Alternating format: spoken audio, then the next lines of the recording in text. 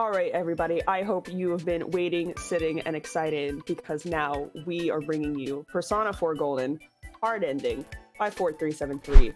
Take it away. All right, what's up, everybody? I'm Ford373, and here co-commenting with me Hey, is what's Brooke. up? I'm Brooke. And we're going to be in it for the long haul. This is Persona 4 Golden hard golden ending. So we're going to be basically getting the true ending of the game, fighting through every dungeon, and yeah, it's gonna be interesting. So time's gonna start as soon as I hit yes. So if y'all will let me know when we're good to go. Go ahead, get it rolling. Send us in. We're so ready. All right. Well, 3, 2, 1, go. So, all right. So you want to go? Okay. So Persona. If you've never played it before, Persona is a spin-off of a series called Shin Megami Tensei. Are we just gonna? What are we gonna go with for name? I was just gonna go SS4C Marathon. Where you play as a young lad, a high schooler in this case, who goes on a magical adventure. With his friends. God, that was the worst explanation ever. But basically, there are these things called personas. They are like creatures of the heart. They're literally your personas. And that was an anime girl. We're gonna skip that. Sorry. Yeah. So this Persona game, Persona 4, is about Yu Narukami. That's his canon name. Moving from the big city to the small town of Inaba. This girl might be important later. Don't worry about it. This some girl may have importance, possibly. So Persona 4, the specific version we're playing is Golden, which was like the remastered version, released in 2012. The original was 2008. Is that correct? Okay. Yeah, it was like 2008 on the PS2. And this game originally came out on the Vita in the PS2, or Vita in 2012, and then was re-released on PC in 2020. Yeah, that's right. And that is the version we're playing on. The biggest advantage of the PS or of the PC version is that you can uncap the frame rate via VSync, and that increases the speed of text boxes. Yeah, like basically animations and everything just move a lot faster because of the fact that originally this game on PS2 ran, and even on the Vita version ran at like 30 FPS. But this version of the game is able to run at 60 and above. So if you actually sync it up to like a 165 hertz monitor, you could theoretically get an even faster run. Which makes sense. Kind of silly for like leaderboard purposes, but for the sake of just a run, it's nice because you just get a faster run. Yeah, because the in-between sections between dungeons can take a pretty long time, so anything to get the speed up is really nice, but having a high frame rate definitely comes with its downsides as well, just because of the fact we'll get to that when we get into the dungeons. But, it'll all make sense a bit later, but for now, having uncapped frame rate is the best option in order to get through these in-between sections. So this is basically the tutorial fight where this mysterious figure is just basically teaching you about combat. We are going to hold triangle. Yep. Gonna keep mashing the button until whenever we is finished. So pressing triangle and button puts you into rush state, which is basically auto attack. It's gonna be used a few times in the run because, well, you can also rush through enemy attacks, which speeds up their animation. But you have to be sure to turn off rush before it's your turn, or else you will auto attack instead of doing a magic attack or whatever you wanted to do. Yeah, because basic attacking with your weapon is generally going to be one of the weakest things you can do, especially because of the fact that we only upgrade the main character's weapon once, and it's not even for the damage for the weapon itself, but for the passive that it gives. Alright, so today's our first day at school. We got everyone in the gray suit, and then two girls who wear green and red I wonder if they're going to be important ones compared to the rest of the gray suit wearers. Yeah, it seems like they stick out a little bit. And our teacher, Mr. Maruoka, he's not popular with the kids, but there are rumors going around. Yeah. So to actually get the story going, there's rumors going around that there's this thing called the Midnight Channel. And what is it? Is it, they say if you turn it on at midnight, you could see your true lover or something? Is the rumor that's going around? Yeah, if you have the, I think it's if you have the TV off at midnight, and you look into it and see your reflection, it'll show your true, like, love interest or something along that line. But TVs and stuff are going to be very important in this game and story, so keep that in mind. So these two lovely ladies are Chie and Yukiko. They are going to be two important characters throughout the story. Chie is the green girl, Yukiko is the red girl. If you want to memorize it that way. Yeah, pretty much.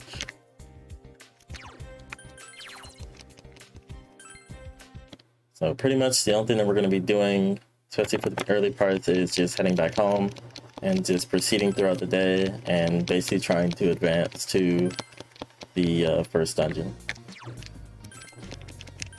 So we're just going to retire to our room, proceed to the next day. And that's going to be something that becomes a continuing trend for the entirety of the run. Like pretty much any time that we're not in a dungeon, we're going to be going back to our room and just basically sleeping or studying or working. Yes. You like sleeping and translating. This is the run for you. Yep.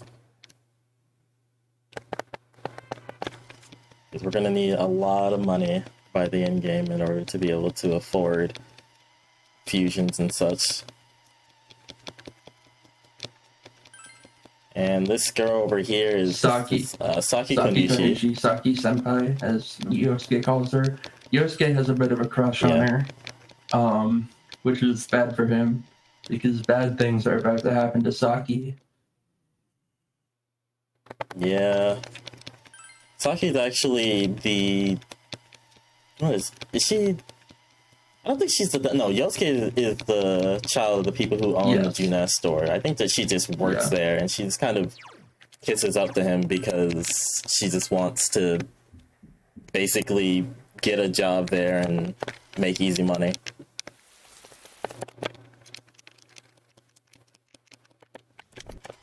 Oh, and yeah, we just, in that cutscene we just skipped, we actually stuck our head through the TV, so that's not exactly your average everyday encounter with a television. I would hope not. Yeah, if you can do that, hit me up. I'm very interested. That's cool.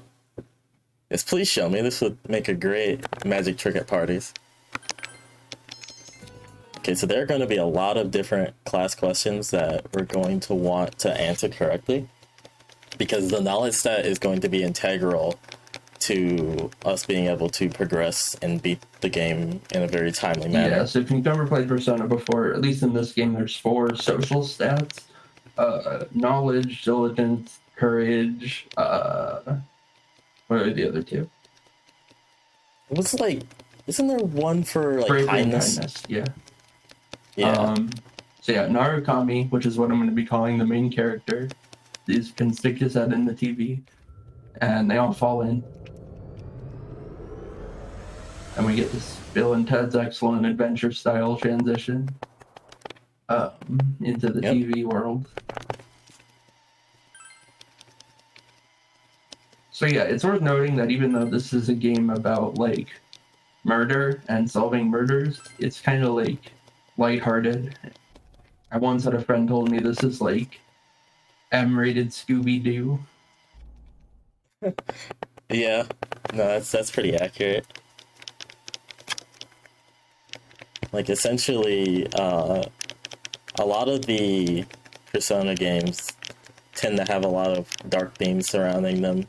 But especially in this game's case, there is a decent amount of lightheartedness in order to go along with it, so it doesn't really tend to always be so dark and dreary, but it definitely has its moments where you're feeling a bit down in the dumps, but you know, it's all for the sake of the story, which this game's story is actually very good. And we talked over it, but we met direct- Teddy, who is this game's mascot character. And he lives in the Yep. TV world. He's never known anything except the TV world. And he kicked us out. So for now, our objective is to kind of figure out more about the TV world.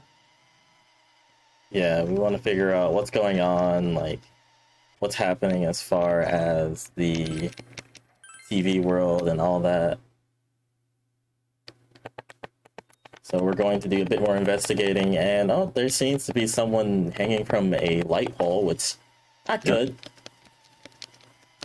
to say the least.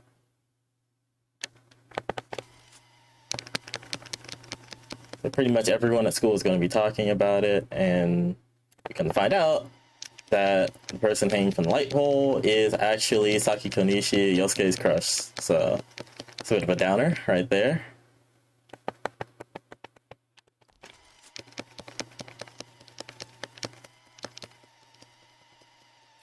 And pretty much the whole school is talking about it, and I'm pretty sure Yosuke and company come up with the idea in order to head into the TV world and in order to do some investigating. Yeah, Yosuke gets like this huge motivation to investigate the TV world because they have a hunch that that's related to Saki's death.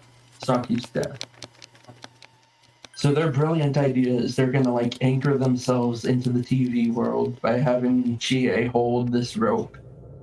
It does not work. Yeah. Like many plans they come up with, this one falls flat on its face, so...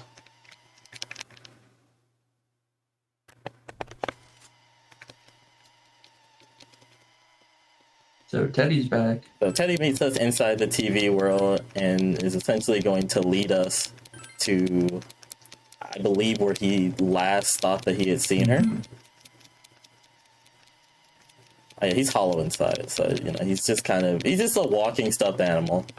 We're just kind of supposed to accept that, and I mean, you know, considering the fact that we've fallen through a TV, I feel like there are worse things that we could have to come to cope with. Also, he gives us these glasses that allow us to see through the fog in the TV world. So we haven't actually gone to this place yet, but this place in the TV world looks just like a real place in Inaba. And here we have our first real fight, where they're going to explain once more's and stuff. So if you've never played a Persona game, basically the way it works is every enemy has an elemental weakness. Ooh, that would have been bad. Well, most do. Most do, yeah. So these guys are weak to electricity, which happens to be the kind of attack that we have. So Convenient. once we hit them with an electric attack, we get once more, which allows us to attack again, which lets us wrap up that fight really quickly. And we get our first persona, which is Izanagi. Yep. Yeah, Izanagi is cool. Unfortunately, we don't use him for very long because a big mechanic of this game is fusing into stronger and stronger personas and basically making your deck team of personas, I guess you want to call it, better and better to better be able to handle what's up ahead. Alright, so here we have our first boss fight. I'm listening without audio, but the boss themes in this game are bangers. Yeah, I'll Face Myself is a really good theme. So this battle teaches you, it reinforces the once more, and also teaches you about guarding. So guarding not only decreases the damage you take from attacks, but it also prevents enemies from getting once mores, because enemies can also get once mores if they hit you with an elemental type that you're weak to. And Izanagi is weak to wind, which is what Shadow Yosuke attacks with when he does his wind attack. But yeah, this fight is pretty much scripted. Yeah, there is a chance that you can get crit on this fight, which is why I actually saved like at the one point. Yeah, like if I was going for a PP attempt, I'd skip over the save because it saves a little bit of time. But this power charge attack right here can crit me and kill me, but it's very unlikely that it'll happen. But it is not out of the realm of possibility.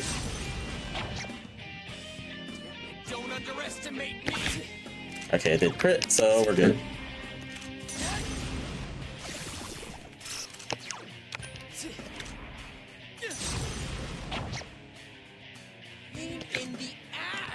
One mechanic I also should mention is that occasionally you'll see me go into rush at certain points, and essentially why I'm doing that is I'm doing it to speed up the animations, so that way it goes through, the attacks will go through a lot quicker. Yeah, but it does add a timing element to the battles, kind of, where you have to make sure that rush is off so you don't accidentally attack yourself.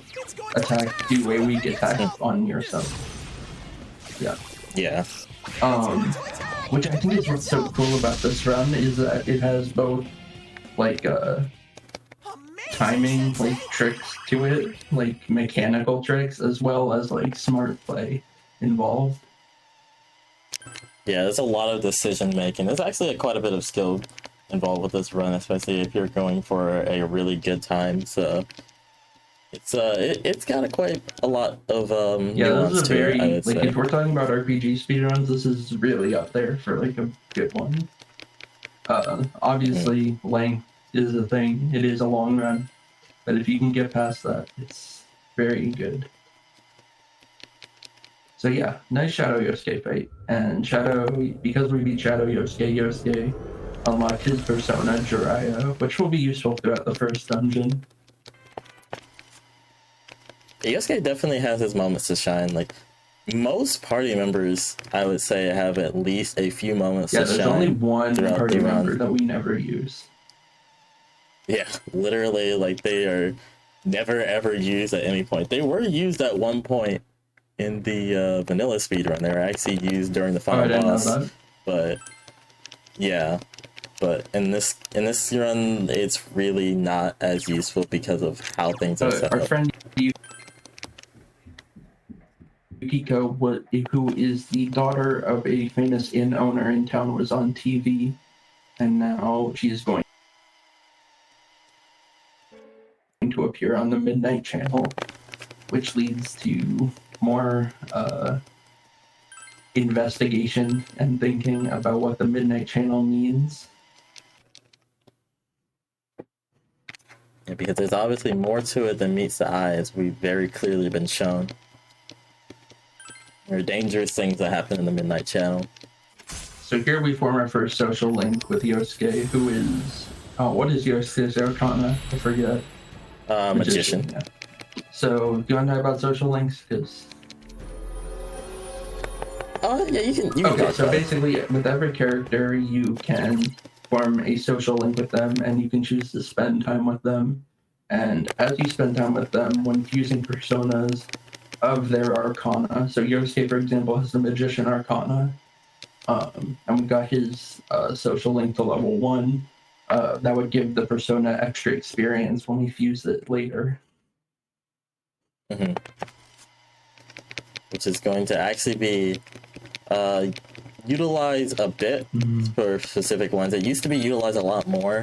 We actually used to max out Chie's social link in older routes, but that's no longer necessary, and pretty much the only social links that we actually go for now are the required ones for the golden ending.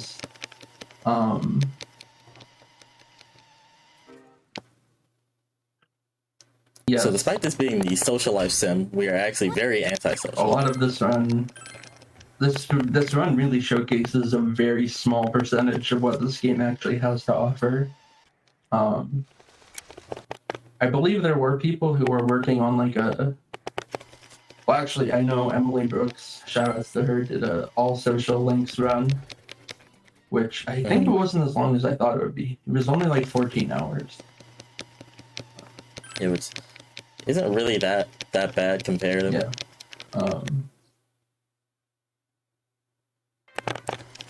But yeah, and Molsky is supposedly working on a most of the stuff run, which would be like all social links, all quests, and all personas. Yep. And does that include Secret Boss as well? Probably. Yeah. But anyway, so Yosuke, being the great individual that he is, took a bunch of swords out in public. So we got kind of like, not arrested, but taken to the police. Yeah. Yeah, for questioning. Thankfully, our uncle is basically like the lead detective on the police force, so there wasn't really any repercussions. But what's exactly the smartest thing to be brandishing a katana in the middle of a busy store like that? But Yosuke's not exactly the sharpest knife in the drawer, but he means well. That's why we like him. Okay, so we need to buy the chainmail. We can sell the t-shirt, and then that's the only thing that we're gonna get from here. Yeah, equipment is actually not super important in this run, comparative to at least other RPGs. There will be a few times, I think we get, what, 4 armors throughout the run? Yeah, I will be going for the Heaven Manip, I think, in order to get one of the armors, but I really don't have to, but for safety's sake, I feel like it would be better to just do that. Oh my goodness. And then there's Stuck on. 3 like accessories that we get, one of which is actually very important. But that one's not until way later in the run. So here we're gonna buy 2 value medicines, which are like AoE healing. They heal everyone in your party. They're gonna be useful for boss fights in the first dungeon.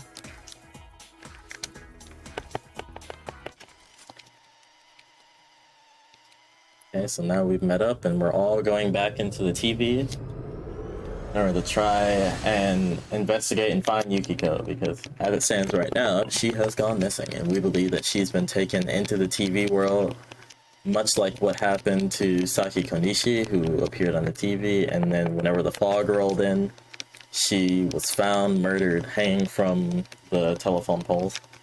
So we don't want the same thing to happen to Yukiko, so we're taking action right now.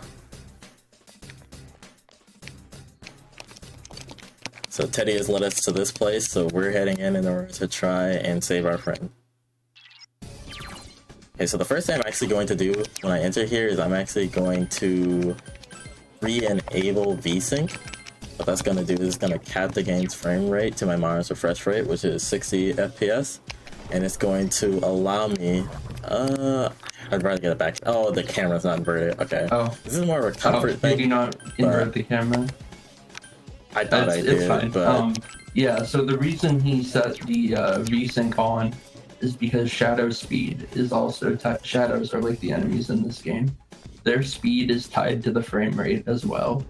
So if you have like 120 frame rate going on, they move around at like Sonic speed, and it makes it harder to avoid them. Yeah. Right now I'm trying to find, okay, there's the stairs. I'm trying to find a shadow that I can back attack or at least get an advantage on. Oh my. Okay. Game? Oh no. Alright, I'm just gonna take a neutral fight on this. I tried to get an advantage, but it doesn't really matter too much on this first fight, especially considering both of these enemies are weak to Zio. So what I can do is knock them both down, and when the mechanic of this game, and a lot of Persona games actually, is that if you get a knockdown on all the enemies that you're facing, you can actually do an all-out attack, which is a ton of non-element affiliated damage that can really wipe out the enemy. Oh, looks like it's Pixie route we're going with. Pixie, that's the one I know, I think. No, I know Slime, so this is going to be interesting for me. I haven't memorized it's not routes yet. Too different. They're essentially the same. They don't have that much variance. But your Persona fusing route does vary a little bit depending on whether you get Pixie or Slime off that first card. And to actually talk about the cards a bit, after every fight there's a small chance that a shuffle time will happen, and you can get things such as increased money, increased experience, personas, like we just did. Ooh, you're so smart, you remember to change battle tactics before the fight. Yeah, I could do it in the fight. Oh, I should have actually changed my... I should have changed VSync to off as well. But, oh well, it's fine. So essentially, if you... The tactic generally is that you want to turn off VSync and basically get as high a frame rate as possible before you enter a boss battle, just because it'll cause animations to go by a lot more quickly. So yeah, basically Chia is salty that she's not as pretty as... So, she turns into a shadow because her shadow, like, tempted her to the dark side. Pretty much. Where are my boss strats? Here they are. Alright, so for this fight, we're gonna do Racunda. Racunda is actually gonna be an extremely important spell throughout pretty much this entire run. It lowers enemy defense. And we're hitting with a Garu, which is the wind spell, which GA is weak to. Yeah, and on this first turn, GA will pretty much, oh well, not pretty much, she will always Mazio first. So we basically have Yosuke guard here because he's weak to lightning, and it prevents us from getting, from giving her a once more. And we're actually not going to all-out attack here. It's better in order to Garu twice, and it gives us more damage compared to simply all-out attacking. So here she puts up a green wall, which gives her resistance to wind, so we will no longer get those once mores from using Garu. Yeah, and they'll also do less damage, so we're actually gonna bash, which will do more damage. Even though she resists physical. And there she hits us with a, what's it called? Mabufu? Yeah, Mabufu. Which is an AoE ice attack. That hurts quite a bit, so we're gonna throw that value medicine to heal it off. Yeah, this... Yeah, so she actually just had a line just now basically indicating that she's going to do another attack on Yosuke. The green wall's still up, right? I believe so, yes. Yeah, it's still up. Yeah, it just ended. So that line basically indicates that, oh, she's going to attack one more time here. So preemptively, we just had Yosuke guard, so that way she doesn't get a once more off of us and could possibly kill us. Now we're going to have him guard twice, once more. Yeah, this is the first fight that requires like actual decision making, pretty much. That's an early green wall, isn't it? Or is that scripted? Okay. Oh, that's scripted. Every time you do double Garu, she's going to do that. And then every 4 turns after this, she's going to do Mazio.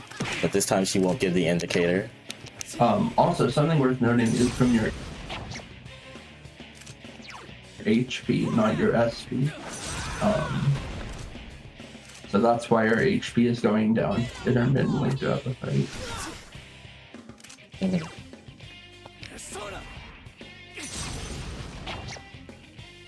I have Yosuke throw value medicine here.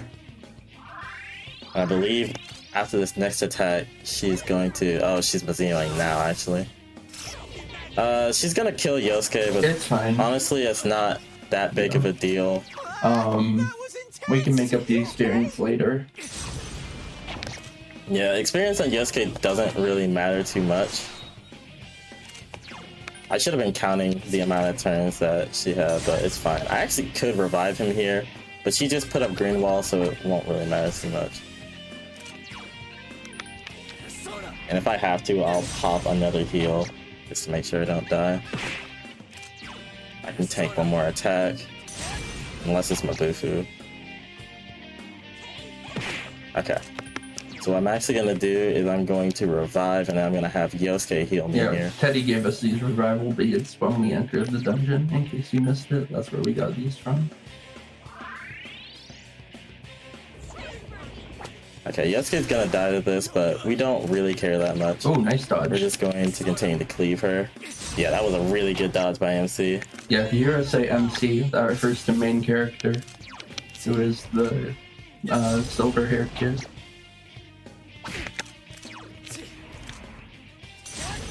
Bit of a sloppy fight, but it's fine because she's gonna die in this next hit.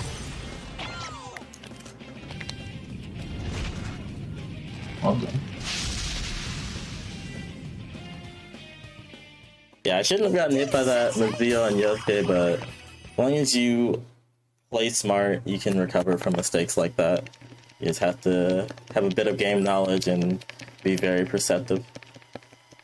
So yeah, basically the whole thing with these shadows story-wise is all these characters have their inner flaws, and the shadows represent that, and they want to basically deny that they have those flaws, and that gives the shadow more power. Yeah, That's like the story by lore. denying, yeah, pretty much by like denying the fact that they are human and have these issues. It essentially is empowering the shadows and causing them to go on a rampage. Are you gonna buy another value medicine? I Okay, probably yeah, will. because I usually 'Cause take one into Shadow Yukiko. You don't have to have Yeah. it, but for safety, definitely, especially if we have enough money, because we're going to be pretty much we're going to be earning money between dungeons for the most part as we pass the time. It is the most efficient way in order to do so, other than farming gold hands, which is something that we'll get to in a little bit. Right now, I'm just adjusting my notes because of the fact that I have Pixie. Okay. Apparently, I'm not.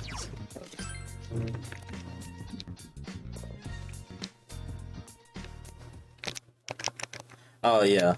So this is an extra scene that actually isn't in the vanilla version of the game. So essentially what it is our teacher, Mr. Moroka, is calling us out to the shopping plaza late at night because he wants to give us like a uniform or something like that.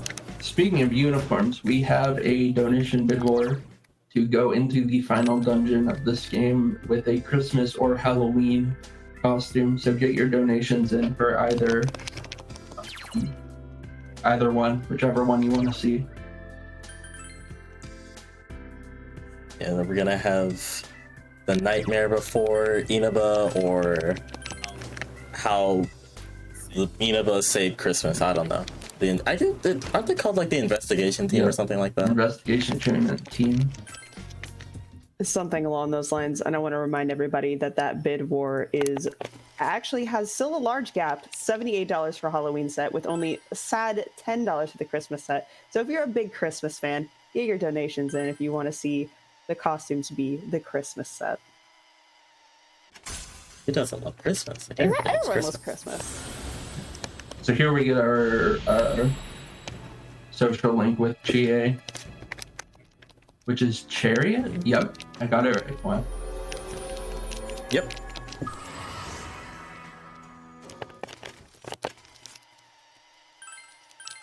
Oh, right. So there are certain answers that you can't actually give for certain actions just because of the fact that you don't Beta. Is this one beta? Okay. Oh yeah, it was 3. I was looking for the option on the notes. Yeah, I want to try and get as many of those questions as I possibly can. I can miss out on a couple of them and still be fine. And if I do mess up on some of them, I can just go to the library and study to make up for it. It does lose a little bit of time, but overall, it's still not the biggest deal. Store? Wait. Oh, I didn't. I'm silly. No, right. It's good. I'm glad I caught it for you. Went into the TV. Yeah, because I looked at it and I was like, wait a second, I need to go shopping because we're actually going to be using items in order to level ourselves up very quickly in a bit of an unorthodox manner. Yeah, so if you've never played a Persona game before, once you like go into the TV in this game, once you do that, that's like your one activity for the day. You have to go home and sleep after that because you're so tired.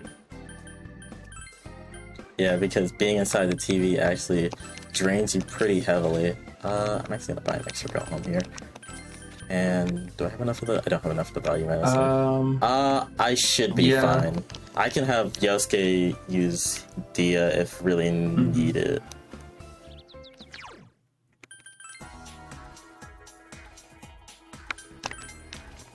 I could also open chests inside the dungeon. That won't really be too much of a time waster. But yeah, essentially entering the TV it uses up a lot of your energy, so you want to... Basically the game forces you to rest after each visit to the television. And yeah, you are on a time limit because by the time the fog lifts in the real world, it'll come here and Yukiko in this case will die, and that's the Yep. game over. Oh, Ah, can't believe I get hit by that. It's okay, it's gonna miss. Oh. Okay, I was hoping to just run away, but I'm just gonna kill this enemy. Because who knows how long it will take in order to be able to actually run away. So there's a chance whenever you get into a fight that if you try to press escape that you can run away. Actually, I'm gonna take this to get the chest key now because I'm gonna need this one chest key at a later point in the run. That was fortunate. So that actually worked out in my favor there. We do need one chest key during this run, so that works out. Normally, there's a scripted part where you can get 5, but it takes a little time to get. So the fact that he got the one there is good. Okay. I could have opened that chest, but I think that shadow might have chased me if I did. Alright, so pretty much what I'm going to be doing is looking for the stairs. Nope, not that way. Yeah. And the faster I find the stairs, the faster I can progress through the dungeon. Yeah, and every dungeon kind of has its little tell. You can like sort of deduce where the stairs are going to be based on how the layout of the floor is. And there's also markers in front of most dungeon doors that make it so you can distinguish where the stairs actually are without opening the door. And it's different for each dungeon, and some of them are more obvious than others. This one, I believe it has something to do with the floor markings, but it's kind of hard to distinguish, so I kind of just feel out where I believe the stairs are. And I've gotten pretty good at being able to kind of suss it out. It's kind of a talent that you just develop over time when running the game. It's a little hard to explain, but it essentially has to do with the way that certain hallways and rooms form will kind of indicate, hey, kind of move towards this way if you want to exit. So yeah, that kind of looked like a room. I'm actually gonna go in here and open this chest. And later on, we do get the ability to like scope out entire floors from just the beginning. Like we can see where enemies and items are, and that'll let us deduce where the next stairs is as soon as we enter the floor. In theory. Yeah. In theory, yeah. It might be down this way. That's just a shadow chasing me, so. It's into the room. I'm just gonna open this chest. Revival bead. That might come in handy, actually. Normally I don't need to open these chests, but again, I'm kind of just searching to see if I can find an extra heal should I need it. But if all works out like it should, then that won't really be necessary. Okay, so this is going to be the important floor. So what I'm actually going to do is I'm going to check to see if there's a gold hand up here. There isn't. And what I'm going to do next is I'm going to run past this. I'm going to grab an item that actually is needed from this room up here on the left. But there's actually a gimmick to this floor. Haha! Where every time you enter certain triggers, it actually sends you and teleports you to a different part of the dungeon. Okay. Please do not get me. Okay. So now I'm going to use a go home. And that diamond shield was guaranteed, by the way. Yeah, it's always going to be the same diamond shield there. So here we have the first RNG manipulation. So Ford's gonna save and close the game. Yep. Alright. Go ahead and open.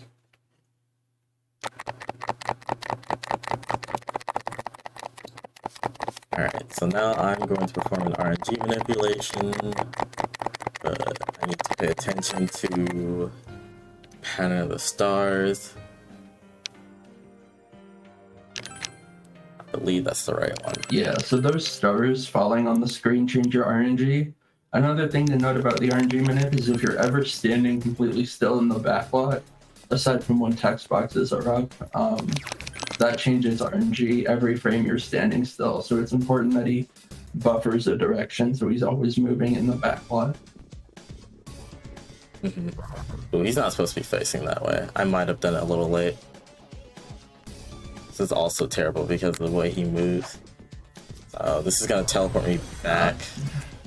I think that this one's not gonna be a 3-hand anyway, so I might have to reload it. I think I did it a little bit late. Yeah, so Yeah, I'm just gonna go ahead and bite the bullet on this one and just reload on this.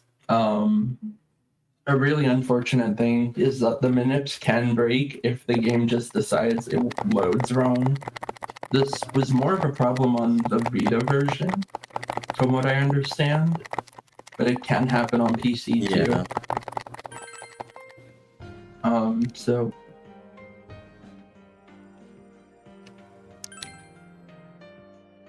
So that one should be it. So yeah, even if you execute correctly, there is like a small chance that you'll get a bad load and your minute won't work. This is more likely to happen with a different type of RNG manipulation that you'll see later. But it can affect hand manips too. Yeah, and this is the one that wasn't giving me issues, but apparently that's only in practice. If I can just catch up to this one. Yeah, catching up to gold hands can be kind of a pain in the butt. It's my least favorite part. But again, I think that this is... I'm just gonna see. Yeah, this is a single hand anyway. A rare monster!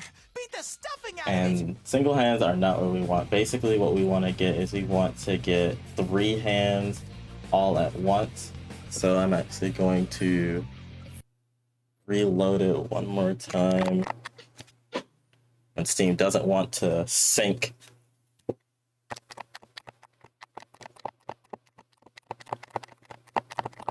Oh, I see what I'm doing wrong. Okay, I just checked, and I know what I was doing wrong with that minute. I was a little bit early, so I actually needed to do it about a second later. There, that one should be the one.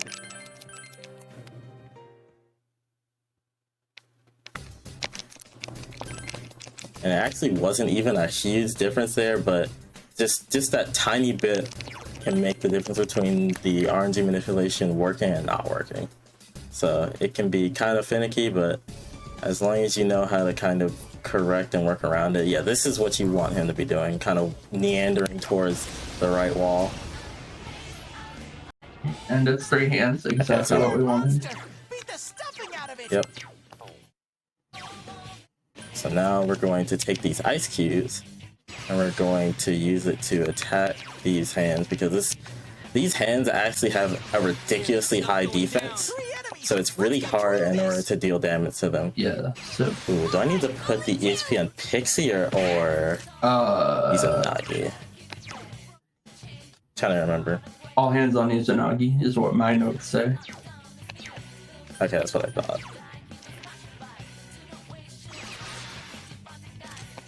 So that actually matters a lot because the highest level persona is going to determine what gets fused. So it's actually incredibly important that I put the XP on the right persona. But yeah, because items in this game deal fixed damage, it allows you in order to kill these gold hands, despite the fact that they're actually resistant to ice. You did it, Sensei!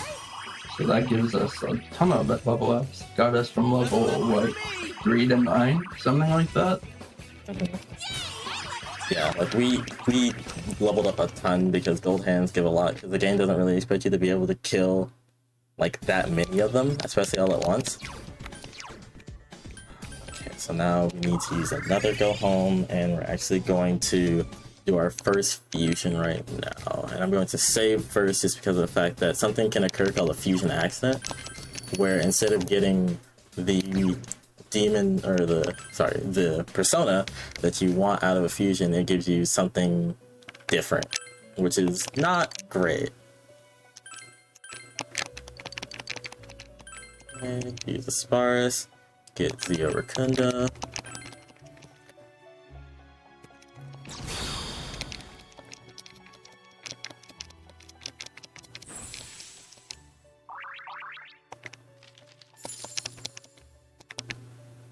We're going to buy So essentially, you can rebuy personas that you fused away for a price. And we're going to use that in order to buy back what we just fused, and we're going to fuse Sandman. And right now, personas are pretty Yeah. cheap, but later on they will get extremely expensive, which is why money is so important in the route. Yeah.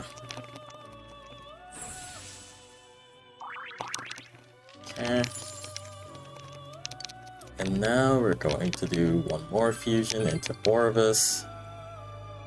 I think he just needs Racunda, and the other skill doesn't matter. Yeah, my notes say to do Rocket Croucher, but I don't think it matters. Yeah, it's kind of irrelevant. Those are just the two fastest skills that you can kind of select. Alright, so now we're gonna kill another set of hands to level up Orvis. Actually, I'm going to heal first because I won't really get an opportunity to after the fact. Because there is a possibility that party members can die while I'm killing gold hands, and I really don't want that because they actually, it's important for them to have experiences early on. Especially considering the fact that Yosuke got bodied during the Shadow Shade fight. Right.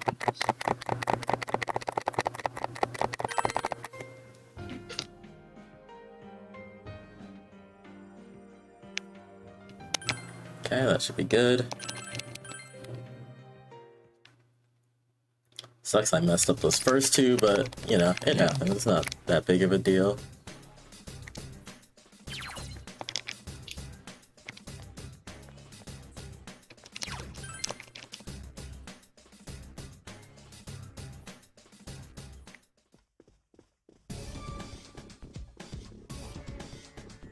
Yeah, so he's doing the behavior again that I want to see. So that tells me that it's going to be another triple.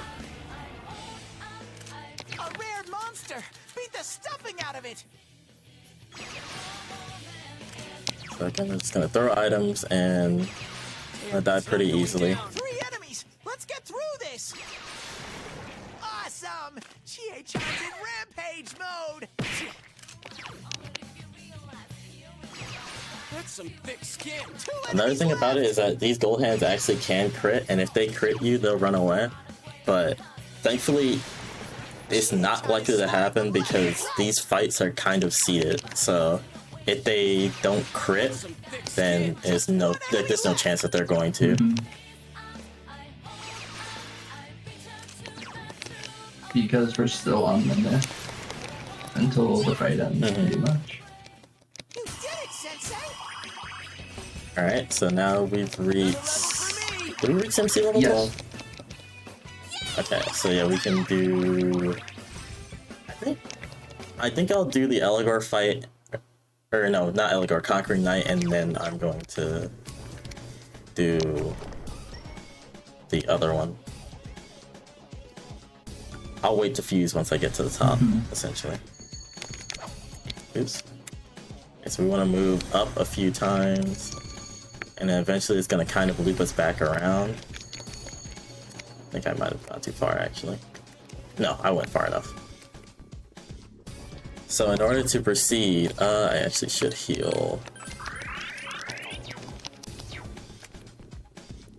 In order to proceed, we need to defeat the mini-boss of the dungeon, which is at the other door. Oh, oops. I need to go down one more. Okay, now we have to defeat the mini-boss of the dungeon, so we have to essentially loop ourselves around and go back like The big this. red boy. So that red shadow is actually a really powerful enemy that will yield more EXP and rewards, but will also be a lot tougher to defeat. Enemy ambush! Pull up my boss notes real quick. Okay. So I believe turn 1.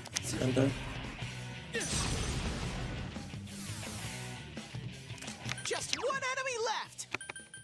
Throw down! Persona! Oh, the Mako Jam missed. Okay, that's fine. That's not that big of a deal.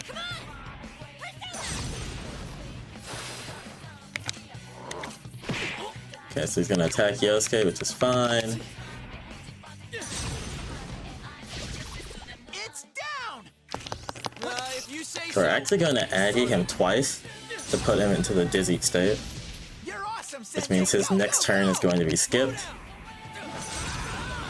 Someone else's turn. We're just gonna have the others attack along with Narukami. Couldn't quite beat it. We're gonna hit him with hysterical slaps. Yeah, hysterical slap is a really good early game skill that does 2 hits. Yep, guaranteed 2 hits and does a ton of damage. Ooh, nice crit, Yosuke. By the way, chat, if you have any questions, I am here to field them. I do have chat open. I don't know if you do. I did, but it got buried behind It's my okay, notes. okay. I have chat open, so if anyone has any questions, I am more than happy to take them and field them. Because I know this round can be a bit confusing, especially if you've never played the game before. Also, hi chat, you're cute. Okay, so now we've got Sensei, are you all the okay? XP we Your health's need. low. Probably gonna use a bit of SP Island on Yosuke and then heal up before we go to fight Yukiko.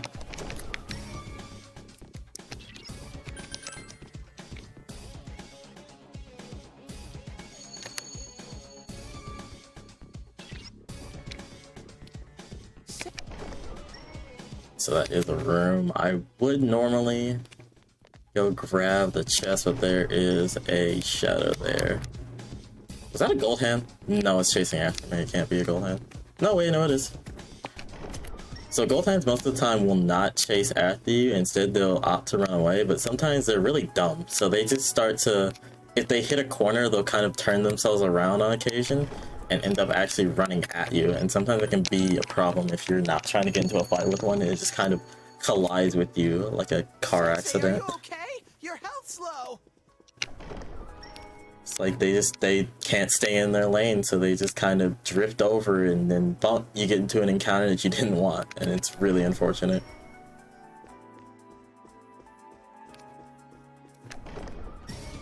This might be the wrong way. This is a dead end that I... yeah, that's the wrong way.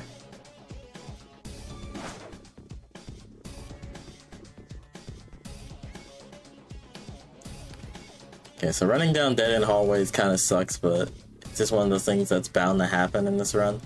So you just have to get used to it.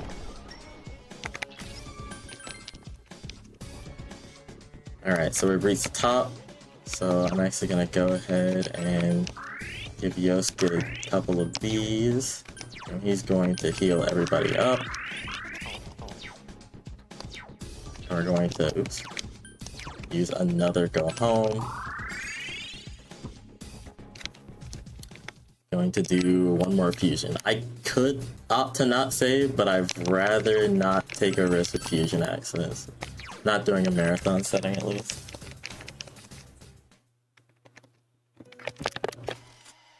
And then they're just going through a few more tutorials on fusion and such. Also, there's another girl in the Velvet Room now.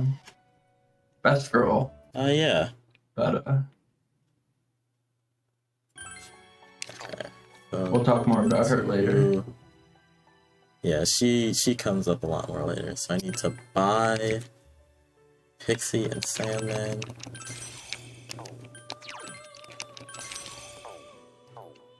Okay. Fuse Eligor. Okay, so this actually is kind of important. Is it 1432? 4, 3, 2. So the order of these skills actually becomes relevant later. Mm-hmm. I think I did that. Yeah, right? I think it was right too, according to the notes I have. So because we have, this is Chariot, correct? I think. Yeah, well, because we have one of the social links at level 1, we got extra EXP on Allegor. Mhm. Which put him Okay. at level 13, which puts us in a really good spot to fight the next boss at. Yep.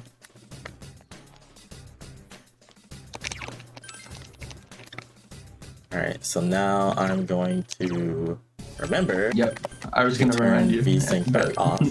Thank you.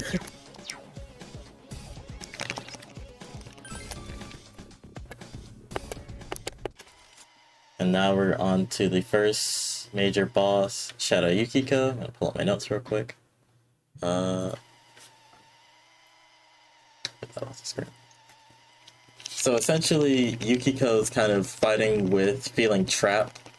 I believe that she's like caught up in this image of being like trapped in a cage because she's expected to run the inn, and she's not sure if that's what she wants to do with her life. So that's kind of like the inner struggle that she's dealing with. Yeah, and also a lot of the boys at school, like, I'll say it, they simp for her. So she kind of has like a thing where she kind of doesn't know how to deal with boys properly. And we'll see that represented in the prince aspect of this fight, which comes up in a bit. So here we want to throw an ice cube. If you say so. And then we're going to use Hysterical Slap, and because the target is down, these hits are guaranteed in order to connect. And what I'm actually going to do is I'm going to throw a Sukukaja to help ensure that the hits will continue to connect on her. I don't understand. You won't lift a finger for me. So now she's going to put up a white wall, so I can no longer use the ice strategy in order to knock her down first. So I just kind of have to hope this hits, and it did, thank goodness. It's going to have Yosuke bash. Essentially right now what we're trying to do is we're trying to push for specific damage thresholds. Yeah, basically this is a two-phase fight. And this passionate stare is an indicator that she's going to do what is it? Not Shivering Rondo, that's the instant kill. It's like Burn to Ashes, I think is what it's called. Yeah, there it is. It's a really big AoE attack that does a lot of damage. So we're going to reapply Rakunda here. Did you throw Diamond Shield, by the way? I was looking at the note. Okay. Yeah, I did that at the so start. we also have I Diamond think. Shield up, which increases everyone in the party's defense for a set amount of time. Mm-hmm.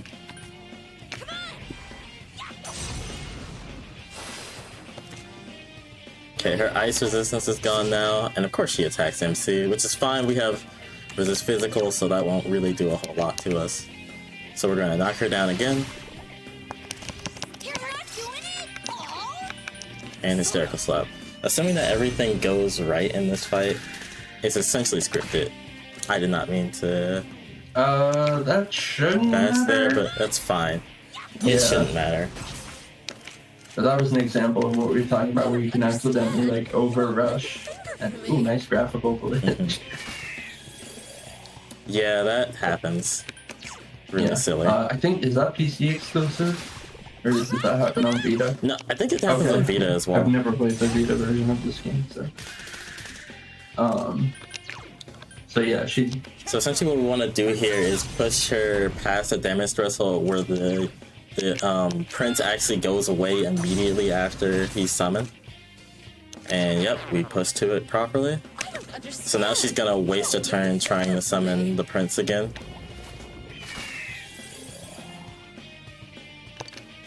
No one's coming. And then we can just continue to attack her. Oh, sure. I mean, that's fine. And again, we're not actually going to all-out attack because that would just be less damage output for us. It's corner. I'm actually going to Dia here yeah, probably the right call. for safety.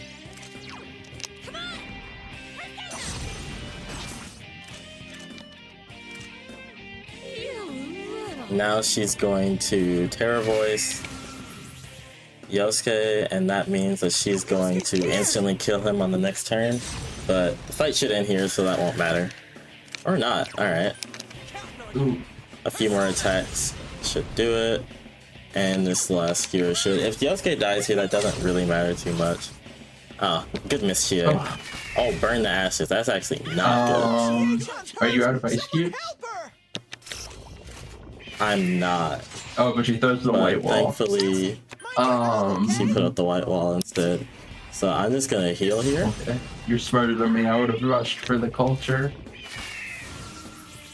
Oh, that's really bad. Hey, I got lucky. Let's go. There's a chance with the fear status that it just straight up skips your turn. And that chance didn't actually occur. Right. So Clutch Shadow Yukiko. that's Shadow Yukiko, and that's what happens whenever you accidentally rush with Yosuke one time and you're like 20 damage short. Also, having the value medicine would have helped, but it wasn't completely necessary, obviously. Yeah. Again, it's kind of just reacting to how things are going and just knowing how to fix things should everything go wrong. And thankfully, I'm pretty decent at that for the most part. How many years have you been running this game? Between Vita and PC? Oh, that's a really good question. I think I started running this game, I want to say like 4 years ago. It's been a while. Whenever I acquired my first PS TV was when I started running it, essentially. We don't have to save here because we're not in any danger of dying from this point. Not for a while, at least.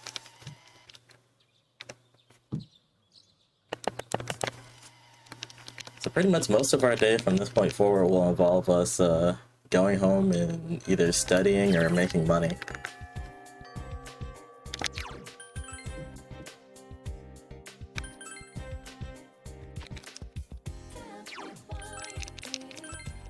So most of my time save will come from, am I going to menu well and do the right commands? And so long as I make very few mistakes, everything should go just dandy. But a lot of it is essentially just autopiloting. Yeah, so these daytime segments, originally, like, I came up with this idea yesterday, and it was so good. I was going to read off a fun history fact from real life history during the daily life, but I didn't have time to compile a list of facts. So sorry you were deprived of history lessons. This is the history teacher, isn't it? The guy with the puppet? I think so.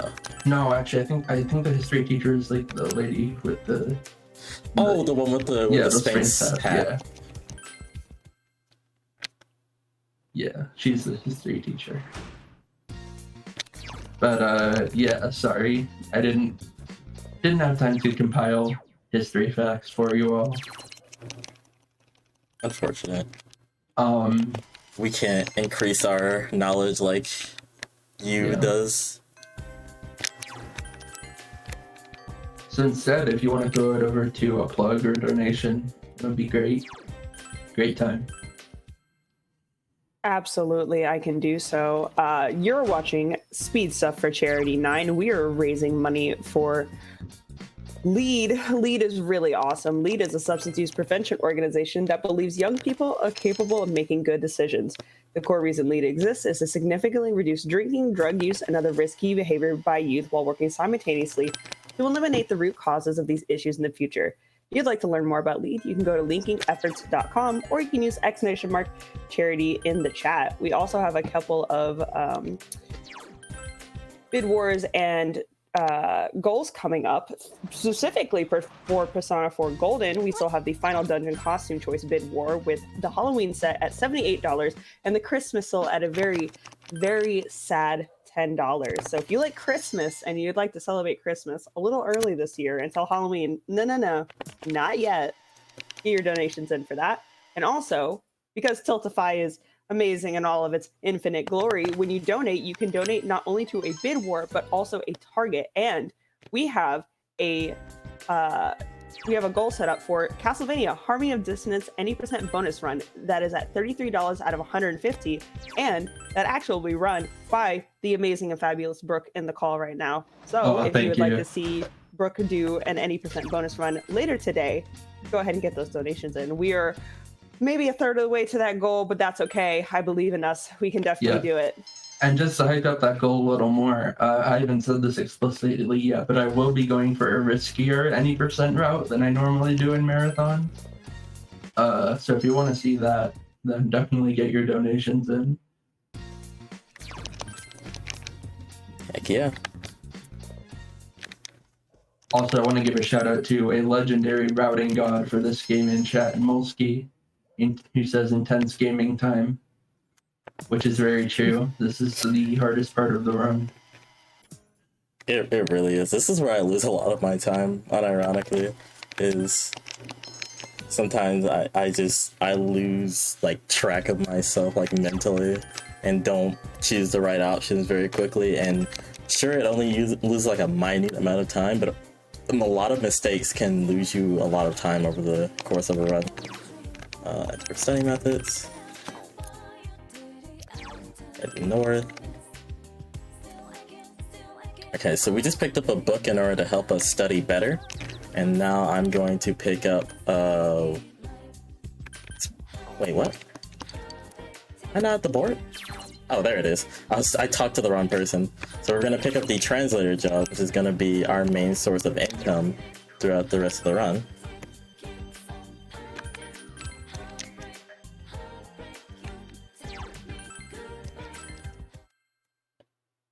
And essentially what we'll be doing is we'll be going to our desk and essentially doing translations in order to try and earn a bit of extra cash. Now there are actually two options here that we can choose, and ooh, good green note. Essentially what we want is we want to see as many green notes as possible, because that indicates that we got triple the amount of money that we would have normally got if we had chosen the second option. 3.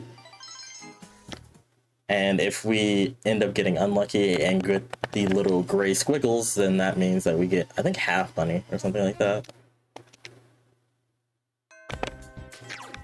So essentially you want to see as many green notes as possible, because that indicates that you got lucky and got a lot of extra cash. I count again. Yeah. This is exactly what I mean by random time loss. And it may seem kind of risky in order to go for this, but the law of averages pretty much equates that, like, so long as you just don't get, like, basically entirely squiggles, you'll end up just fine, especially because of how much you get from getting the green notes. Oops. And sometimes your inputs don't get registered because this is a good PC port.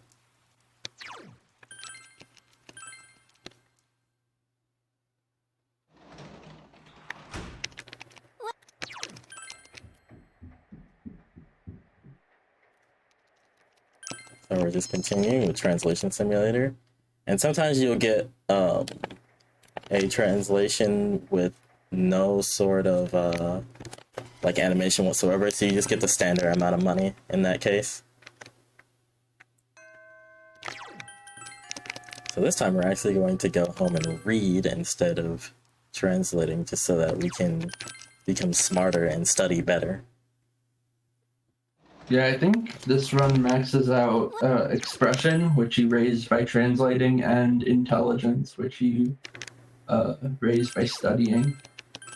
So we're going to read expert study methods, which will allow us to gain more knowledge when we do study. Yeah, we're going to become super smart. It's going to be crazy. So we're just going to translate on this tab.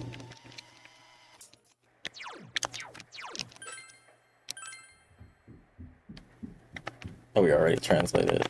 So basically this would have been the day for the deadline for rescuing Yukiko, and because we essentially saved her on the first day possible, she's already out of the TV. If you don't save her by this day, it triggers one of the game's bad endings and you get a game over, and you'll get the option to essentially go back a week and be like, hey, you messed up, do better next time, manage your time better. So always save your friends as quickly as possible, people. It's 2.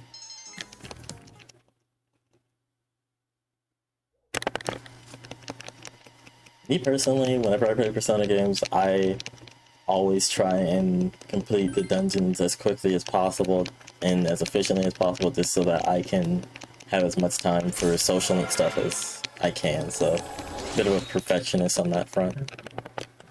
And here, because Yukiko decides to join the investigation team social link raises to level 2.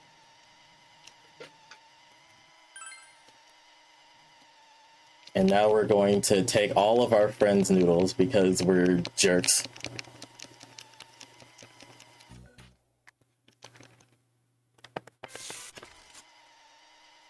But it's okay because Yosuke inevitably pays them back by buying them lunch.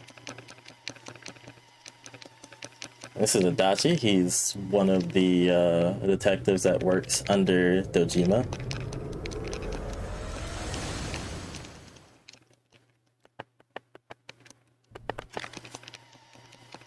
And now we're just heading back into the TV world so that Yukiko can get her own pair of anti-fog glasses.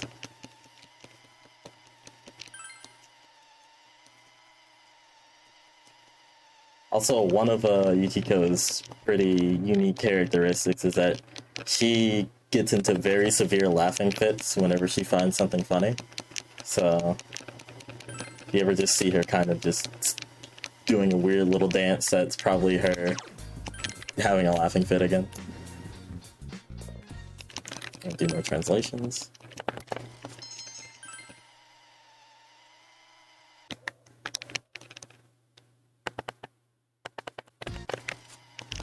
Because it's Sunday, we don't have any school, and people are usually going to call us in order to try and hang out, but instead of doing that, we're just going to make more money, because money is far more important than hanging out with your peers, obviously.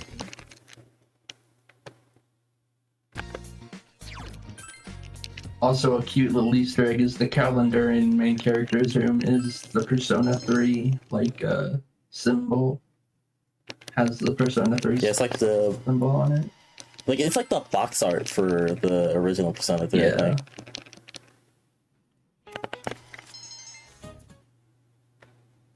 Alright, we're actually gonna study with Yosuke today, so that's gonna get us a bit of extra knowledge. And it's faster than doing the typical go-home option. Not many opportunities to do that, but, you know, we take what we can get with them. So the Jima's basically calling to say that he won't be coming home tonight, and there's like a whole little subplot with Dojima and kind of not always being there for his daughter who's like 6. Yeah, his Dojima's wife died in a car accident many years ago. Shortly after Nanako, his daughter was born, and they never found the killer. So part of Dojima's like subplot in this game is him like learning to connect with his daughter as a solo single dad. Mm-hmm. It's actually really interesting just because of the fact that Dojima and Nanako actually have separate social links, but they're also kind of interconnected with each other, where you can't progress past certain points without having leveled up one of their social links at least a bit. Because we're actually starting her social link here. I think hers is Justice. I'm pretty sure that's the Arcana there. Yeah.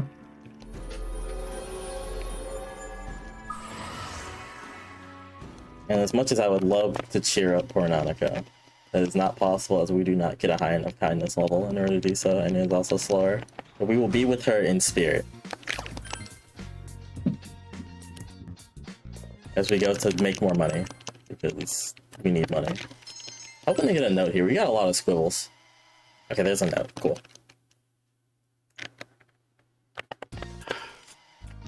We're actually gonna study on today, because I believe we have an upcoming test that we want to be able to pass.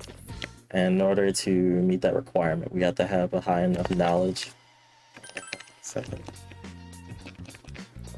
I believe this is where we meet the fox? Yeah. So essentially this fox is kind of like a side quest arcana.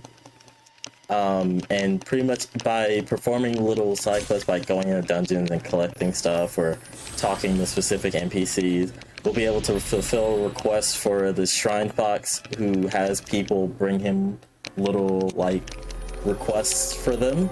We'll be able to advance our social link with the fox, and that actually has a additional benefit in that this fox follows us into the TV world, and we can use his services in order to grant us more SP for a fee inside of dungeons, so that we don't have to leave dungeons in order to restore our SP. Yeah, it's actually going to be a huge deal later on in the run. Yeah, like I use it quite a bit in order to refill my SP. I'm actually going to use it in the next dungeon coming up. Oops. The fox confirmed a more useful party member than Naoto. It's true.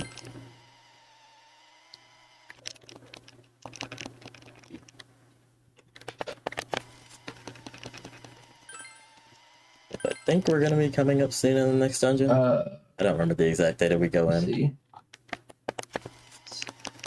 518, so. 518, okay. So pretty much before each dungeon there's going to be like a preparation phase where you have to do a bit of like investigating. So we're probably going to be getting into that here relatively soon. We'll be meeting our newest party member.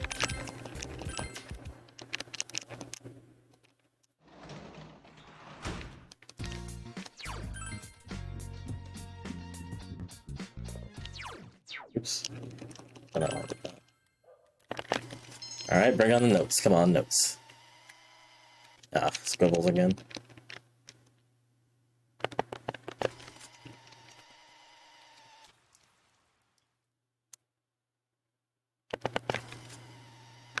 Or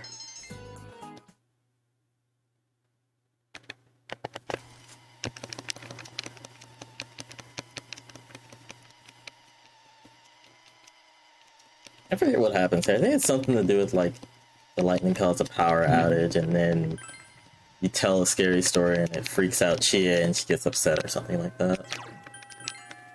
Not particularly relevant, but just kind of a little bit of input as to what's happening in each scene, since there's no way to really tell from us. Yeah. Just kind of fast forwarding through everything. Worth noting, the fast forward was added in Golden. The original P4 does not have fast forward in cutscenes. Yeah, so if you wanted to do a New Game Plus playthrough and kind of go through and do everything with max social link stats, because you your social link stats cross over, no. Then you have to watch through every single cutscene again, whether you like it or not. And I've actually never played vanilla P4. You have to mash, right, in tech? Or can you hold a button? Yeah. I forget. I think it's like hold a button or something like that. Like, I know that they use a turbo controller in order to save their hands. Yeah, for speedruns. Yes, that's a lot. Okay, so I have to pay attention for these next few days, because it's test time, baby. And it's actually important that I pass these tests, because there are rewards that you're given for doing well. Okay, 2, 3...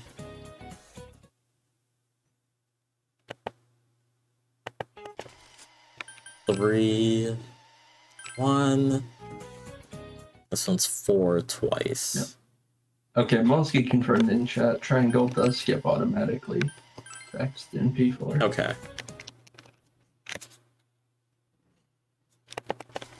Alright, so we aced the exams. So that means that we're gonna get a reward. I think this one's money from Dojima. Yeah. That's what it is most of the money time. And not relevant to the speedrun, but your friend's social link points. You get that. Oh yeah, everyone starts to think more highly of you because you're intelligent. Or they want to cheat off your paper, one of those. I'm not quite sure which one.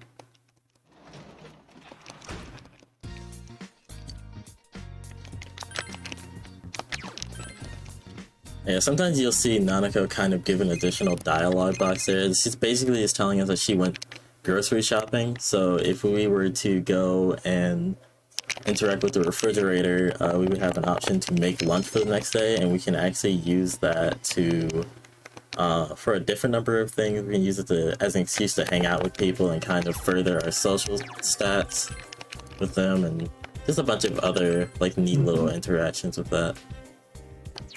There's also a bug catching minigame at the shrine, I think, that you get access to now.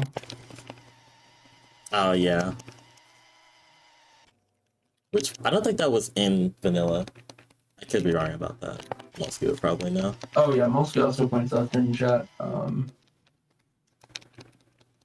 that if you get first place in the exam, you get a reward from Nanako, but that requires rank 4 knowledge. So, not getting that. Not yet, at least. So we see someone on the Midnight Channel. Oh no. No, somebody is about to get yeeted into the television. I wonder who it could be.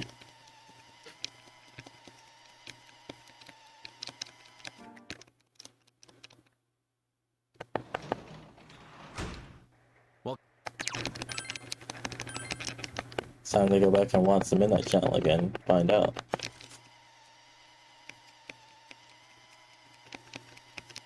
Okay, we kind of get a better idea of who's in the TV now. They've sussed out the fact that it's Kanji Tatsumi, who is a local student who is kind of known as a troublemaker. Yep, he's also our underclassman, worth noting. Yeah, But he's actually, not that despite the fact that he's taller than us. not that he ever goes to school. Yeah. Instead, he's usually out fighting biker gangs by himself. Which is an impressive feat. Yeah. Like, let me just state that. Because he's essentially 1 year younger than we are, so he's like 15, and he's taking on groups of full-grown adults. Yeah.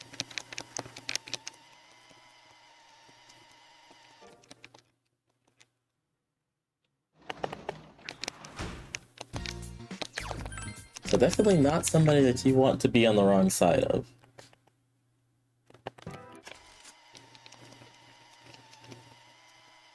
So now they're basically trying to see what's going on between Kanji and the detective boy.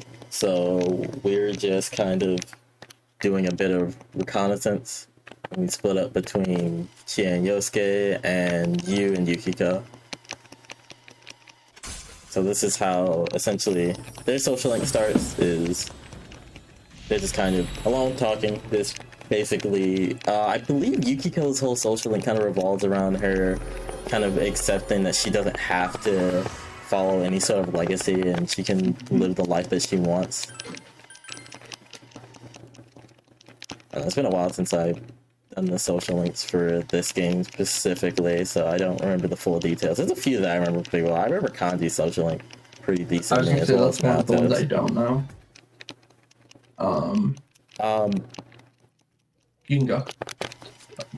Kanji's is basically, so his whole hang up is that he has issues kind of like with the way that people perceive him, and the fact that like people kind of see him as like a delinquent, but also he has hobbies that some people would perceive as like not masculine, even though it's just like a load of crap.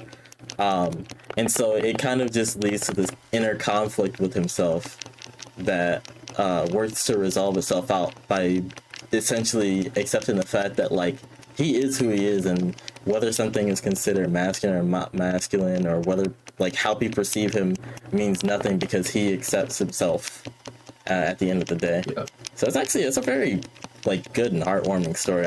I really do like his social link a lot. And leading into that, Kanji was just on the TV in the Midnight Channel, and he Was half naked. Yeah. So this is where you can start to interpret things in a pretty muddy way if you choose to do so.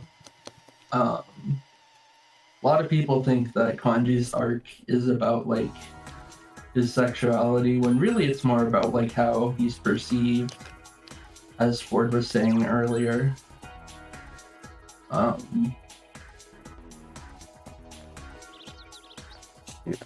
Yeah. Yeah, it's a lot of it has to do with like the way that people view him and misconceptions and things like that. I need Dokodami tea, medicine, 5 go home, and 2 vanish balls. I still have quite a bit of extra money. I don't think there's anything else I really need. Value medicine isn't really required, so I'm just gonna go with that. How many medicines do you have? 2? Okay, 2. yeah. Yeah, I have at least 2. Then you're good. We're gonna go talk to Kaji's mom. She should be up here. Yeah, there she is. So this is the part where we essentially go around and talk to people in order to kind of gather information about the person who's been trapped in the TV, so that Teddy will have more information to work off of in order to kind of figure out where they are inside the TV world. And remember, you can skip the history teacher on the next day because you got the chest key from battle. Oh yeah, I did. Is that the only thing that the history teacher Right now, does? yeah. Okay.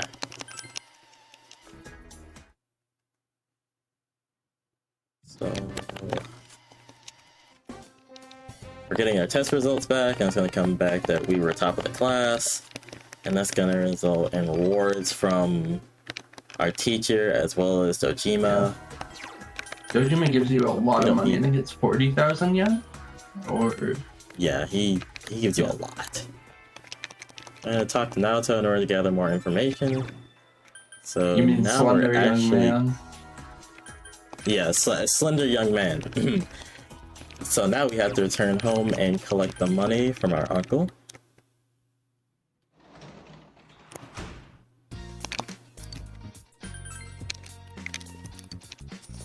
Yeah, he gave us 20,000 this time. I think he gives them more each time. No, I do not want to talk to you. Like, I love the Demon Social Link, but this is not the time. Yeah, essentially Dojima's social link, like I said, is kind of interconnected with Naoto and like revolved around like just connecting with his daughter and accepting the fact that like he doesn't have to find his wife's killer in order to provide for her and give her what she wants. What she wants is a father. All right. And for him to be around. But now, enough beating around the bush. Now it's time to get into the serious stuff. So coming up is the hardest, like, in terms of mechanical skill, definitely the hardest part of the entire run. We're going to be doing the skill change minutes. So basically the way it works is on certain days, if you use certain personas, they will get an added skill onto their skill list. But which skill it is random. Thankfully, we have RNG manipulation that we can use. Unfortunately, skill change manips are a lot more precise, so I'm going to let Ford focus on this one. Okay, let's see.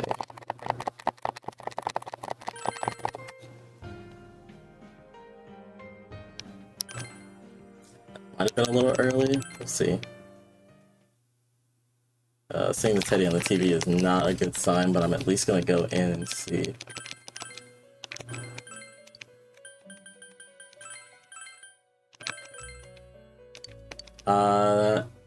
No, that's not right. That's not right. So we're looking for Takaja to change into Megiddo, which is a spell that is Almighty Element, which we'll talk about it more once he gets it. But basically, we're looking for the Takaja skill to change into Megiddo.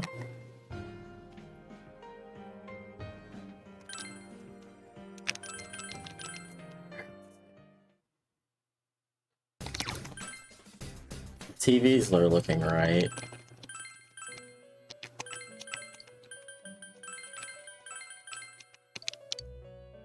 Is it the right one? Okay, that should be it. Okay, only taking 2 tries is not bad at all. Very well done.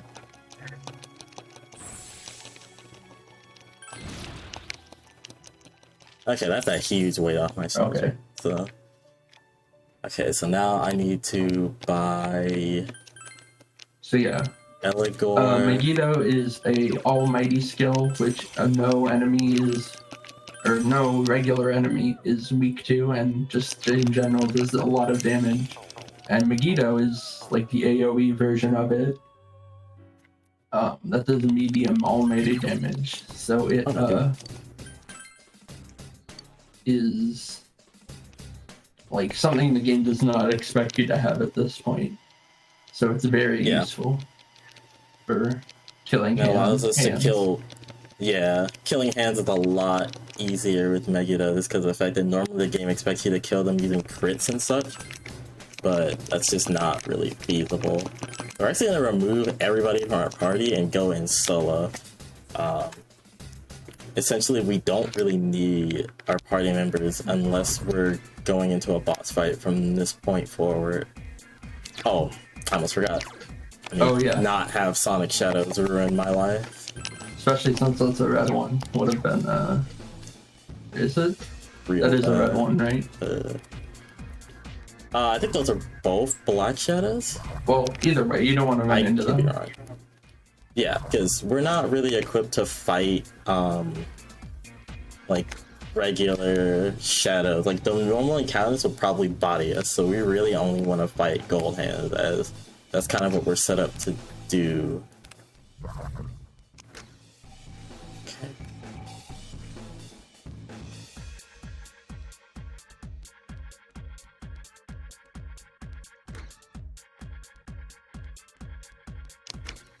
Okay, found the stairs.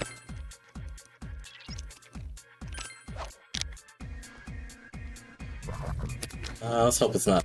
Alright.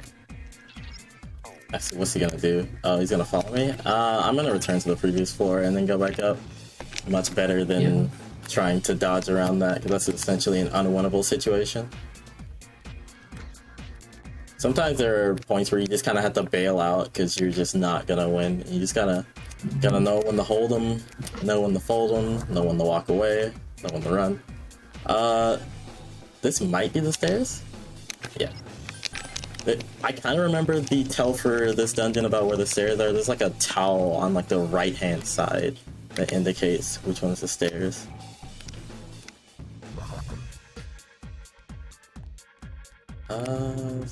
Yeah, okay, so this is actually a seated floor. So there are certain floors that are gonna have the same layout every single time, and you don't really have to guess about which way you need to go. You just kind of walk through.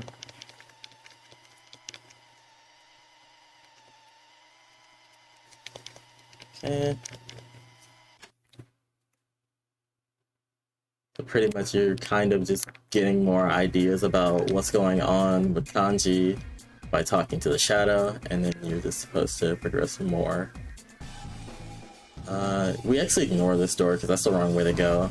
They don't catch me here. Ooh, that was a good dodge. Nice.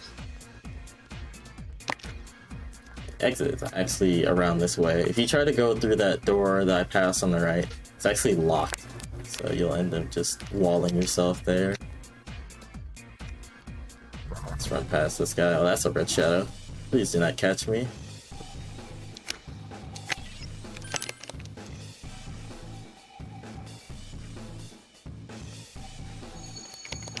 Can't believe that we do the... Oh, please don't hit me here. Okay. RNG minute on floor 7, so we have to go through 3 more.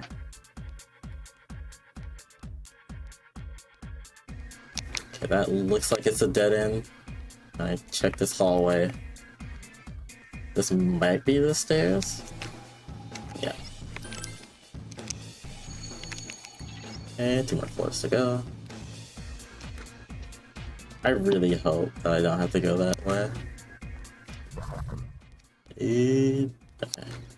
It is possible for us in order to find the gold hand naturally while traversing, so if it's a gold hand that we find by itself and we won't get a follow-up encounter, because if there are any like regular shadows near a gold hand whenever you take the fight, it'll actually trigger reinforcements to appear. I don't like this. I'm gonna have to return to the previous floor. Then we can get a bit of extra EXP without meaning to go through the process of manipping, which will save quite a bit of time.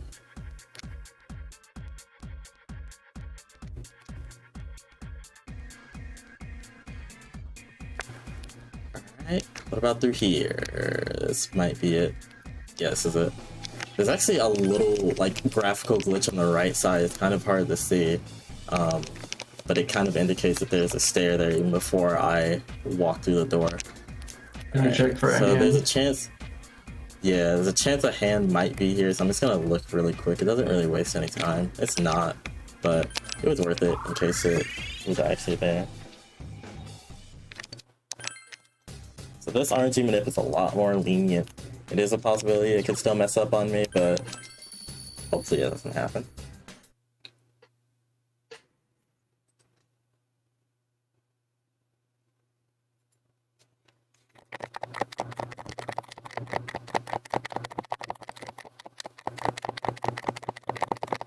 Alright, let's see.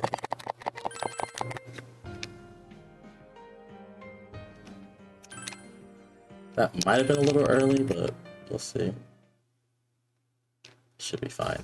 So something worth noting about the RNG minutes is if you try to do them between midnight and 1 a.m., they'll actually always fail because there's an Easter egg in the game that the TV icon during the loading screen loads differently because it's like the midnight channel IRL. Yeah, there's like a little Easter egg thing, like one of the bonus content things that's essentially like the midnight channel. Like it starts to change that, so it messes with your game's RNG values. Monster, Yeah. beat the stuffing out of it. You can fix it by just changing the time on your computer, but it is kind of an annoying thing. No misses. Yeah. First turn misses are really bad because they start to raise their evasion after the first turn. Mm-hmm. Oh, I've seen this seed. I think I'm only gonna kill 2 here. 3 enemies. Let's get through this.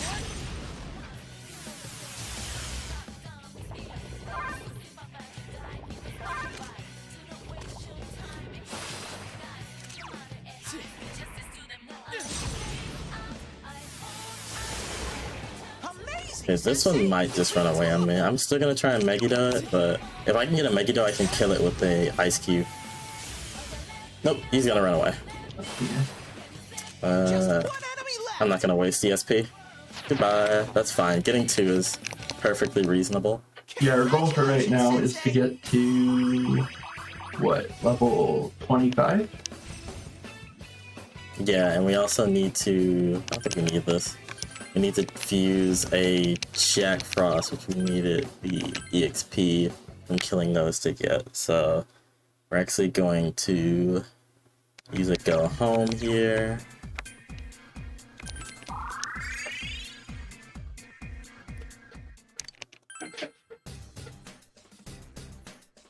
And in case of fusion accidents, always go to save beforehand. Gonna do our first fusions that are let's see. So Jack Frost from Sylph and Eligor. He's gonna get Megiddo, Rakunda, Sukukaja, Rakaja.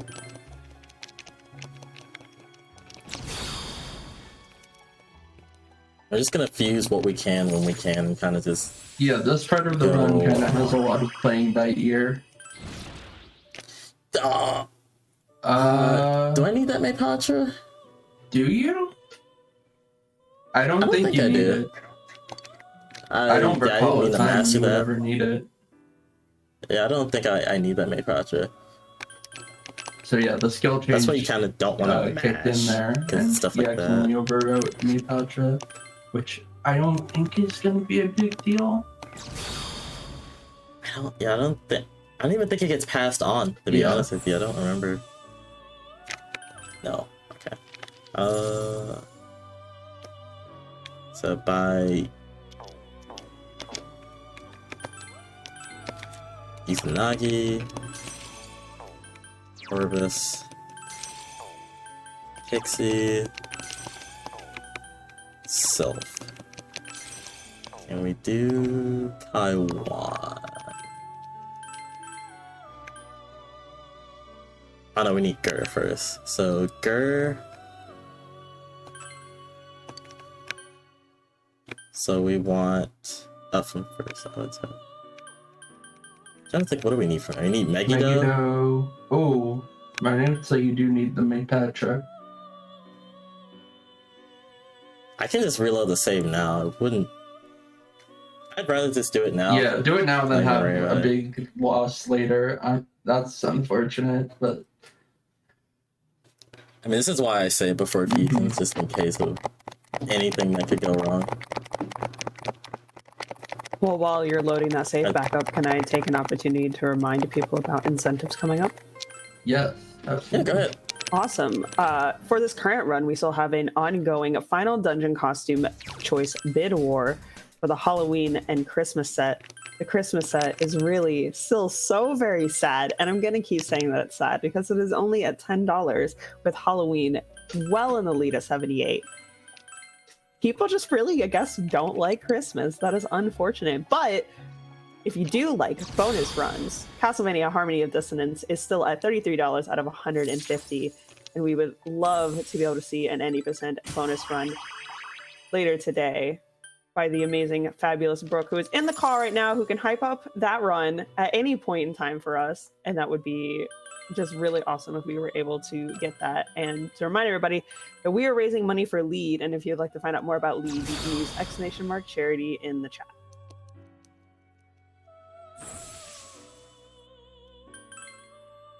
Thank you for that.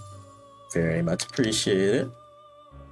And yeah, make sure y'all remember the spirit of Christmas, alright? Like, we gotta spread the Christmas cheer. As well as the Castlevania cheer, because that game is sick. Love the Castlevania series.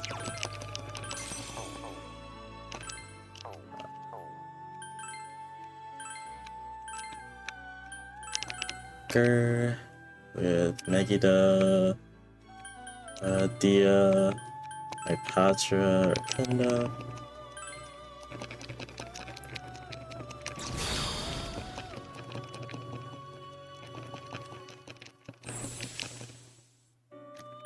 No. And then do Kaiwan fusion. That requires 24. So we're gonna need to kill some more gold hands. I think we want to do the main. I should rebuy Jack Frost actually. Yeah, Because we he'll need be to good get for skills on killing him. Yeah, and we also Yeah, he need needs to for get him to level to be high enough 25. level to get mind charge. Yeah, and hopefully no higher than that, but if he does, then it's fine. Go ahead and buy some healing. Okay.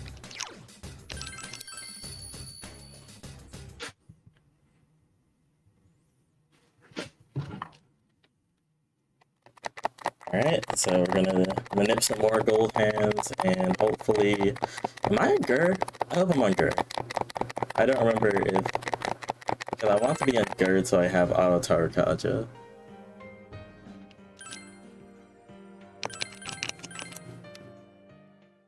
We'll find out soon enough.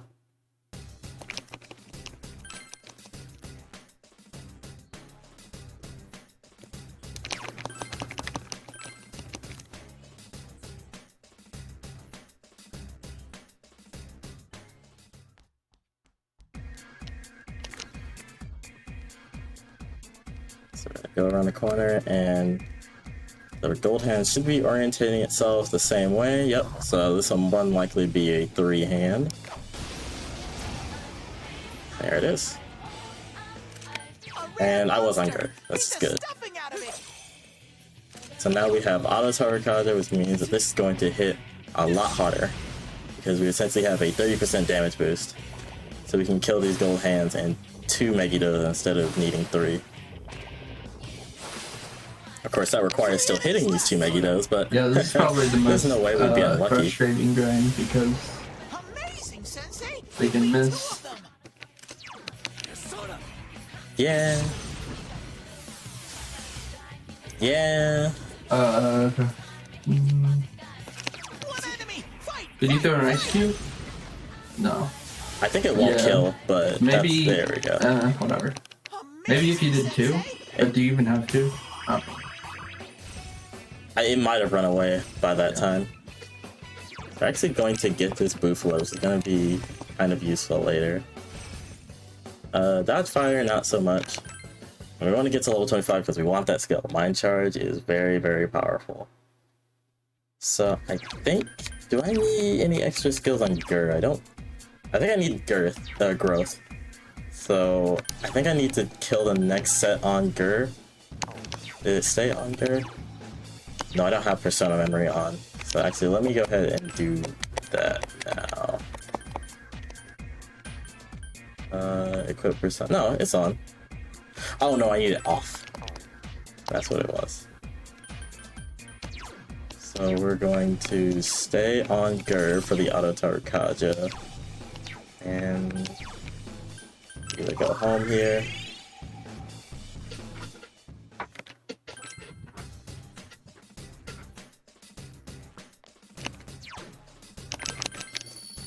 At least I'm pretty sure we want the growth one from Gur. I could be misremembering, but having extra EXP isn't exactly gonna hurt, so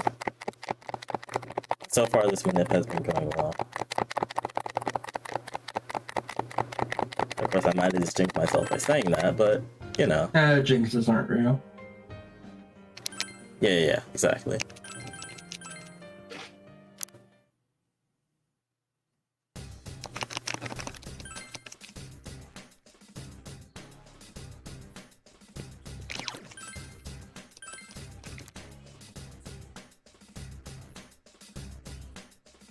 Okay.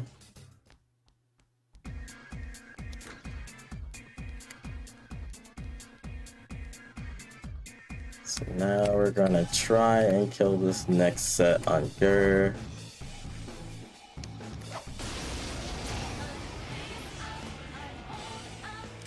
A rare monster! Beat the stuffing out of it!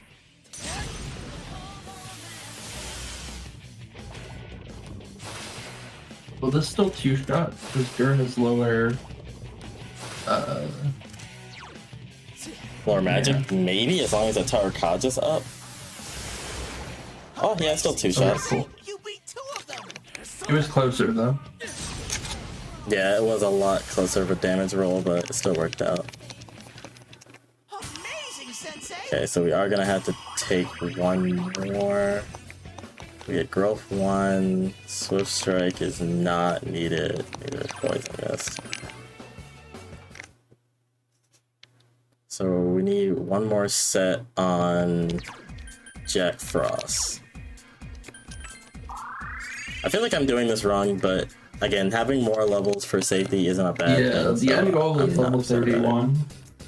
You're gonna go over that, but as long as your Jack Frost doesn't go over 25, you should be fine, I think.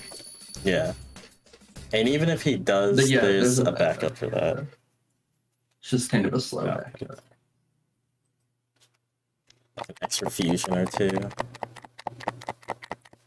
3 hands should give him the 5 levels. Like, it shouldn't be more than that, in theory.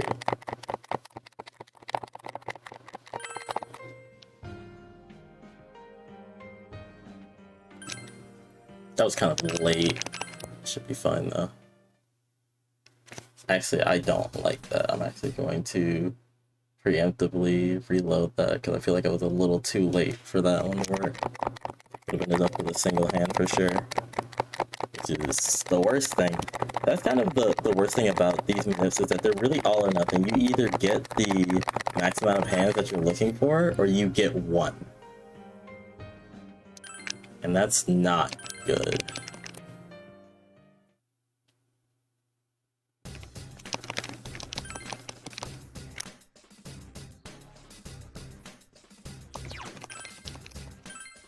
Okay.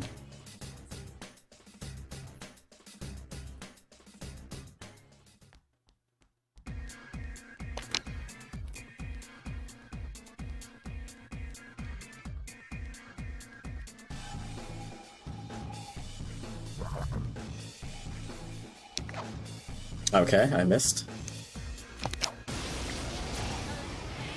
It's fine though. Nice A backup. rare monster! Beat the stuffing out of it! Just gotta chase him down. Can't let him get away from you.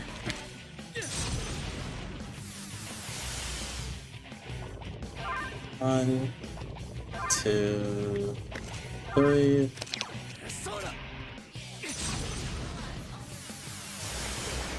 Amazing, Sensei! You beat 2 of them!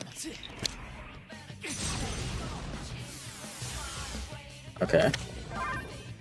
Please don't let me just get 2 here, game. Should have just thrown the ice cube. Okay, there we go.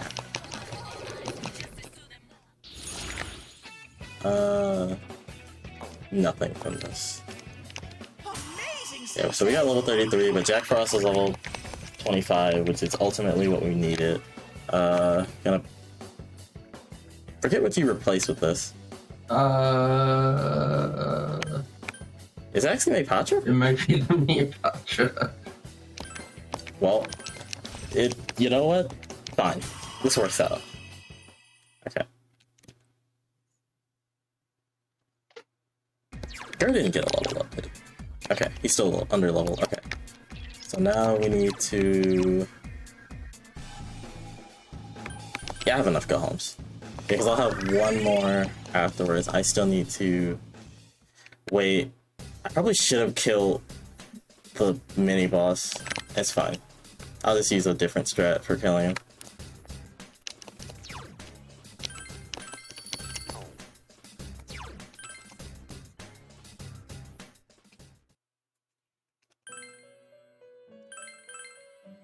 Okay,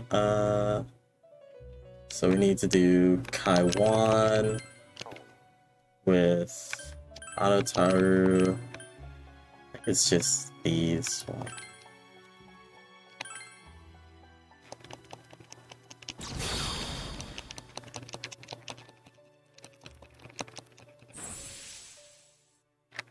No.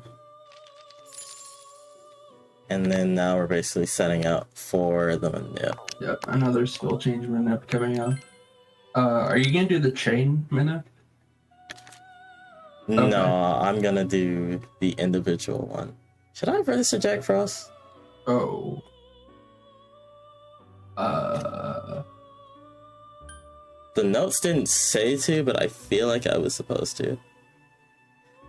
Yeah, I was definitely supposed to. So let me... I'm kind of doing this a little bit differently from how it's normally done. I think that Jack would have normally been fused into Kaiwan a bit earlier, but I opted to not do the Kaiwan fusion until after I hit level 33. Which made me forget, yeah, you still have to register the snowman. So, just in case, I am going to register him, then refuse Kaiwan.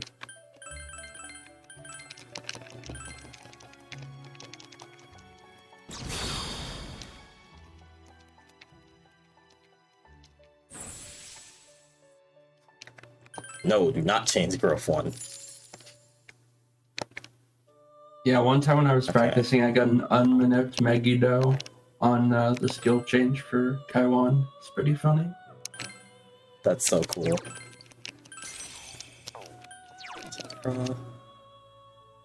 Wait, I didn't fuse him away.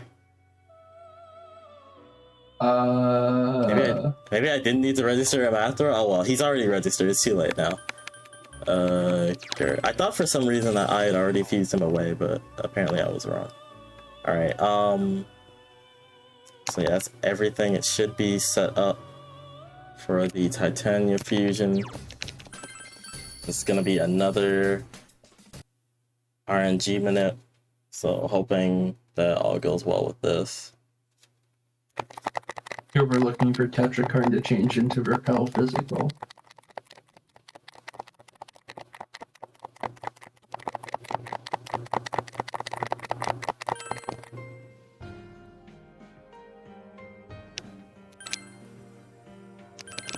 Work.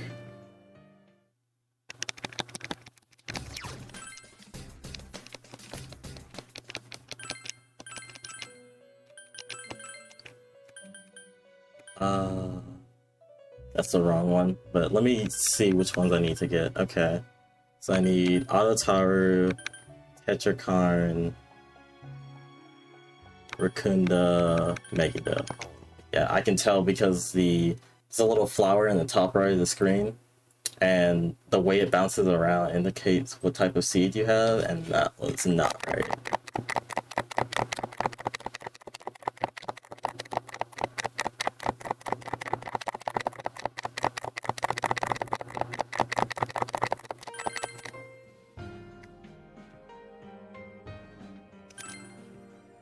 That was a little bit later, so hopefully it lines up a bit better.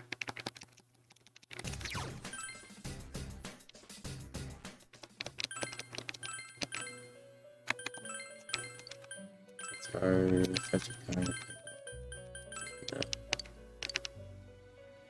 oh, that's still wrong. It's alright.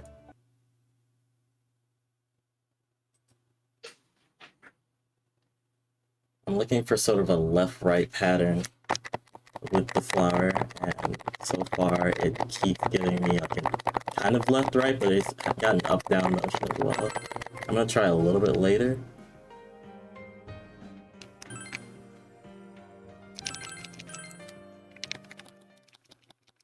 Yeah, so seeing a teddy on that screen is not giving me good vibes, but we're gonna try it.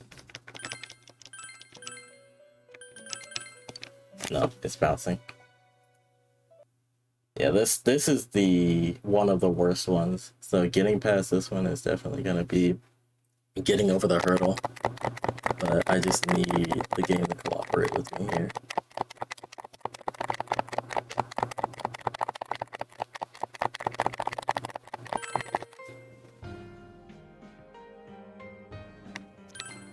But it's slightly earlier on that one, so hopefully this will work.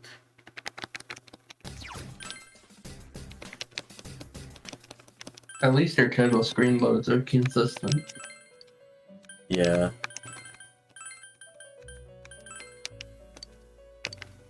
It's still moving in the wrong way. I don't know why I'm just getting... There's something that I'm either just slightly too early or too late. And these two are some of the most, like, finicky ones, which is very irritating. Yeah, there's another one after this, but I honestly consider this one to be the harder of the two. Okay, I did that one kind of late. If there's a teddy on the screen, I know it's not gonna work. Okay, there isn't. This one might work.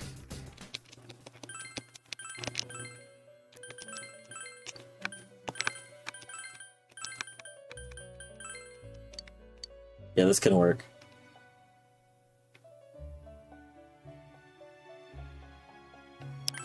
That should be it. It took like 4 tries, but sometimes that's just a dice roll. Okay. Alright, nice. Yeah. And now we have one more that we have to do. And not all of them were necessarily even your fault. Like, sometimes it's just a bad Velvet Room load. Yeah, which is really unfortunate, but we're hoping that when it's the kinda PS4 version or modern console version comes out, they'll have more consistent loads. Mhm.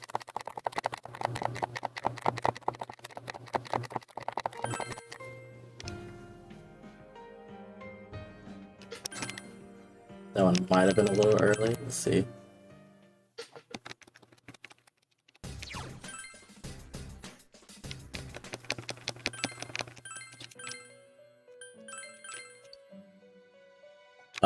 Shoot. I think that was the right load, but I was late. I was too busy trying to read my notes. That's not gonna work. It's Racunda, Mind Charge, Repel, Physical, Auto Tower. Yeah, that one. Not gonna work. That was the right load.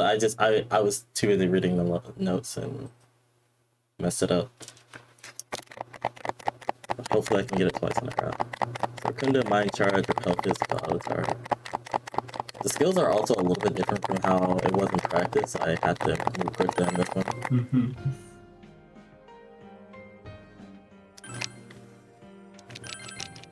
Racunda, Mind Charge, Repel, Physical, Auto Tower.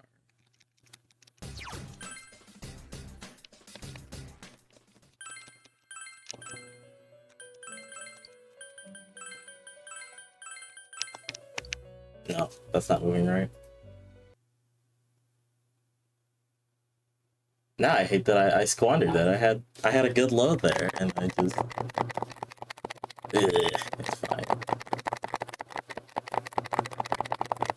I figured this would be the hurdle to get over, but basically anything past this is fine.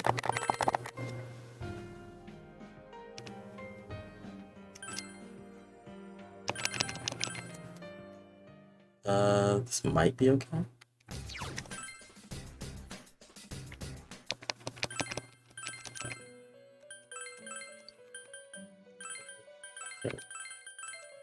Oh yeah, this is good. Okay, that was good. That was good. Okay, that should be the last one. Okay.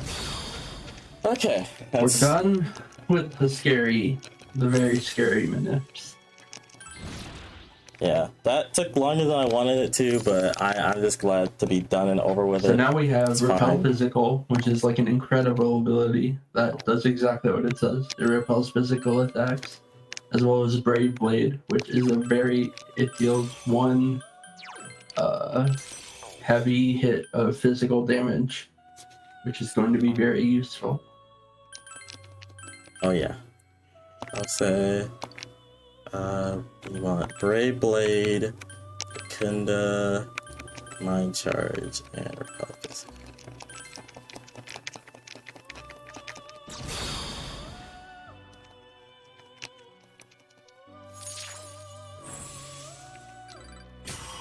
Also, the few times I had to back out because I forgot to register something was really dumb, but that was my own fault.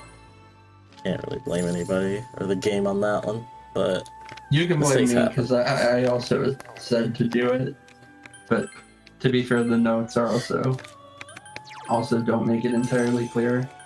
So Yeah, it's fine though. And then Taiwan. Okay. So now we just need to get to the top of the dungeon. You still have to fight the mini boss. Yeah. Yeah.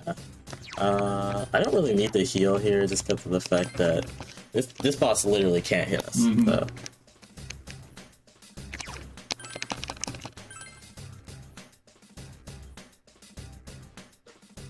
So basically, by leveling ourselves like we did, we've essentially trivialized the rest of this dungeon, as well as mostly trivialized the next dungeon as well. So like this Hey, grinding it's the hand. may have taken a while, but it's well worth it.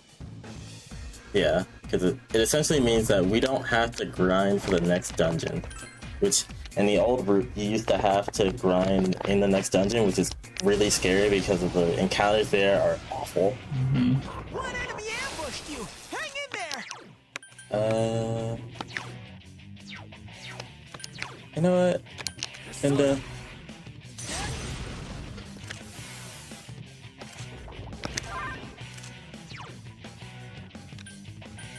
power charge. So he's setting up for a big hit here, but because we repel physical, he's just gonna end up hurting himself. And then we Brave Blade, and we did just as much damage as he did. Almost exactly. Yeah. Yeah. Okay, I think it's to the left Are you here. okay? I don't remember, so I'm not gonna soil your run even further. I'm going with my gut. I was wrong. My gut was very, very wrong. Actually, no, it was to the left. It was just left based on the map and not the direction I was looking. So technically, I was right. I think that this is the wrong entrance. You have to go around here. This part I do remember. Yeah, that seems right.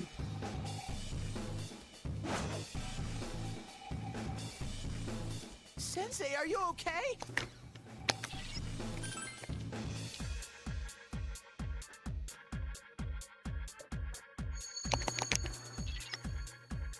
Yeah, pretty much it's the same as before. We're just progressing to try and get to the top of the dungeon, making it through each floor while avoiding encounters. And if you notice, the shadows are actually a lot smaller. So essentially, the way that it works is that your party's average level calculates how big the shadows are going to be. So because our party's average level is way above where we're supposed to be, the shadows are very, very tiny. But if I were to bring my party members back in, then these shadows would be big again because the average party level would go down. Because I'm really high level, but my party members are not.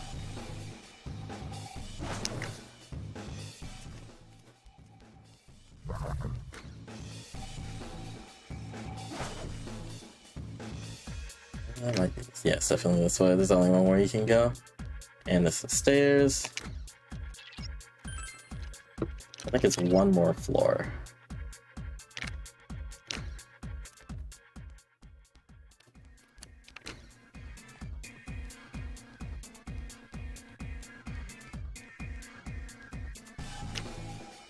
Alright, that's... maybe? Oh, hi, another gold hand. I don't feel like this is right. It might be, though. God, this floor is weird. Oh my god, it goes on forever.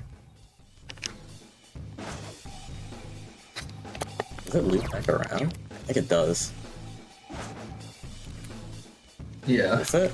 Just really unfortunate that sometimes you get floors like this. It's just the nature. It wasn't that bad though. Yeah. You didn't have to do the full loop. So now we're gonna go home to bring some of our party members into the boss fight. Yeah, I'm actually gonna bring in everyone here.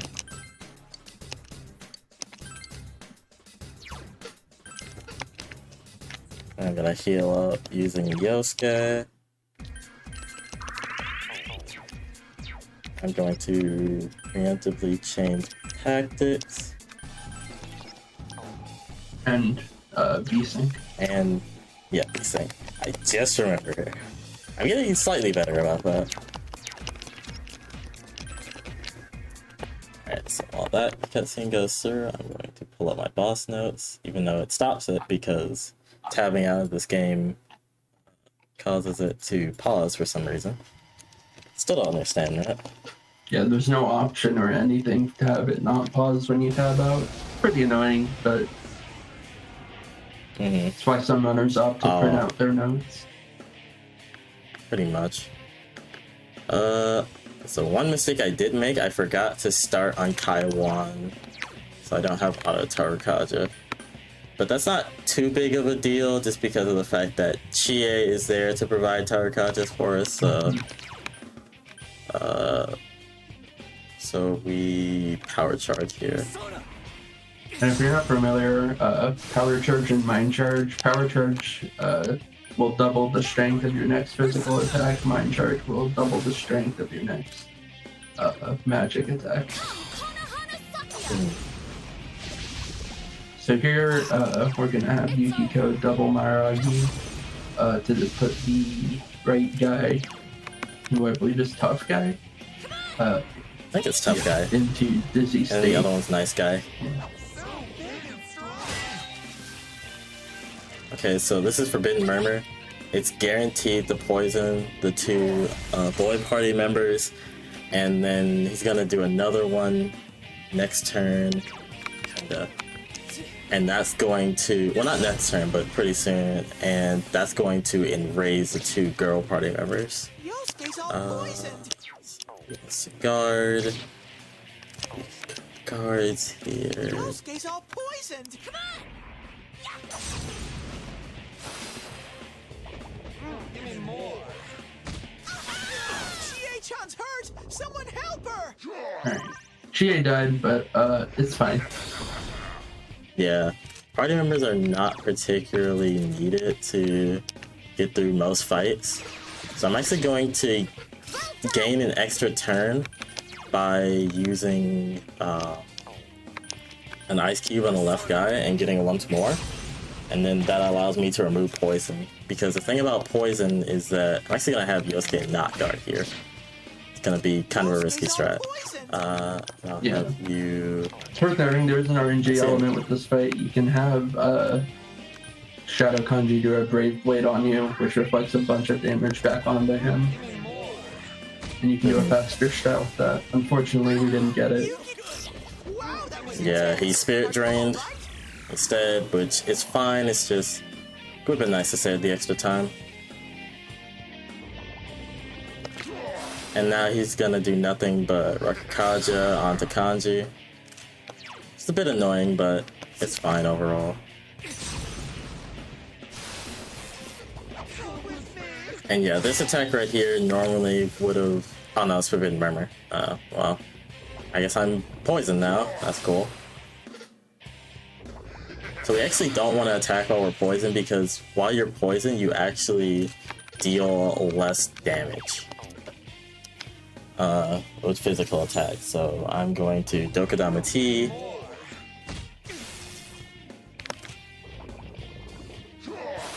Kind of want to heal before I use another Brave Blade, but oops. Well, so much for that. Accidentally rushed, and now I'm poisoned again. All right. Thankfully, like, Repel Physical is bailing us out of a lot of this. Pretty much. Repel Physical also is has really Diorama, nice. which is a healing spell. So I can be pretty well protected health-wise, and we also gave her Repel Physical earlier, so... And now my attack's back to where it was, which kind of sucks, but it is what it is. Okay, this attack here normally would have enraged the Yukiko and Chie, but because they're dead, it doesn't really matter.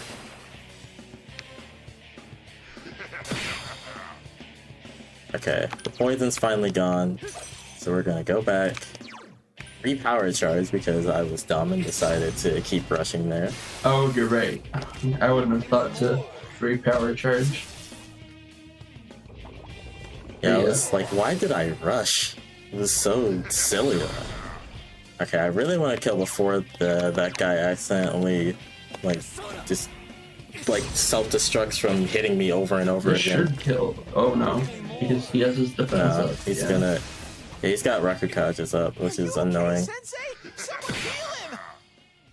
So it's extended the fight way more than it needed to. So now the guy on the left is gonna start doing heat rises, which is annoying, not something I want to see, and made the fight go longer than it needed to, but here we are. Okay, game, please lag like that. I really appreciate it. Okay, he hasn't heat rised yet, which is nice. Power charge.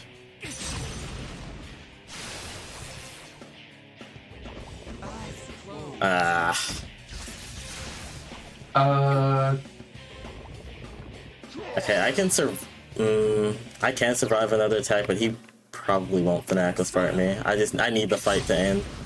Yeah. Oh. There we go. Okay. Cool. That was an awful fight. Yeah. Didn't die. So. Part of it was bad RNG, part of it was me making this pretty dumb mistake, but overall it could have been worse. And I'm going to water break while we do a million years of going to sleep. So. That's a good idea. Stay hydrated, everybody. Stay hydrated.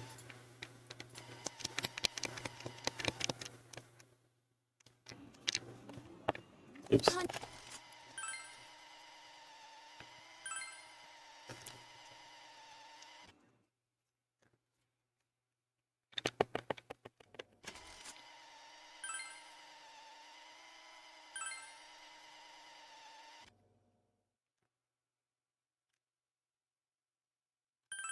I have to save, there's no reason to.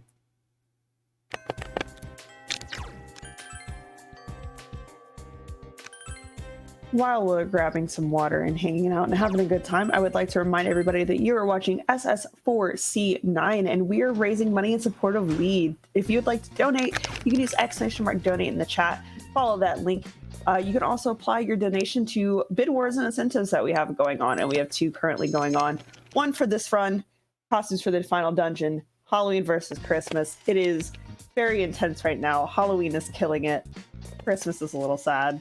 It is a little sad.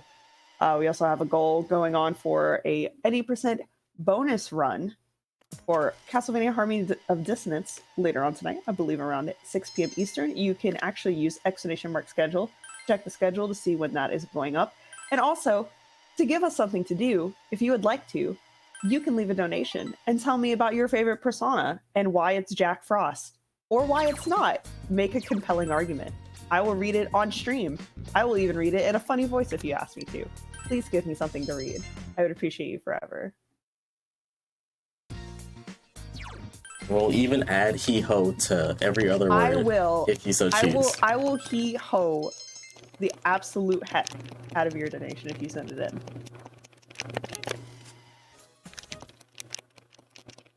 Do it for he-ho.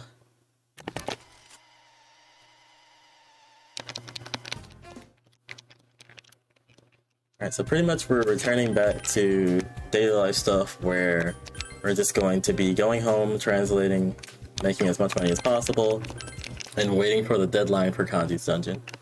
So again, because of the fact that we finished these dungeons in a day, the game essentially expects you, in order to kind of finish these over the course of several days, coming back in and going back out several times. So because we finish it quicker than the game really intends for the player to do so, we just have a lot of extra free time that just allows us to earn as much money as we possibly can. I pressed down their game. I disagree.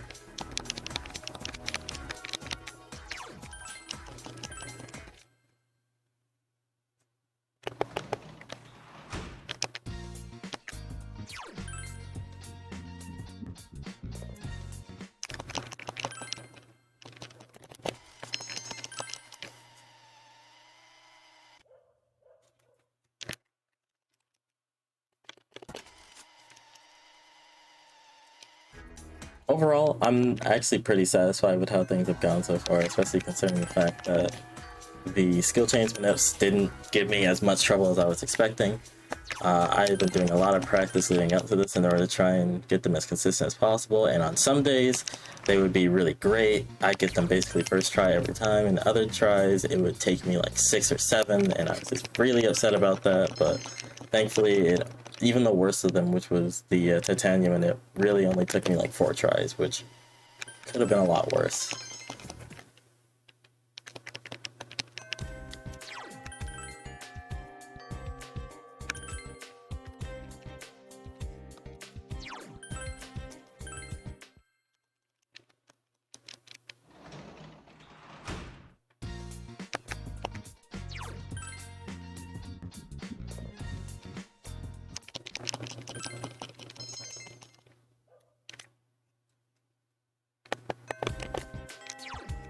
Okay, so going home today, we're actually going to do something slightly different.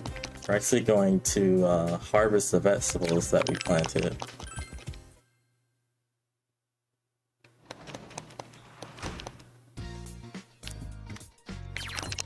So essentially what harvesting does is it allows us, in order to plant different vegetables and things that we can use as items for either in the dungeon or for trading with NPCs for quests. So that's actually going to be very, very vital a bit later on. And our eloquence just went up, and we just got a triple, so feeling good right now.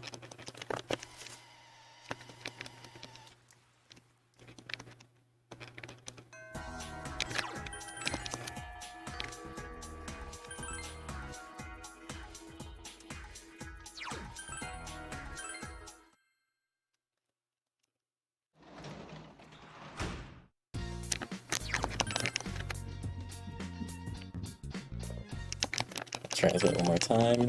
And tomorrow, which is going to be Sunday, we're going to do something slightly different. So essentially in each of the Persona games, there, at least from 3 onward, there's a recurring character called Tanaka.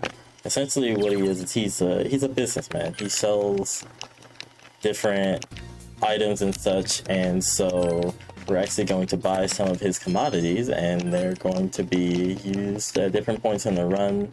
Some of them are going to be equipment, some of them are going to be healing items, and it's actually going to be pretty vital to the success in the run. So shout outs to Tanaka. Love that guy.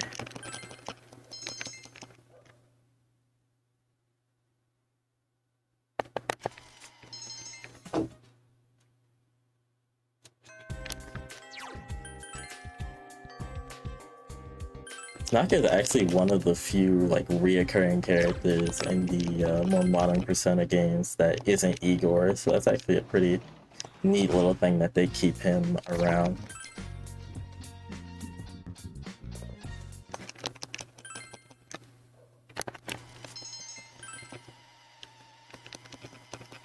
Dang, I've gotten a lot of notes. I'm gonna be very rich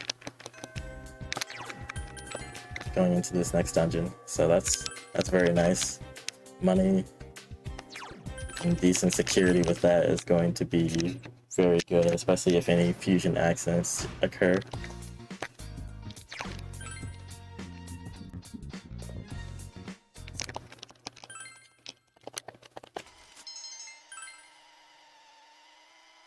Another note. Wow.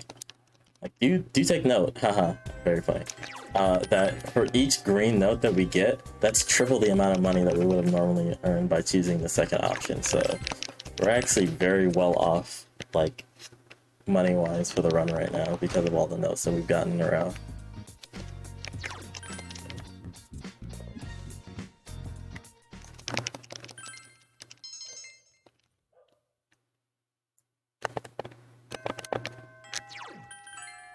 So we should have no problems financially from here on out. That we've really had any up until this point. Oh, I pressed down, game. But it's double assured now.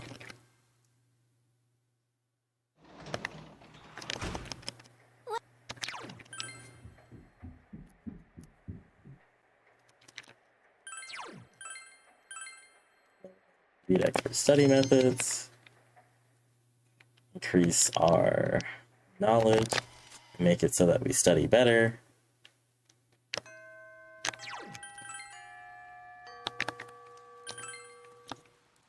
I am back.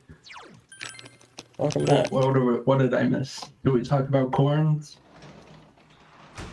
I introduced the concept of like planting and stuff like that, but you can explain corn. Yeah, so there's two types of corns that we're gonna use Makara corns and tetracorns. Makara corns are a one-use item that block magic attacks, and tetracorns are a one-use item that block physical attacks.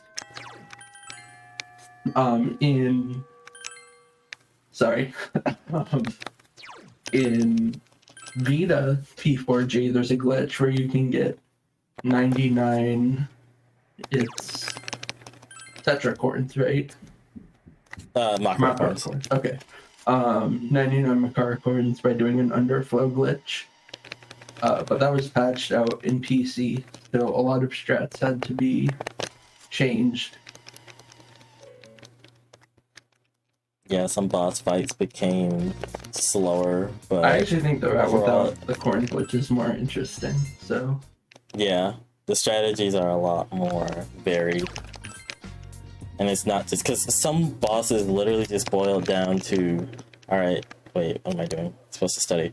Some bosses boil down to, alright, we're gonna throw corns and the boss is literally gonna keep attacking itself until it dies. And then that was it. And it was not nearly as interesting. Like, there wasn't really as much strategy to it. So, honestly, the corn glitch being patched out isn't that big of a deal.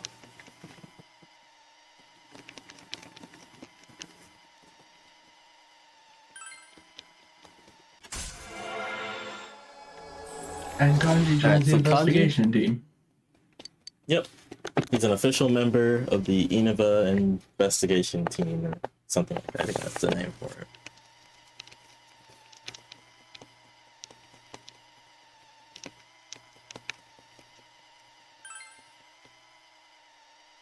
Okay, so I actually have to give a specific answer here so that way we can progress the dialogue. Otherwise, we'd be stuck in a loop. There's a couple of instances like that where if you don't give the right answer, then the game is just like, nope, try again. And then you could just be mashing the same button and not paying attention and realize you'd be stuck in the same cutscene for like at least half a minute.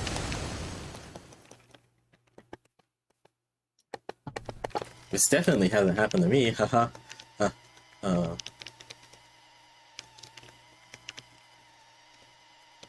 And so now Teddy has given Kanji his glasses. Of course, he gave him the joke pair first because Teddy's kind of a trickster. He's kind of a little goofball. I like him. I know there are a lot of people that don't like Teddy, but I think that he's a fun mascot character. Yeah, I like that.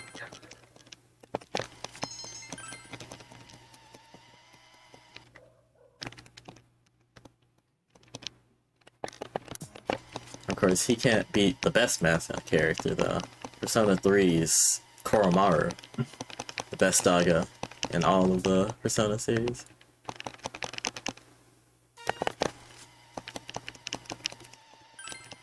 That's the one thing I regret about not buying the PQ2 collector's edition set is it actually came with like a little plush for plus Koromaru like doll. Oh, that's awesome. And it was, yeah, it was really adorable, and I really wish that I had pre-ordered it so I could have it. Just have it on my desk. Oh yeah, so that guy was Saki Konishi's brother. He's sad because his sister died. And there's Yeah. actually like a whole social link side quest you can do with him where you connect with him and have him grieve over his sister's death healthily. But obviously we're not going to be doing that in this run. Yeah.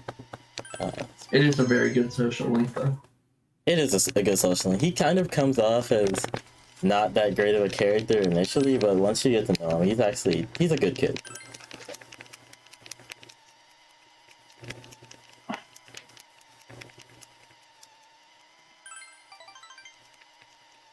Okay, so we need to buy the cabbage seedling, I think from the lady at Juness on today. Yes.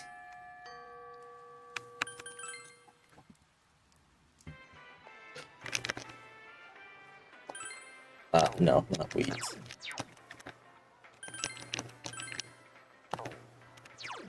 So that's going to come in handy later when we turn it in for a side quest that's going to get us a very did you accept the useful quest? item. Oh crap, I forgot. Can you? I don't think it matters if I accept it now. I think I can accept it and turn it in at the same time. Oh, okay. Then that's fine.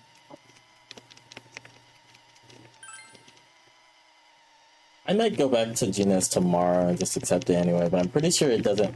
No, I've definitely accepted it and turned it in at the Okay. same time. So I'm I didn't just know that. gonna leave But it. if you say so, Yeah. I trust you.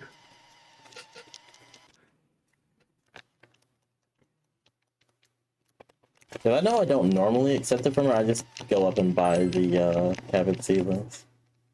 Cause she's there every day until you turn in the quest, so it's not like she goes anywhere.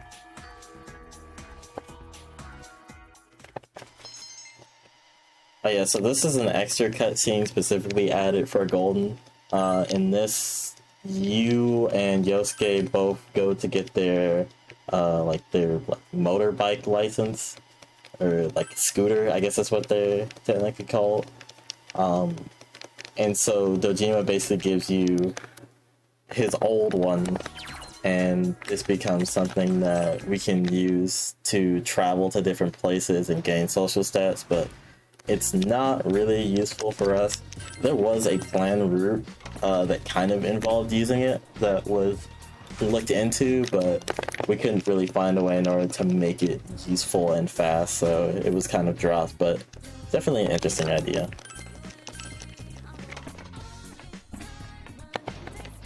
We're going to plant and maintain the cabbage on the same day, and essentially what this is going to do is it's going to make it so that we can harvest it a lot sooner than usual. Because I believe it advances the time it takes for you to harvest it by a day.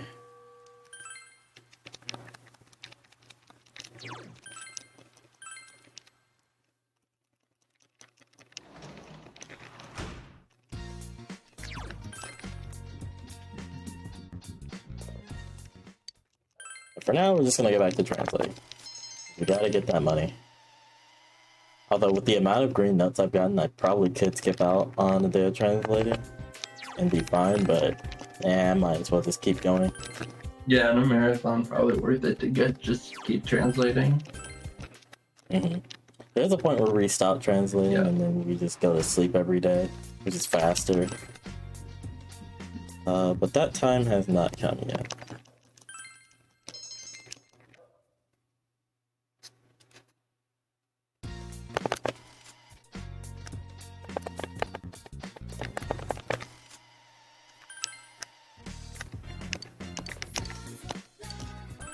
So Yukiko offered more to hang out with us again today, but again, we are not going to hang out with anybody. We are only going to be translating, and that's it. We are dedicated to our future financial stability.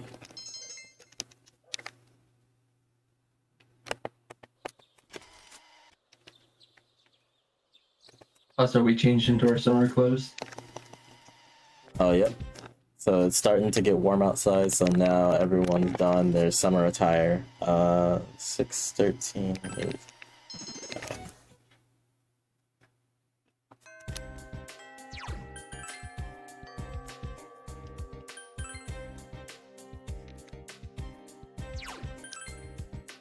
So now we're going to maintain the garden again.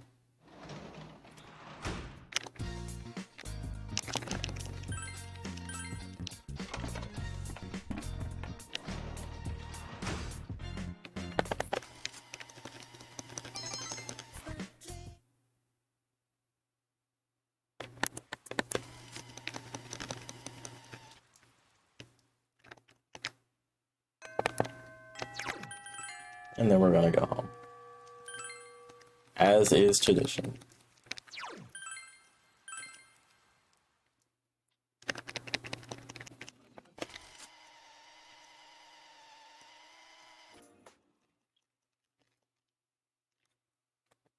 Alright, so on today is actually going to be another Golden exclusive cutscene event thing. Essentially, Yosuke wants to go out and just start talking to girls. He's basically trying to use the scooters in order to pick up chicks. But we're not really too interested in that because that's slow. So the old thing about this route is that we used to have to go through and talk to specific people in order to try and advance as quickly as possible. I don't know who figured this out, but you can kind of just go up to Yosuke and be like, yeah, I don't want to do this. And you can quit. And then it just ends the whole event. Yeah.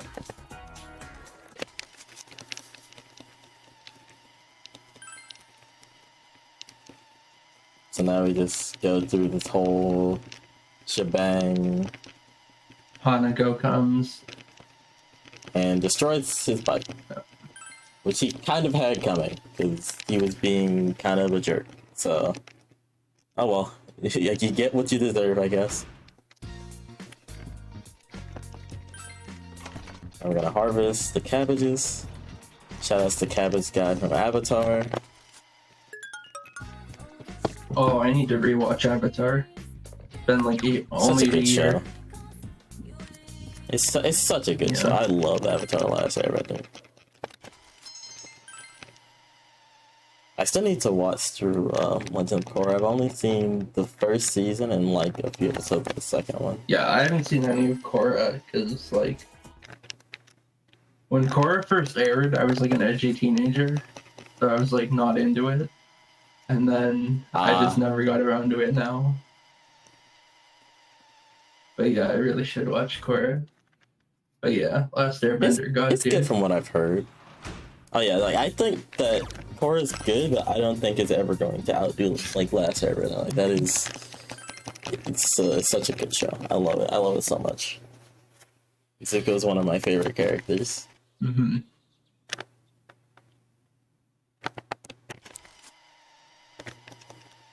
This is an event where basically it's just a school like field trip where everyone goes camping. Yeah, it's also the introduction of a plot line that is kind of recurring through this game where the girls aren't very good at cooking. Yep, and that's just like a recurring theme of like Yukiko and Chie just cannot cook. They cannot. Anytime they make something, it's really bad and inedible. And this is just like a recurring joke.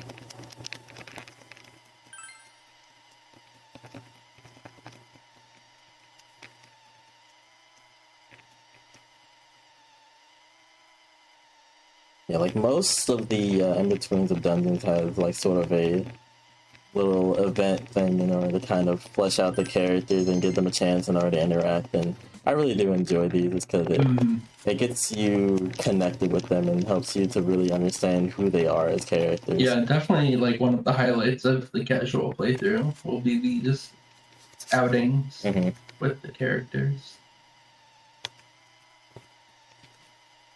Of course, in a speedrun setting, you do just kind of wish that, oh, I wish I could just get through it. But, you know, casually speaking, these are really good events to kind of get you connected with the characters.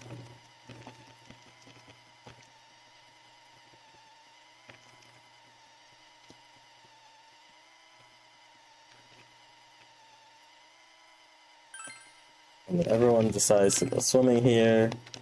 And by everyone, I mean these two are pushed into the water. And then Kanji is too. And then I think there was something about Mr. Moroku being sick because he was absolutely drunk. Oh yeah, you're right. I forgot about that. Yeah. Moroku is not exactly the best character, but, you know, he's fair existing. For now. Yeah, for now.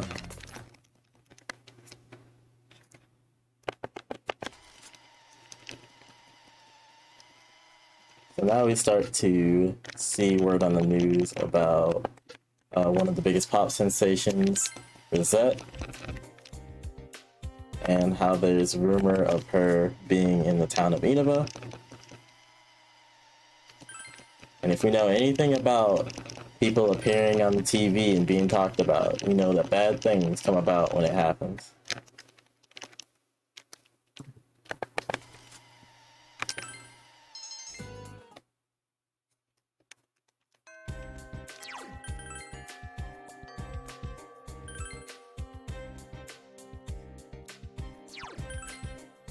Meantime, we're just gonna go home and translate some, as is tradition.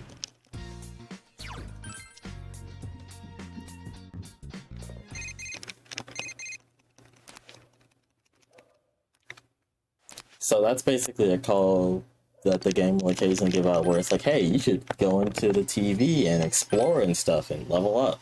Yeah. But we really don't need to do that. Worth noting that after you beat the main boss of every dungeon, a much more powerful optional boss appears at the top. But we obviously don't fight any of those in the speedrun.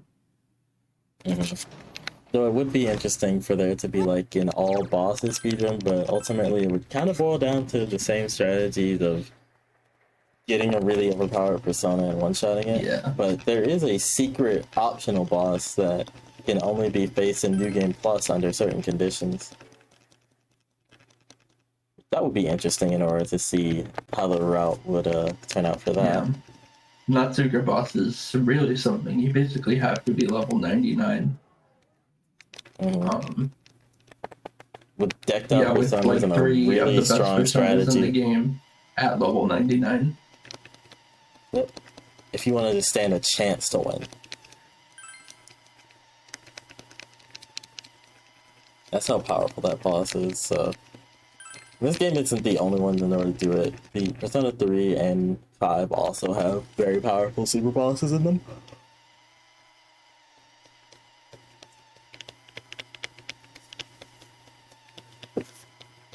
It's always interesting to see the unique strategies that players employ in order to take them out. And one reoccurring boss that you'll see in all of them as well is the Reaper. Yeah. Which is a uber powerful shadow that is basically summoned under different conditions depending on the game. In Persona 3, if you hang around on the floor in Tartarus for too long, the Reaper will spawn. In this game, I'm pretty sure it's based on how many chests you open, and on like and on a specific chest, if you have like a specific chance in order for the Reaper to spawn out from it. And then Persona 5 follows a similar trend with Persona 3, where if you're in Tartarus and you wait around for too long, then the Reaper will just kind of show up and be like, what's up? I'm gonna fight you.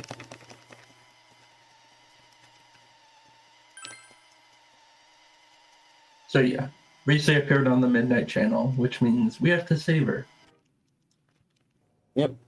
We gotta go in and save the pop idol who I didn't really talk about this a lot, but essentially she was working undercover in her grandmother's shop in order to try and just get away from the whole pop star life because everybody is kind of always stalking you, like this guy who found out that Rise actually works at that shop and was basically just trying to be a paparazzi and capture photos of her. But now people think that he's the one that made her disappear into the TV. Spoiler alert, he's not. Yeah. In case it wasn't obvious. This guy might be But like I thought the she's gonna most take him in anyway. non-important character in the entire game. Yeah, like literal we who, ever see like, him again. no, Yep. he's just we forget yeah. about him.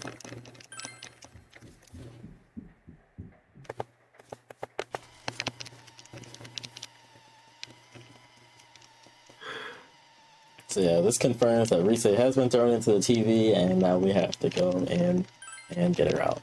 But we're not gonna go in immediately because we need to do a bit of preparation beforehand.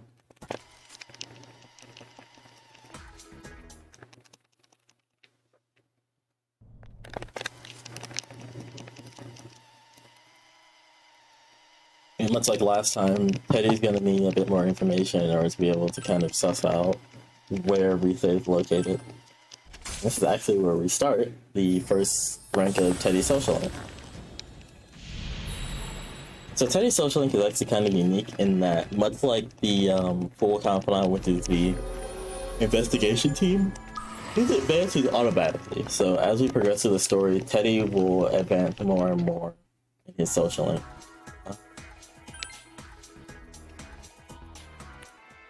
Okay, so we're going to buy the barrier corn from you, and then going to turn in her quest, and that's going to give us the sharp shovel, which is going to be very useful.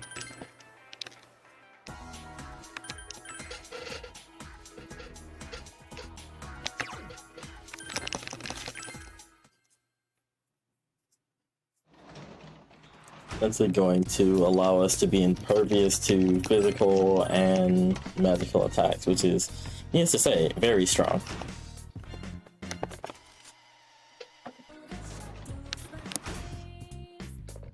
Then we're going to maintain the garden to make it so that we can harvest it a lot faster.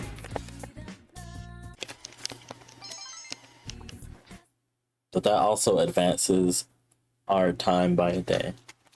So it's just one of those time management aspects of the game that you have to take into account when deciding what you're going to do.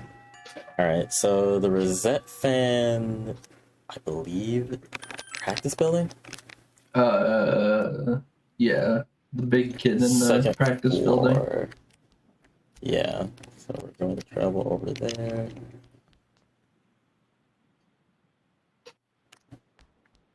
Yeah.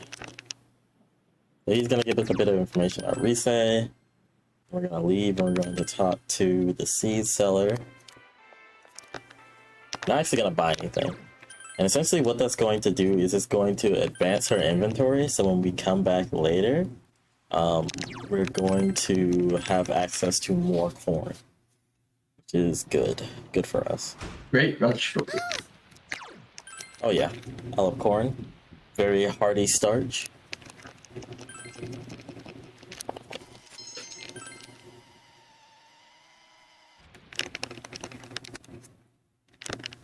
And today's Sunday, so we're just going to translate twice. We could have bought from Tanaka's shop as well, but there isn't anything really useful, so we're just gonna not really worry about it.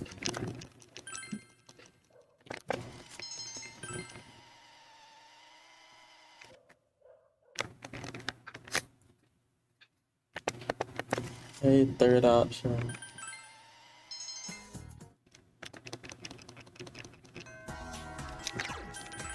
Home.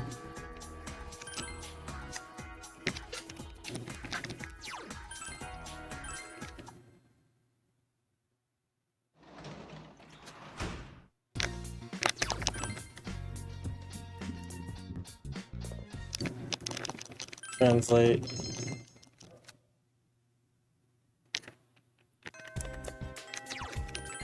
Okay. Sometimes inputs don't exactly work out like you expect them to, so I might just press the wrong thing by accident. Again, doesn't waste too much time, but can add Especially, up over the course of the run. this game does have a load remover, so any load screens basically don't get added into your final time, depending on what you want to count as, you know, your PB, loadless or without loads, or with loads.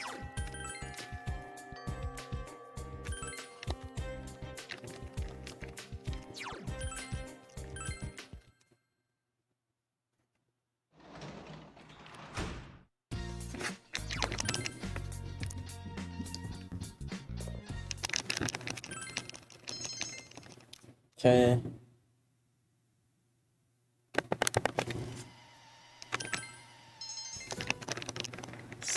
We're gonna go home again, and this time we're gonna maintain the garden so that we can collect the corn. Why did I do that?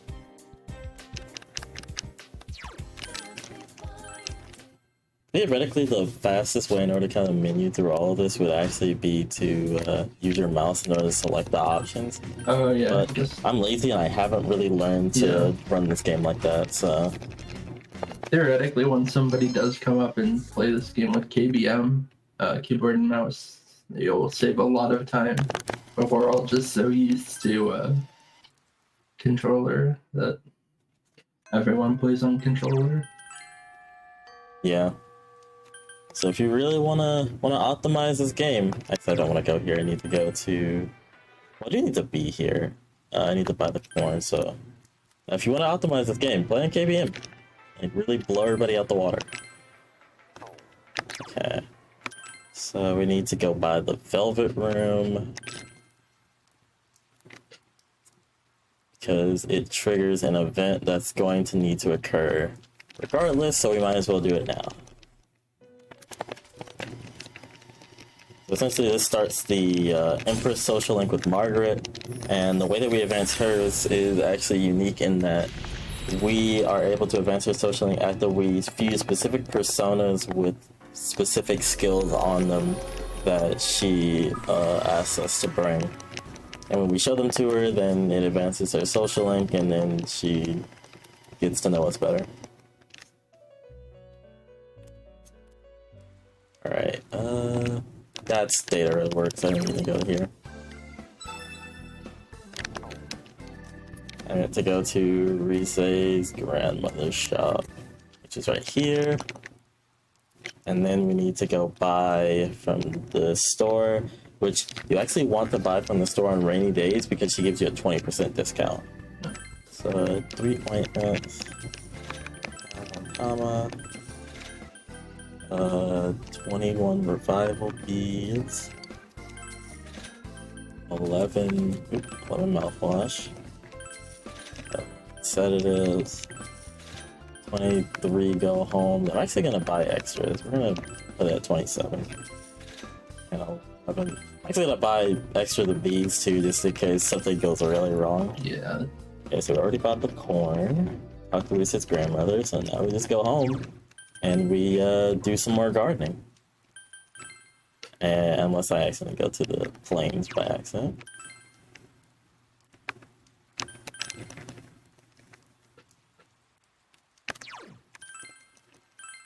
Okay.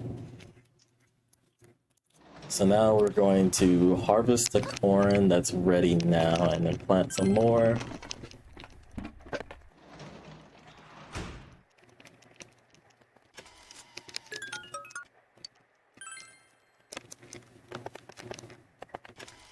Gonna maintain it today. Instead, we're gonna go study. Gotta keep up those grades.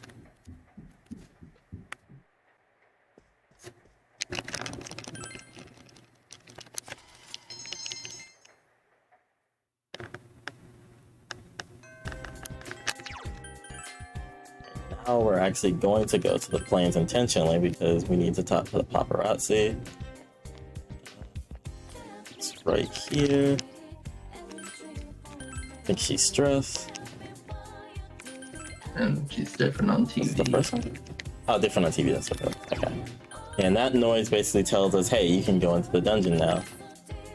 We're not going to do that. We're going to go home and we're going to plant or maintain our garden some more so we can get more corn, because we really like corn. It is top tier vegetable. You should eat it with every dish, even the ones that don't make sense to have corn in it. It's that good. It's just that good, darn it.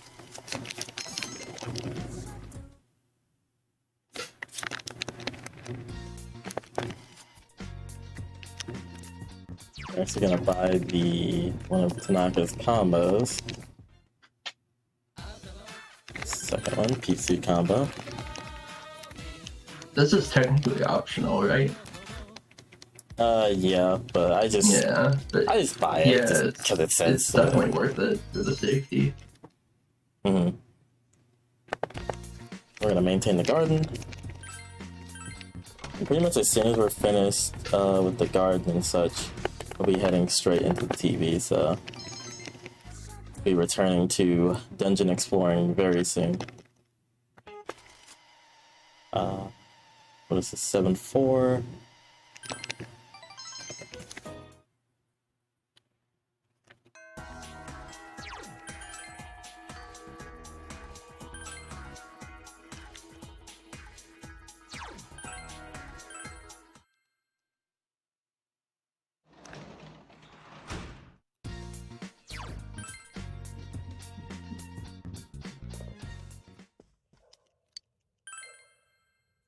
I was supposed to maintain the garden.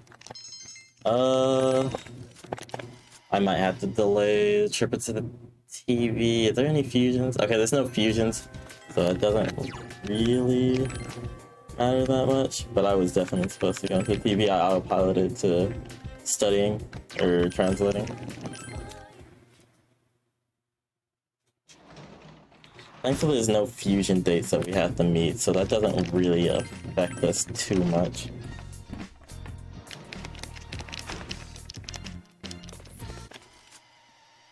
Yeah, so, in case you aren't aware, what he means by fusion dates are sometimes when you fuse on certain dates, you can get a special effect, like a skill, added skill, or extra experience, or stat growth.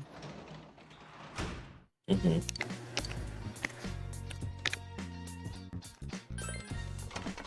know I can still harvest them. I think it just gives me extras, but I won't have the extra ones that I would have got it from maintaining the garden. It's not a big deal. It might just mean I'll have to be more cautious about how many I use. But we should have enough regardless.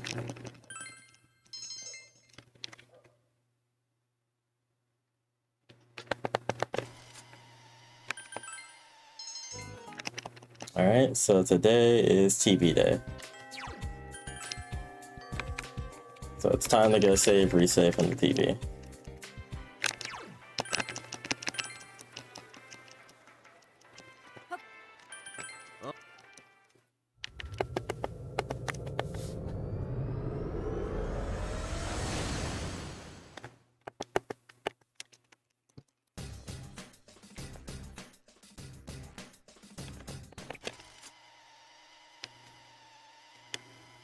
Don't forget to equip Sharp Shovel.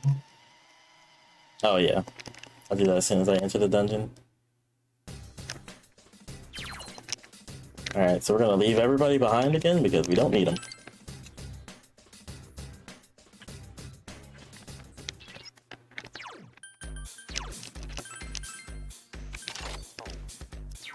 So we went from anime boy runs a god with golf club to anime boy runs a god with shovel. Yep, the superior anime boy. So there actually is a very definitive tell for where the stairs are on this dungeon. And they're not this way, let me tell you that. There's gonna be a pink glow like on the lights that is more prominent for the stairs on this dungeon. And it's gonna be in a circle around the exit, so it's gonna be a hallway. So let's see if it's down this way. That's gonna be another hallway. Let me check the other way.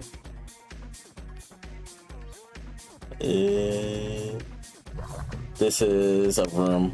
I'm actually gonna open it just to prove. Yeah, so it's a room, not what we're looking for. But I could tell because the lights on the floor did not have a pink glow to them.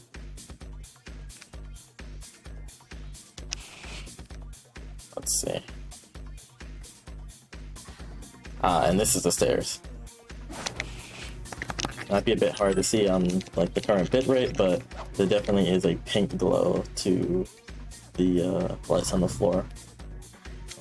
That's probably going to lead to a dead end, so I'm actually going to opt to take this path. This could be it.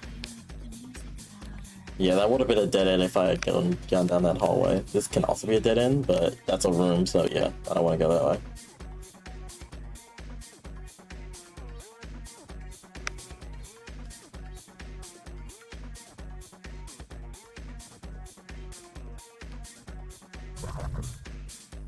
Okay, this is gonna be a left-right hallway.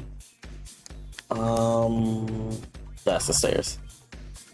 And we don't really want any gold hands. There's not really a reason to take them. We're high enough level on the road to do everything we need to do here. So yeah, I'm just gonna especially because you bought an extra.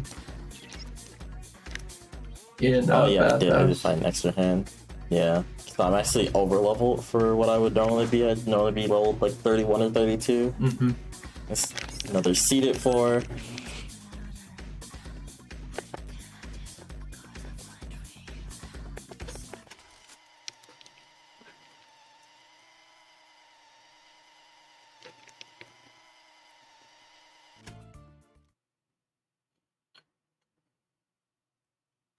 If I actually remember how to progress to this floor, I think I have to make a left here? Oh, well, yeah, there's nowhere to go but left. I think that this door is the correct one.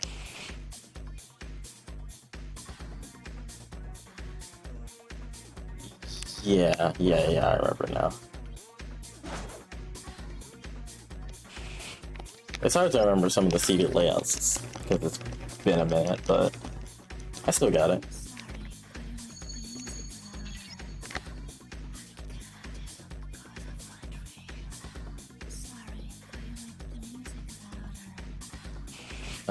That could lead to a dead end, so I'm just gonna ignore it.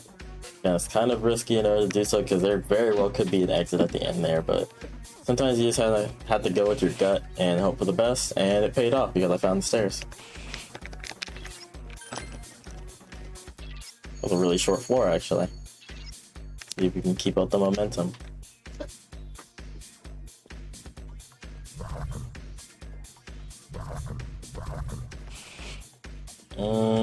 Wow, the stairs again. Game's being really nice to me right now.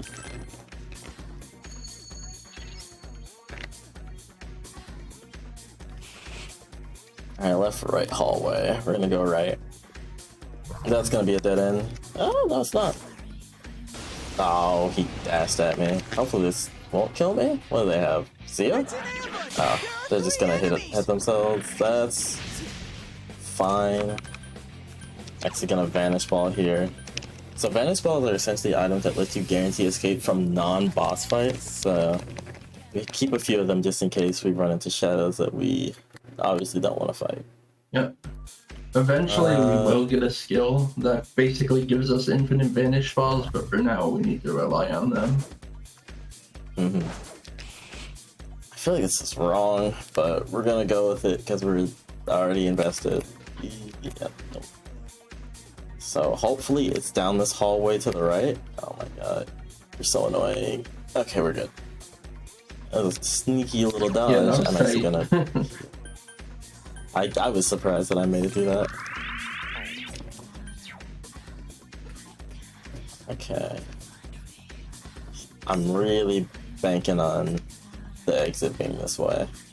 Otherwise, that's gonna be a pain, and it is.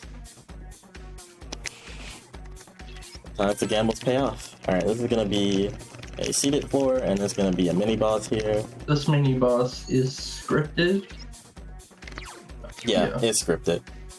It's actually like kind of a pain in the butt on the vanilla PS4 version just because of the fact that it's essentially reliant on you picking up throwable items as you progress through the dungeons up until this point. So you kind of just have to hope that you get a good stock of throwable items that you can use to kill the boss. Why did I go all the way? Wait, no, this is right. This is right. Let's go through here. And then you lead up. Yeah. Thought that I went the wrong way for a second there. Oh god, alright. Go left here.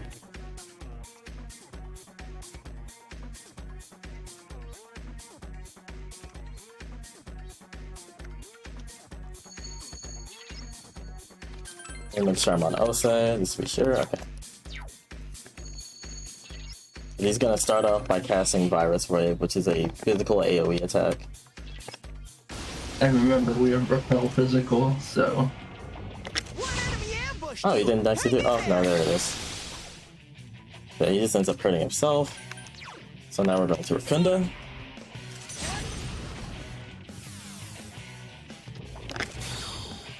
Just one enemy left. Power charge.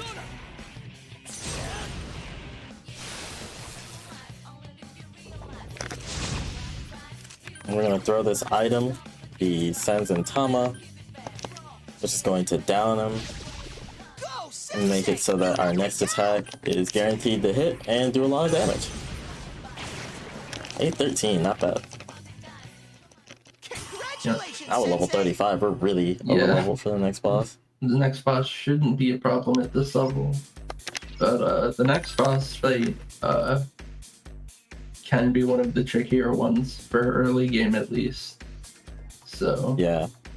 You just kind of have to know what you're doing and know how to react accordingly. That reminds me, I want to check how many corns do I have.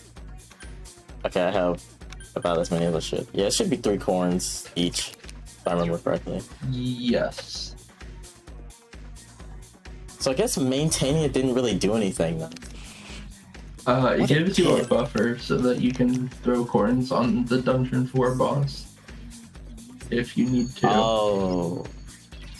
Do you normally end up with 4 corns? Yeah. Okay.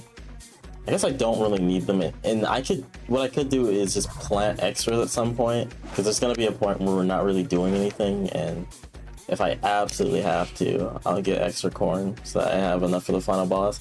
Wow, these floors are being incredibly nice. These are some of the best striptease floors that I've seen. Marathon luck coming in clutch.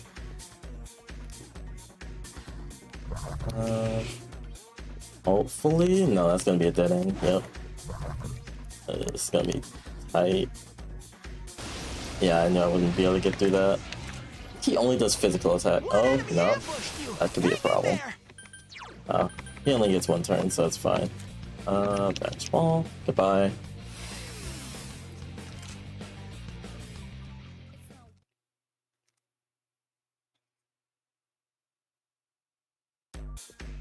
Alright, so we're going to ignore that we went down that path. This path entirely because it was the complete wrong way to go and a waste of time. Like, I can't be right 100% of the time. Yeah, I never would have guessed I needed to go down this way, so that's just an unfortunate time loss I'm gonna have to take. It's alright, the stairs are right here. We have one more set, or one more floor to go through.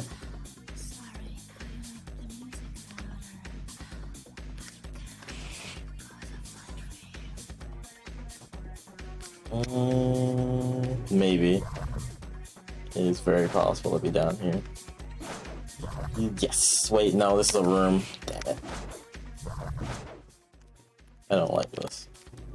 I don't like this at all. Yeah. Oh no, there's a third Okay, we're one? good. Oh Yep, wow. there was I'm amazed 2 you made behind it out me and 1 in the there room. unscathed. Yeah. I could have taken the fight and just gotten a neutral encounter and then just vanish ball, but that would have been more time loss, so I'd rather just kind of risk it a bit and see if I can dodge it out.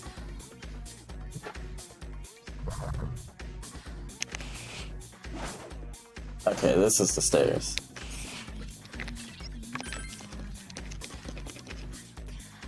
Okay, so now we need to go home, collect our party members, and go straight for the boss. We need Kanji, Yosuke, Chie.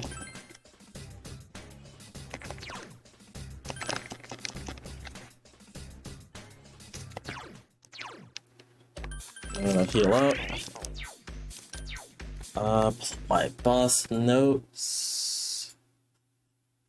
Okay. And if I can click back onto the game, I lost my mouse. There we go.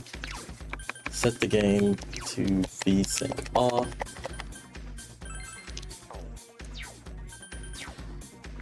Oh, and change Kanji's battle tactics to direct command.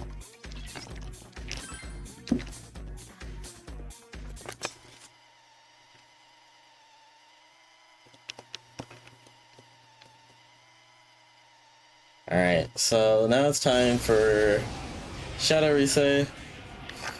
Yeah, this fight is not really a threat to us. Yeah, it's not really that big of a deal. As long as it's played correctly.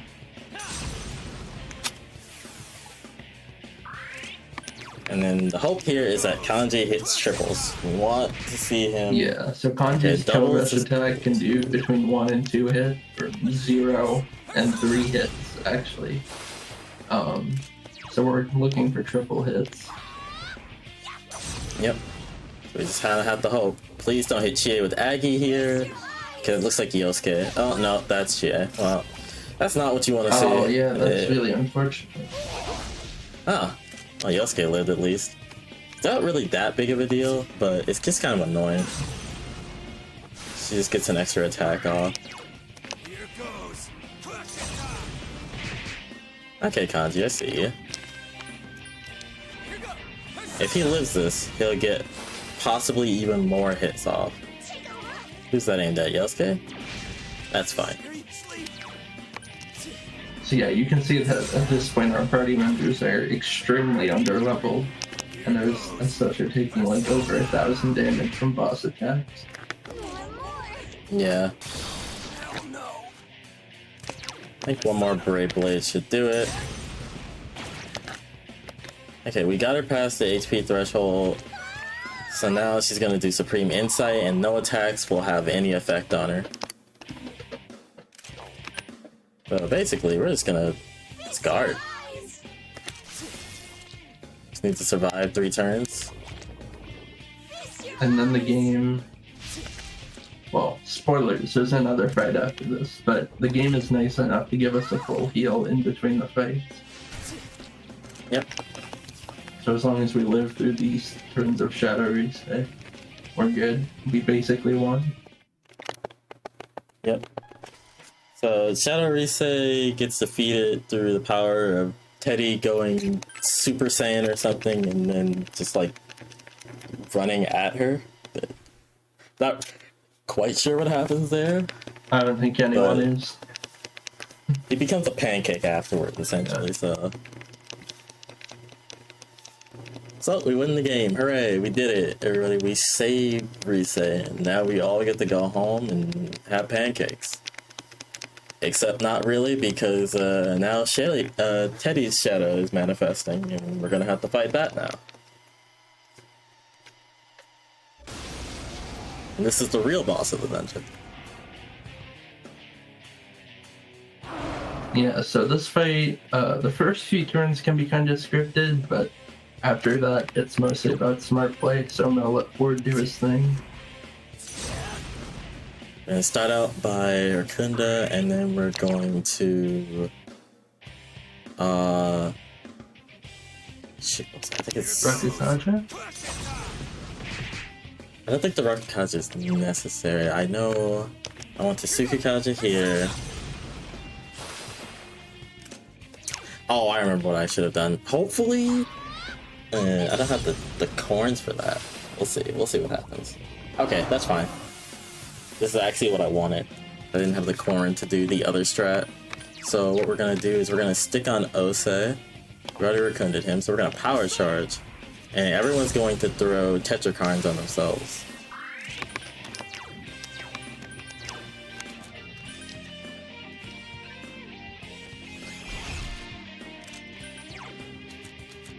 This works out because of the fact that we're short one corn anyway. But our main character has repel physical innately through Ose. So, Yep. yeah. So he gets hit by that, and then we can do a big hit afterwards. So that actually worked out quite nicely. Yeah, that was convenient. Okay, he only got one hit, so that's a little unfortunate. He doesn't have any Sukukaja, so we're actually going to throw a Sukukaja onto Kanji as well, because having Sukukaja means he's more likely to get more hits, and Kanji's damage is actually pretty helpful. It's helpful supplemental damage to what main character would normally do. Okay, so now Teddy is charging up a big attack that takes 2 turns to go off. So in the meantime, we're just gonna kind of peck away at him and just prepare to continue our assault. Throw another Sukukaja on MC. And another Tarukaja as well.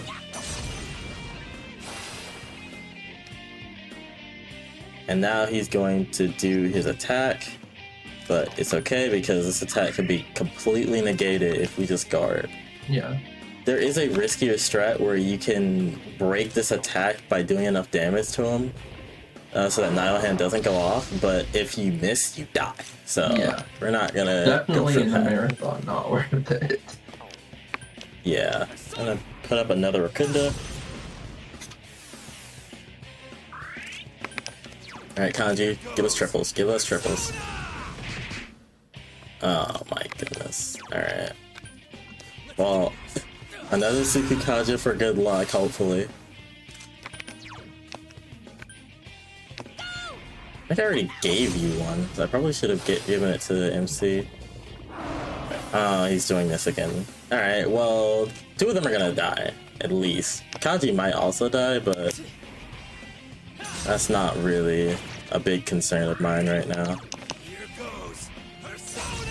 But Chie and Yosuke are definitely going to die, so I'm actually going to have them guard, not for the fact that I think they're going to live, but so that they can't get critted. He's going to nail to guidance instead, so... Yeah, Chie is just dead now. Probably going to revive her here. In the meantime, I could power charge.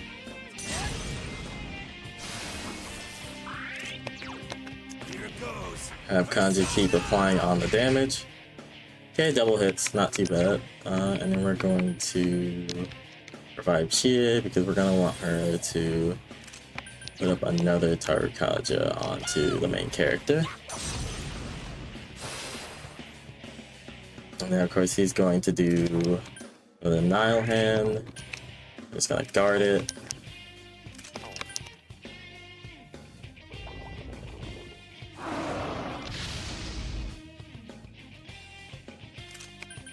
Okay, so I think... Does he still have Rakunda on him? He doesn't. I'm gonna put that back up.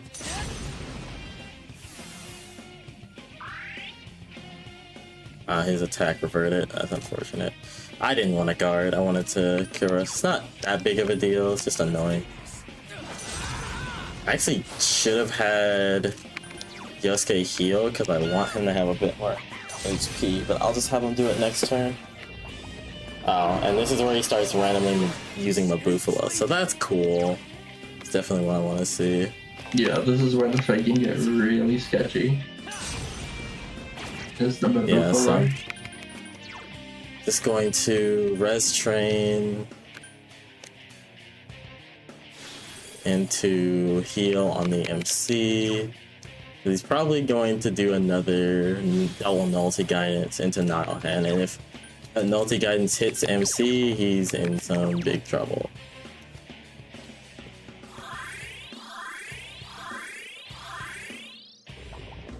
Oh, Foolish Whisper. That's annoying. Okay, MC did not get silence, which is the only one that I cared about. So silence, I don't know if it was explained earlier, but silence removes your ability to use your persona.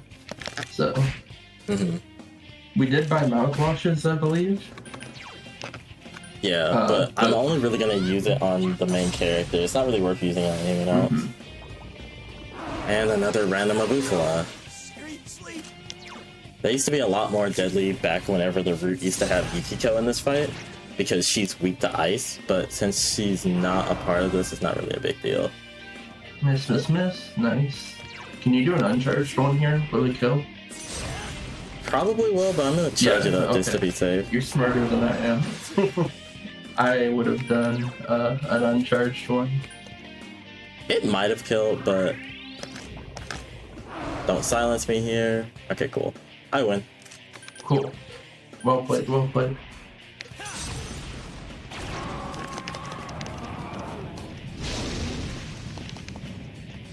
Yeah, that wasn't too bad. I've definitely had worse Shadow Teddies. And that is actually Ose's last battle. Yeah, I think so. These major battles. Replaced.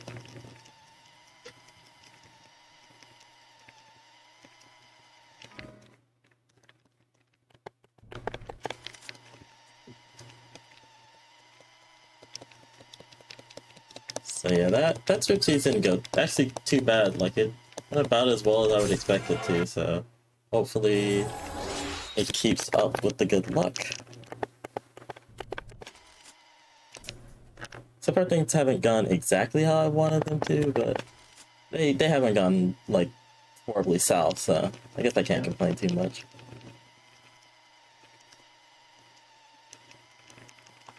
And I still have my 3 magic mirrors as well, so or 3 macro coins. I get some magic mirrors later, so as long as I save these, I should be good for the final boss. So it's time for more studying.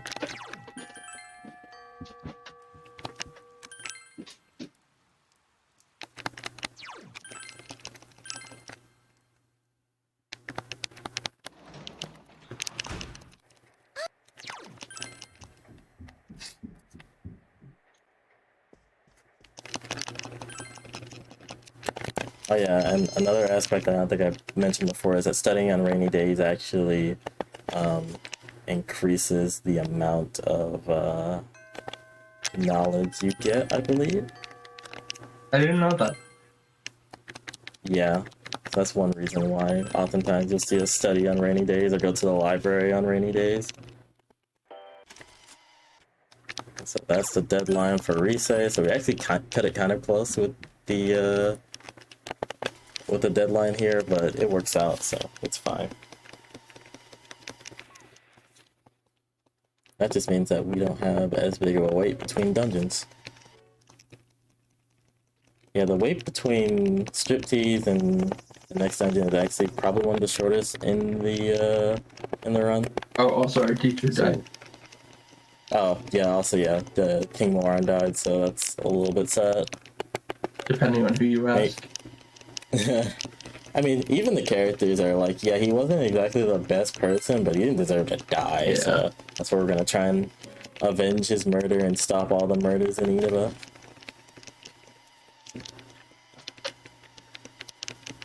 Oh yeah, and Teddy can now come to the real world, because, yeah. Before he was stuck in the TV world, but now he can walk around in the real world with everybody else.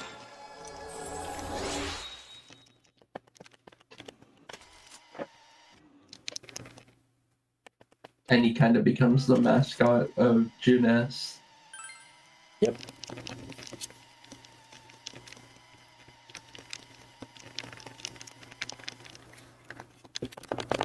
And in this cutscene, we realize that Teddy has a real body. Yeah, he's a real boy. Just like Pinocchio. But yeah, if you remember earlier, Teddy was hollow on the inside, so there was definitely a shift in his form since the last time we saw him.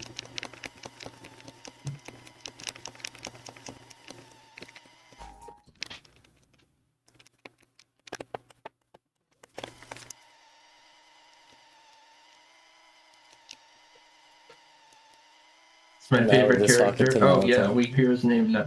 Naoto. Before he was just hat wearing boy. But yeah, we find out that guy's name is Naoto Shirogane. He's a junior detective. Yeah. Looking to solve the mysteries of the murder in Inaba, just like us.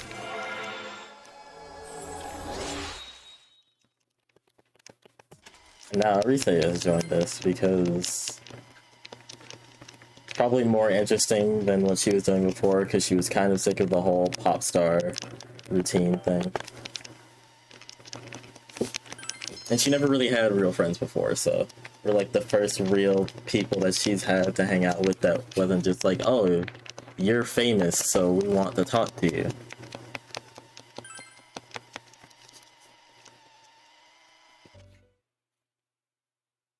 Fame can definitely be a double-edged sword because it's hard to tell who your real friends are. And today is July 11th, so we are going to go to get our free Slurpee, of course. Mm-hmm. But no, this is our new teacher. She might be even worse than Haruka. Arguably, yeah. She kind of is. She's kind of just not a good person. Yeah. But she's what we have to deal with, so you kind of just have to put up with it.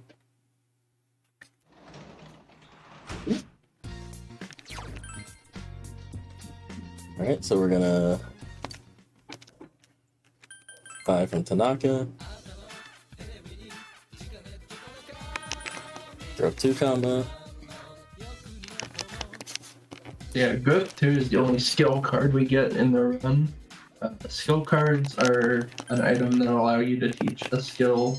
They're a one-use item that allow you to teach a skill to a persona. Mm-hmm. We won't be using this for quite a while, actually. Yeah, it's gonna be a minute. But it's gonna be very, very useful. Mm-hmm. So we're gonna go study with Yosuke again. Again, because it's raining outside, we're going to get even more knowledge. We're gonna become even smarter than before.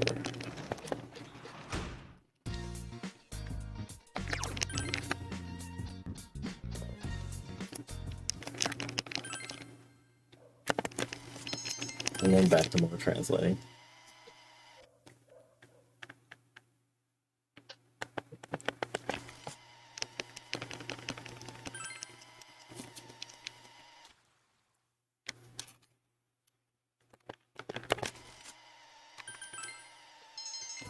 That was a really long word that I still to this day don't know how to pronounce. But technically it was 2 words, but the Yeah. point still stands. I'm not even gonna try. Yeah, you can.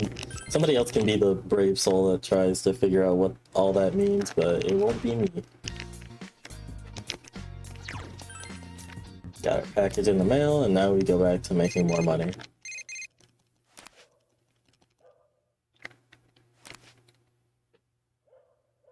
It's funny to think about that, like, by the time we reach the end game, we probably have more money than Dojima does. Yeah, that's true.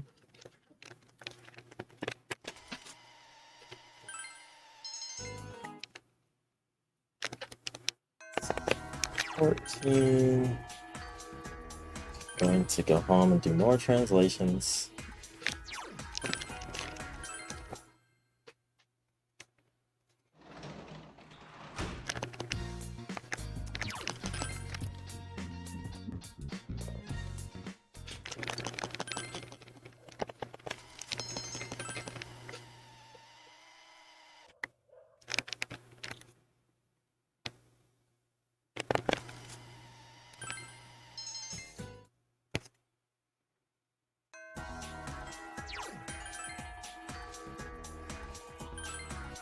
And tomorrow we're going to study with Yosuke. Yeah.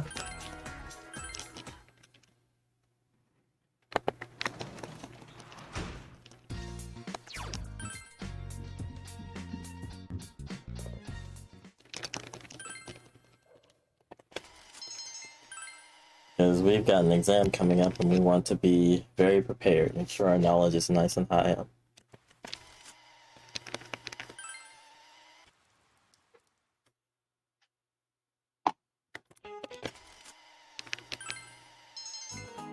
It's funny because the last 3 answers for those questions were all the first ones, so we can just kind of master it.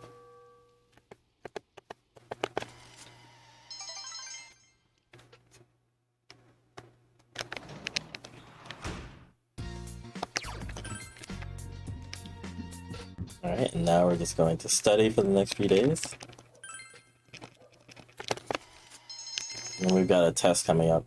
Tests are actually really nice just because of the fact that you basically spend the whole day doing the test and you don't have to worry about It's almost like a time skip. continuing. Mm-hmm.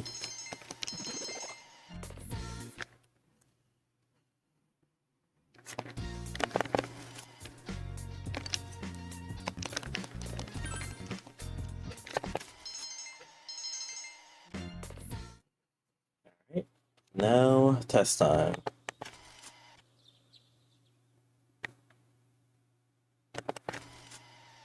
Uh, 3, 1. Next one is a 1, 2. 2. Next one is 3, 1. And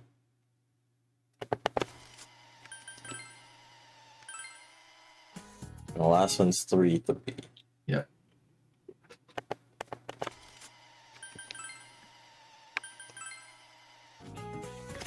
Right.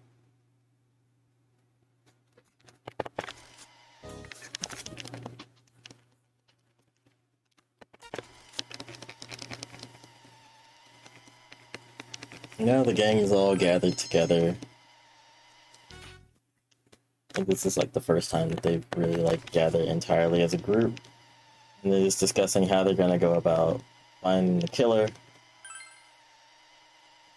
Also discussing like what the answers were in the test now that it's over with. And then reset social link is established here. It's also where we find out the reset, like, as a thing for the main character. Yeah. A very strong thing.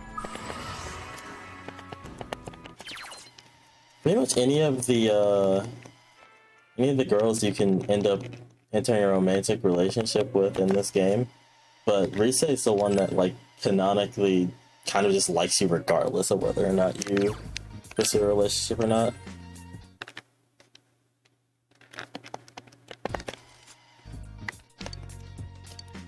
Yeah, the TV first.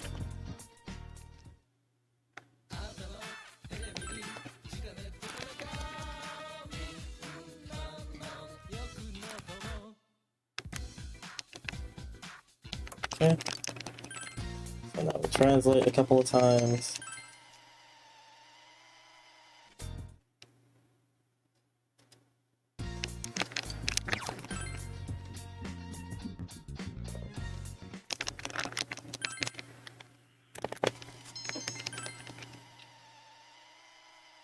Oh, we got a couple of notes too. Lucky, lucky. Alright, now we gotta talk to our history teacher. Now that the test results will come back in and she'll give us a reward. Yep, specifically we get magic mirrors, which are basically like Makara coins. They function exactly the same.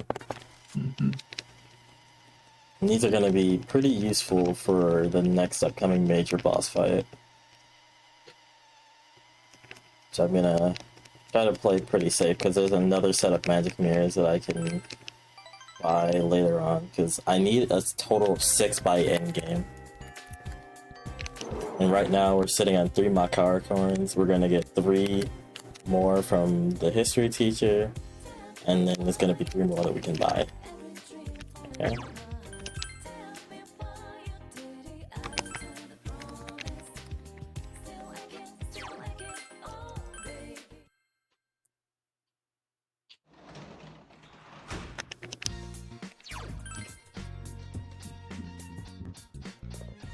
It's time for more translations. really hope you like these VCR noises, because we're gonna be hearing a lot of Yeah, it. there is actually a mod for the PC version that removes the VCR noises with a much more pleasant ground noise. But I just had to re-enable the music at one point, but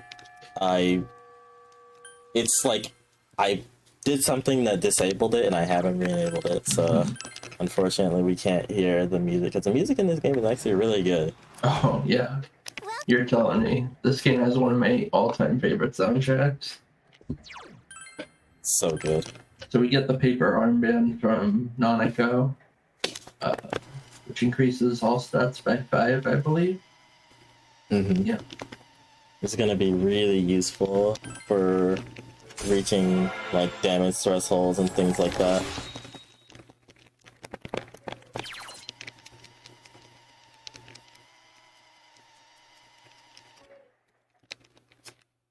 Right. So now we're gonna start investigating the boy that ended up in the TV.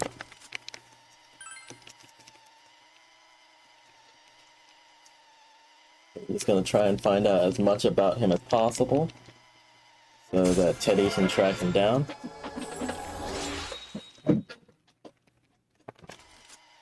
Dang, we reached rank 7 already. I didn't realize it was that early.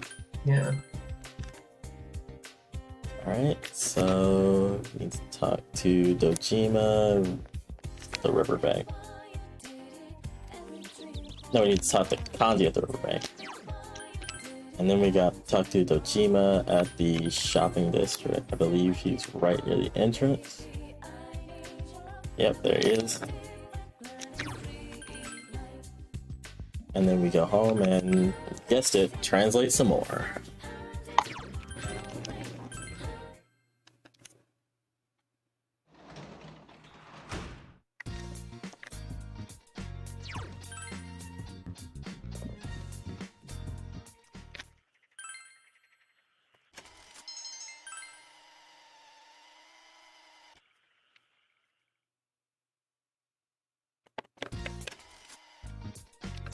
Okay, so now we have to go outside.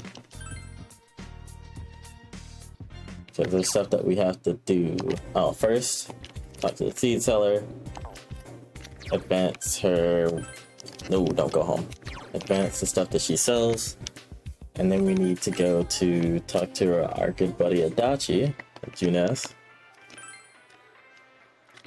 Get some more information, and then we go home.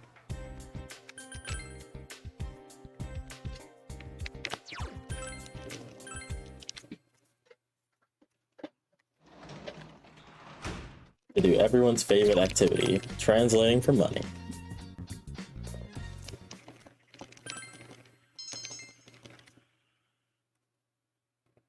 I wish I knew the exact threshold for when you had enough money and that way you could stop translating. Need to go outside.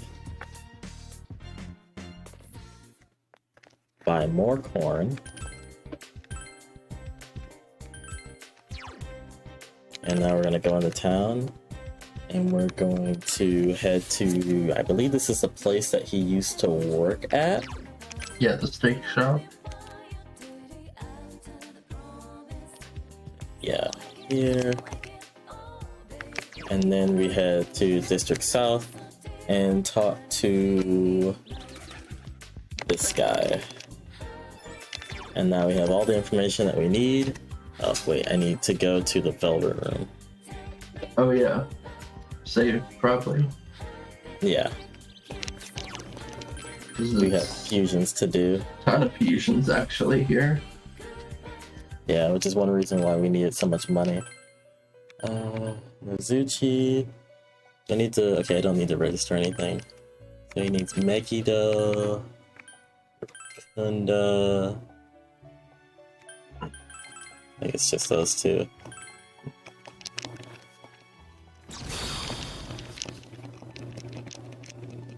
He's a big nose creature. And yeah, he learns grip 2 from that. This is the reason why we need to do these fusions on this stage, because Nozuchi needs to learn growth 2, and he learns it as a bonus skill from today. Eligor. Self, Kusith, and Narcissus. Going to fuse into Gorgon with Ase, Nozuchi, Kusith. And then get Megiddo, Power Charge, Mind Charge, Repel Physical.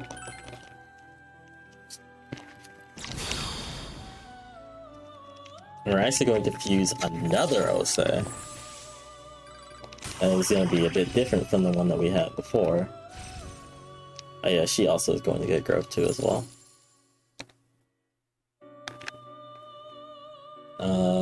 Ose with Gorgon, Orvis, Narcissus. With Autotaru, growth to repel physical mind charge.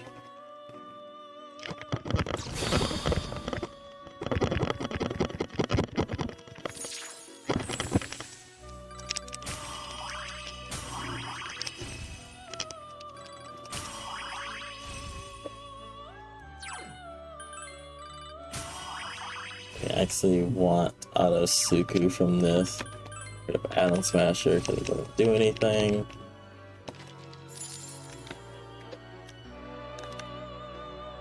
Okay, Mithra, Megiddo. What is it? Megiddo, Mind Charge, growth to Autosuku Kaja.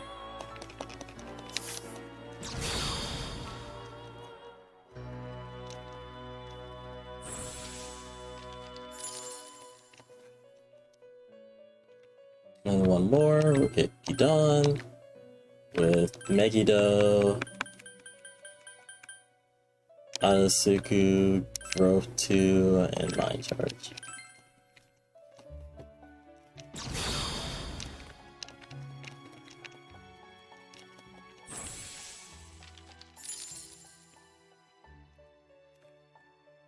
Okay, no fusion accidents, so that turned out well. That's like the scariest part, to get a fusion accident, because you do so many in a row. Yeah. I could just rebuy the ones that I needed, but it was just been annoying. Yeah, I and I had so much a money. scary money situation, potentially, so... Yeah, thankfully I've actually been really fortunate with the amount of money I've gotten. So, I think it would have been fine, but I'd rather just not deal with it. Yeah. Alright. So we're just gonna go home and plant our corn. This time that time I just didn't hit down. That wasn't the game's fault.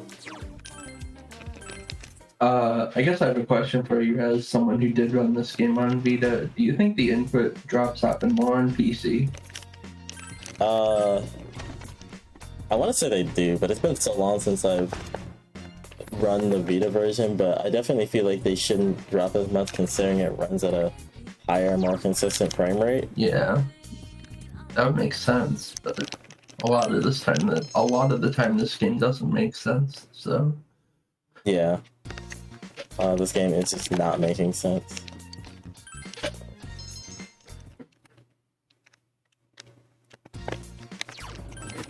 Okay, so we're going to be going through like a few more days, but they're all going to be pretty quick because most of these days are in the summer, so we never actually have to go through the process of going to school and then coming back home. We're just always home, so we're pretty much always just going to be translating the entire time. Okay, Tanaka's shop. Smart bomb combo. It's actually going to be pretty needed for a safety strat later on. In case things go terribly on the next boss, which they very much can. Hate this boss.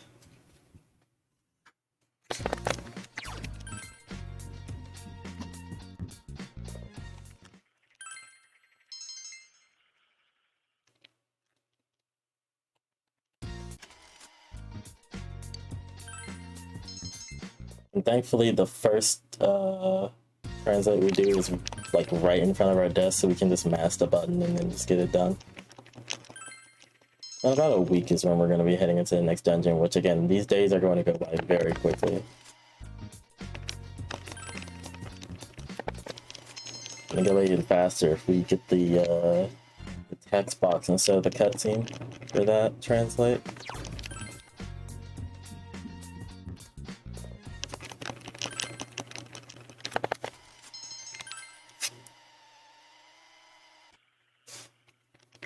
Yeah, so we're going on 8-7, so we got a few more days.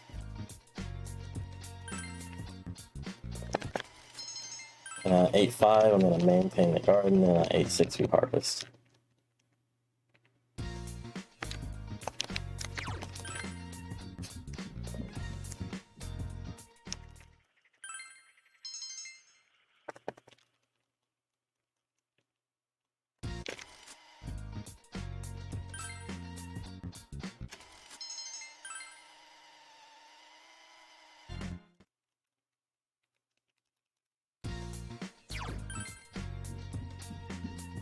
Tomorrow is maintained, so don't autopilot.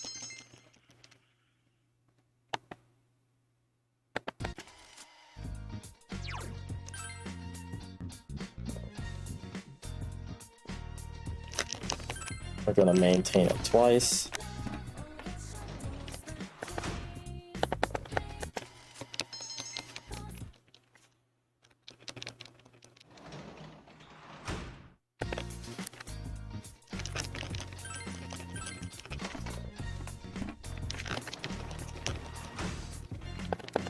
Alright, so now our vegetables will be nice and healthy and ready to harvest on the next day. I'll translate one more time.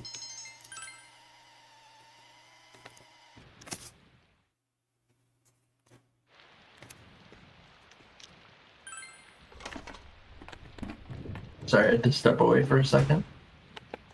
You're good. Just harvesting the vegetables and getting ready to go into the dungeon.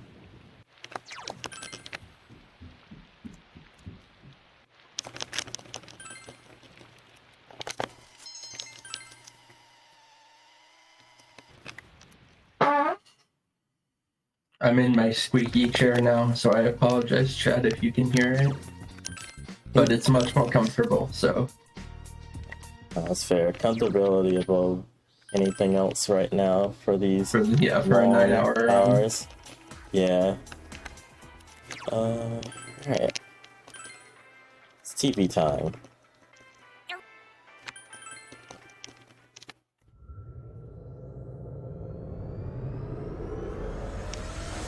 Alright, so this gold helmet that's going to be coming up is also a pain in the butt, but I think I have a pretty consistent strat for it, so it worked well in practice. So let's hope that it works well here as well. I said well a lot there. Because you're doing so well. Aha!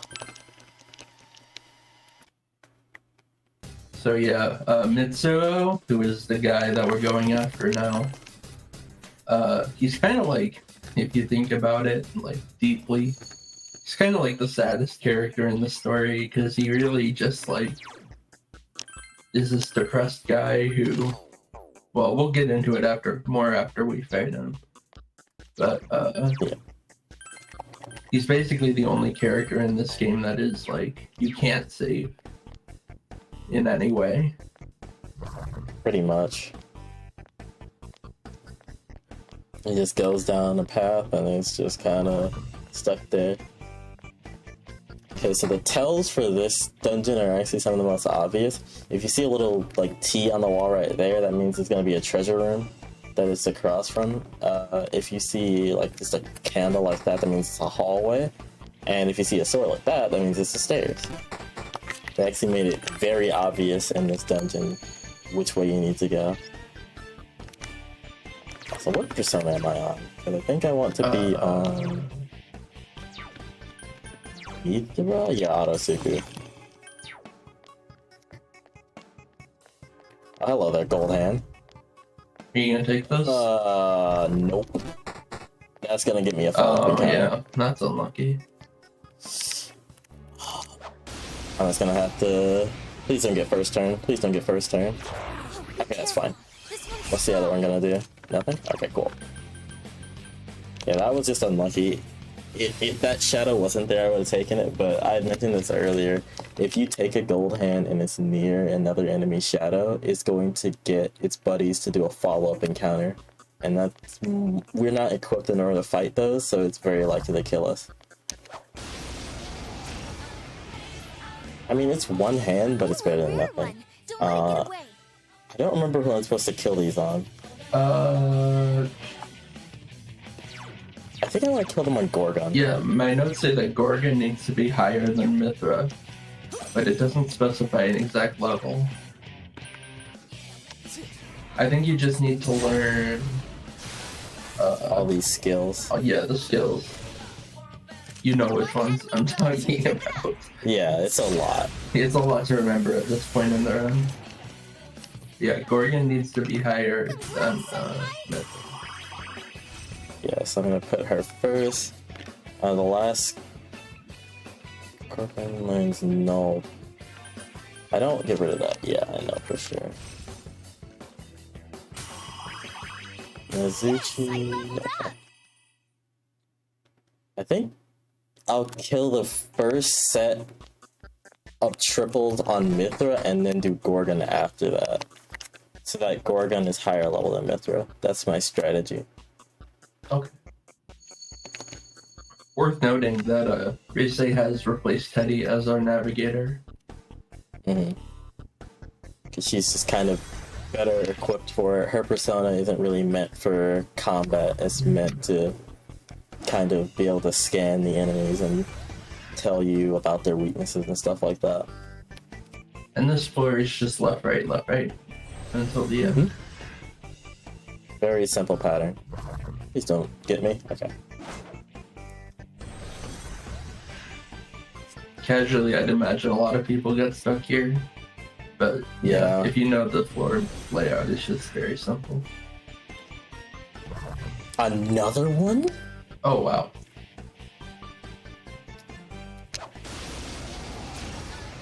I mean, it's a single, but I'll take it. Oh, a rare one. Don't let it get away. Okay, so that's 2 of the hands that I need. And I need 6 in total.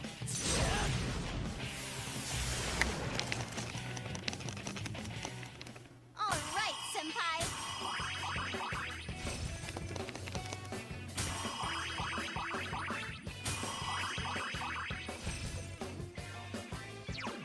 I don't think I need this. I need something from him. Nozuchi needs no innervate, but I think I also want no poison as well. You talk Gorgon, no panic, right? Yeah, Okay. just making sure. Basically, all these personas were just farming levels to get certain abilities from them. For Gorgon, it's no panic. For Nozuchi, it's no enervate.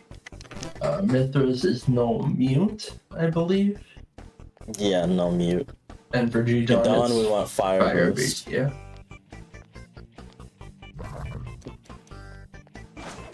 Also, you notice that this dungeon's whole like aesthetic is kind of like a retro video game / like tabletop RPG.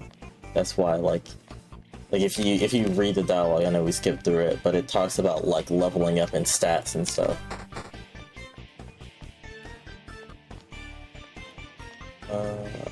Okay, stairs.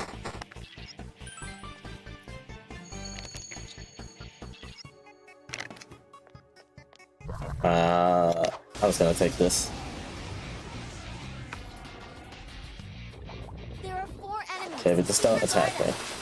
These guys usually don't attack, at least in my experience. They usually just buff, then debuff, and yeah. And then you get to vanish fallout.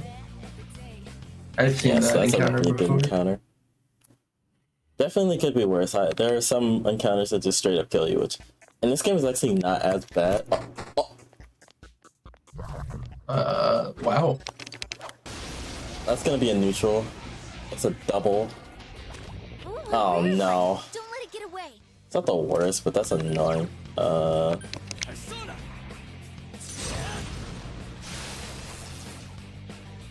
Your method doesn't have repel physical, right? I don't think so. I think these use like physical attack. Oh, no, that's they do. Okay, we're fine. So yeah, we're just gonna Magneto. I think the other ones might not die, but we'll see. You're on a roll, Senpai. 2 defeated.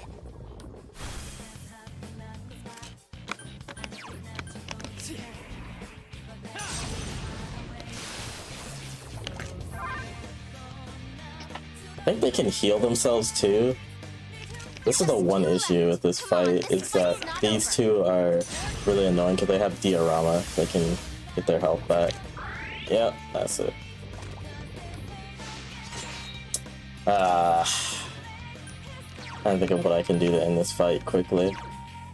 I know that Gorgon has Bufala. But I don't want to give up this XP. But I also don't want to be stuck here fighting these guys. When one of the resistances goes down, I'm just going to try and Bufalo them. Okay, that one's resistance is gone, so I'm going to try and kill it.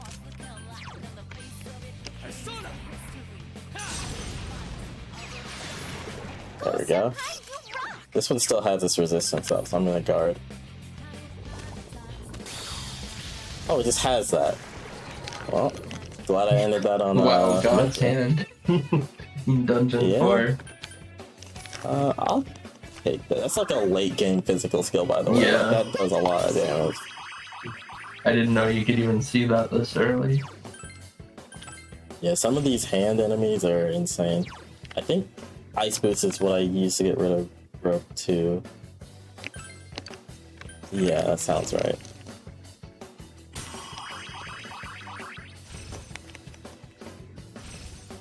I need to get to level 46. Dodge a Luck I don't think I need.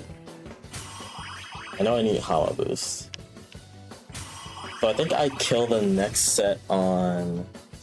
Nozuchi needs no Innervate, but I want no Poison as well. So now we can get rid of Growth 2. Yeah, I've gotten really lucky with these gold hand spawns. Like, even though that last fight went kind of sketchy, I finished it relatively quickly. So yeah, he needs Hama Boost and Null something. No mute. No mute. Yeah. Yeah, so I think I kill the next one on Gorgon and he should still get enough XP, especially if it's a triple, so we'll see. We'll work that out when we get there. This is really good, like, in terms of pacing though, because of those.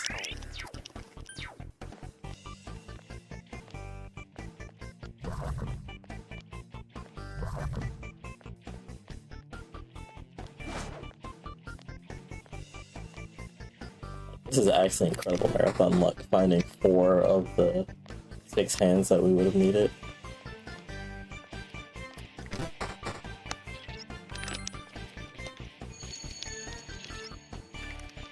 Okay. Oh. Another one. Another single, but still. It's still unmanip, so I'll take it. I'm gonna kill this one on Mithra. I don't think he'll get too much XP from it.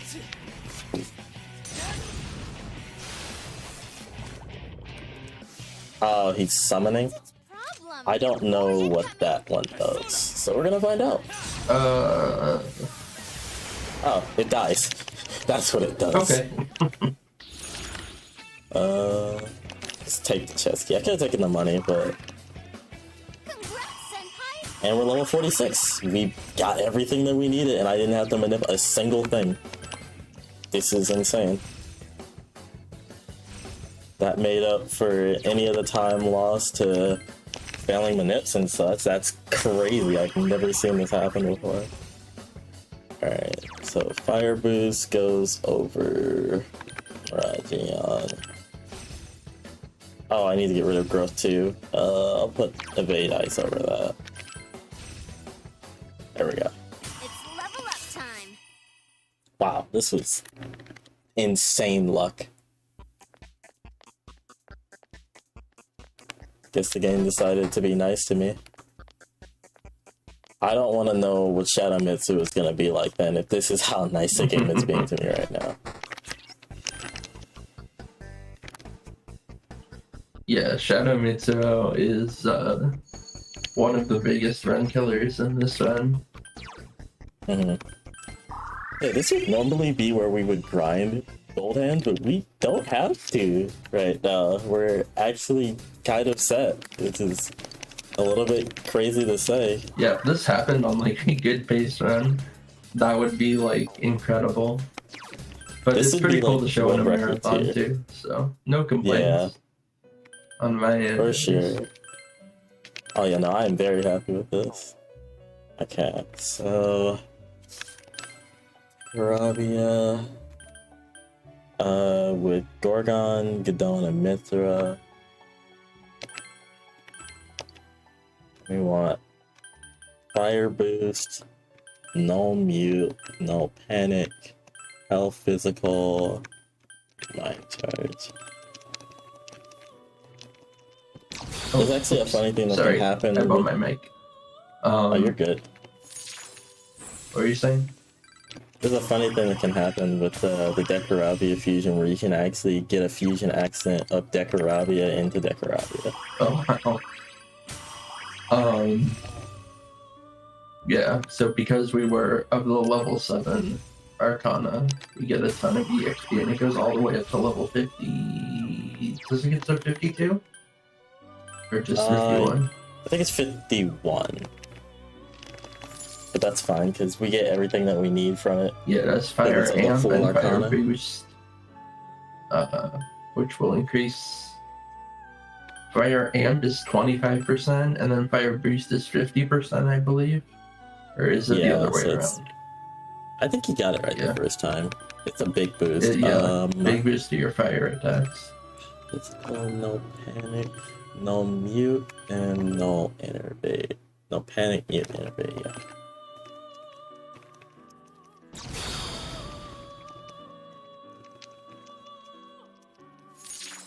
Yeah, the fact that I didn't have to do the manip for this dungeon at all is great, 'cause I do not like the manip for this dungeon.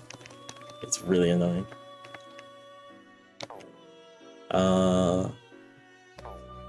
Now I need to buy Decoravia, Narcissus, Dawn, and Mizuchi.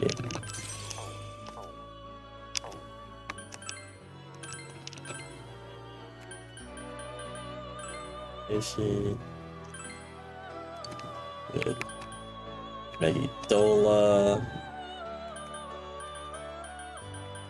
And Mind Charge, Repel Physical. So our current theme is we're just gonna be putting like Mind Charge and Repel Physical on like most of our personas because it's just very useful. Mm-hmm. And Megidola is basically better Megido. It deals heavy almighty damage to all enemies. Mm-hmm. Rabia. Gorgon.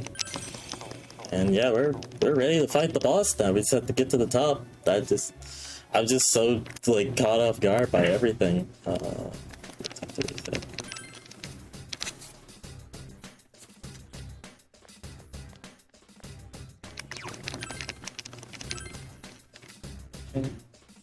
So let me pull up my boss notes real quick. Oh yeah, and I need to grab the chest on this floor. That's another thing. It's kind of a gimmick with this floor where the tiles kind of turn you around when you step on them a certain way.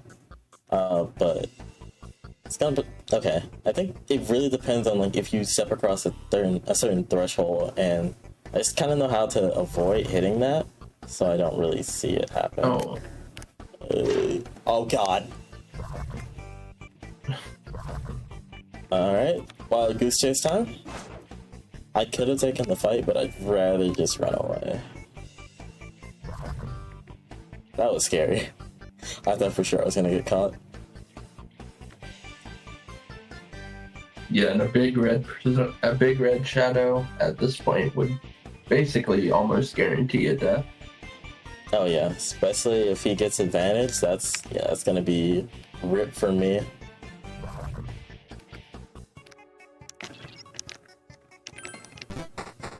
Okay, so this is gonna be the mini boss of the dungeon, Killing Hand. He's gonna start out by summoning his buddy, Off guard? and he's gonna hit himself. So we're going to swap over to Okunanushi, Left. Come on, and this fight's not over.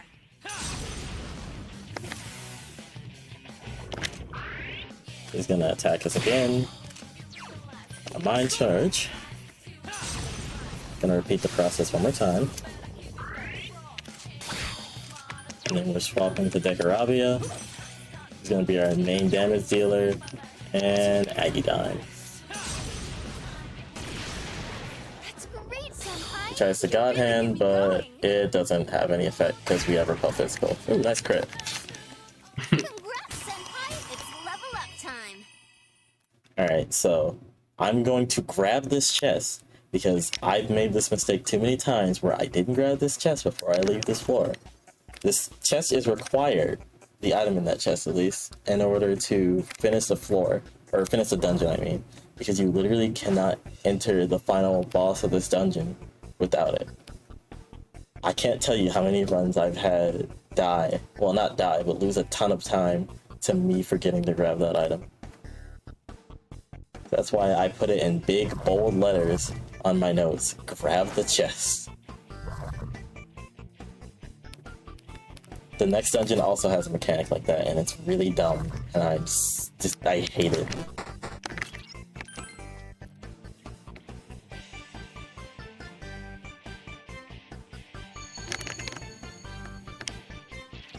Okay, so all we have to do now is get to the top and then beat the boss, which easier said than done because this boss is probably one of the hardest, if nothing else, the most technical boss in the run. Okay. There's a lot of things that can go wrong, and you have to be able to adapt. Yeah, it's basically the only. I want to say the only fight, but it's like the least scripted fight in the run.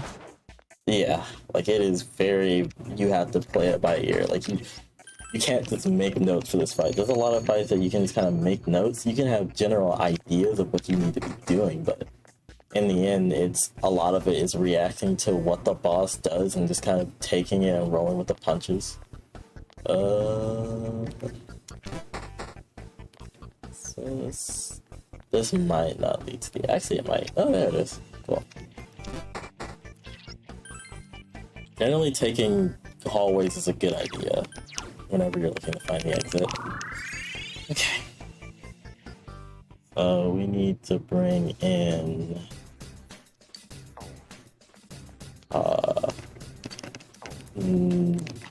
Chie, Kanji, and Teddy.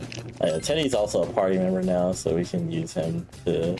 Yeah, and he's a decent level compared to the other party members. Still way below us, but... He's more level than others, so it's pretty useful. And he has an AoE healing spell, which is useful. Okay, I equipped the shovel, I'm on... V-Sync. V-Sync, thank you. Okay, here we go. You can even kind of see the difference it makes when I turn off V-Sync, is that menus move a lot faster, the game just runs a lot quicker. Alright, so here comes Shadow Mitsuo. I'm gonna let you talk through your strategies, because this is all about, like, improv, pretty much. Okay, so Shadow Mitsuo is very interesting because pretty much step one of what you want to do is you want to try and break his shell. So the first thing we're going to do is we're going to Mind Charge, and we're also going to try and not die to his attacks. So we're going to have Teddy throw a Diamond Shield, which is going to apply Rakukaji to everybody in the party. Gonna have Kanji guard. Chie is gonna throw a Tarukaja onto main character. I have to be very careful about not giving my Tarukaja to Teddy, because for some reason it defaults to Teddy as the first party member to receive buffs. I don't know why, but okay, so the only people who can survive hits, yeah, that was a really good dodge. The only people who can survive hits from Mitsuo's attacks are MC, Teddy, and Kanji. Chie dies regardless of if she's guarding or not. Gonna have Teddy, Meteorama, and Kanji can only survive if he's guarding, and Teddy can survive regardless of guarding, and Chie is just dead. Like, there's nothing she can do. I thought there was something I was supposed to do with Kanji, but I'm just gonna have him guard. Alright, so he's just gonna do his thing of attacking. I don't want him to use the item because that can apply exhaustion. If he applies it to someone else, it's fine, and she is gonna die here. There's nothing that can be done about that. Kind of a Okay, so shame, now but also not the biggest deal in the world. Yeah. So now that we've got him nice and debuffed and we mind charged up, we're gonna Agadon and he's gonna hit for like 1300, something like that. Okay, 1k, okay, and Rexy, I'm gonna leave Chie down for now because after this, they're probably not going to survive anyway. So there's not really much of a point to revive them right now. And then Kanji's getting hit with the bomb, but because he was guarding, he didn't get hit with the innervation, which is what's normally applied whenever the item is used. Okay, and now this is Mitsuo's true form. It's like the baby form. We are not going to all-out attack because it's slow. It doesn't do nearly enough damage because the thing about all-out attacks is it's like almost entirely based on, actually I think it is entirely based on your weapon damage. And as it stands right now, you have basically no weapon damage to speak of. I still think he's gonna remove this, so I shouldn't have applied this. Yeah, so the general strategy for phase 2, the general idea of what we're gonna do is try to manip him into doing Dekajas. Okay. That's fine. The first one being Red Wall is not that bad. So we're switching to Gadon because Gadon absorbs fire, so he won't actually be able to hurt us here. But Chie has to guard because of the fact that if he gets it once more, he can like use a Megidolo, which does a lot of damage. Actually going to Rakukaja here. And there's a specific reason for that. I want to bait him into using Dekaja. Yeah. Pretty much a lot of this fight is baiting the boss into doing what you want it to do. It's gonna guard. I don't think I have Rakunda on Gadon, do I? I don't believe so. I don't. Okay, that's kind of unfortunate, but it's fine. Okay, now that 3 turns have passed, he's gonna start building up his shell again. We do not want for him in order to be able to rebuild. If he gets a full build, we pretty much lose the fight and have to start over. So that is our #1 objective. So yeah, we're gonna revive Train now. Are you gonna revive everyone? Yeah, I'm gonna revive everyone here. I have to think about how I want to do this. Oh, okay. I know for sure I want Chie to use Tarukaja because his next turn is he's going to ailment up. And he's not going to Dekaja. That's guaranteed. Yeah, stagnant air. So that's going to make it so you're more likely to be susceptible to ailments. Please don't do it on MC. Come on. Don't skip my turn? Alright. Don't get scared. I'm Fine. with you. That's fine. That's fine. He's gonna Dekaja on the next turn. It's kind of annoying. Okay. I should have put up a magic mirror to prevent that from happening. But it's fine, I'll do it now. I should have done it before, but that was my own greed.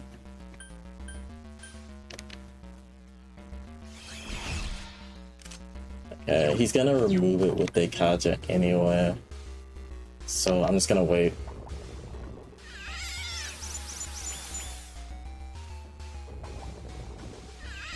That's gonna miss because she's guarding. Status effects can't be applied to guarding allies. Okay, so what I'm going to do is I'm going to apply 2 buffs at once. He's going to remove 1 because I don't want to hit with both buffs up. Most of the time you do, but in this fight specifically, there are certain damage thresholds, and if you push him too far, then he builds too quickly and you can't break his shell. So I'm putting up this Rakukaja because he's going to remove that buff from me with Dekaja here. Hopefully he doesn't build the second part of his shell yet, please. And he is. Okay, so what I'm going to have to do is I'm going to have to hit with the Mind Charge Agadine here. And then I'm going to have the other party members attack as well in order to break the shell. Normally that would be enough to break it, but now because he's double built, it takes a bit more in order to break it.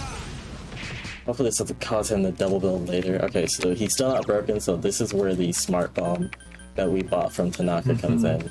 Really hoping that this doesn't do too much damage, even still, but we're gonna find out. We have to do this though, we don't have a choice. Doing it? Aw! Okay, so he's going to Dekunda himself and probably put up another wall here, or does he start building? Yeah, he puts up white wall, so now his attacks are all gonna be ice. No one's weak to ice, so I don't really have to guard anything. I am going to switch to Gorgon, who nulls ice. And I'm going to Mind Charge again. I'm actually going to have Eddie give me some more SP, because we've used a lot up until this point. I think I might have a better SP item, but I'm not 100% sure. I'm gonna bait the Dekaja again. I'm going to throw this up. And let me see real quick if I have... I think Tiny Soul Tomato gives 20. So we're gonna throw that as well, just so we have enough SP to finish the fight. And again, they're all gonna kind of die here, but it doesn't really matter. Okay, he's building now. Does he still have Rakunda up? That's the question. I actually kind of wish I had thrown Tyrakaja. Let's see. He doesn't. So if I Rakunda him now, he's going to Dekaja, and then the next turn I can attack. I've already Mind Charged. Right, he has to stagnate air. Okay, so it's good that I didn't... Okay. That was actually kind of dangerous because I don't know if I still have my magic mirror up. I don't think I do. But thankfully I can break his shell here. If he had feared me, he could have insta-killed me and I'd lose the fight then and there. But thankfully that didn't happen. I kind of lucked out. Okay, so he's down. And he gets back up again. This will do no damage to us. Oh right, I forgot. We're not on the right one anymore. Okay, so he's got red wall up. So that means that Chie is going to be susceptible to damage. Switch back to Gidan. And is he going to rebuild? That's the question. Or is he going to attack? I'm not quite sure. He's attacking. It's fine. Okay. So he actually still has Rakunda up on him, I believe. Let me see. He does. So that means I can immediately break his shell again. Rakunda goes off after this turn, though. I forgot he has Firewall. Oh, crap. Oh, he might double build on me. That might be a restart. Yep. No, I forgot about the Firewall. I forgot about Firewall. This is why I hate this fight. If he throws up Firewall, then he doesn't get instantly down because he resists fire. That is lame. Actually, when was the last time I saved? Hold on, that might have been a really bad thing to do. It was before the fusions, wasn't it?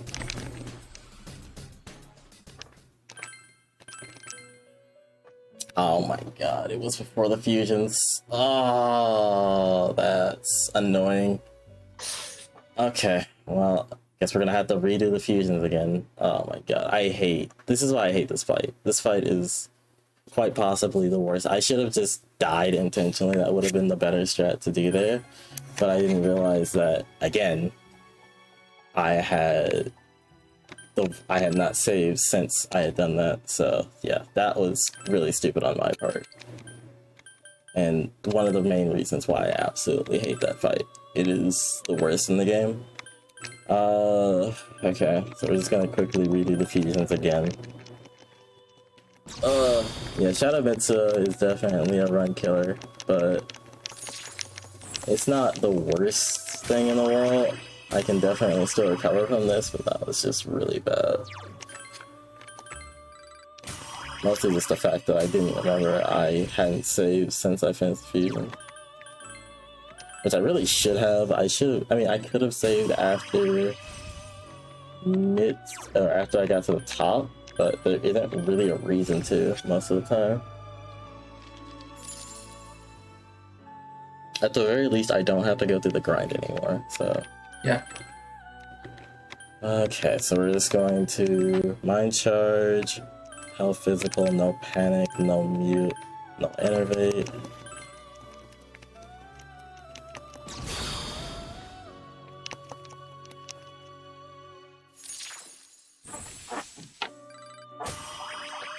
Don't need Zionga? Okay, just give it to us. But yeah, that fight is legitimately one of the worst, in my opinion. Just because of how many things can go wrong.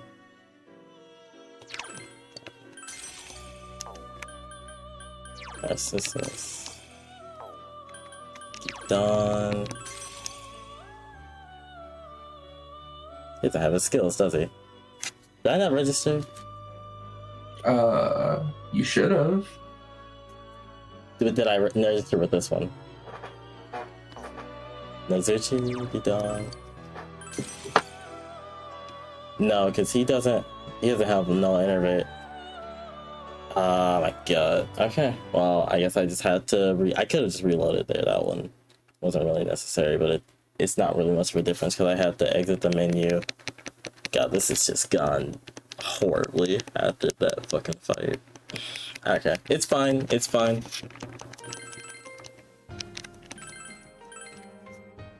I just need to remember to save and register personas here.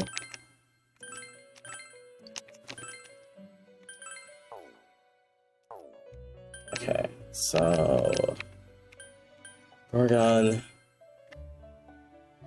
into fire boost, no mute, no panic, repel physical, mind charge. Watch, I'm gonna get the best pattern with no firewalls whatsoever. And it's just gonna be all smooth sailing from here on out. All because I messed up the first time.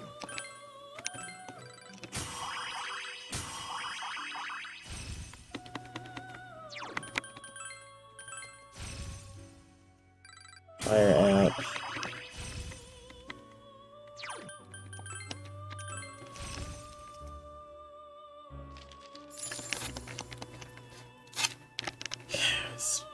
Refuse this.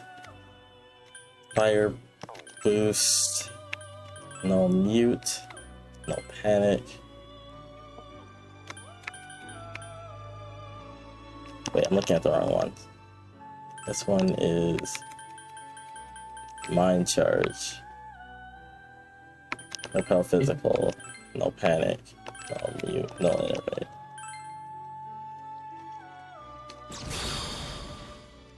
Yeah, this persona, Hitano Tazuki, I don't know how to pronounce it, is basically our mind charge bot for a lot of the rest of the run because it has null for so many things, especially things that hands can do. Yeah, there are some later hands because as you progress through them, the hands change and get new skills and become stronger. Narcissus. They can apply all sorts of different status ailments that can really mess you up. Nozuchi. Okay.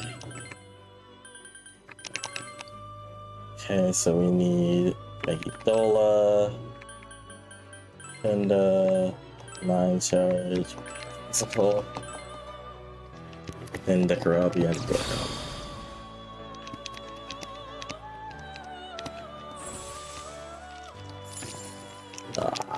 I'm still mad about it. I'm not over it. I'm not over it. That was such a silly way in order to lose all that time. Dekarabia, Gorgon. Yeah. Alright. Now we have to do the mini boss again.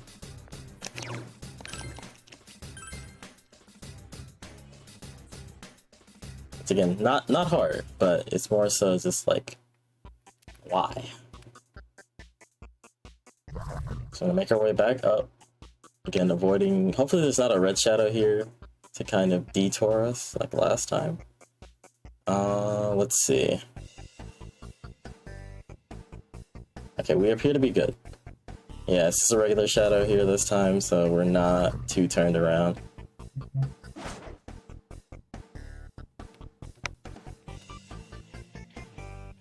And then make sure we're on the right persona.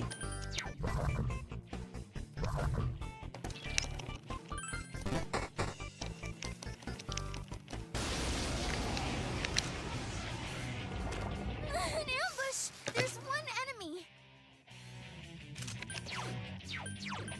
Mind Charge.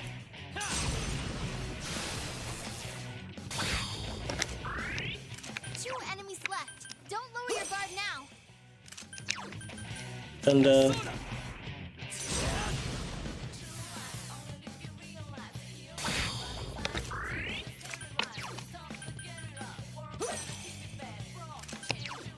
one shot. Go, Senpai, you rock! I guess this is to make up for the good luck of getting all those hands on the way up to the floor. Yeah, you said it. I mean, No, I definitely, I brought this on myself. You know what? It's fine because we're gonna bounce back from it. yeah. And you remember to get the chest again. Yep. So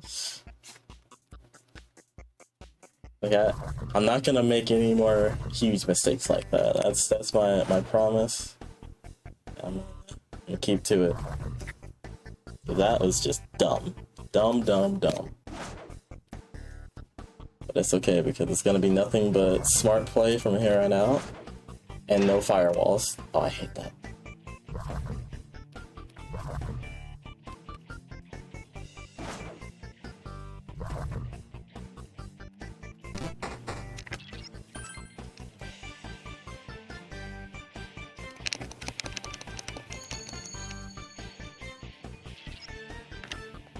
Okay, so we just gotta, I think it's 3 floors that we have to make it through again. So hopefully these will be short ones. Let's see. Okay, so there's only one path we can go. That's going to be a room with treasure in it. So we know for sure it's not going to be the stairs. It's basically just going to be on a straight hallway. I forgot to turn off VSync, but honestly, it's fine. Most shadows aren't going to be able to catch me off guard because of how small they are.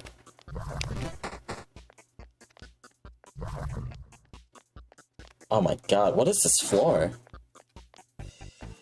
What is this floor? I'm actually gonna turn on VSync just so I can get past this one right here.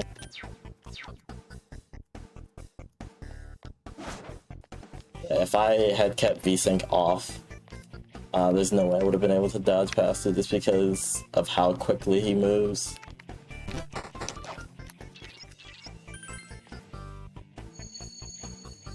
Okay. So one more floor and then we should be good. It's like nothing bad ever happened.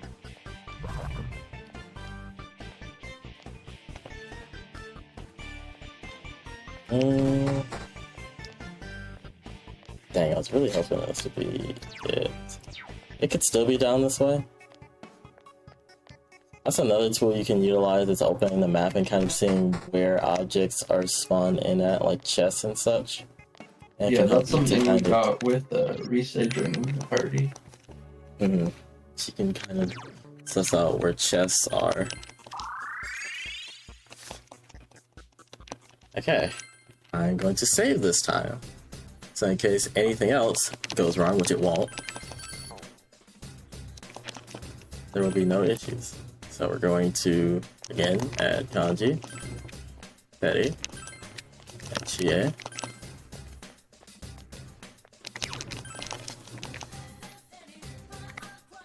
Okay.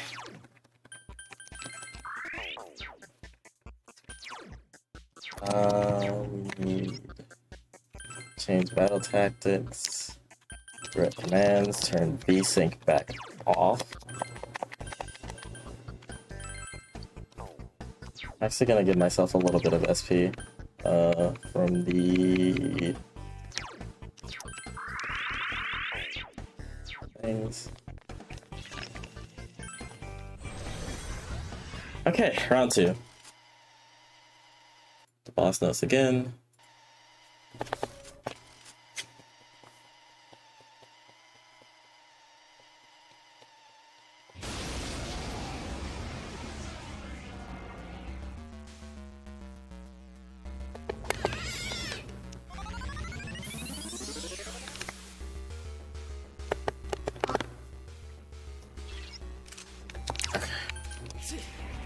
Mind charge.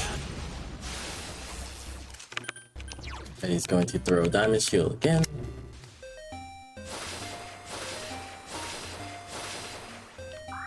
Kaji's gonna guard. Chie's gonna throw a Tarakaja.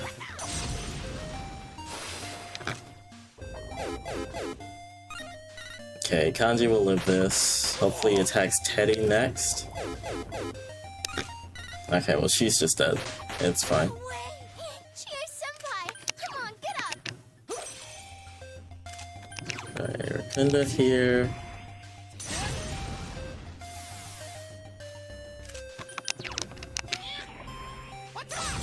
It's not really a reason to bring back Chia, because she's just gonna die again.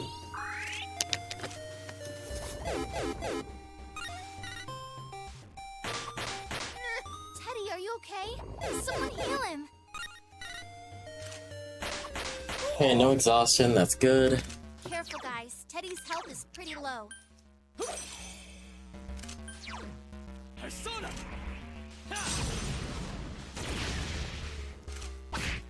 Doesn't really matter if he dies here. Teddy's health is pretty low.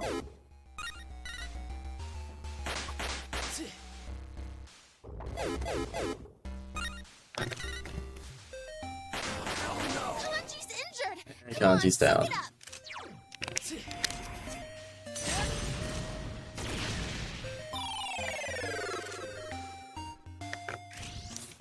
Why? Are you sure? Kaja, what ball is he gonna throw up this time? Ball. So, lightning. Teddy is actually weak to lightning, so I have to make sure that he guards here. He's gonna die regardless, but he's not gonna give the boss a once more, which is the important part. Yikes, Teddy! Someone heal him!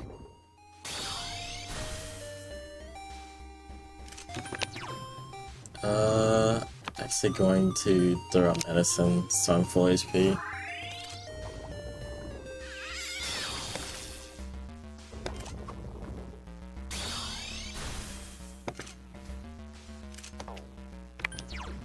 Persona!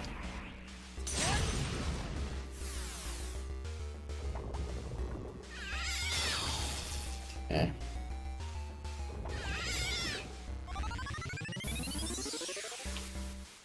So next move he's gonna do is stagnant air. So I'm going to... I could have just broken there, but I'm not going to go for any sort of dumb strat. I'm just gonna throw out this Rakukaja to bait Here goes! Question time! after the stagnant air.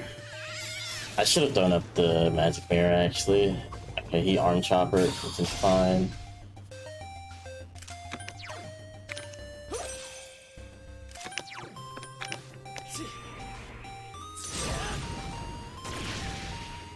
Bro, chill. It's up to you, Sensei. Probably should have revived Chie, but he's just gonna kill everybody if he puts up another wall. Okay, he's doing that.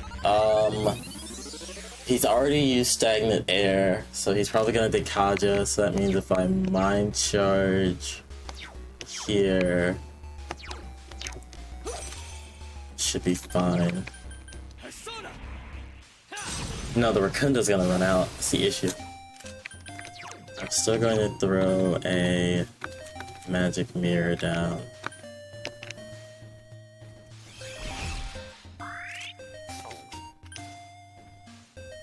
Yeah, the Rakunda runs out.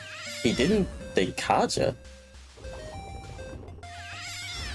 Oh wow, What is that this is weird. boss? But I guess that's fine. It's fine, it's just weird. but- Yeah. And he's gonna kill Teddy here, which is fine. Here goes Persona. This boss is just strange. Just don't chant. Don't chant, please. Someone heal him. Okay, we're good. Hell no. Hachi's injured. Glad that didn't crit, because that could have been really bad.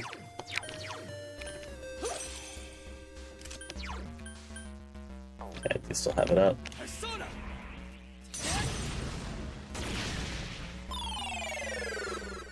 Okay, so I think status elements went down, so he's probably gonna do stagnant air again. He's gonna Dekaja first. Oh, he's whispering. So it's gonna take me 2 turns, I think.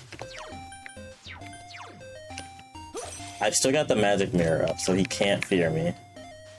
Persona. Yeah, he's gonna stagnant air here. Yeah, he can't fear me.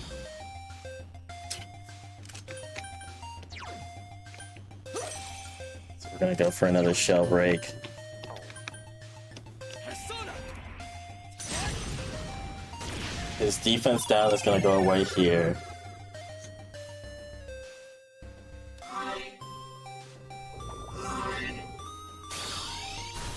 Actually gonna take this opportunity to...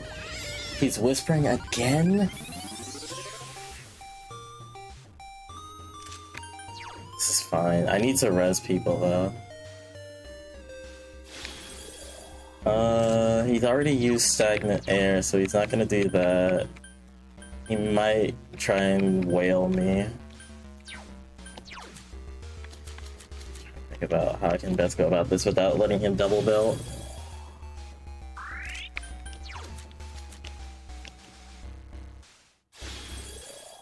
Just gonna throw the mirror, I think.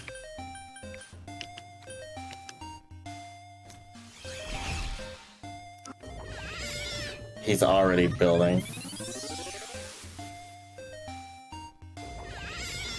Why did he build? Why did he do that? The reflex might have been too much and he just built up. That's awful. Heal him. I don't think I'll be able to get enough in there to kill him. This boss is just being the worst right now.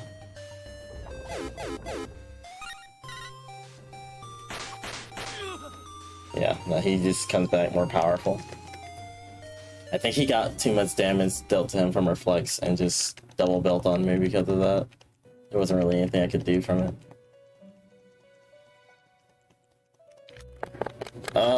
This boss is just awful.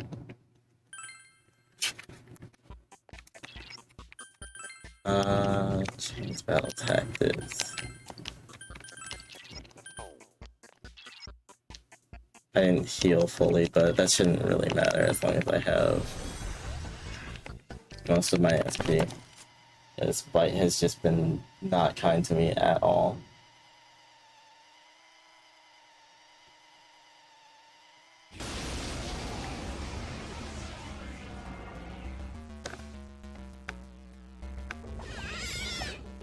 I need to not double build. That's it. That's the only thing I need from him to not do, and it's fine. I've just been getting incredibly unlucky.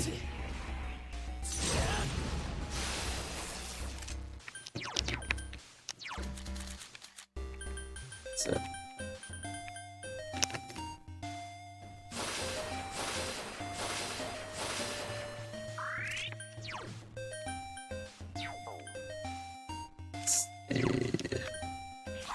This is the worst luck I've had with this. Like, none of the practice fights have gone this bad. The only time I've ever seen him be this awful before.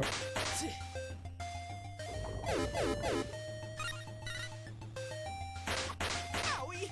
Teddy, are you okay? Someone heal him. Careful, guys. Teddy's health is pretty low.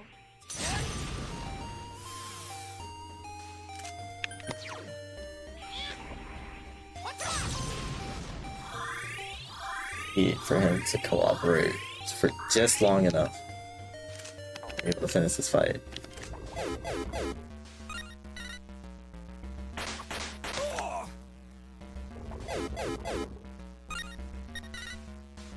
It's fine if he gets exhausted. Obviously he's dead. That's Come on, fine too. suck it up.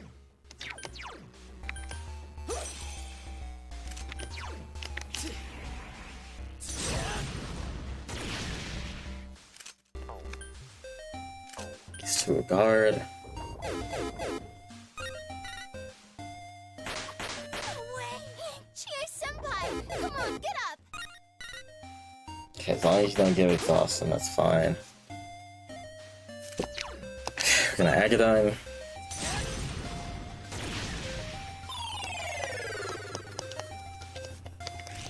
It's up to you, Sensei. Got Dekaja. Green wall, no one's... Actually, Kanji's weak to wind, but he's still downed right now.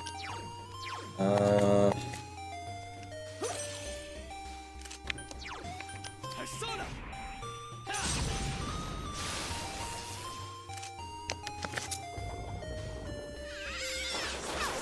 Teddy, are you okay? Someone heal him. Yeah, that right there is really what's screwing me over, is him constantly hitting himself with reflect damage. Yikes, Teddy! Someone heal him. But I have no control over that, because he just does it.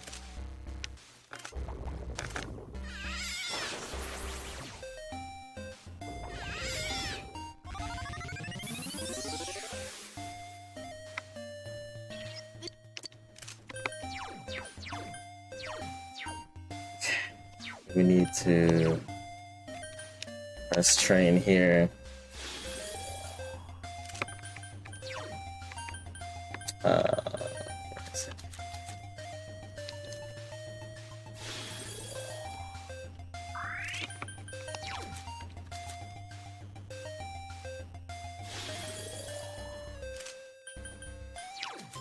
And we're going to Magic Mirror first time.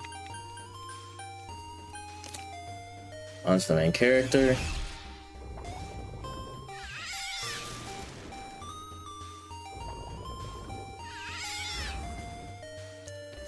Okay, so we only need to throw one buff / debuff on him. I'm going to opt for just tossing a debuff. Teddy's scared. Calm down. Teddy's gonna die, but that doesn't really matter too much. So I'm gonna throw this buff up just in case. His second move is to Ikunda for some reason, because he's just kind of doing whatever he wants to at this point. Yikes, Teddy! Someone heal him. Okay. Fine.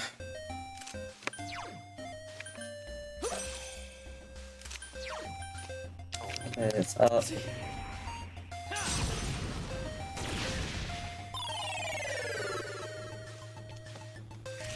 You're not doing it? Aww!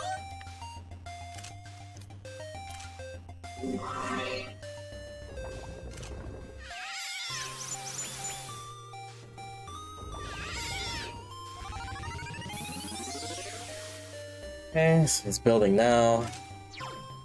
He's still got Racunda on him, but it's gonna go away this next turn. He's probably gonna remove this. Unless he does something weird.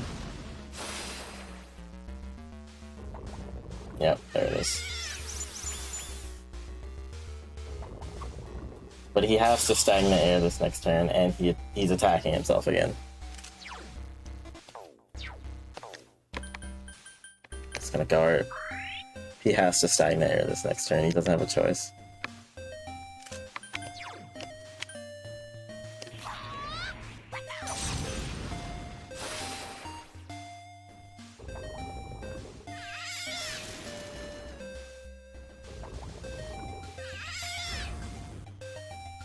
Now he's choosing to cooperate.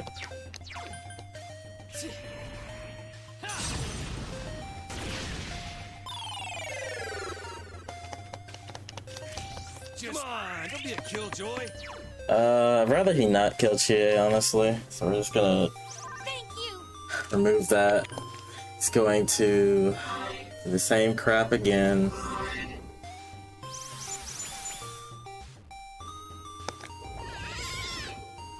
He's already got stagnant air up. I feel like he's just gonna remove it again. I'm gonna try wasting a turn. Goes Persona. Where is Tiny Solomado?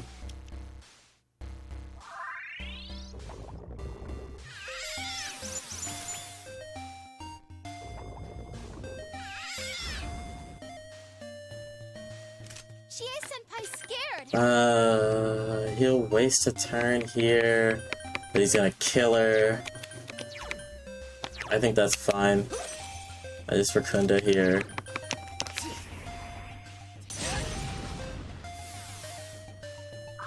And I Chie-senpai don't scared. save her.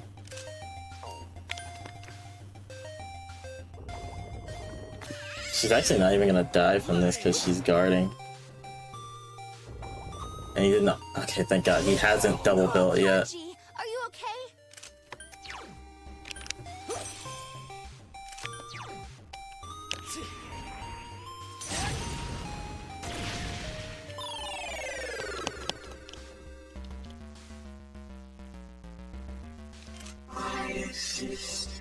Just keep cooperating, please. That's all I ask. It's kind of like cooperating, I guess. Chie-senpai scared. Persona. He might just try and kill her here. Actually, this works. He's probably just gonna go for the kill here. Yeah. No way. Chie-senpai, come on, get up. Just don't hit me. Oh, right, I saw the mirror. Okay. We're good.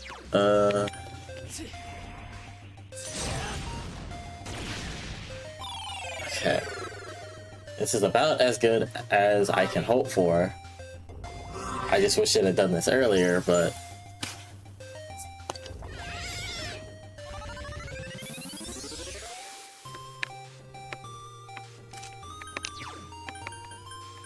I need revive.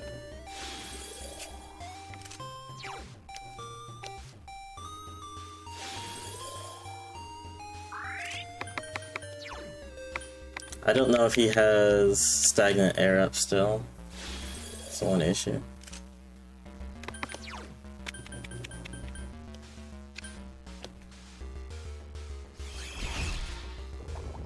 He doesn't. I could have. Well, I don't have mind. Hell no. Hanji's injured. That's the one issue. Suck it up. He'll remove it if I Tarkaja. I could have Rakakaja the bait. And Rakunda. Here goes. Crush it time. Because he's gonna Dekaja this turn. Yeah.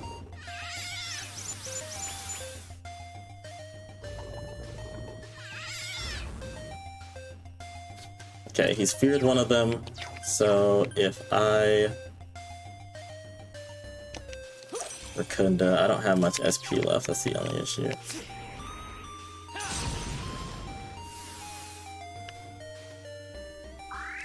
So he's gonna kill Teddy here. I need to use... I need Soul Debato here. Hey, just don't build. Don't build. Don't build. Someone heal him. Yeah, of course he built. It's fine. He's so close to being dead that I can probably just double up on damage and just straight out kill him. Persona.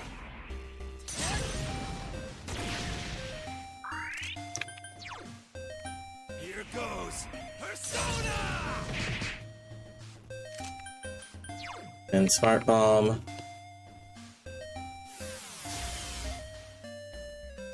What? He didn't go down. But he also didn't build again. Thank God. This guy is just being so uncooperative, it's insane.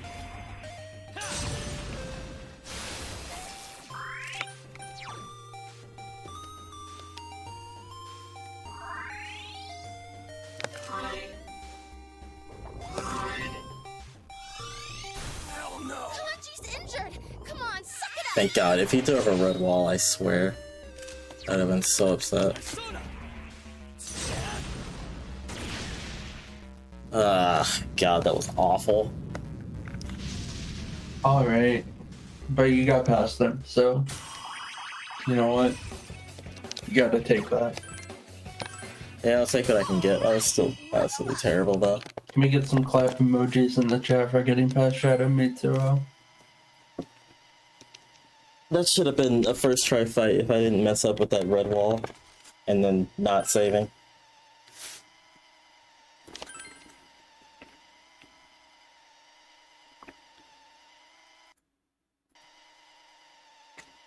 Alright. So, thankfully that's the hardest boss in the run. But, God, that was just not... That was awful. The fact that it took, what, 4 tries to beat him, and I had to climb through Void Quest twice? Oh, man. That's just not good at all.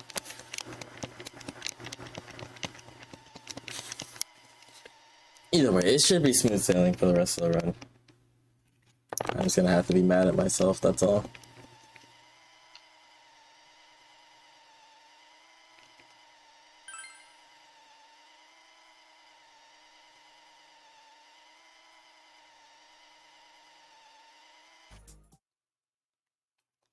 So yeah, now the supposedly Inaba's mass killer has been caught and everything is at peace, so the group has decided to throw a party and basically celebrate their victory.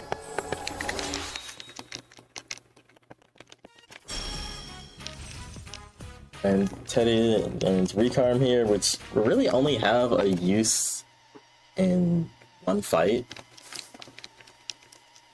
But I mean, it's nice, I guess.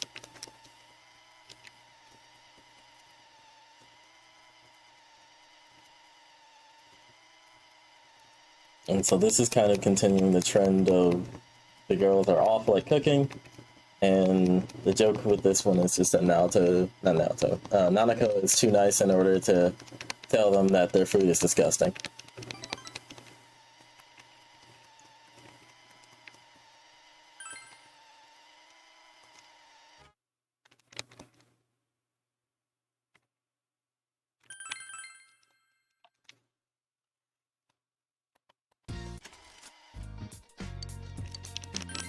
Okay, so pretty much for the rest of the summer, it's going to be the standard of translating and then sleeping.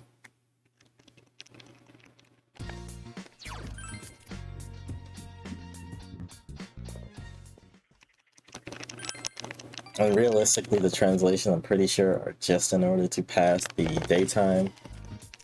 The fastest way to do so. Because if I remember correctly, we have most of the money that we're going to need until we finish the next dungeon. The days are actually going to pass by a lot more quickly.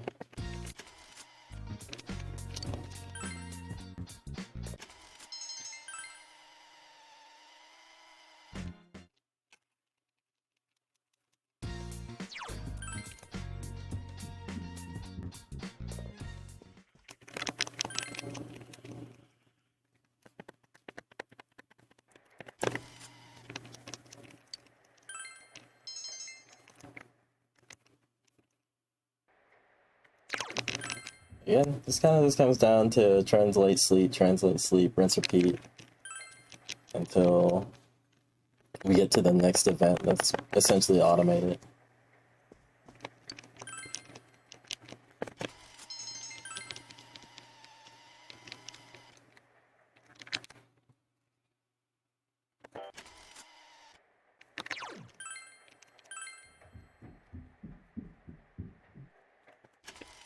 And again, it's just the deadline for saving Mitsuo from the TP. If we had failed, we would have gotten a bad ending and a game over, and the game sent back 1 week.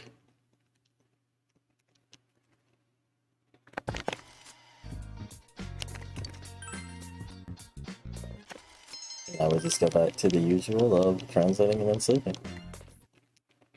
Yeah, so I guess something we should talk about is the categories for this game. There's like 3 main categories that are run.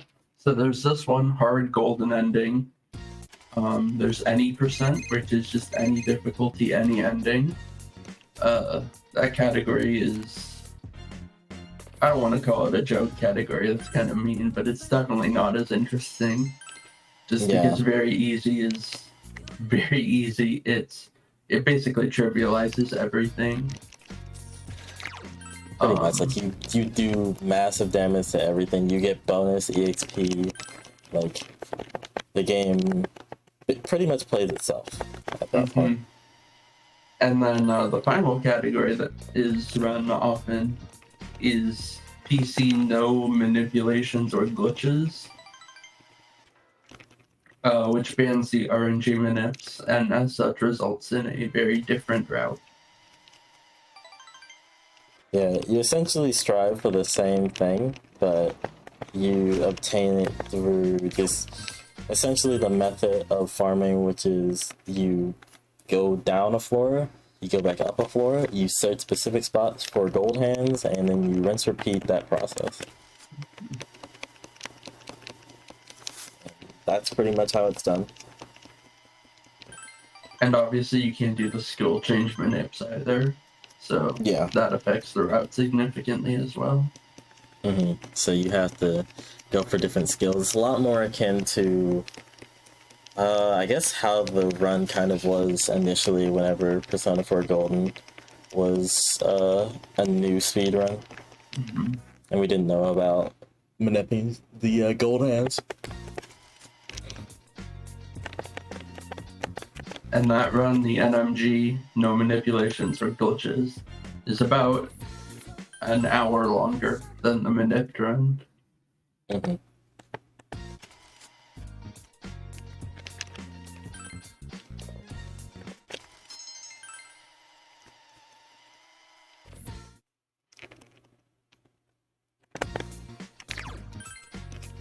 Alright, and then we go to sleep once more. Now the next day Nanako is going to ask us to help her with her homework, and we are going to say no because it's essentially just a bunch of things that are going to continually happen throughout the next few days, and it's just a huge waste of time. But first, we're going to the beach. Oh yeah, this is like the event between these dungeons. Well, there's another event as well. There's a couple of events that... Oh yeah, this is transpire. like the longest stretch. If I Hey look, recall there's Jack correctly. Frost. Between dungeons. Yeah, I think so.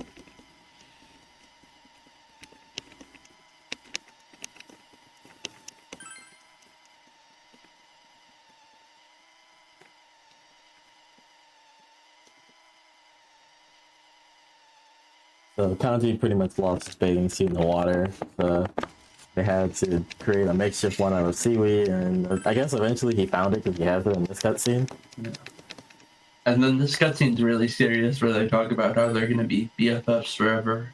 And also shows to Jack Frost on the vending machine in the background. Shout out to our boy Hee-Ho.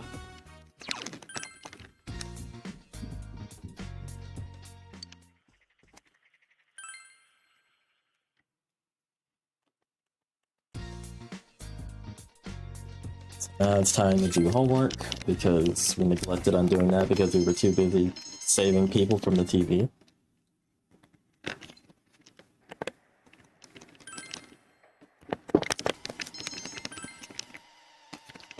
And we're gonna pass the day by translating. And then going to sleep because, again, that's the fastest way in order to progress the days. This month is actually passing by pretty quickly. Say no to Chie because we don't hang out with anybody. Well, almost anybody. Pretty soon we're actually going to start hanging out with one particular girl. Yeah. That being Marie, who is the girl who hangs out in the Velvet Room. With Igor and We need Margaret. to max out her social link in order to get the golden ending. Yeah, so the thing about Marie is that she wasn't actually originally in the initial release of Persona 4 on the PS2. She was a character added exclusively in Golden. So she has special ramifications in the story with her addition. But you only really see that if you do her social link.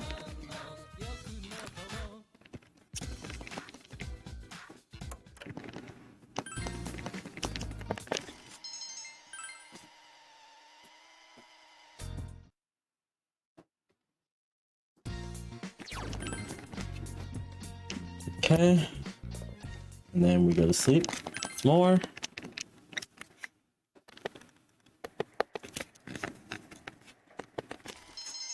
In the next couple days, it's gonna be us studying and I think something else.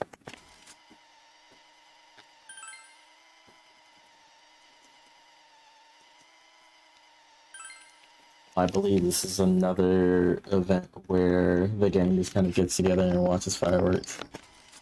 There's a lot of different like character development events that occur between this dungeon and the next one.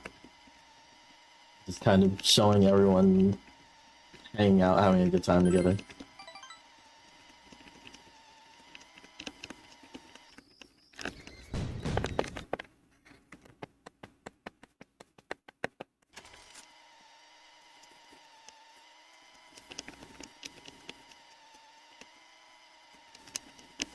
And then everyone kind of laments the fact that summer's over and they're really sad about it.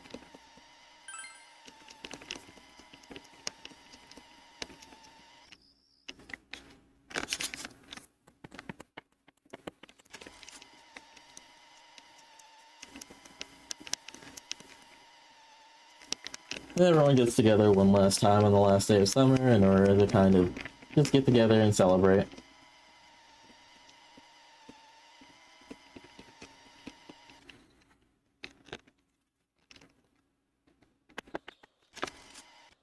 And then school starts back.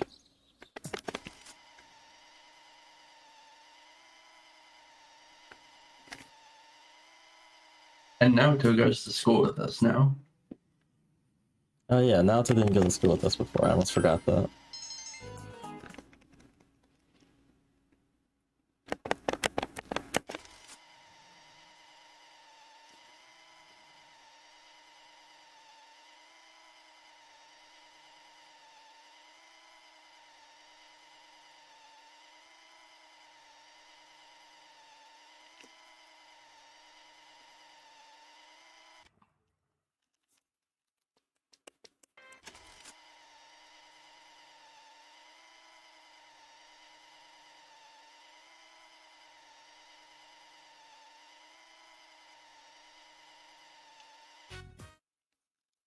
Alright, and then we just go back.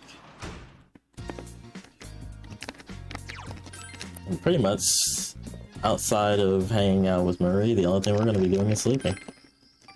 Which is, again, faster than translations. Yeah, so today's the first day where we're going to hang out with Marie, and we have a Narcissus in our inventory of personas, and this is important because in Persona games, if you've never played one before, the way it works is if you have a persona of a certain arcana, when you go to hang out with someone, you get more social link points with them. Mm-hmm. So we need Narcissus in our party in order to make sure that we can progress through Marie's social link as quickly as possible.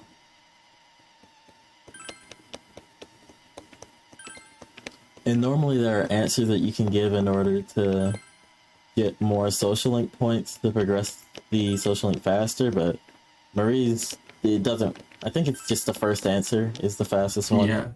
Also, there's a That's cute really reference here. She says beefsteak should be shortened to F steak, which is a reference to an old Persona 4 comic, fan comic, where they make a joke about the steak. Everyone loves steak.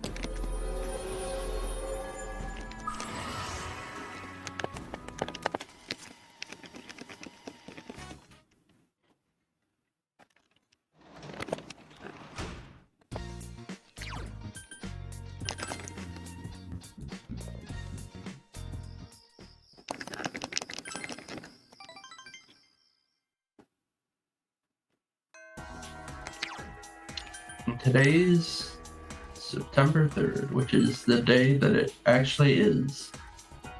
Oh yeah, we've caught up with real life. The music stopped. Oh, did it? I have no idea, so... Yeah, it was weird. It was like the music was playing, and then as soon as I entered that area, it just stopped for no reason.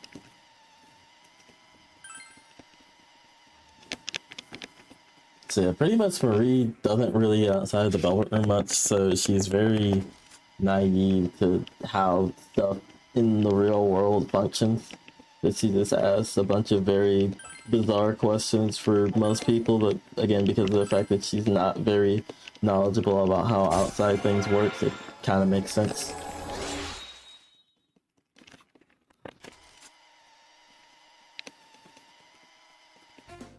But I know a lot of people don't like Marie, but she is actually like one of my favorite characters in this game. I really like her full story arc, which we'll talk to once we do her dungeon later on. Yeah, I never really understood the hate for Marie. I always thought she was fine. Yeah. I'm not gonna say no to Yukiko in favor of hanging out with Marie.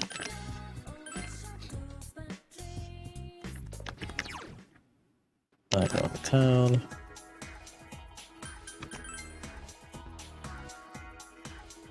So this next one actually isn't going to advance Marie's social link rank, but it is going to be necessary in order to hang out with her this time in order to get enough points to advance her again.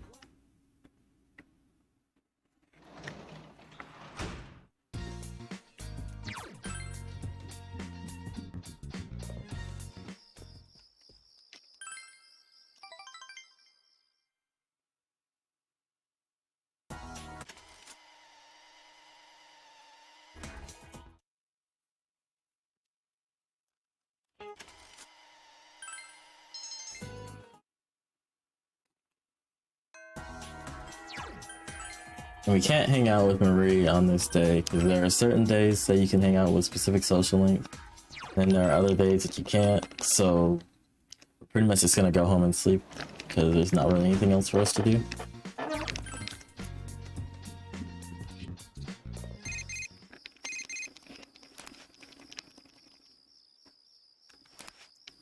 We're essentially going from being one of the hardest working high school students to one of the sleepiest, because we pretty much don't do anything except go home and sleep from this point forward.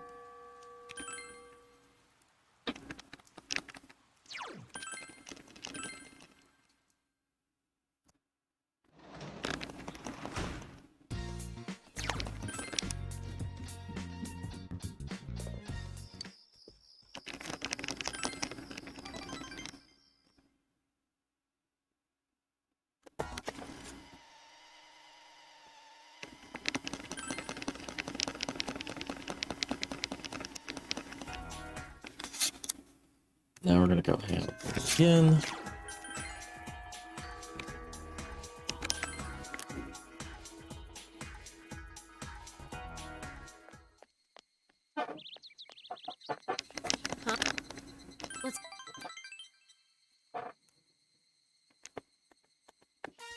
So Mary I would wants to see the big city, so we take her Yep. to Okina City. Is that the name? I think, yeah, Altina City. This is actually an area that wasn't originally in the original Persona 4 and was added in Golden.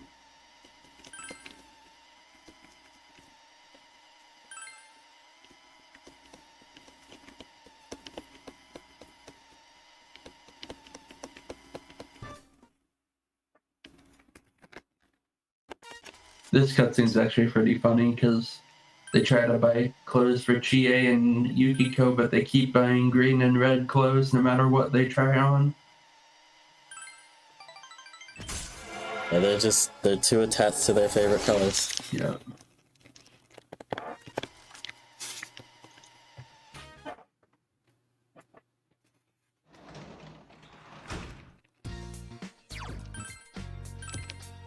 Oh yeah, now we have a school field trip coming up. And for the very vigilant of you, big Persona fans, you will recognize we're actually in the courtyard for Persona 3's high school. And this is actually one of the characters that you could form a social link from that game as well. As this game takes place, I believe, a year after Persona 3, so she's actually a third year instead of a second year like she was in the first game, or in Persona 3. This place is also another location for Persona 3. This is basically like a hotel that you had to infiltrate in order to defeat some shadows. And the position that Teddy was standing on top of was actually a reference to the villains of that game, where they're watching over the protagonist and his friends at one point. It's a bunch of subtle nods, but for those of you who are pretty big Persona fans, you'll definitely take notice of it. This nightclub is also for Persona 3. This is a location that you can visit and partake in a social link with like an old monk. And for a second you can hear the Persona 3 Fez opening theme.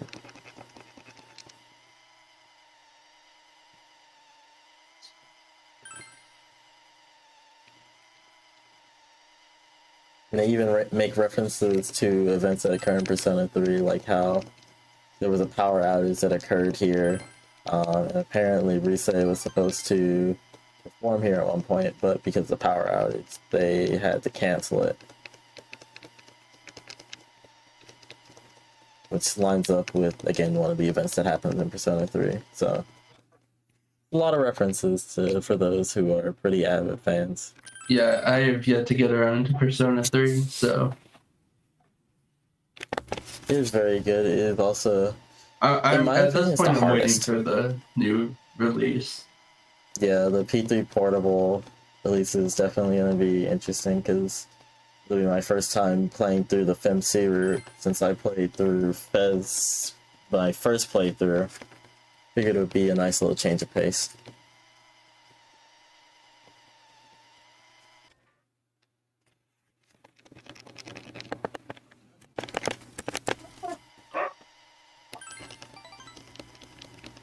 Anyway, bring Nanako back a souvenir, because Nanako's a good kid. She deserves it.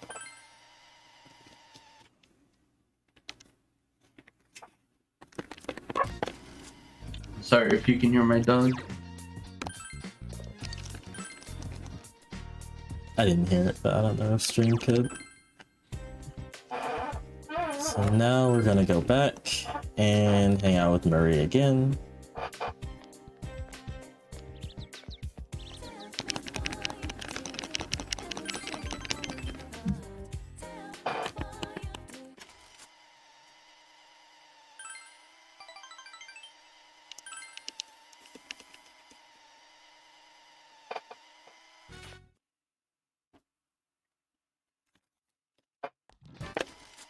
Yeah, I really just love Marie's design. Like,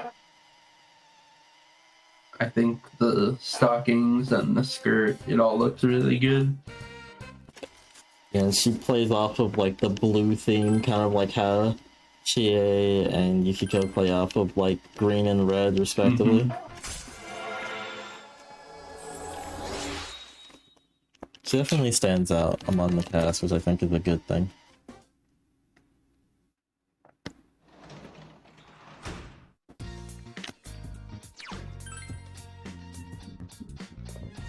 And then again, we're just gonna go home and go to sleep.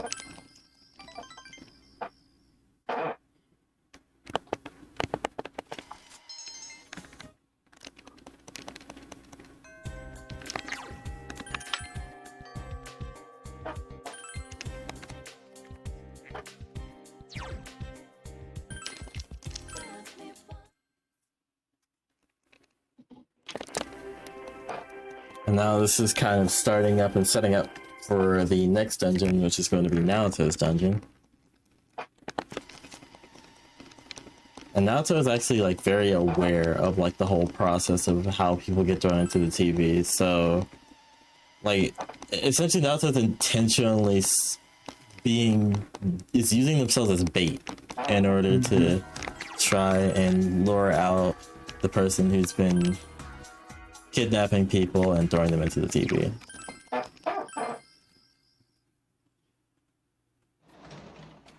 Because as it's been established, pretty much anybody who ends up prominently featured on the TV ends up being thrown into the TV as a result.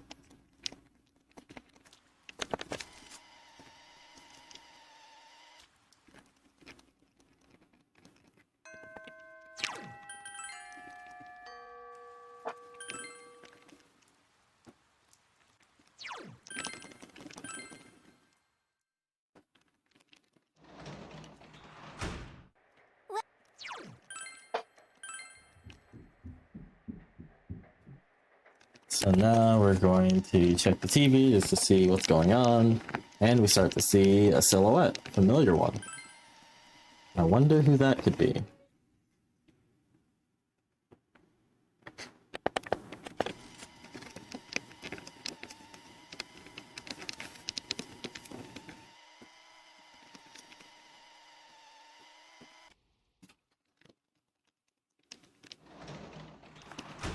So pretty much, this thing is kind of weird because it's like nothing really happened. They just kind of discuss the fact that they saw Naoto on the TV, and then lo and behold, Naoto has been thrown into the TV.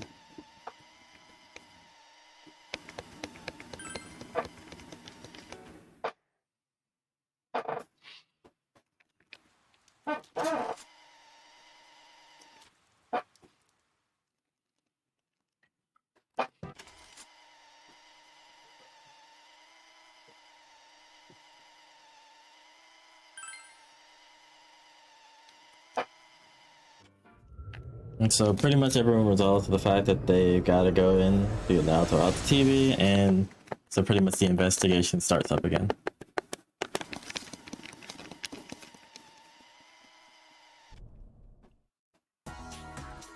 Okay. But we're actually not going to go search for Naoto yet. We're instead going to go home and sleep, because apparently that's far more important than trying to find somebody who's been thrown into the TV and we know we'll be murdered in a couple of days, but, you know, it's fine. We have time.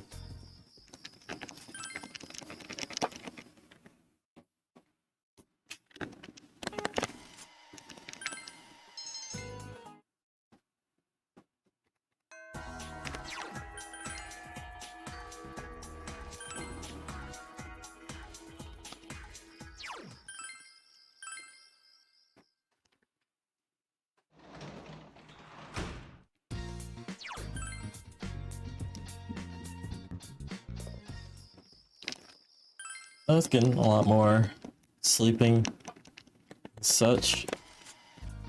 And we need to buy from Tanaka again. So one of the things that we're buying from him is a Soma. So essentially what that item does is it provides a full heal, a full heal of both HP and SP to the entire party. It is the strongest healing item in the game, and that is why it is both incredibly rare and incredibly difficult to acquire. Basically a mega elixir. Mm-hmm. But this one, we just literally buy it off TV.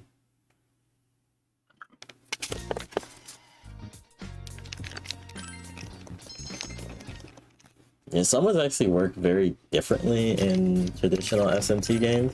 It's because of the fact that they still provide a full heal and whatnot, but it's only to a singular person. There's another one that's a full party heal for both MP and SP, but I forget what it's called. Practice building.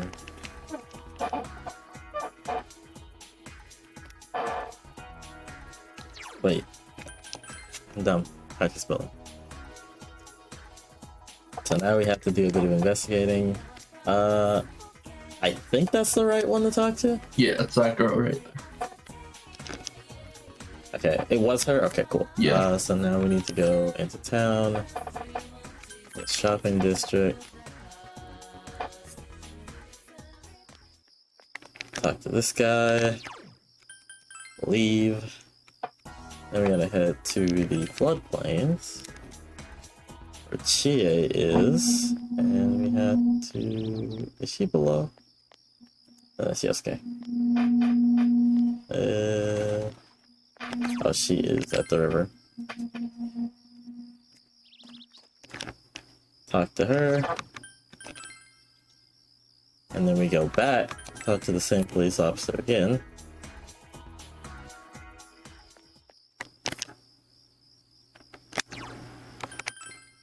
And then we go home and sleep. Because we have to wait in order to fully finish out our investigation.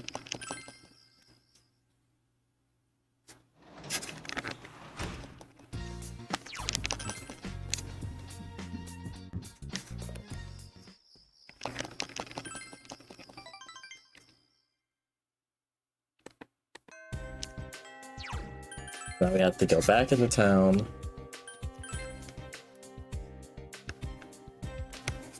And then talk to a different police officer, I'm pretty sure.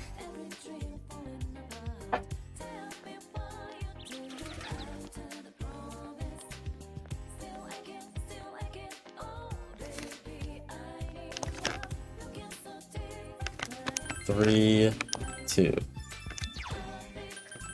And then go back home.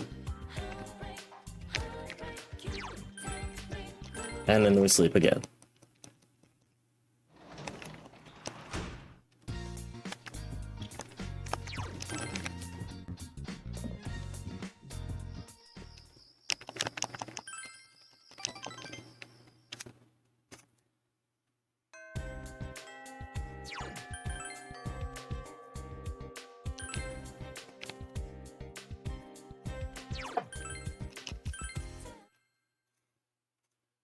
Alright.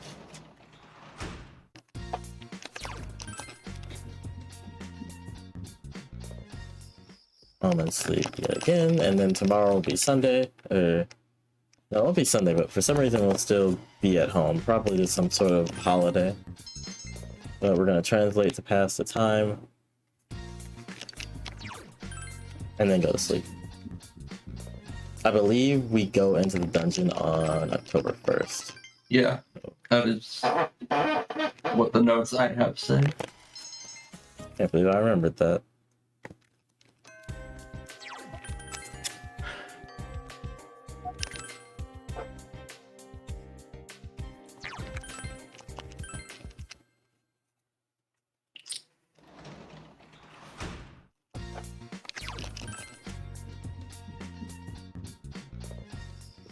Go sleep again. If there's one thing you definitely can say about our main character, that he is incredibly well rested. Yeah.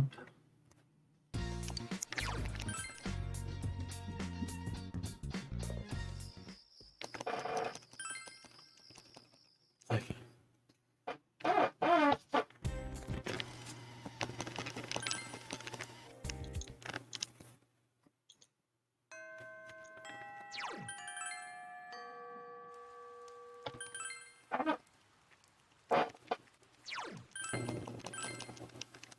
Okay.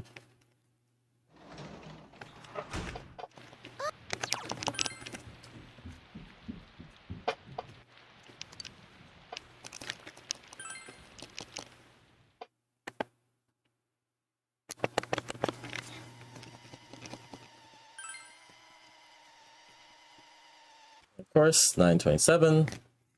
Keep the same process. Home and sleep.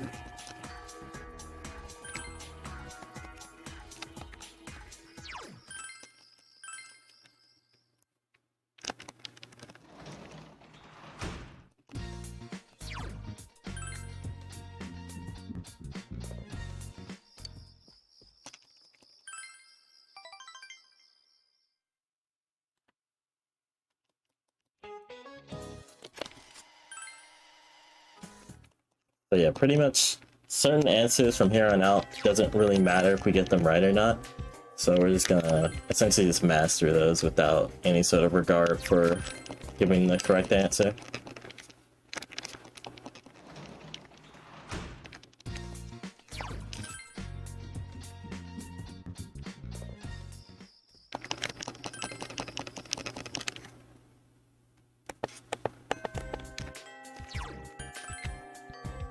Okay.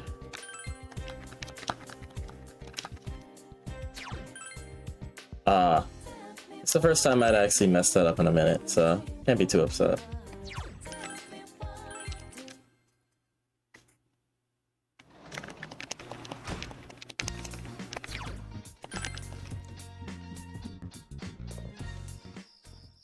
Alright, one more day that we need to pass, and then we head into the TV once again.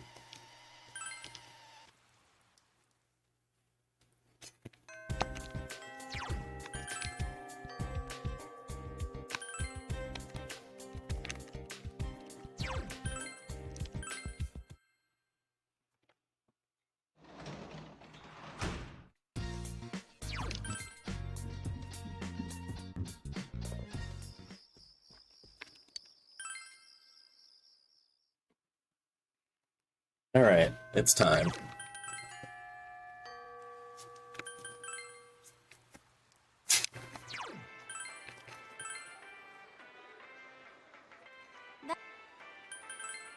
So the start of this next dungeon is going to be a lot of grinding again. Yep. Thankfully this will be the last grinding segment, but Yep. necessary nonetheless. We're basically setting up to get the ultimate personas for this one. There's two, pretty much, like, end game personas that we use.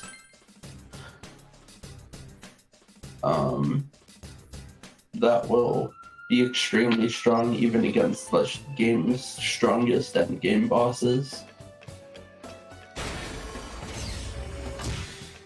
Pretty much, yeah.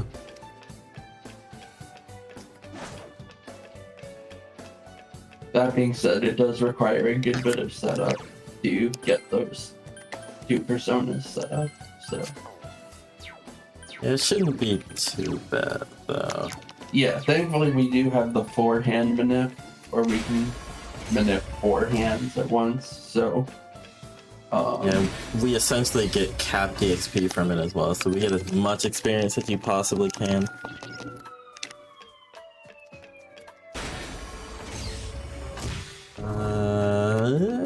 Okay. That was a bit of a sketchy dodge. It's yeah, gonna I'm surprised we got away with that one, honestly. It's because it was a dasher instead of a chaser. Same for that one. Oh, I guess I should kind of explain that. So there are kind of two different kinds of shadows in this game. Ones that will essentially do a quick dash at you and then, like, lunge attack, and others that will continue to chase you repeatedly. You really only want to deal with dashers and not chasers, because chasers are a lot more difficult to dodge and, well, as the name implies, chase you a lot longer.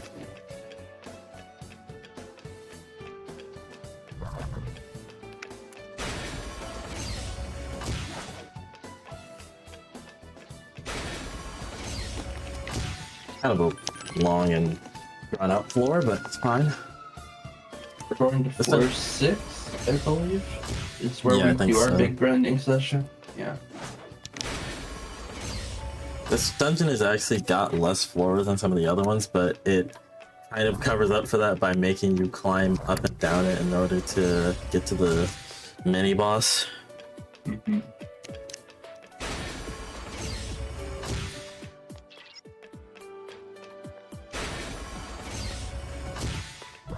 Please be a dasher. Nope.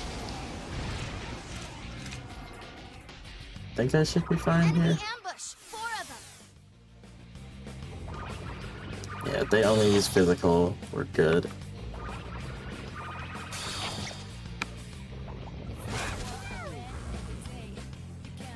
No innervate. Okay, cool. Vanish ball. These are gonna become obsolete here soon enough. Yep. Rise learns a certain escape at level 70, which, as it implies, gives you certain escape from battles. Basically, you can run away instantly with no chance of it failing or having to wait. Which is very nice. Yeah, this is a seated floor. Remember, I think I have to go this way. That's where the mini boss is, and I think I go up past here. Oh my god, that shadow did a U-turn. Should be the exit. I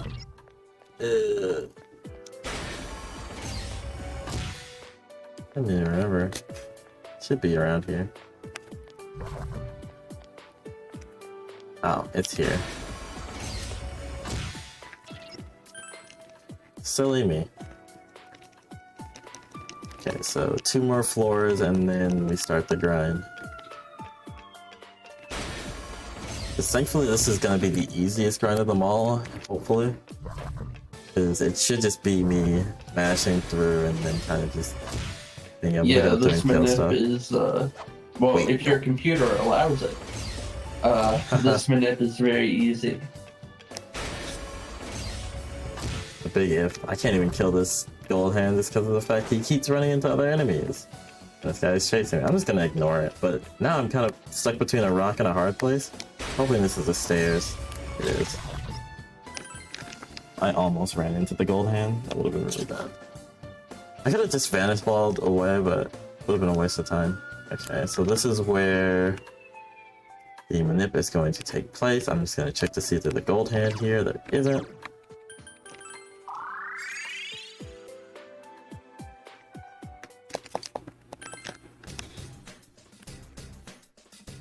Alright. So here, should be able to just take it. Oops. Close it. Open it.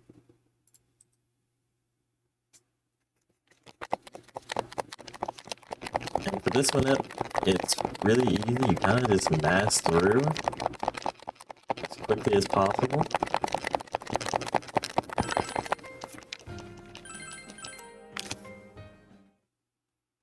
With VSync off, correct? Oh, right, VSync off. We'll see if it still works. If it doesn't, I'll take the hands I get and then turn VSync off. Yeah.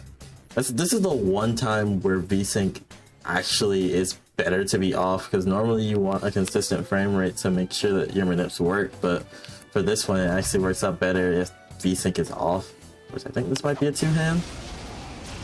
Yeah, this is actually a 2-hand, so... But this is not that big of a deal. You still get a good chunk of EXP from this. I should have mind charged the other one. Actually, these two are going to enrage themselves, so it doesn't really matter.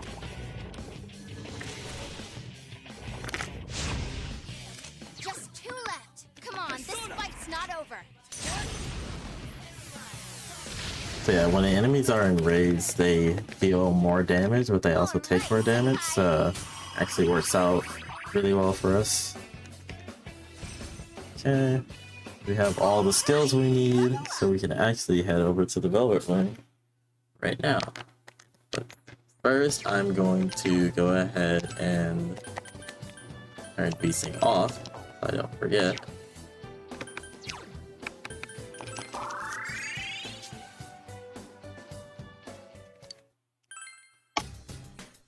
And of course, for safety, because we definitely need it at this point, alright? Gonna go ahead and save before I do any of this. Oh yeah, this is basically like the little cutscenes that play involving Marie and her poetry. Oh, do I have level 52? We'll see. You do not. You were 51. Oh, that's unfortunate. Alright, well that means we have to kill one more set of gold hands. Sorry, I should have pointed it out, but I was distracted by the tech thing. I'll just do one more set of gold hands and should be good.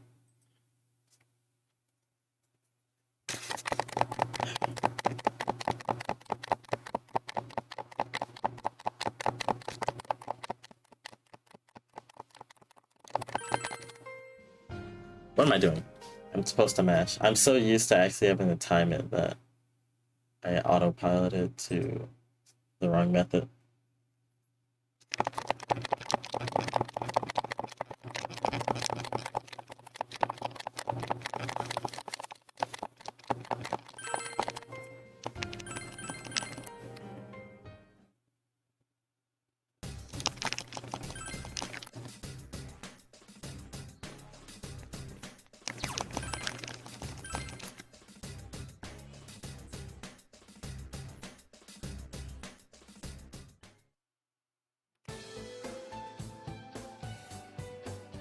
Okay, so this should be 4 golden hands. Yep. Easy peasy. Don't let it get away. And like I alluded to earlier, we mind charge with Hiro Kodonishi because he has no poison. That's not good. It's fine, I'll still have enough damage in there to kill. Enemies left. He has no enervate and no mute, which they can all do. Enemies defeated. You're so cool, Senpai. Doesn't really matter too much if this one dies or not, because killing 3 hands puts you very close to the cap. Oh, well, if you get an EXP boost here, no. That'd be nice, but I'll just take the SP one, save me a little bit of money. Black boost doesn't do anything for me. No, it doesn't do anything for me. Basically didn't get anything useful there. Okay, now I can go do those fusions.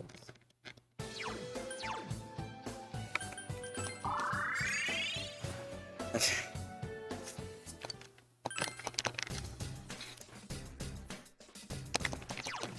Now we're going to be getting the main persona that we'll be farming with. It's going to be Scotty.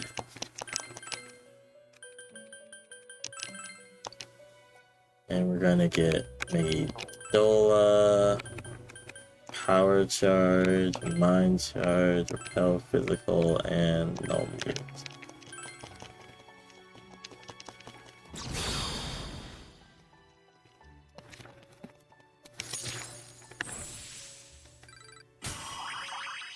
I forgot to register. I need to register. I really need to.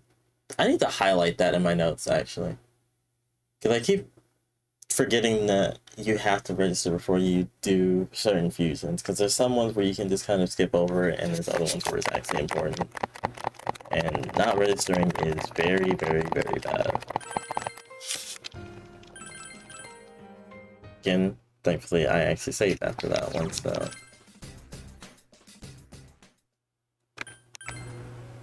I'm gonna blame it on it being 8 AM. And I just left the room for some reason. Okay, the register. Okay, let's try this again. Scotty. With Medola, Power Charge, Mind Charge, Health Physical, No Mute. And again, we're gonna be farming mainly with Scotty for the majority of the kills, but we will be switching to a different persona a bit later.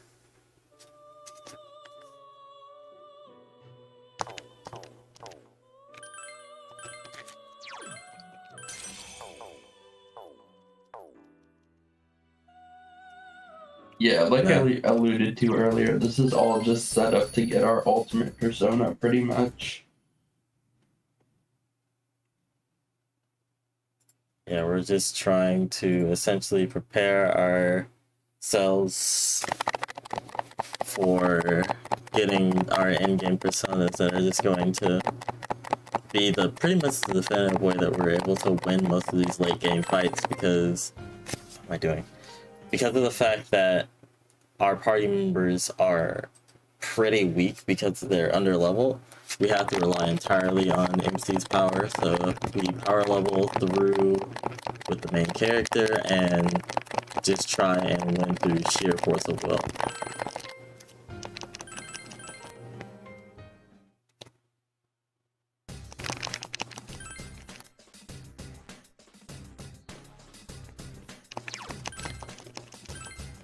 Okay.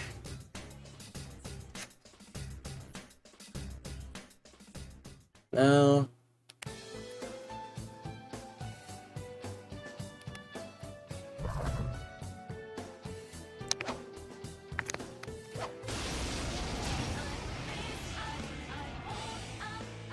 Ooh, a rare one. Don't let it get away. 1, 2, 3, 4. And no poison at that time, Need to thin interesting. them out. Yeah, the AI for the gold hand actually changes depending on your level. So it's very interesting how that works out. No, do I need ice amp? I need repel fire and spellmaster, so no ice amp. Yes, I leveled up.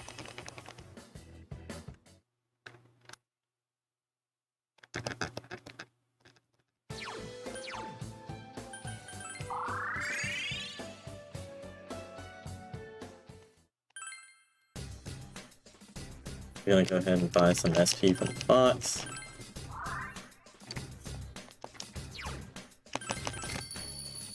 I really don't have to worry about money too much just because of the fact that gold hands also give a ridiculous amount of money on top of giving a ridiculous amount of XP.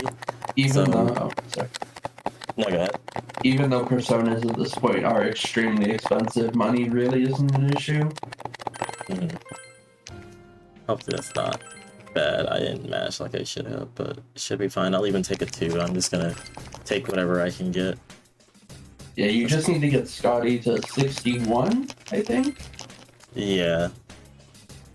I think Scotty's at 50 something right now. Either way, a 2 isn't bad. I mean, you have plenty of go homes because you brought extra. Yep. And I still got the 4 anyway, so. Ooh, a rare one. Don't let it get away. 1, 2, 3, 4. 4 of them. You need to thin them out.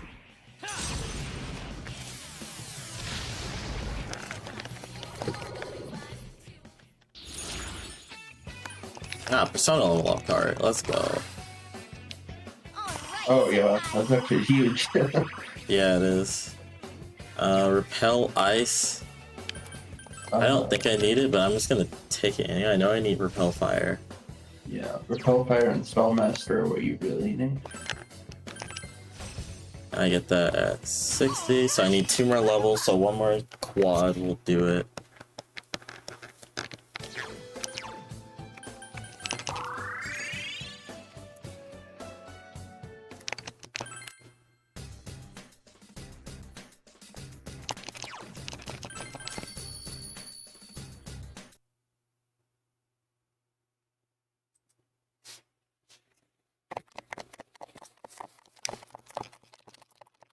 Okay.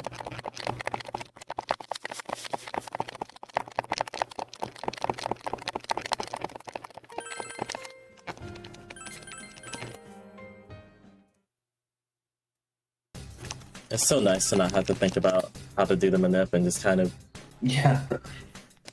smashing my face against the controller.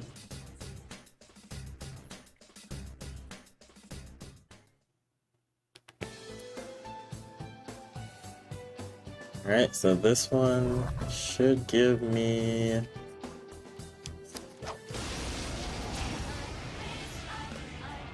what do I need? Ooh, a rare one. Don't let it get away. 1, 2, 3, 4. 4 of them. You need to thin them out. Huh, that actually put the skills in the perfect order for me. All right, senpai. Shoutouts to level 69.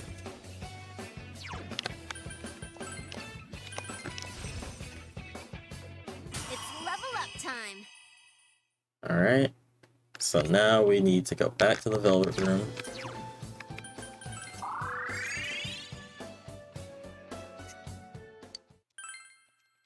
Gonna save first, of course.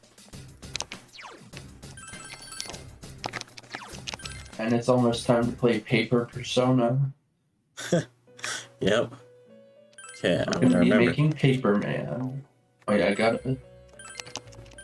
Register. There. Registered, yeah. Shikioji. Agadine.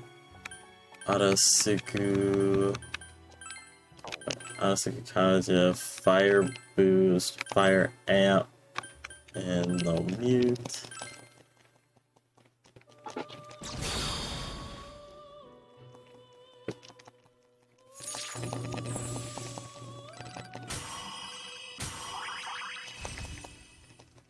We don't need at pupil. Yeah, I App can't- Pupil just increases your critical hit rate, which we don't really need. Yeah.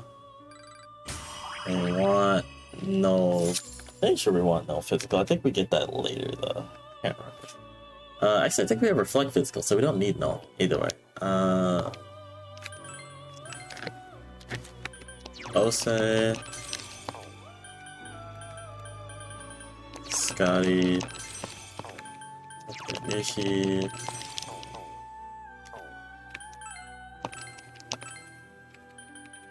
To Daisojo with Agadine, Growth 2, Fire Boost, Fire Amp, and Repel Fire.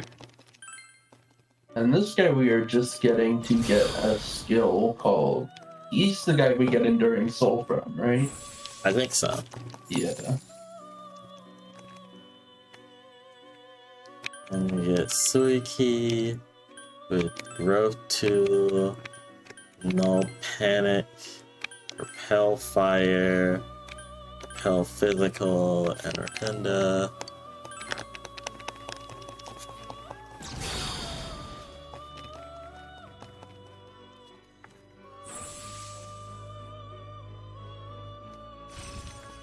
Yeah, and then he learns the Arahan on today, specifically get rid of Vicious Strikes. That's actually going to be very helpful later on.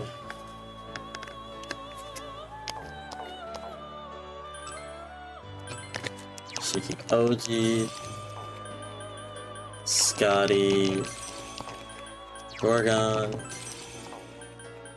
Sojo, and this guy whose name I still am bad at pronouncing.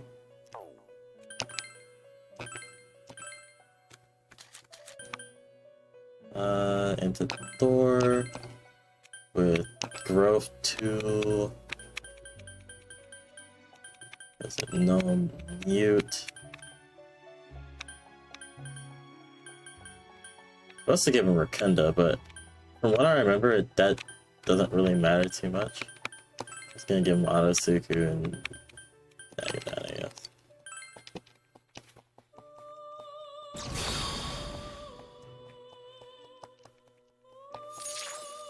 So yeah, Thor, we are just getting to get a skill called Arms Master, which halves the cost of physical attacks. Mm-hmm. And then bring you back on. Back to grinding, here we go. And while you do this next grinding, we actually have had a host changeover. Host, do you want to introduce yourself? Sure thing. Hello, good time zone, good existence. My name is Zokubun, and I will be your host for the remainder of the Persona run. And just a reminder, speaking of the remainder of the Persona run, we do have that incentive for the costume choice for the final dungeon. Right now, Halloween is taking it at $78 to Christmas's $10. But if you're not really feeling in the spooky mood, which, you know what, I get it. Let's skip past fall, let's just go straight into winter. Get those donations in. You can ! donate in chat to get that link. Thank you so much, bro. Oh, yeah. Heck yeah. Ooh, a rare one. Don't let it get away.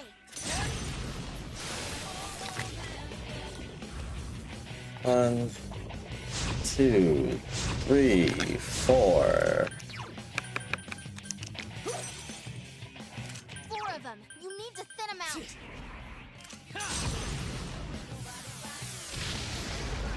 3 enemies defeated. You're so cool, Senpai. And this is kind of like a variance that I was talking about. This gold hand actually escaped from us. And that might have something to do with the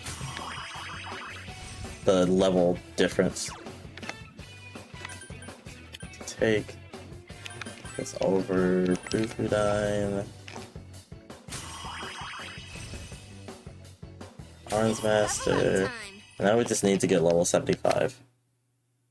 I'm gonna get certain escape here. So Vanish Balls are now obsolete. Yep. So good, we didn't run out of Vanish Balls. That would have been very bad. I was really hoping we wouldn't. Things would have to go very bad for me to use all of them. Yeah. And they've already gone bad enough. I don't need them to go bad in that way too.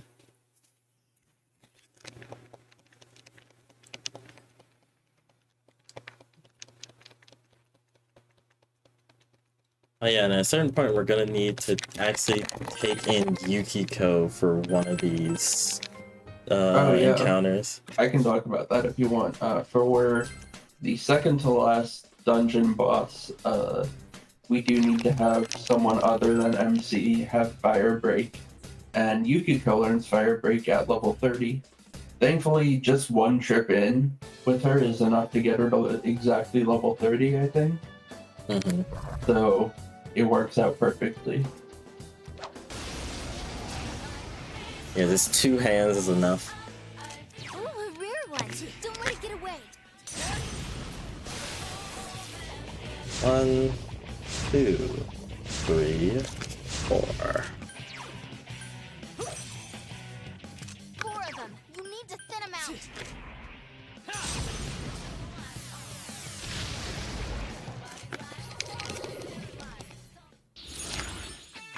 Another Persona level up card, nice. Doesn't really matter, Right, Senpai. because right now we're just trying to reach level 75, but you know, it's cool. Which we just did, by the way. Yep. He's so close to Enduring Soul. Oh It yeah, is- Suiki we get Enduring Soul from. You're right. Yeah. Yeah, or rather, I was wrong earlier. I honestly couldn't remember. I don't think we need Leviodine. But yeah, we kind of need Enduring Soul before we do these fusions, so I have to take one more. Yeah, that's kind of Counter. unfortunate. You could probably take in Yukiko. Oh, this you're next right. one. Yeah, Ooh, I meant and that'll to. probably be enough to both get her to level 30 and get Enduring Soul on Suiki. Yeah, for sure. That's actually really good. Thank you for the idea. Sorry, if I'm backseating too much, you can tell me to shut up. No, definitely. I need whatever help I can get because my memory is going to be not as good. because of how late it is, but I'm gonna keep pushing through. Yeah, you're doing great.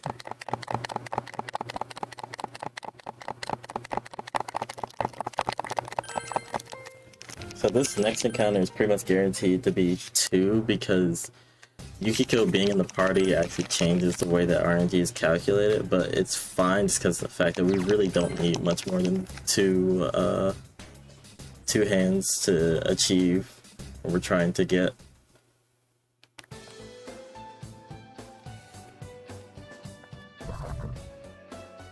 And as you can see, this hand is a lot bigger because of the fact that Yukiko is in our party and changes the average party level. Don't let it get away.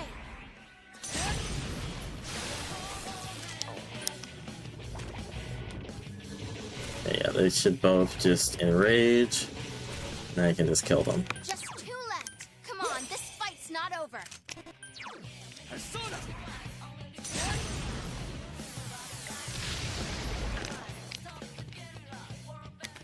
Ooh, congratulations! Okay, and then he gets Enduring Soul. And replace Growth 2 now. So yeah, Enduring Soul, I don't think we talked about what it actually does. It basically allows that persona to take 1 death for you in each fight. Which is huge. So basically, if you run out of HP, it'll fully restore your HP to, at the cost of you can't use that persona anymore in that fight. No, I'm pretty sure you can still use it. Oh really, you can? Okay, Yeah. I'm sorry, it's like... I think it's just a full revive, like it's just that's it. But it's only once. Yeah, it's only once per battle. Yeah. I forgot to take Yukiko out, let me do that now.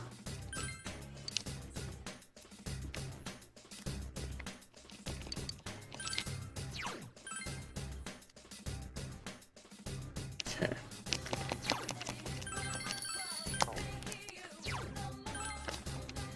Okay, so register.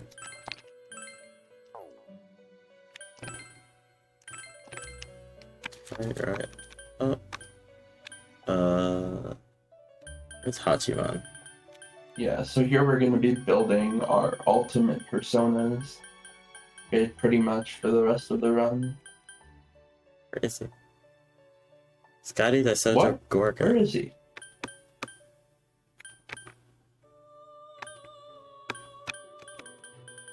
Do I have somebody with too much EXP? Scotty's at the forefront of it. She should be. Do I not have the Sojo? Let me see what. Who do I have? Scotty. I don't have Daisoja. Oh, I had to buy Shikyoji and Daisoja. I looked over that. That's what it was. I was like, there's no way somebody has too much EXP.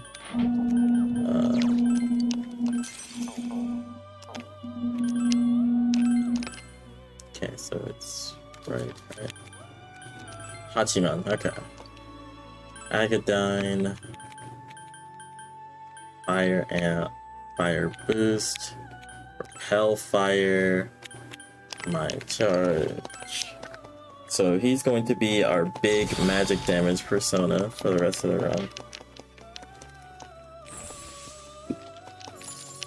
Also, many hours ago, I alluded to the fact that we would be putting Growth 2, using that Growth 2 skill card on someone. Hachiman is that someone. Yep. We need Growth 2 so that he can learn... Or is it just so that he can gain levels? I think it's he can gain levels. There's also something he gets, and I don't remember what it is. Yeah, we'll get there when we get there. Yeah, That's kind of where we're at right now. pretty much. Okay. Need to buy Shikyoji, Scotty. Yeah. So now we are going to do... It's a 5-way fusion or 6? Yeah, it's 5-way. 5, yeah. to get Yeah. Yoshitsune, who is basically our ultimate persona for this run. Yep. As far as like end game goes, because he learns a very, very special attack at level 83. Mm-hmm. They're essentially like some persona have unique moves. Get rid of Theodine. Unique moves that only they can learn, and one of those moves just so happens to be the move that we're gonna learn with him, which is Hisao Toby. Okay. Shiki Oji. Hachiman. You're good on money, right? You're gonna have more than enough to buy all these. And if nothing else, I can come back after a few hand kills. You're right. Mithra, Suiki, and Gidon. Yeah, I'm short by like a few thousand, but I'll just come back after a hand kill. The important one is Hachiman. Mm-hmm. Where is my Growth 2 card?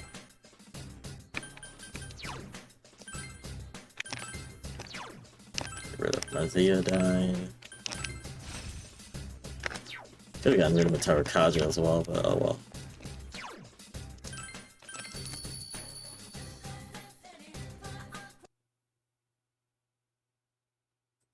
Okay. So now we're going to be killing all of these gold hands on Yoshitsune to try and level him up as quickly as possible to level 83 so that he can get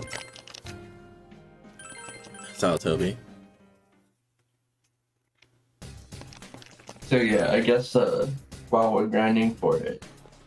Well, also along the way, Yoshitsune is going to learn Heat Riser, which is like the ultimate buffing move. It raises all of your stats, or it raises your attack, defense, and evasion. Mm-hmm. It's very good. How did I get 2? Ooh, That's rare weird. one. Don't let it get away. Maybe that's it. I was on the wrong one. Actually, no, I don't have either way. Oh, I don't have that? Actually, I can just guard here and then they'll... I thought I bought Tokanushi. I think you have it. I thought I did, but I didn't see him in the list. Oh, I thought I saw him, but you know, it's late. Great, Senpai. You really get me going. Oh wow, he didn't die from that. He'll kill himself, you're, Right, yeah. Senpai. Yes, I leveled up. Let me see. I'm supposed to start the fight on... Oh, I guess I didn't buy him back? I thought I did. I thought he was one of the first ones I bought, but it's fine, because I have to go back anyway to buy him and Gidon. I'll have to save here just because of the fact that I'm only buying personas.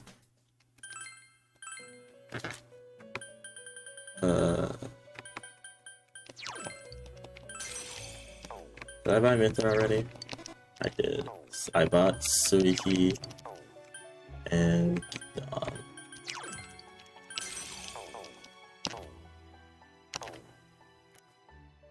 Okay.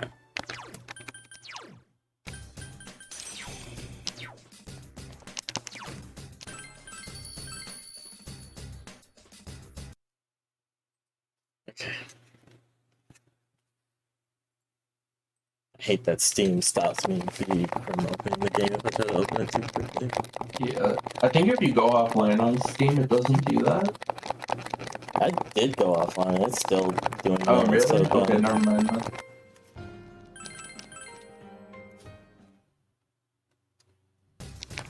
Yeah. Yet another annoying thing about the PC port. Yeah, having to do with Steam.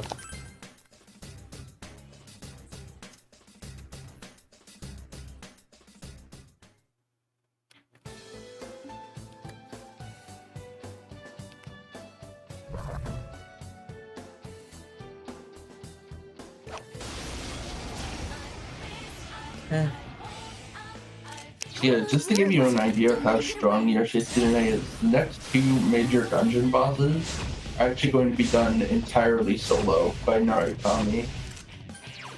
yep. Just because we can get away with it Thin amount. based on how powerful Yoshitsune is. 3 enemies. It's true. You're so. Absolute beast. Ooh, congratulations. Yeah, I said.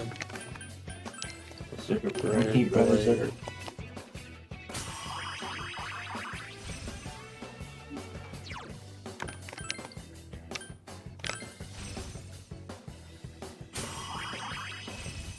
Electrate. I know for sure we need that. Oh yeah. Yes, I leveled up.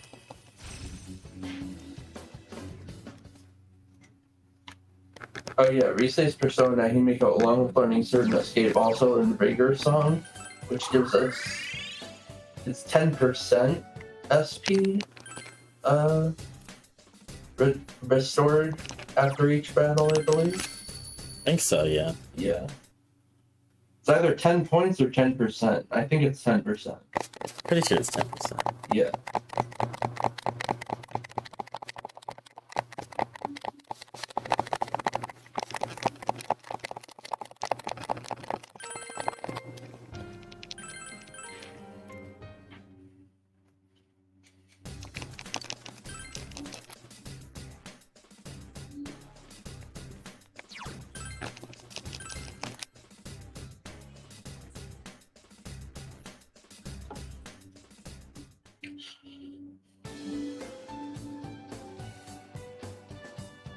Right.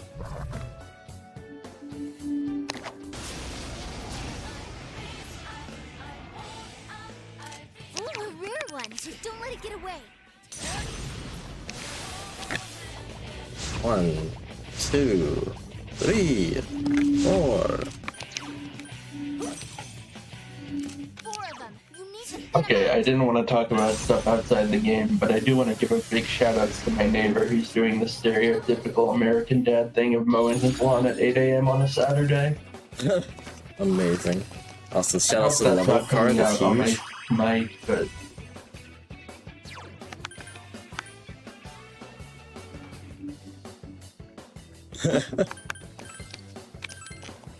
That's great.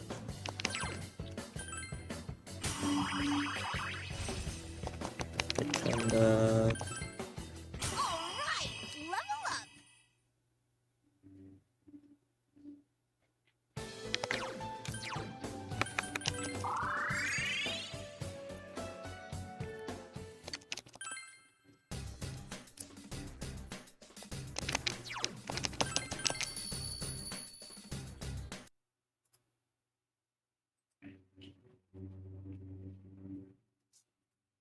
okay. So I should probably only need about 2 more hand kills, and then I should be good.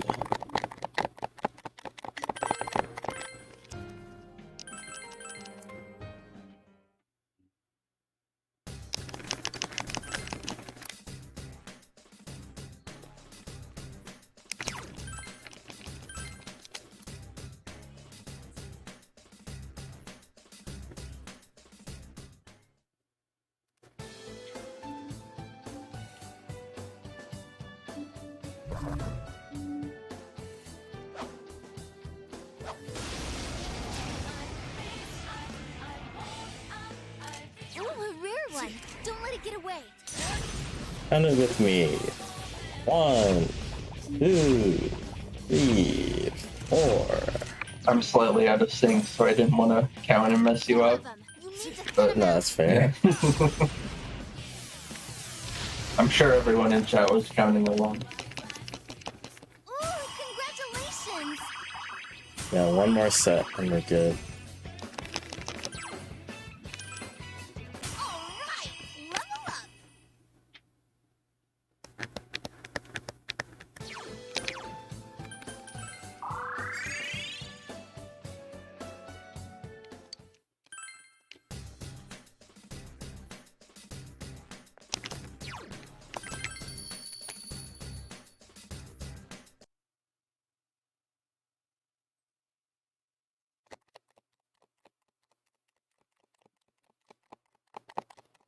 Okay, after we kill this set of gold hands, we're going to replace Megidola with Hisao Tobi.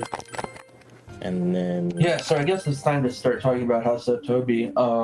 So Hasotobi deals light physical damage. So you might be wondering, oh, it's light physical damage. What's the big deal? It deals light physical damage 8 times to every enemy on the field. So if you combine that with power charges and buffs, you get an extremely powerful AoE attack.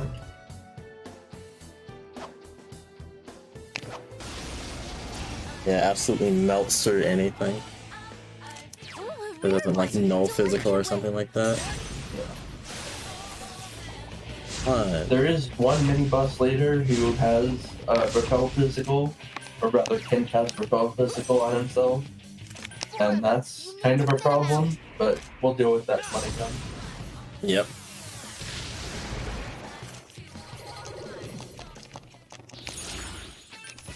Persona level up card again. Well, for sure we have it now.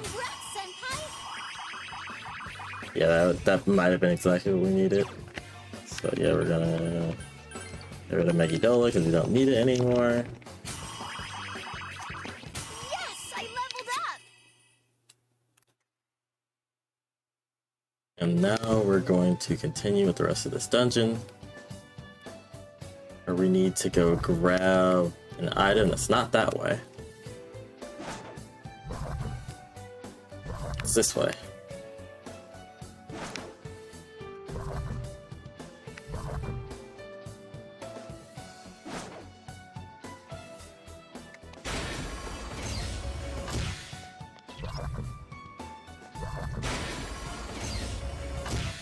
Okay.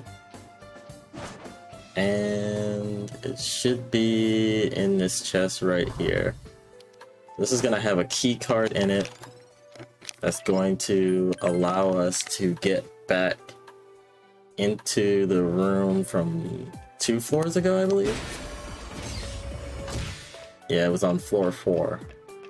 And that's going to be where the mini boss is that holds the key to reaching the end of the dungeon. This is gonna be the one time where we have to travel back up. Oh hey, there's Yukiko and Chie. Hanging out.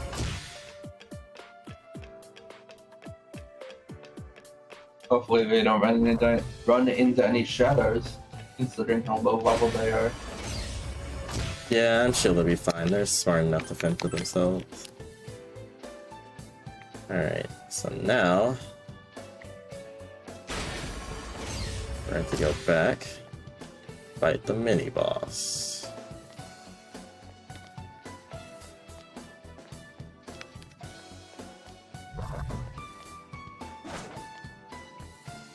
So yeah, normally this door doesn't open, but because we have the research card, we are good to go. Alright. And are you gonna bathroom break during the mini boss? Yeah, this is what many of us have called the bathroom break boss, because pretty much the strat for fighting it is pretty simple. Matter of fact, I won't even explain it. Yeah. An ambush! There's one enemy.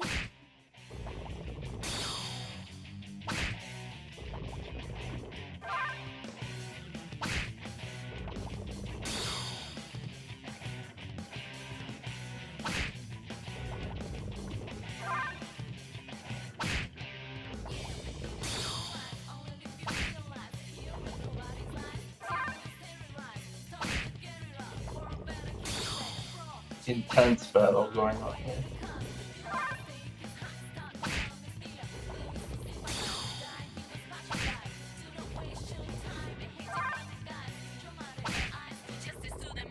The real question is, will Ford make it back in time? This is just a back and forth for the ages. I'm not sure I'm following.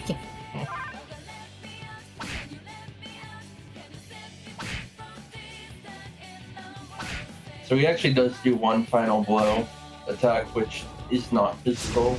I believe it's almighty or something, Job.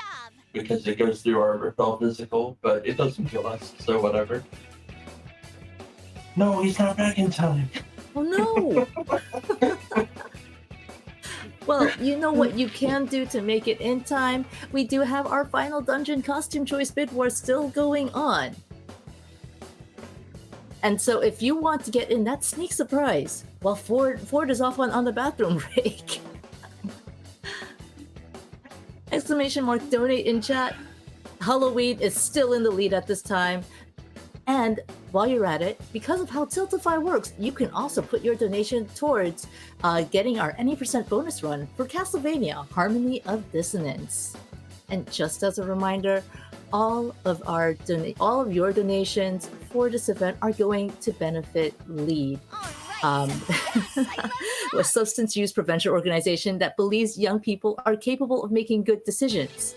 The core reason LEAD exists is to significantly reduce drinking, drug use, and other risky behavior by youth while working simultaneously to eliminate the root causes of these issues in the future. So to learn more, go to linkingefforts.com. And welcome back, Ford. Yeah, you only lost like maybe 45 seconds. I'll take it. Yeah, not bad. I've lost more to much more dumb stuff, so 45 seconds will be fine. Oh, hey, another gold hand. We don't really need that, so we're just gonna kind of pretend it's not there.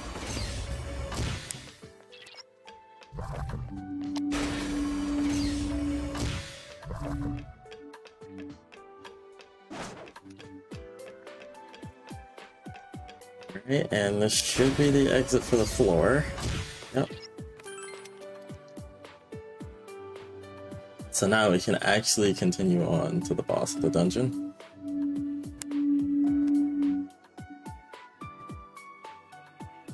We just head south here, and the door leading up should be right here.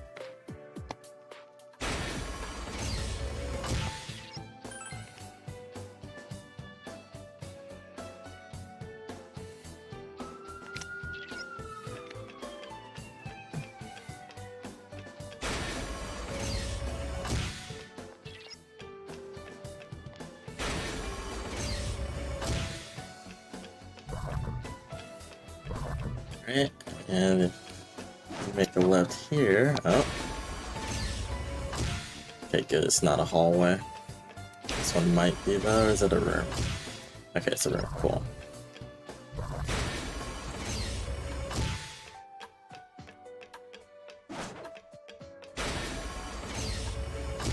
It's a straightforward path, we don't really have to guess for this one. Except here, might have to guess a bit. Okay, no, it's another... This is a really big floor. This is actually kind of annoying. But yeah, with floors, you can kind of apply the law of averages again. Like, you'll get short floors, you'll get long floors. And for this one, we got a really long floor. Okay, this will be the last one before we get to the boss.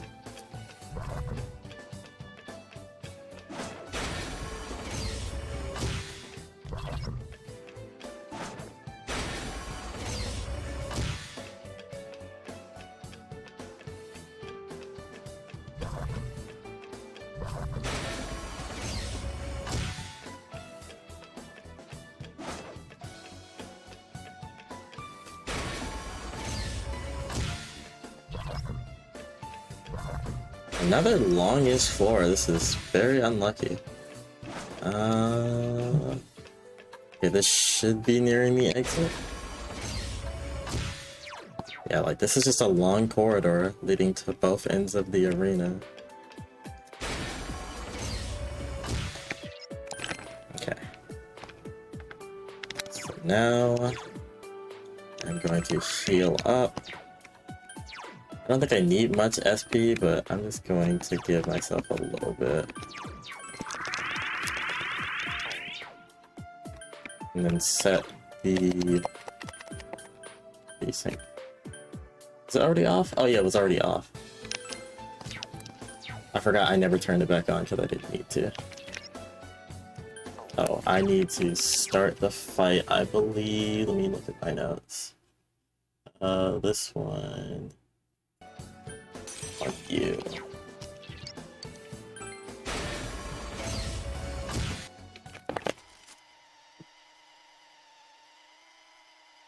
Alright.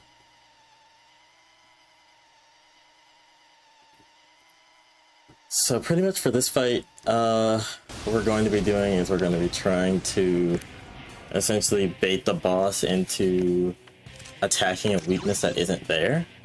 And I'll kind of explain that in a bit. First, swap over to Scotty. Power charge. Scotty has no mute and power charge. So we're going to charge up. She's going to do mute ray, which will do nothing because we have no mute. I swapped to the wrong one. Okay. That's fine. Surely it'll be fine. I can't be muted if I'm guarding, and plus Yeah. this persona also has no mute. Okay, now we... Now, October. you heat rise her or? Nah, I just go Okay, straight yeah. for it. Because I already have Auto Suku, so I'm not Oh, have to you're worry right. about missing. Yeah, so that just wasted one turn. It wasn't really a big deal. So now we're going to trick Naruto into basically trying to do nothing but fire attacks on us. Senpai. Alright, and now that we're at 1 HP, what we're going to do is we're going to switch to Suiki. We're going to power charge. And you're probably thinking, oh no, I'm at 1 HP, I'm going to die. And apparently not. Apparently not. Well, we're just gonna the Arahana instead, I guess? Yeah, I don't know what to do if you dodge. I guess just. I mean, I could have Rakunda, I guess I was the play there, but I was so caught off guard by it.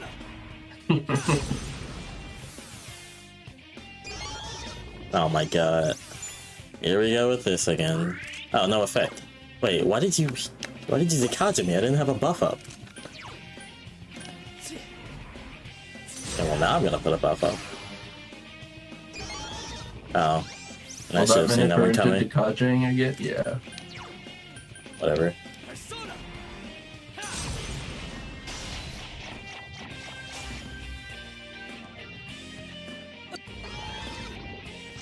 Yeah, you can just see the power of Toby in this fight.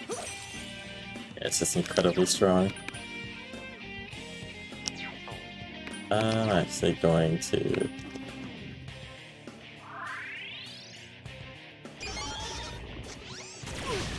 Oh, I was still... Hang in there. Okay, it only heat riser. That's fine.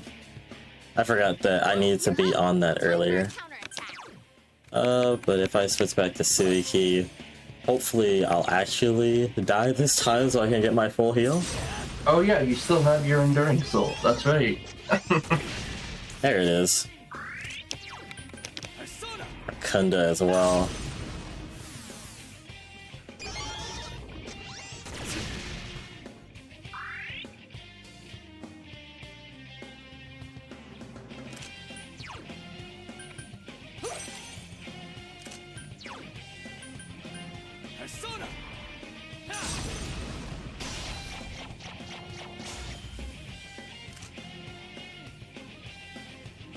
That is another element zero.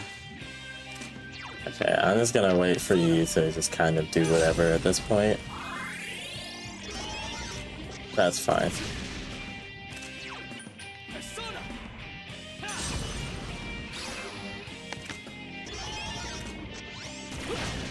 Oh, perfect. Now I have no fear about doing this. Oh my god, come on. Alright, surely she'll Brave Blade. No. No, Yeah, not as she long does as have element Brave zero's up. Blade, and it is a good thing to reflect, because she'll reflect damage onto herself. Yeah, but she didn't want to cooperate like that, so it's fine. But it's fine, yeah. That fight went fine. It definitely didn't go poorly, so.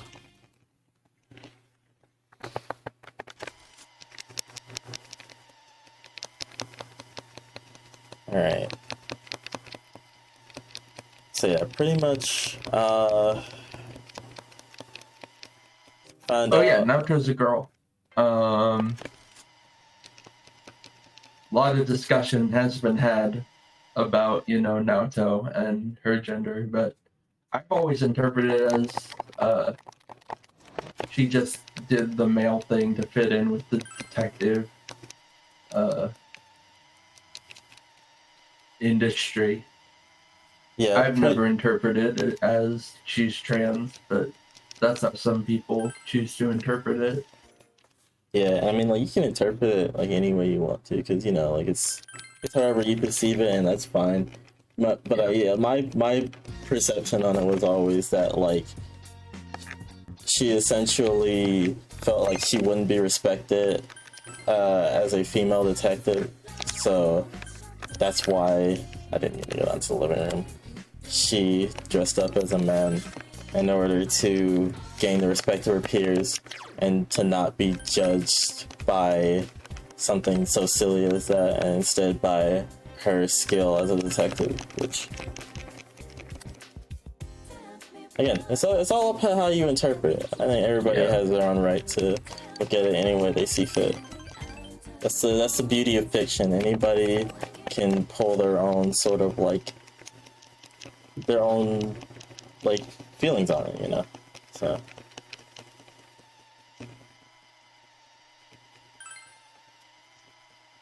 So more hanging out with Murray. This one gets us to level 6, 5? This one's 5. 5. It's pretty much everybody kind of coming together, and this is, I think, the point where in the next social rank up, we're going to be looking into kind of discovering Marie's origin and her like missing memories, because she has amnesia, because yeah.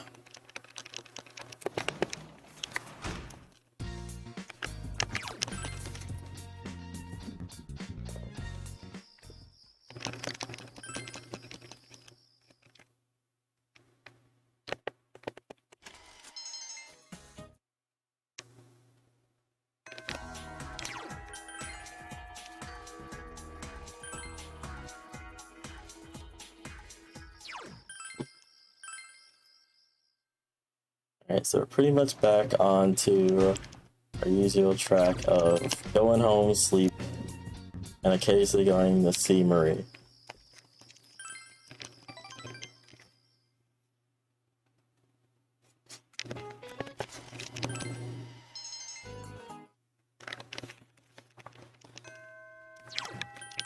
Oh my goodness, come on.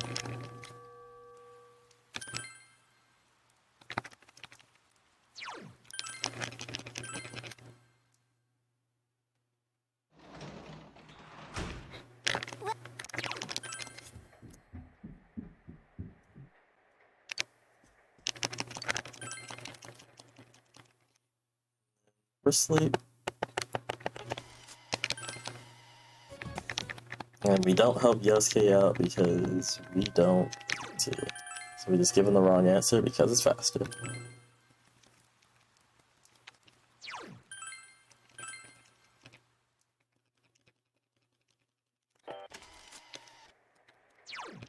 Of course, it's the deadline for saving Naruto from the TV, and of course we're here just in time, so everything turns out just fine. Unfortunately, this reveals a fact that, oh my gosh, Mitsuo wasn't the person kidnapping people and throwing them in the TV, because he's in jail right now. So it's somebody else. Oh, the plot thickens.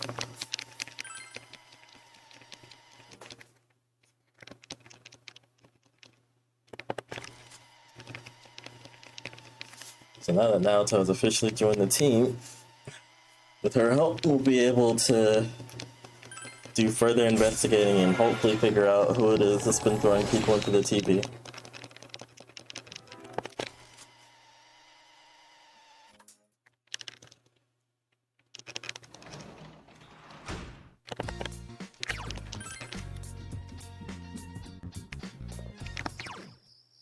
Oh my goodness.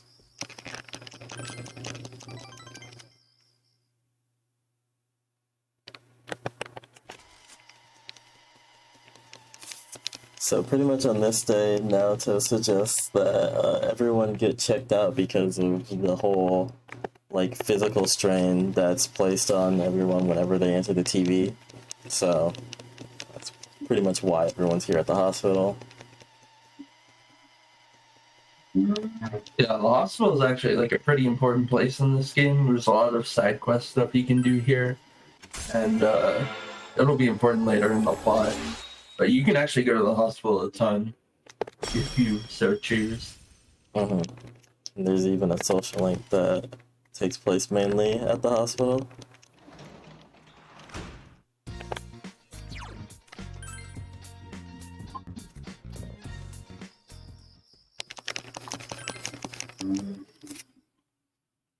Could choose a third option here.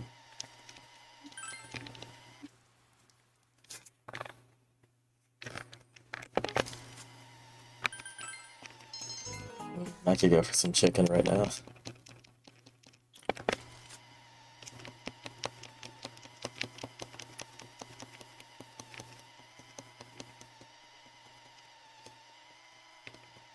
Or just food in general.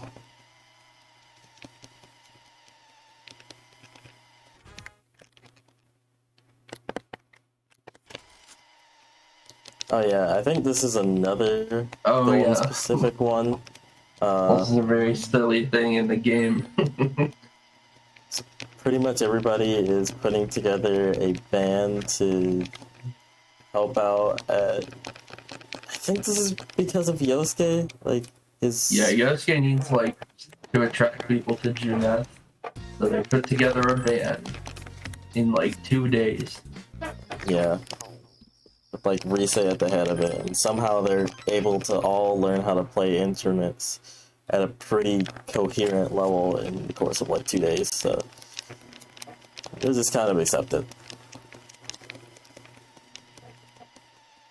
Like, I'm pretty sure none of them have played an instrument up until this point, aside from maybe Rise, but like, they were just able to learn it because they're just all child prodigies, I guess.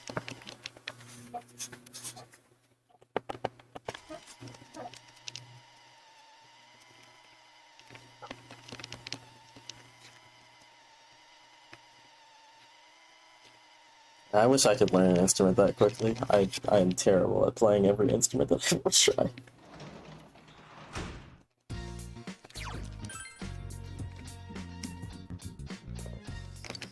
Yeah, if only learning stuff was that easy.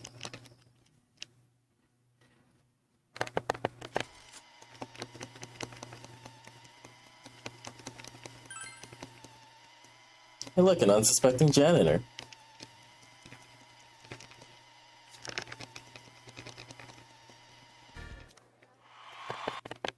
And there was a whole concert that we don't get to see. But it was really good, I promise. I actually do like that song that plays during that.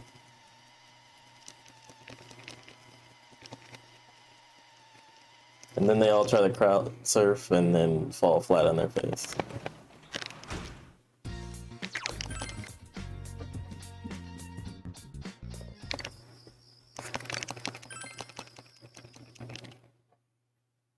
Second answer. And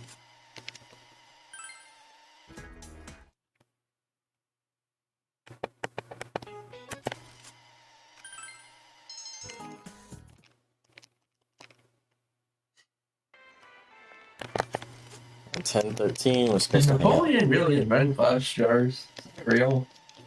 I don't know. I'm gonna look this up right now. Please do. I'm curious now.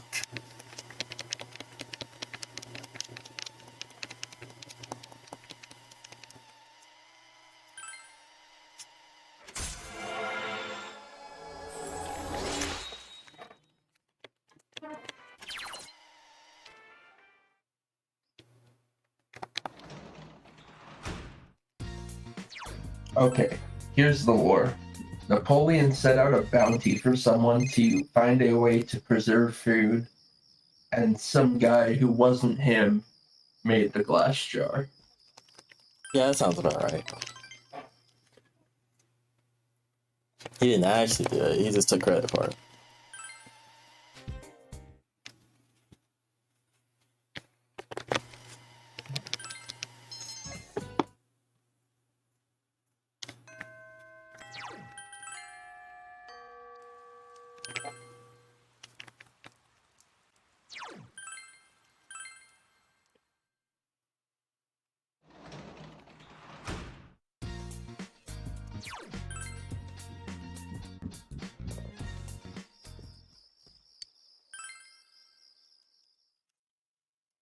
Now we gotta hang out with Marie in order to be able to advance her social link again.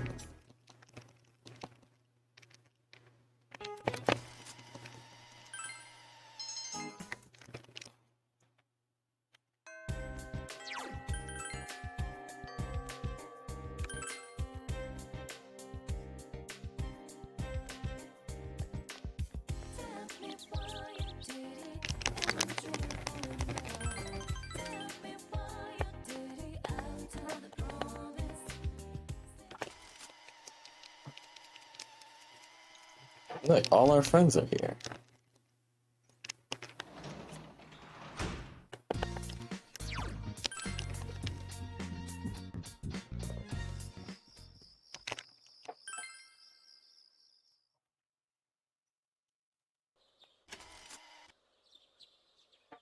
A bunch of, I think this is, I forget what happens in this. It's automated and there's nothing I can do to influence it, so. Oh, I think this is a test that it doesn't matter what answers I give. Yeah, this is the one where you just mash.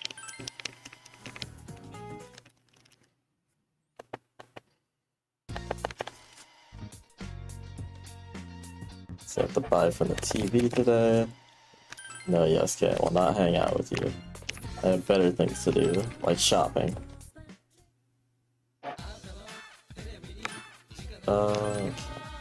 Wait, no, I meant to buy the... Oh. Well, you're gonna do the manip in heaven I'm wearing the anyway, manip right? anyway, so it doesn't matter. Yeah. I'll just use those for the culprit fight. I like the other armor more anyway, so...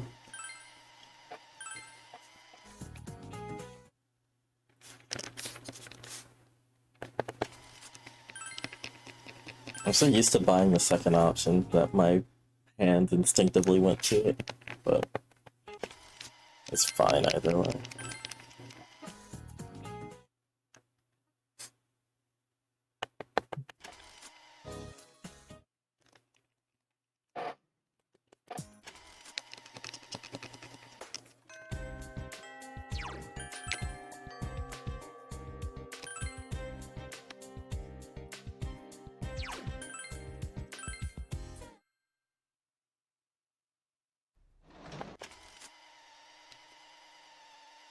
Alright, and this is setting up for the next dungeon.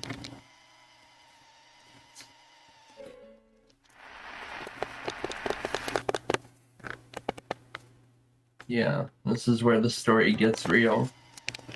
Oh, Pretty yeah. much. Things start to go through all sorts of twists and turns and whatnot.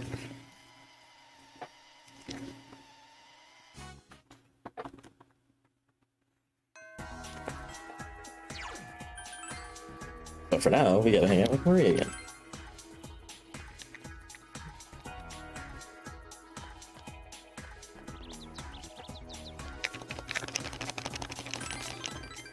This will advance her to rank 6.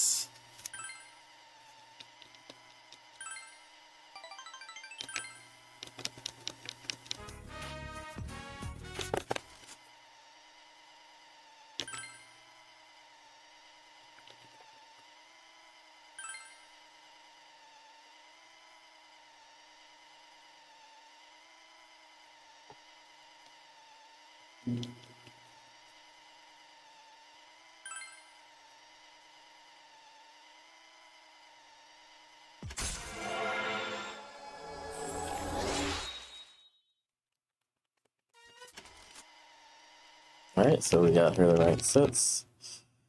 Now, continue onward. There's the items I didn't mean to buy.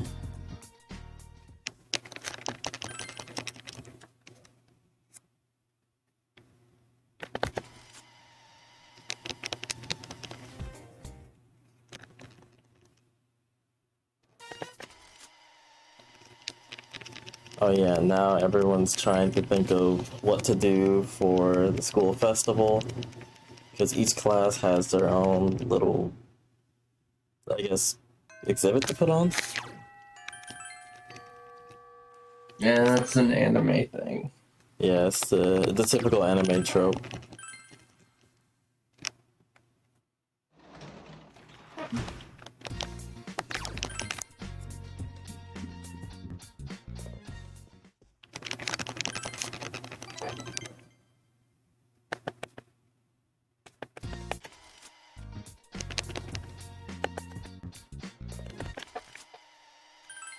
Oh, we will not be hanging out with yet. We have better things to do, like translating and sleeping. So much sleeping.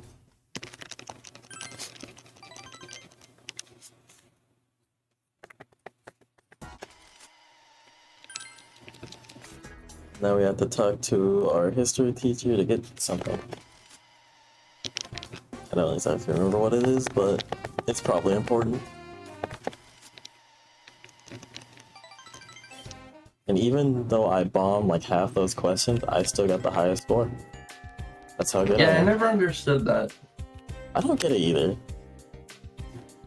Let's kind of accept it. Mystical Scarabs. I think those give full SP restoration.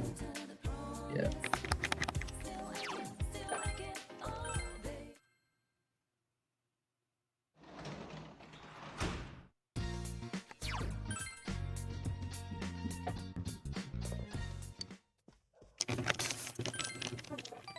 Oh yeah, one interesting thing that I just remember is that in Persona 4 Vanilla, well, specifically in this game, you can actually head out at night, but in Vanilla, you were actually not allowed in order to go out at night. The only thing you could do was stay in and do whatever Yeah, activities you you can could do in the only house. go out. Oh. Yeah, you can only go out at nights when Dejima isn't there at your house to watch his parental gaze over you.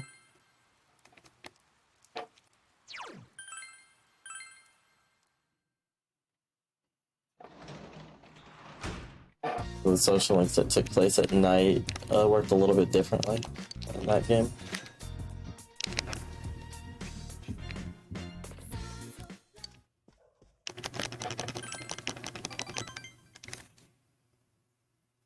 And now it's time to hang out with Maria again.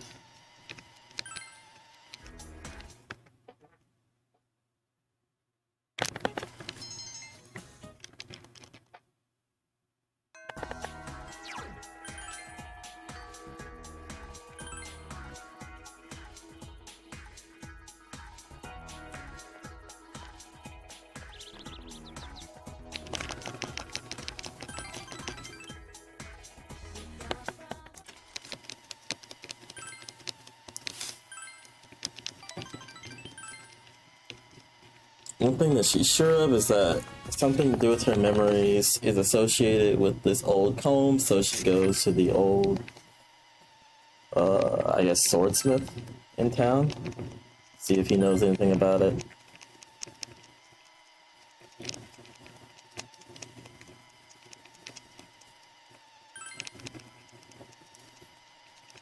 She starts to have headaches, so people go to get some stuff in order to try and help her because, you know, everyone's really cool. They just want to help.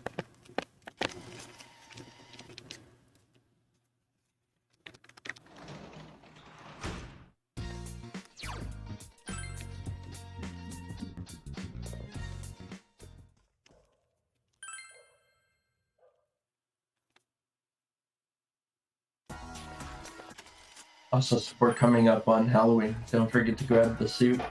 Yeah. 10:31.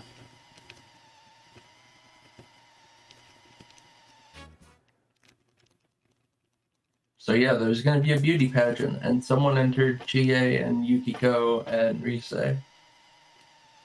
And Naoto, all without their Naoto. permission. Yeah.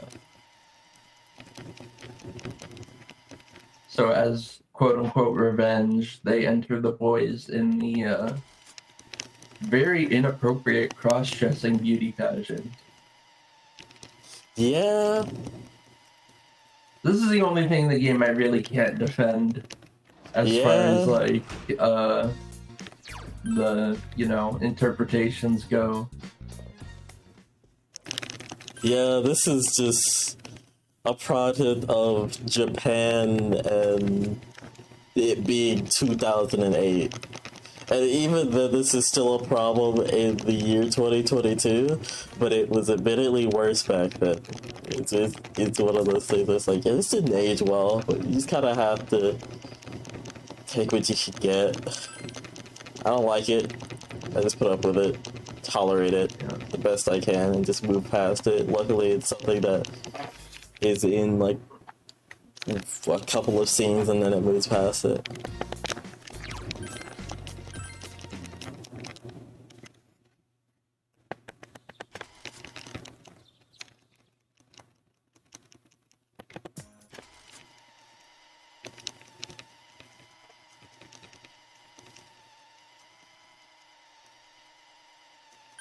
Oh yeah, they end up deciding for their exhibit to do a group date cafe thing. And I don't even know who this guy is. I don't even think he's named. Male class rep. Yeah, he's kind of a no-name.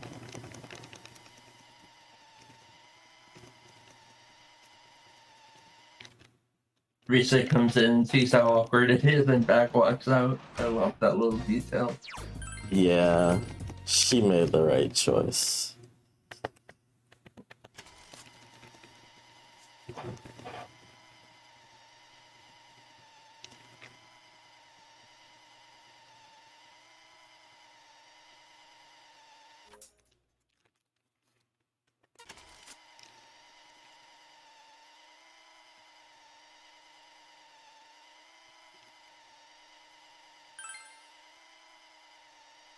I will say though, I love Alice Teddy.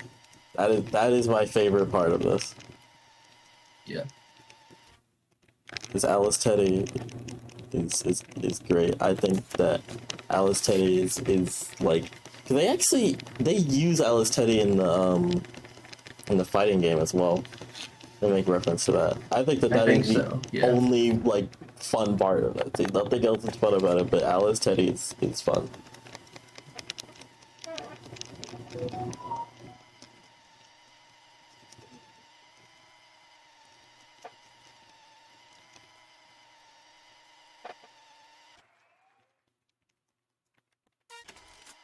Yeah, this section right here in the P4 vanilla speedrun is one of the longest like sections of downtime.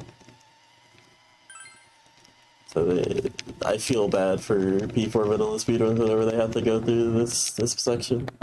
It's a lot of just fast forwarding. Well, I say fast forwarding. The fast forward button doesn't exist in the vanilla version of the game, so it's just them. Usually, Holding triangle. yeah, holding triangle, and if they have a turbo controller, they're probably making some food or something. It's a lot of cutscenes.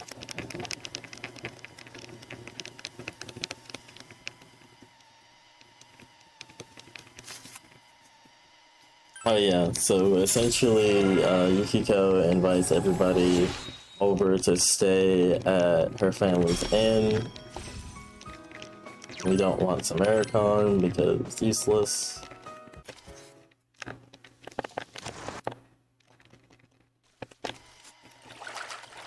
And then Yukiko actually makes a mistake and mixes up what time it is that the girls and boys are supposed to be using the bathhouse. And so the boys get chased out, even though it was supposed to be their turn to use it. Blah blah blah. I don't even remember what happened after this. I just know that one part.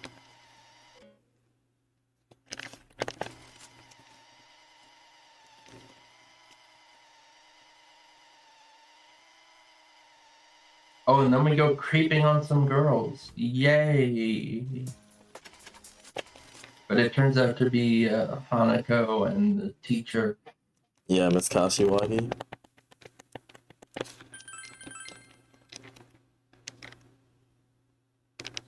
Okay, so today I have to say yes to Yosuke.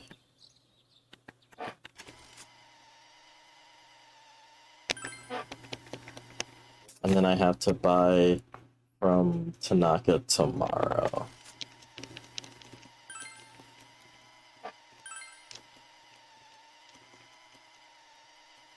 Okay, this is kind of a preview of what the Halloween costumes look like. I don't think they really have a preview of the Christmas ones. So Nanako starts to not feel so well, so we lay her down and probably like get her some medicine or something, I think. I can't remember.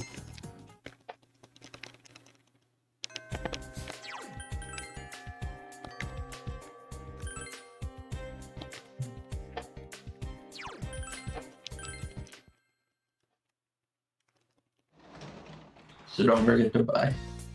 Yeah. Yeah. Yeah, I have to go upstairs and should be able to still do it because it's only Tuesday. Okay. This one actually is buying the second one.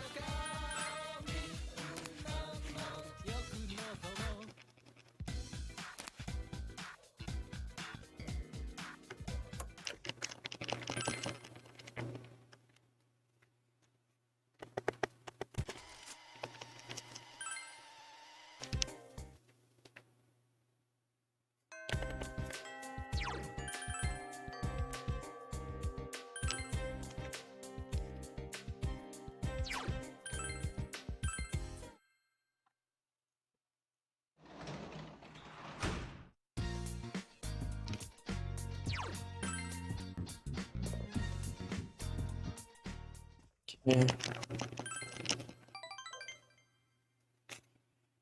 Actually getting relatively close to the next dungeon. It's gonna be another subset of cutscenes, and then we're gonna be heading straight in on November 6th.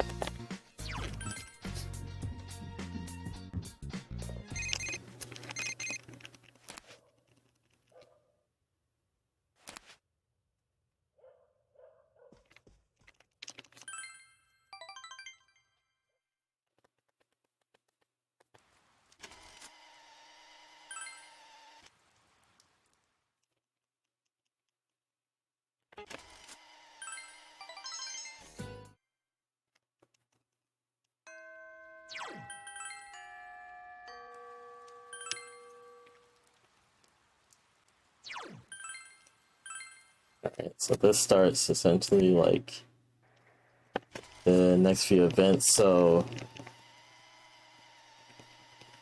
I think, is it here that he gets a letter? Yeah. Oh, right. First, they go out because they want to buy a new Kotatsu because the one they have is broken. And then on the next day, I think, yeah, Yu ends up getting a letter addressed to him. Basically, it's like an intimidation thing from the killer, saying to stop trying to search for them. And Dojima is wondering what this is all about. And why is he getting involved in this when he specifically told him not to?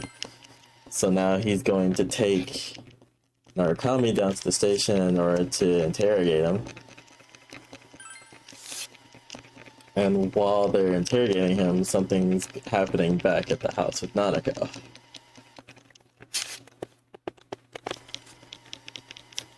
And so everybody starts trying to get into contact with Nanako, and no one can. So everyone starts to become worried as a result of it. Yeah, because Dojima took our cell phone. Yeah, so we can't get into contact with anyone. We start to look into the TV, and we recognize who it is that's being displayed on it. And we all know what happens to people who are displayed on the television and during the Midnight Channel. Naruto running in the rain is my favorite scene in this game. Yeah.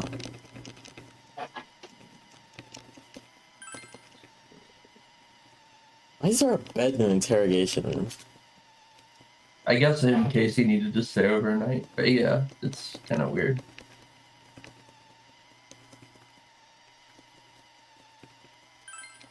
So pretty much they all discuss over the fact that they're pretty decently sure that Naruto is the next, not Naruto, Nanako is the next one to be thrown into the TV.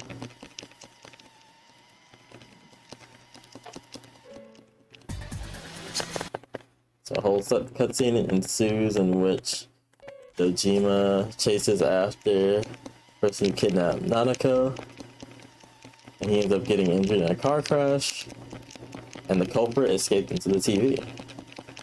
So now we're gonna have to go in after them. Yeah, we also found a diary with all the victim names and dates on it. So So it seems like we finally narrowed down our culprit, and it's time to go apprehend them. Dojima, more importantly, wants us to bring back Nanako, which that is our primary objective.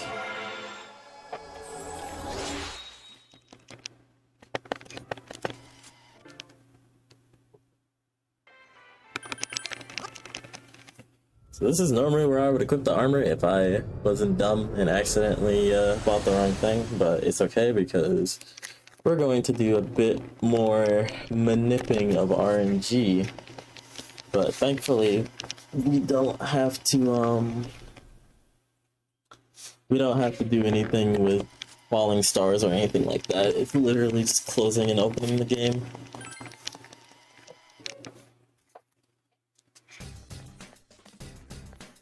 yeah, I was gonna say I'm not familiar with this one because it's not normally done in runs. Yeah. So essentially what we need to do is we need to get to the 3rd floor and then save quit. That's the first objective. Also, shout out to this banger of a track. Yeah, I'm listening without audio, but it is an incredible song. And in the speedrun, we get to hear more of it because, you know, ideally we're not getting into encounters. Mm-hmm.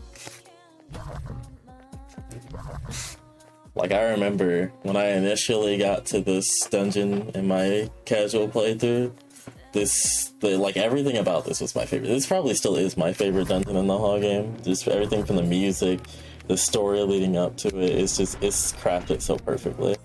Also, there's actually a very easy tell for which way leads to the stairs here. There's always going to be a single like floating rock to the right next to a rainbow of the stairs for this dungeon. So it's very easy in order to kind of feel out which way you're supposed to go. This might be it. Yeah, it looks like it is.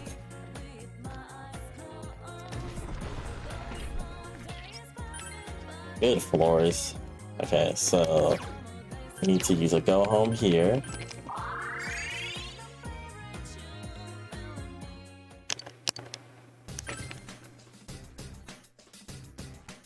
And then we need to save and quit yet again. And the important part is that we cannot get into an encounter on the 3rd floor, as that messes up the manipulation. So again, star patterns don't really matter here. All that matters for this manip is that we do not get into an encounter on floor 3.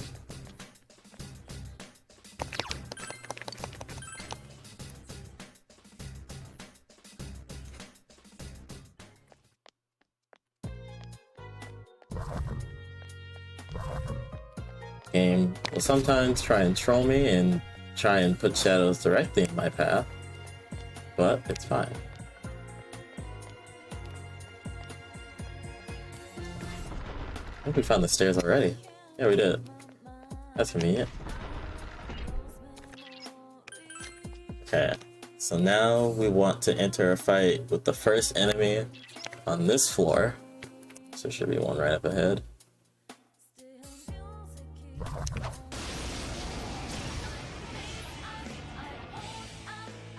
And then we're gonna run away. Now's your chance. Run!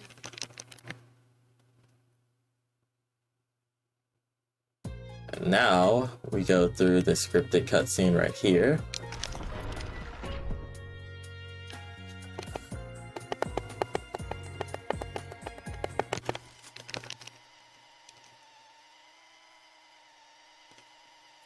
Oh yeah, and pretty much here Nanako is talking about how she misses her mother.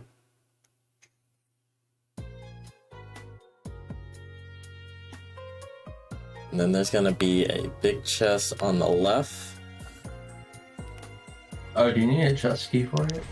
Oh, I have plenty of extras. Oh, okay. Did you get the extras? I actually got these from, I think, encounters.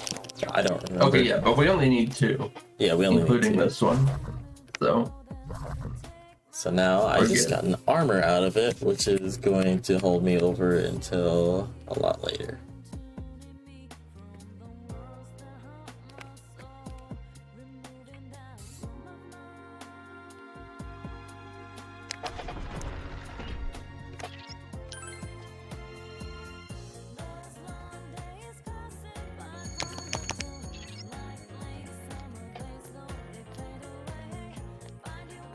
Once. I think that's gonna lead to a dead end. I'm actually not gonna go that way. I shouldn't have even opened the door, but it's fine.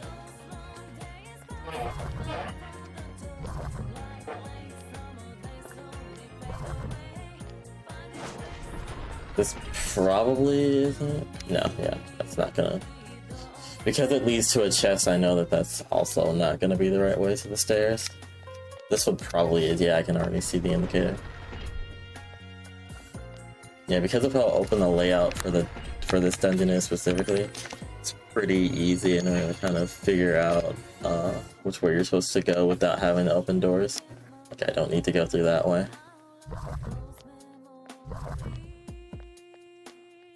And probably not that way either.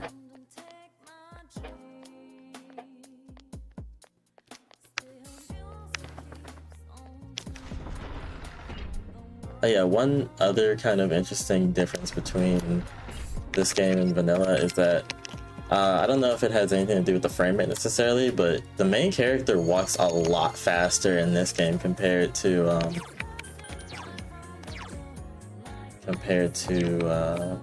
vanilla. Okay, I see Hachiman here.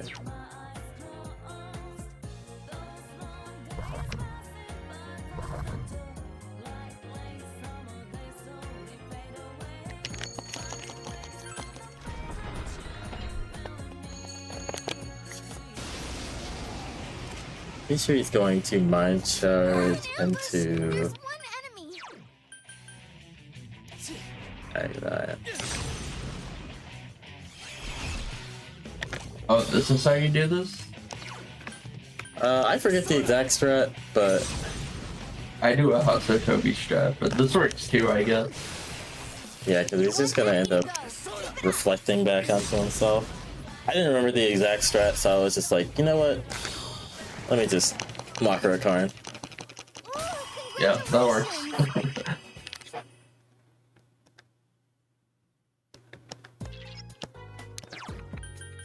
Okay, I think the next fight we actually want to start on Yoshitsune.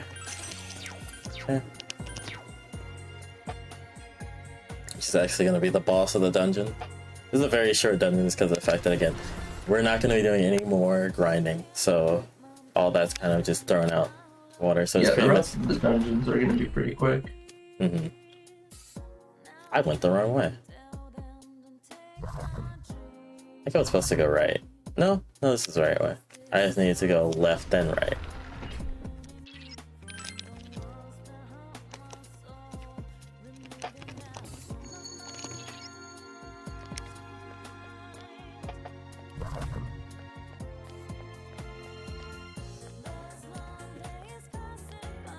This might be a short floor? No, that's just a big rock. It needs to be a small rock. Plus, I could also see in the mini-map that there was a enemy and a chest in there, which will never be where the stairs are. This, however, is the stairs.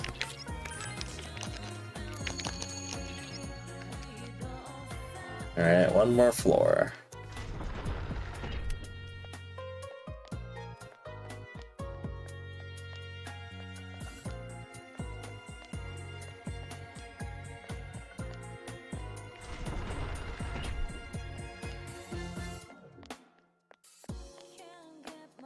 Oh, I guessed right. I'm really good at guessing these, holy crap. Alright, I kind of need that luck, honestly. Okay, so I'm on Yoshi, so...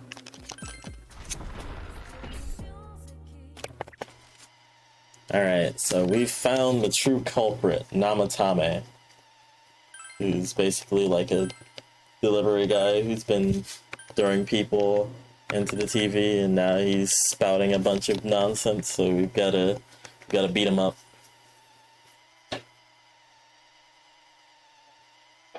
So a funny thing about PC is because the FPS is higher, the halos on this next bosses are going to be spinning faster than they should. Oh yeah.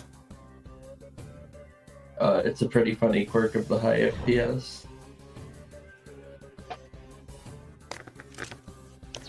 Alright, I want to switch to Suiki. And Yeah, so now the strat is just going to be keep spamming Rakunda until our Enduring Soul kicks in. oh, mine's different. Oh, okay, never mind. Never mind, don't listen to me. I basically just go with the classic strat of Asao Toby, everything to death. Yeah, just do it. That's what I do, but yeah. It's gonna reflect. And then we're swapping back, and we're gonna do a certain amount of Rakundas. It's like 4, I think. Yeah, it's like 3. 1. 3 or 4. Yeah. He's reflecting a lot, so it might be less, honestly, that's needed. Oh, that's what we don't want to see. That's the only move that gets through to us. This will be the 3rd one.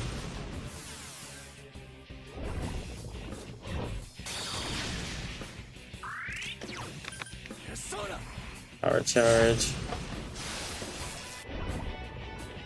Ah, thanks for the heal.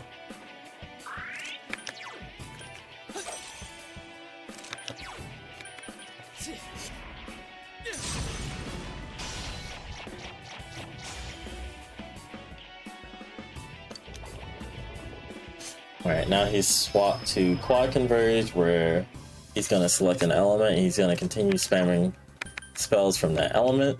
So what we're going to do is we're going to employ an old strat but a good one. Throw up Reflex. Yep. Ice attacks will be more effective now.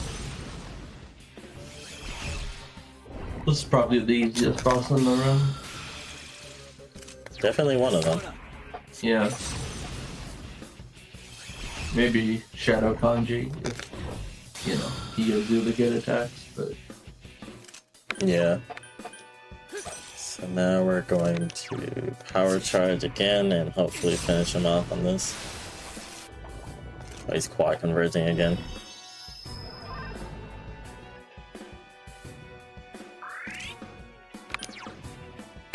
I just want to finish the fight.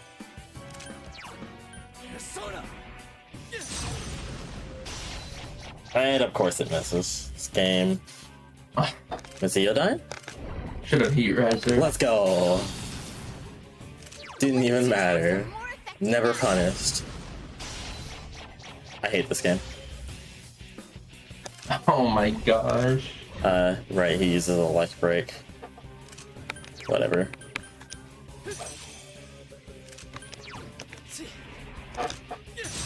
Asao Toby missing twice, and that's the biggest weakness of Asao Toby. It's just flat out missing on you. Oh my gosh, he has like 1 HP. Yeah, I'm just gonna hope that this bit like hits. Come on, what do you mean? Oh, he's quad converging again, so I guess that's something. Yeah, I'm just gonna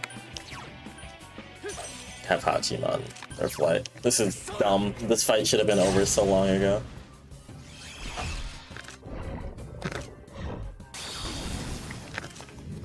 This fight could have been over like 3 turns ago if he didn't just screw me over.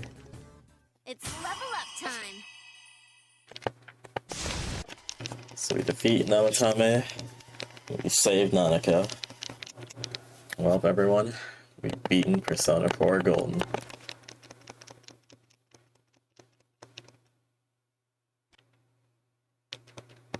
I don't know why the fast forward sound didn't play there. But now everyone's really sad because Nanako's in the hospital. Put my notes back up.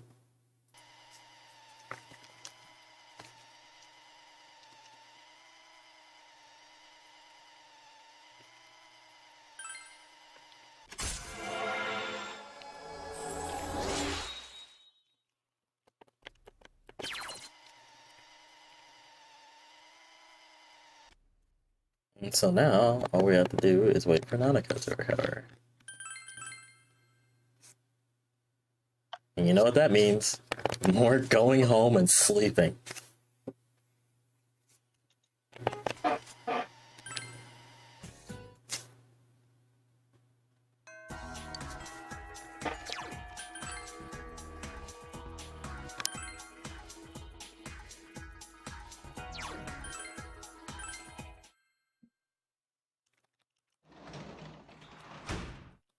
The one nice thing about Dojima and Nanako being in the hospital is now I can just spam square and it'll open up the menu immediately. I don't have to worry about skipping their dialogue. I'm not saying I'm happy about them being in the hospital, I'm saying there is at least a upside.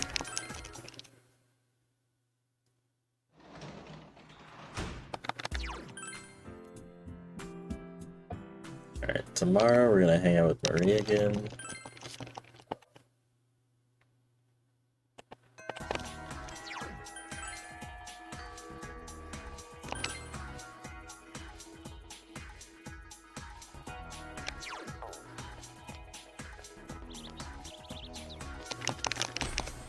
I didn't mean to go in there. Well, that's fine.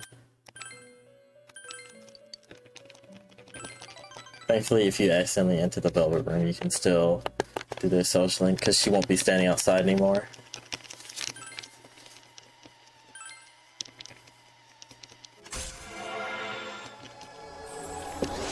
And rank 8 is actually very quick, so that was expedient.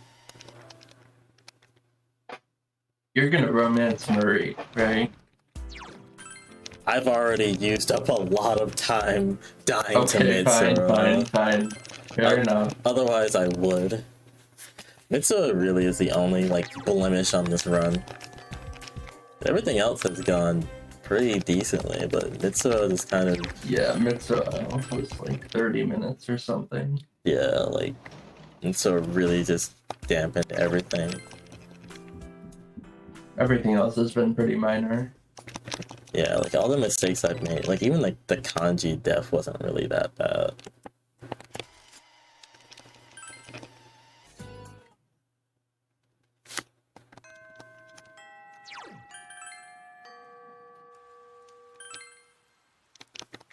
I'm just glad we recovered from it, at least a bit. Because that was painful. Right, I can just mash the button there. Tomorrow is going to be the rank 9 for Marie. Which is where you have the option to romance her, which is the optimal thing to do in your heart and soul, but it does lose time. Yeah.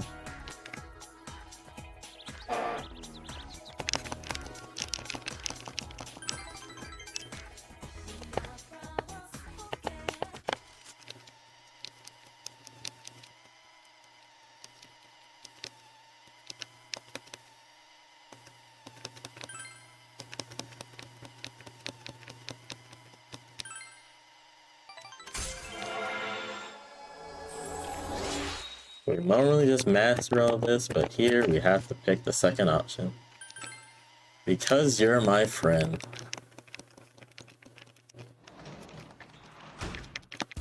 Yeah, if you choose Because I Love You, there's a fairly long cutscene where she's like, oh my gosh, I have a boyfriend.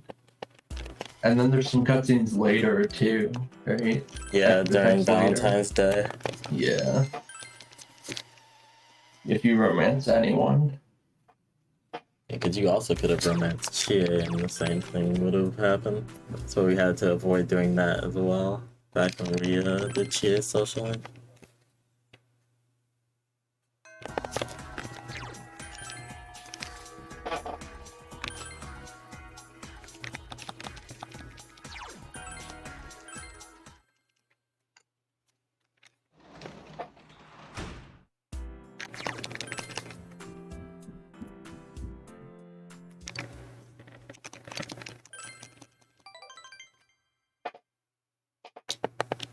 Alright.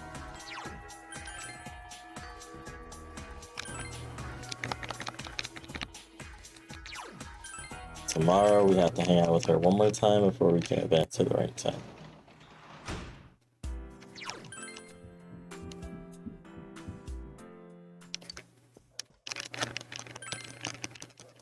As you can see, our main character is very sad about all of his family being in the hospital, so he's just sleeping the day away. Which, you know, that is a very valid and genuine thing to do in a situation like this. He is going through some stuff right now. It's a good thing that he has very loyal and compassionate friends by his side. Seriously, like, the Persona 4 cats are some of, like, the nicest, like, group you'll ever see. You want some friends like that. For sure, for sure.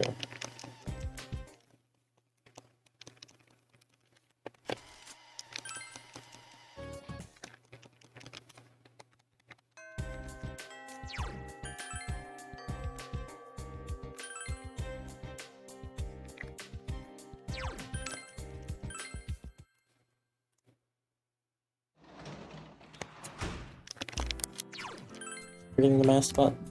I could be saving frames.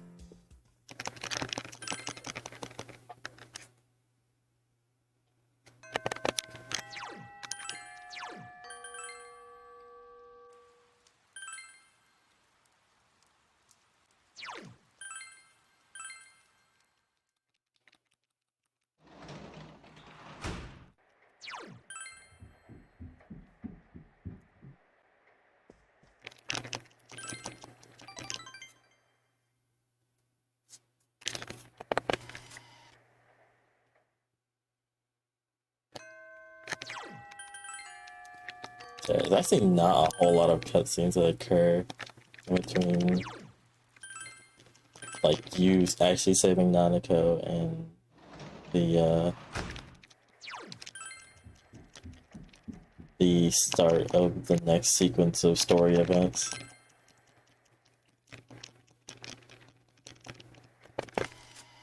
By the Soma here.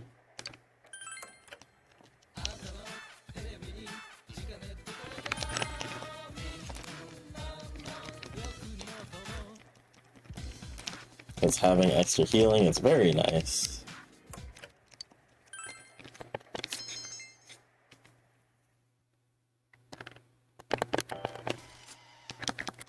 And this is the deadline where you need to save Nanako by, which I'm sure everyone did. You better have. Yeah. If you didn't save Nanako before this date, I'm finding you. I'm coming for you. There's nowhere to hide. How could you not save Nanako? That's messed up.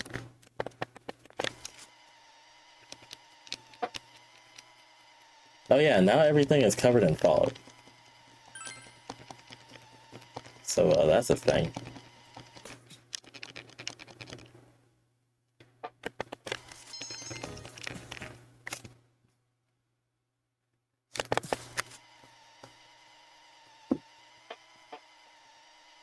Yeah, and there's rumors going around town that the fog is poisonous for your, like, body.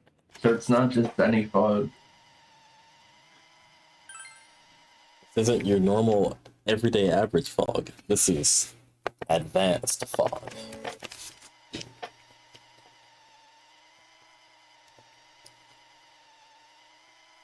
And then sending everybody into a panic.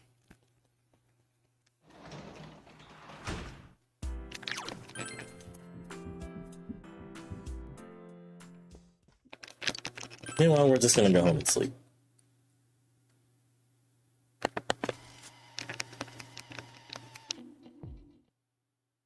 Oh yeah, and the music also changed. It's very ominous now. I actually do like the fog music. Like, not like for listening to, but as an atmospheric track, it's pretty good. Yeah, no, it definitely helps to sell the mood that stuff is going down south real quick.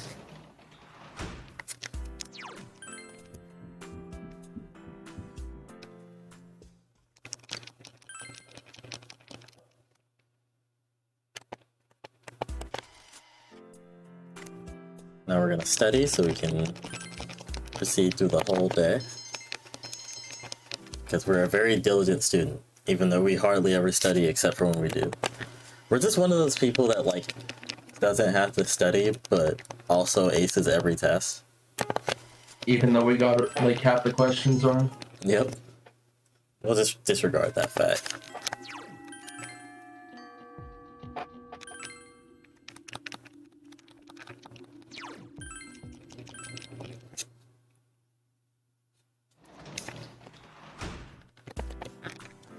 Oh, my package came in.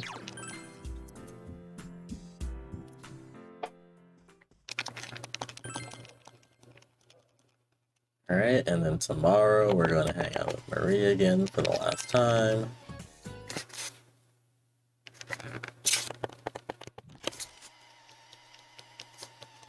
Rise wants to hang out with us, but of course, you already know, we don't hang out with anybody. Except for Marie. Marie's the exception.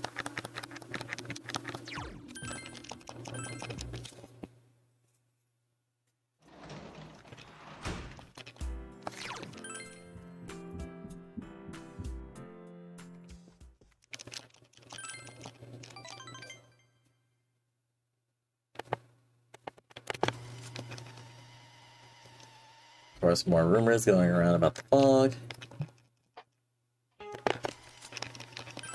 You don't care about getting answers right.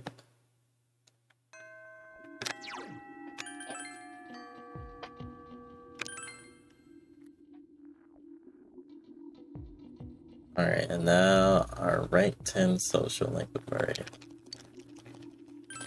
Getting rank 10 with Marie also had a secondary purpose of the old route that we did actually got a persona called Kaguya, who was of the same arcana as Marie. So Isn't that the guy from Tekken? no, that's Kazuya. Yeah, I know. Just a joke. God dang it. It's okay. Keep going. What about Kaguya? Yeah, Kaguya was basically the persona that we use in the old routes before we started using Yosetsune. And yeah, she just did a lot of damage, had a very high magic stat. We gave her Agadine, and then we just kind of tore through fights with that instead. So yeah, it was like kind of like one of the older routes that isn't really utilized anymore, because we just have faster stuff now.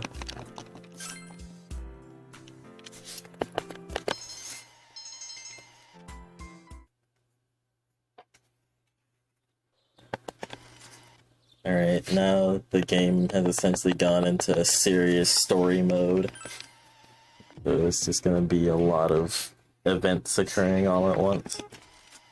So first we have to fail these tests. And by fail these tests, I mean get every answer wrong and still proceed to ace it and do better than everybody else. So weird, he just has a puppet that looks like him.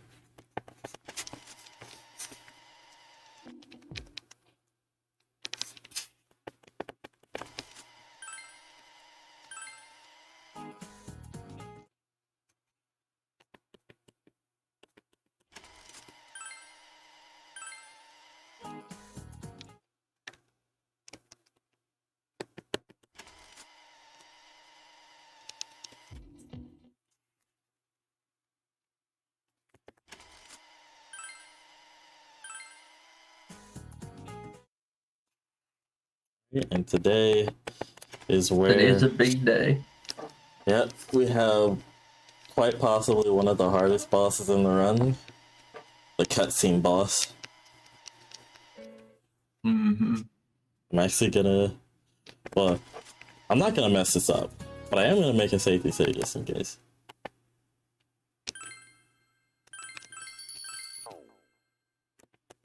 This would be really bad, but I'm just going to be extra careful once it actually comes up. Yeah, so basically, pretty soon, there's going to be a series of text boxes where you have to choose between, 1, 2, 3, 4, like we've been doing throughout the entire run. But if you choose a single one wrong in the sequence, you get bad ending. Yep. And we're going for the golden ending, so we can't have that happen. Yep. And there's like what, 4 different bad endings you can get depending on which one you get wrong? Yeah. Something like that.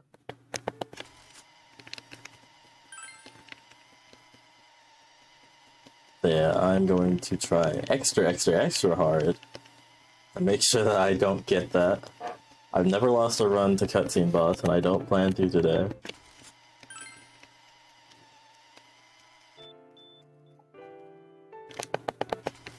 Oh yeah, Nanako's dying. There's also that.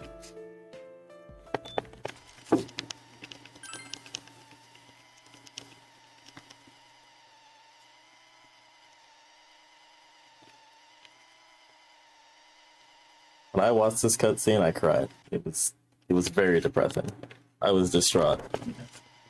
Especially when the music was playing. Like, there was so much emotion behind like every scene that happens here. This is why this is like one of my favorite stories of all time. Like, there's just so much weight behind like so much of the emotions the characters have and the action. It's so good. It's really good. Alright, we're coming up on cutscene boss though. Yep. So, serious time. Yep.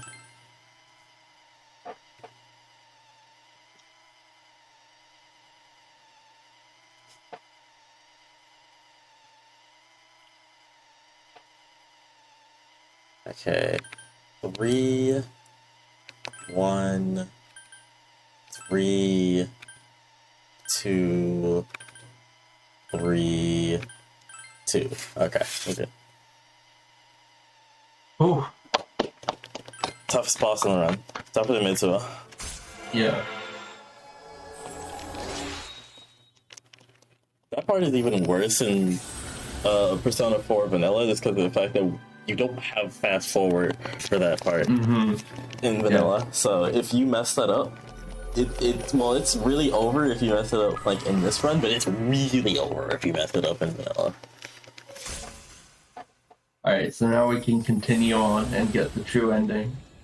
Basically, if we had not done that, we would have thrown Namatame in the TV, which, as you should know by now, kills them. Yeah, no, he's just dead. Because turns out Namatame's not actually the killer. He's been the one throwing people in the TV, but he is not the killer.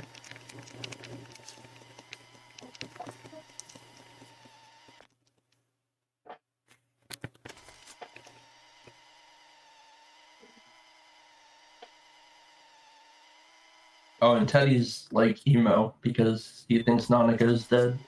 Yep. So he goes away for a bit. Yeah, even though she's actually alive. But she's only alive because we didn't throw him in the TV. Well, for certain bad endings. Like, there are certain bad endings where she's still alive even though you do throw him in the TV, but there's also others that she's still dead because we threw him in the TV, so don't go throwing people into the TV, damn it. Yeah, so in Golden, there's actually an extra ending where you get along and become the accomplice to the killer, which is like the super bad ending. Yep.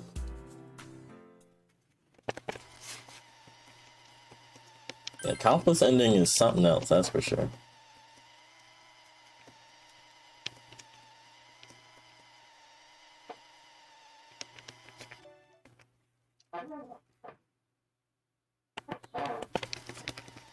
So now they're getting together and doing some extra investigating to try and figure out, all right, who's the real person who's been throwing people in them darn TVs.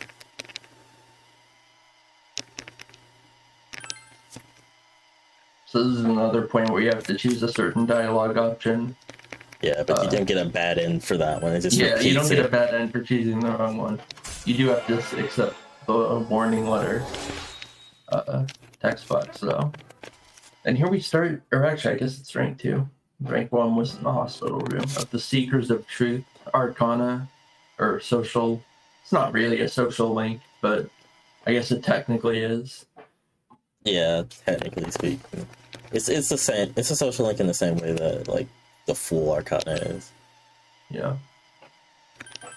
So here we basically figure out that he didn't actually throw in the first 2 girls into the TV. The first person he actually threw in was Yukiko, and he was never trying to kill anybody. He was actually trying to save them because he was under the impression that throwing people into the TV who appear on the Midnight Channel was actually the only way to save them.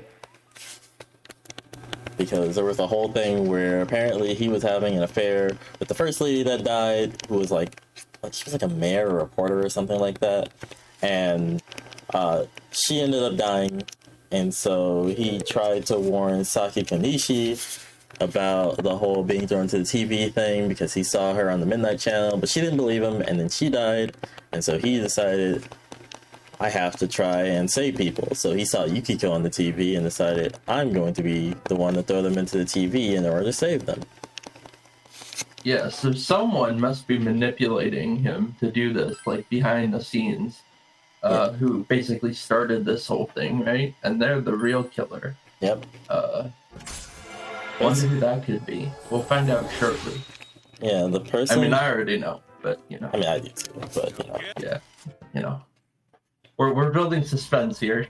Yeah, this is storytelling, right? You can't just lay all the cards out on the table at once.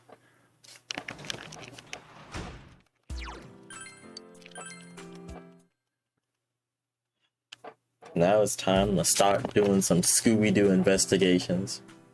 Yeah, this is a part of the game that a lot of people don't like because you have to talk to almost everybody in town. Yeah, and you have to talk to them like twice.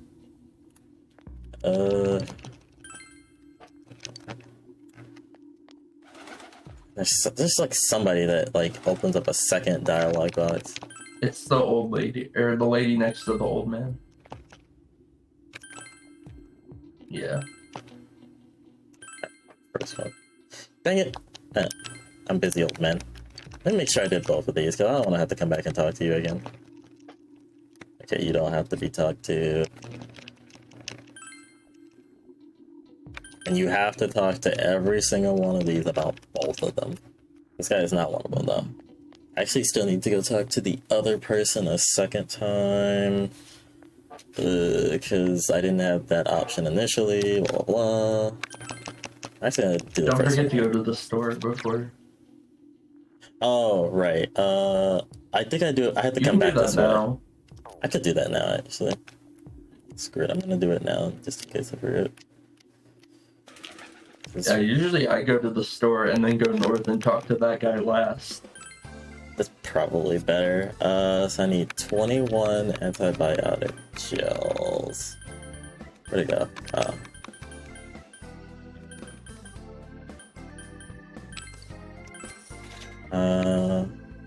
21 revival beads.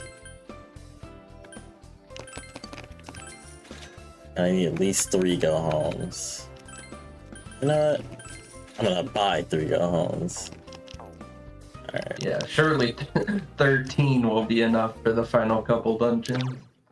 I sure hope so. Okay. I didn't mean to go north, I meant to leave this place.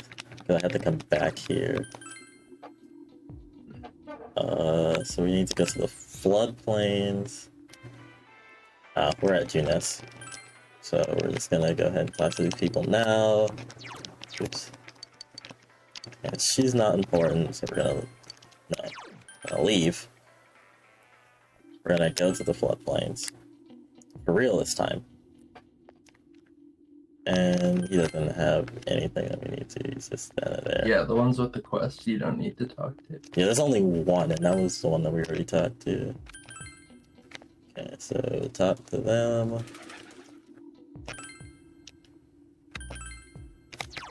I don't remember if we have to talk to anyone at the riverbank. I think no, there's no one here. Okay, so now we head back to the shopping district. Again. We talked to the last few people, like this lady.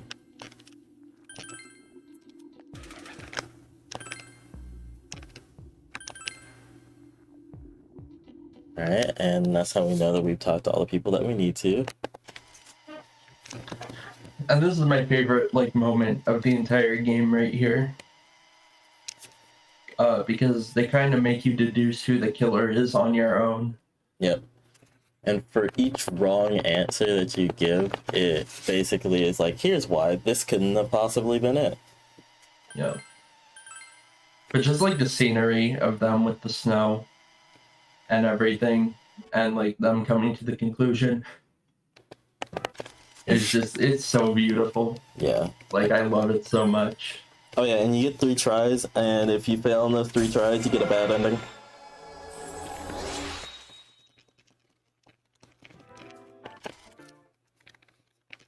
So, Oh yeah, I guess we can say it now.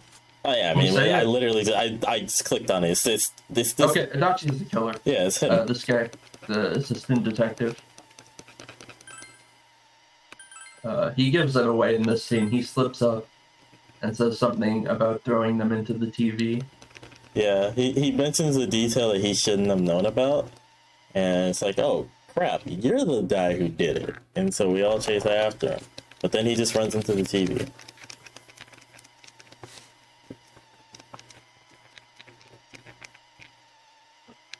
So now we know that he's the one that we're after.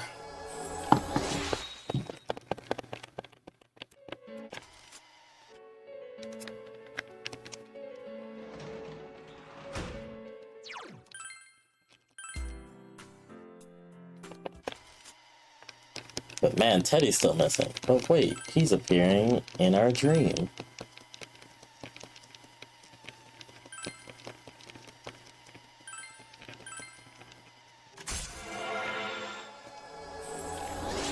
Now we reach Teddy's max rank, which means that his persona will evolve to its secondary form.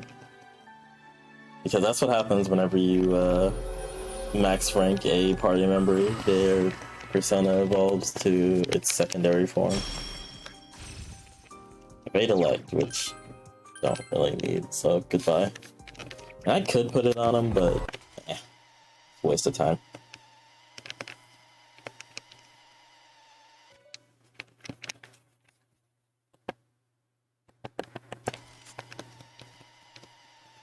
So yeah, we're all pretty much like, yeah, we need to go after Adachi, but where's Teddy?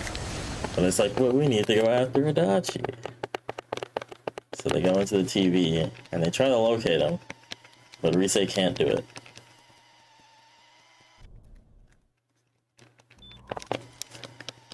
And hey, Teddy's back.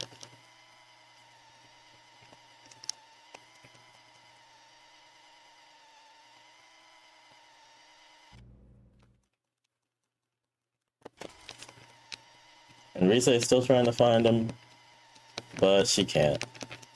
So they return back to the real world.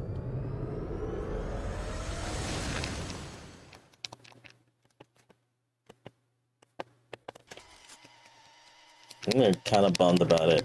But then Teddy comes back.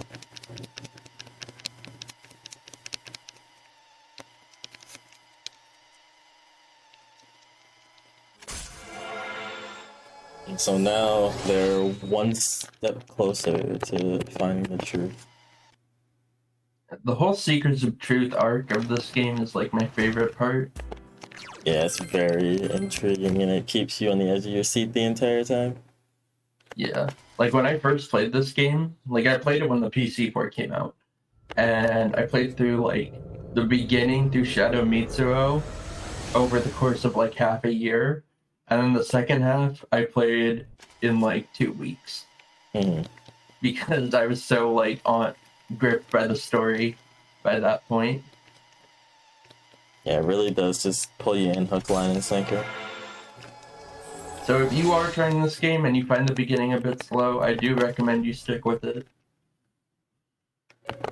Yeah, because it really picks up. Though if you're watching this, you have been majorly spoiled, so oh well.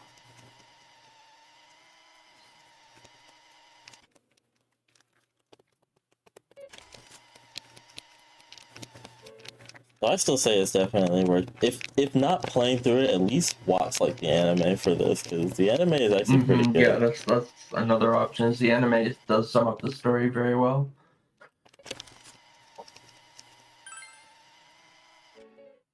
Now Adachi's basically going through how he manipulated Naotame and how he killed those two girls.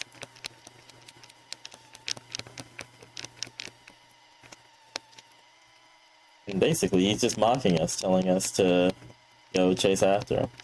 So that's exactly what we're gonna do tomorrow. Why tomorrow? I don't know. It's because Yeah, that's always something I found a bit weird too. They're like, let's go take a little nappy before we go find the guy who killed a bunch of people. Yep. I guess they need their rest. I guess, but were you really doing anything before now? I feel like you were just searching for him. I mean, I guess they wanted to be like absolutely prepared, so it kind of makes sense, but it's still a little bit weird. And then we, once again, aced our test by getting half the questions wrong. We are the best. To be fair, the test should not really be at the forefront of our mind at this point. True. We're gonna go talk to the history teacher to get something. I don't remember what exactly, but It's a soma. go to the summer. Say, I think that's gonna give me 3. And then we're going to. It's the wrong class. Could you get out the way? I've never seen that before. What the heck? That was annoying. Alright, now we're gonna enter the TV through the Yosuke.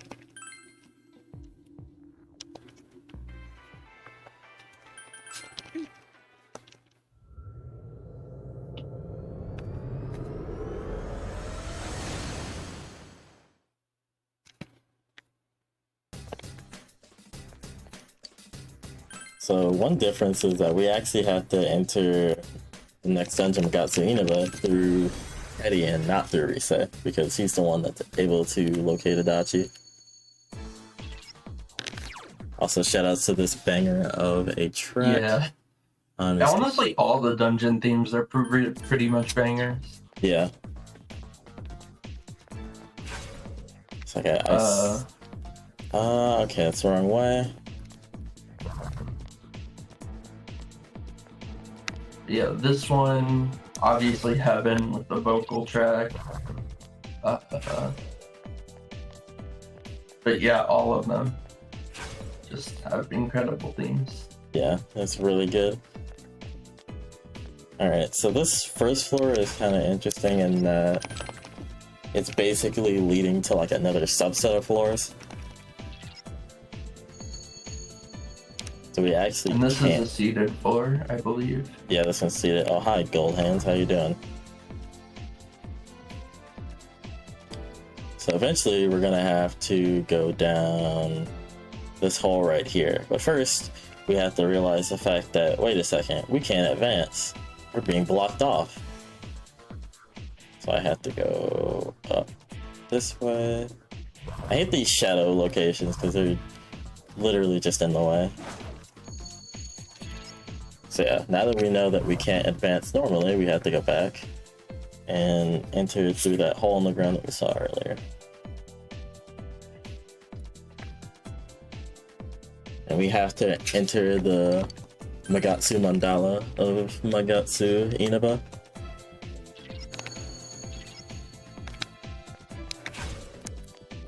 And there are 6 floors in total for this. And once we get to floor 6, we're gonna do another manip. The final minute. Yeah, the last of the manips. Thank God. Thankfully, it is a very easy one. Yeah, it's exceedingly easy, so there's nothing really to worry about, but it's just I was done with minutes at this point. Nope. That's not it. I might be going the wrong way. Yeah, I am going the wrong way. This sucks. Where's this go? Yeah. So honestly, Minips haven't been too bad this run. Yeah. Like skill changes took a few tries, but that's to be expected. Yeah. Those are just hard. And then you got a few weird 2 hands when you were supposed to get 4. Yeah, but that's that odd. wasn't a huge deal. Yeah, it was, again, the real stinker of this whole thing was just how awful Mitsuo treated me. I mean, I'm used to Mitsuo, like, kind of being a pain in the butt, but this was just on another level. Absolutely despise that boss. And then me not saving as well, just on top of it, compounding the mistakes on top of each other, but just gotta keep your composure in times of trouble. This might be the right way. No, this is wrong. I was kind of feeling like that was the wrong way, but I wasn't 100% sure. But after seeing the map, I knew for sure. Yeah, this is it. Yeah, that's it. So this is a seated floor, so pretty much what we're gonna do is like make a left and then go up.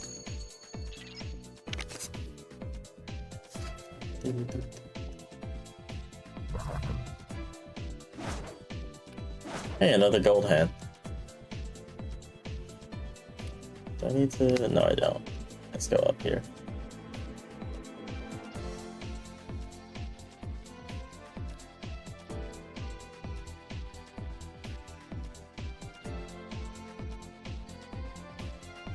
Alright. So we're running Yoshitsune.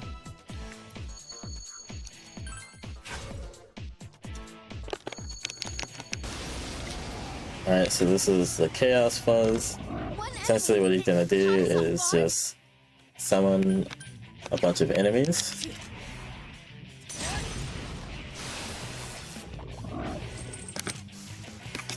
What? More of them? Gee. And they're gonna try and attack us. And then we're just gonna kill them all.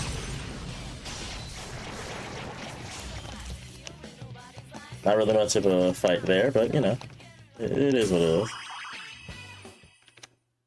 I need to adjust my notes because that is much faster than what I do. For some reason, my notes say to use Shiki Oji on that fight. Nah, that's not necessary. You can just... Yeah, I don't know why you would do that. Yeah, you literally just can use Yoshitsune. Yeah, Yoshitsune just basically solos most of these dungeons.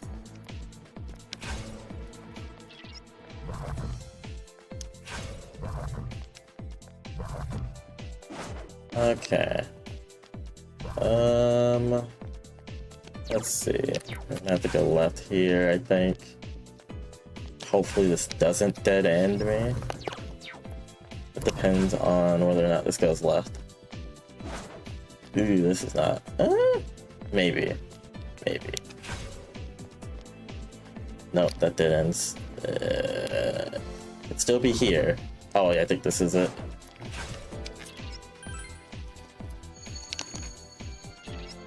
Okay. So only one more floor after this, and then we can do the last manip.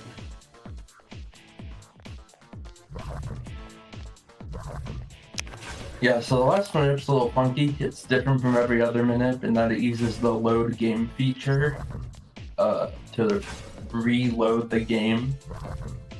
And it just so happens that that gets you the right RNG to get the item we need. Yep. Oh, I almost got caught and got caught by an enemy. Okay, this should be it. Alright. So yeah, once we get on this floor, we're gonna take a go home.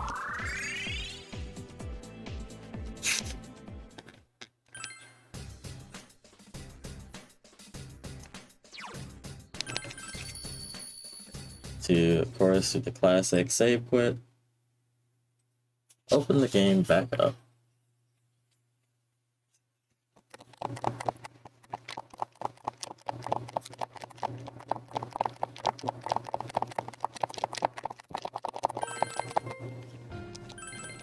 And then we're going to re-enter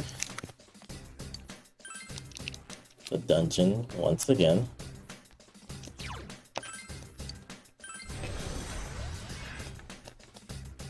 And like Brooke said, we're going to reload the game once again. Once we re-enter Magatsu Mandala World 6. We're going to re-enter it once more. And this is going to see the RNG in such a way in which this upcoming chest is going to have exactly what we need. Yeah, and what we need in this chest is an accessory called Divine Pillar. Basically what Divine Pillar does is it makes it so that effectively you're always blocking damage. Yeah, we get basically a passive ability called Firm Stance, which makes it so that you take half the damage that you normally would, but you can't dodge. Yeah. Gotta take that, put it on the main Got the character. Divine Pillar. And so now we take effectively half damage from here on out. It's going to be very useful for not dying to late game bosses that would do like twice as much.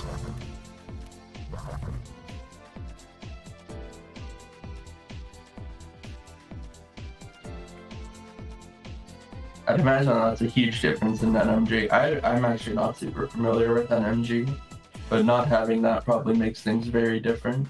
Yeah, they probably either have to grind more or they have to obtain like Divine Pillar through the Firm Stance. So basically fusing it from another persona onto like Yoshitsune or something. I actually want to get full HP here.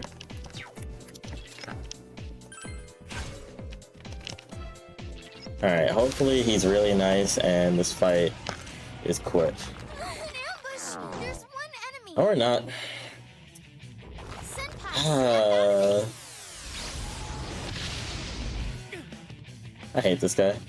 Senpai, snap out of it! This fight could literally end in 3 turns if he just doesn't do exactly what he's doing right now.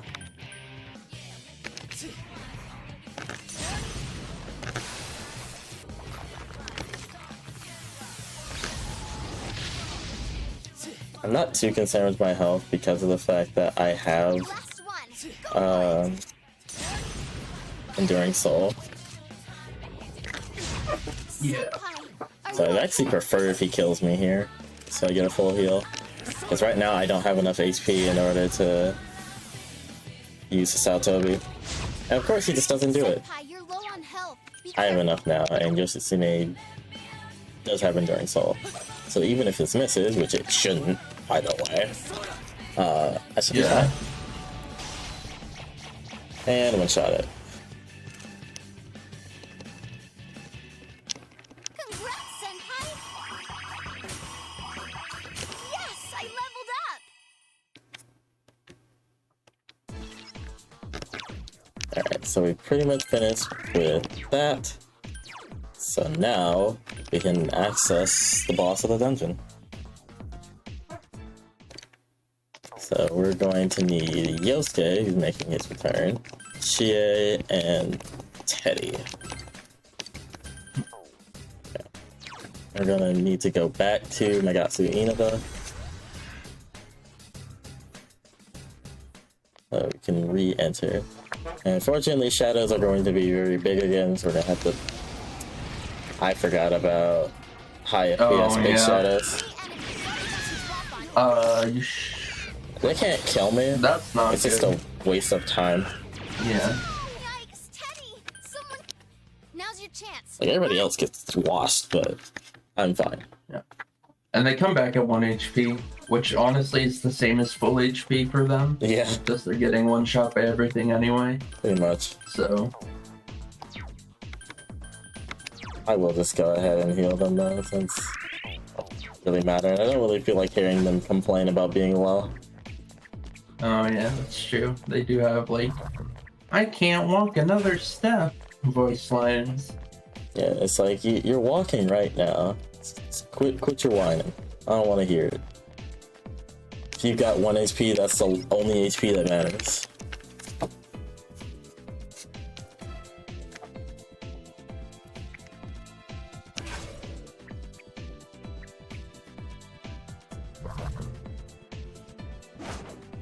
Okay, so we're coming up on the Adachi fight, which can be a pretty scary one. We are going to go with the tried and true power charge Hasotobi strategy, but Adachi himself has a bunch of scary attacks he can do. Ideally, he'll just unfortunate. They caught you off guard. Ideally, he'll just spam Zeodyne, and we can reflect it Now's your chance. damage back onto him. But that cannot happen also, and he can do bad things. We're also going to throw up, Teddy, do you have a Tetracorn to use? Oh, yeah, I should have some. That's because I Okay, accidentally yeah. bought more physical mirrors. Oh, you're right, yeah, you're right, you bought the Tetracorn. I do have that. All my notes. I think I start on Yoshitsune. Okay.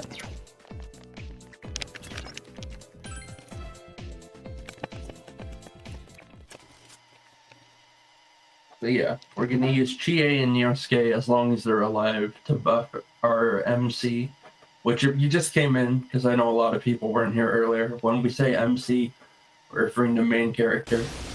I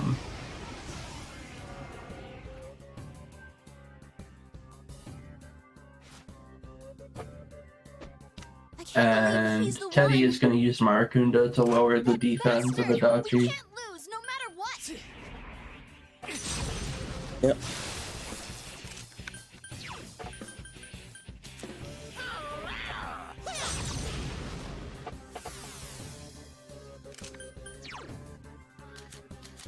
Yeah, this fight is another one that can go pretty wrong. Ooh, you have 6 Makara coins. That's very nice. Yeah, I'm very happy with this. Just gonna Heat Riser at start. So we will Heat Riser in turn. Persona? But that can't be. Oh, I forgot. Oh, that's Annoying. not the end of the world, but it's unfortunate. Let's see. Physical mirror. Yeah, so the cursor defaults to Teddy. So if you are too quick with your menuing, you will accidentally buff Teddy. Please hit me. God His damn it. is injured. This is God bad. damn it. Well, I guess it didn't matter.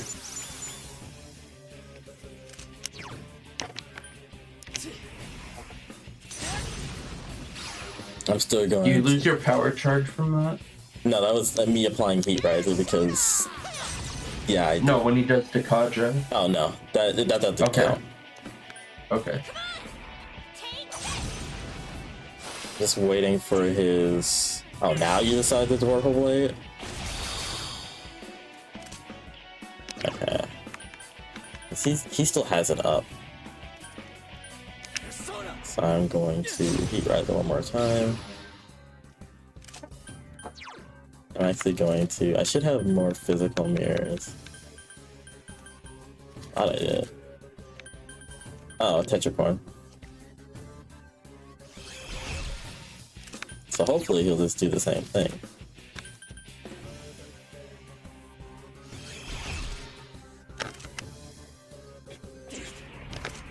There we go. Yeah, Adachi's cooperating with me. What a homie. Yeah, that's what you like to see.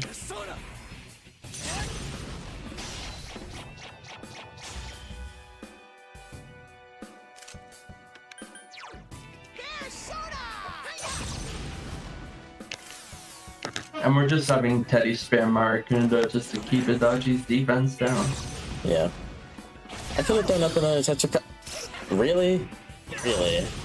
He crits? Oh, wow. That's just unlucky. Persona. I won't lose. Hopefully he'll just start with the Zeodyne spam at this point. Not before he kills Teddy with something else. That's true, that's true. Kill Teddy and then Zeodyne spam is like our ideal from here. He dies? Oh my, Teddy, you need to die. Like, you're actually a detriment at this point. Are you power charged? I don't think I was, but it's fine. Oh, well. He's really liking Vorpal Blade right now. Okay. At least he's dead now. Okay. So now Vorpal Blade spam or Zeodyne spam is what we're looking for. He's being exceedingly cooperative.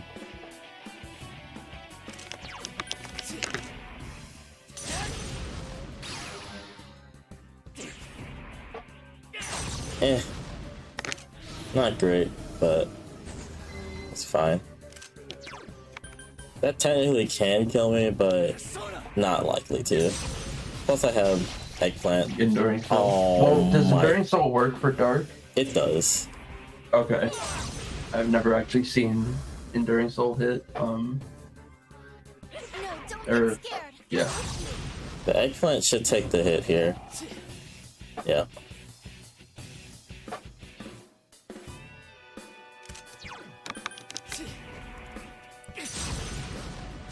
Face Eggplant. Huh. But yeah, I actually don't want to lose my Enduring Soul because I'm planning to use it in the next phase of the fight. So I'm glad that I have the Eggplant to take the hit there. Oh, come on. No, don't get scared.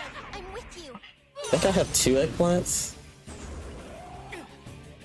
Nope, that was my Enduring Soul. Well, I'm gonna have to keep that in mind then. You were being so nice before. What happened?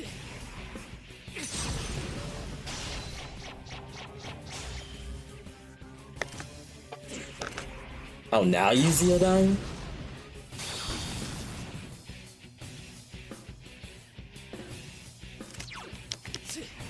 Just die. There we go.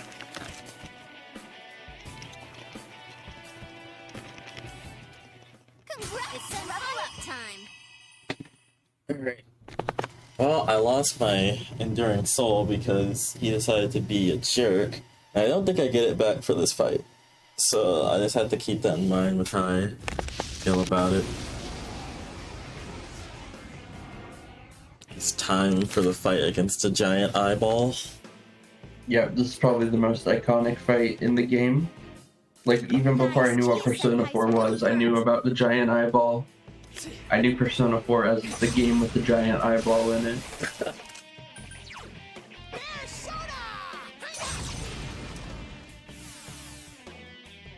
Guys, Chia-senpai's really hurt.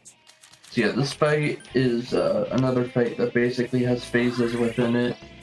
Careful, guys. You're really low on health. He has these, after you use is it based on turn count or damage? It's based that on he goes damage. into the fire? Okay, yeah. So after you do a certain amount of damage to him, he will go into the fog and raise all his stats. Yep. Thankfully, we bought some purifying water, which lowers. Oh, that's so. You've gotten so unlucky with these misses on Hasso Toby. Unlucky is my middle. Seriously? Oh my god. Are you kidding me? Are you kidding me, game? Seriously? This game is actually trolling me right now. Like, this is insane.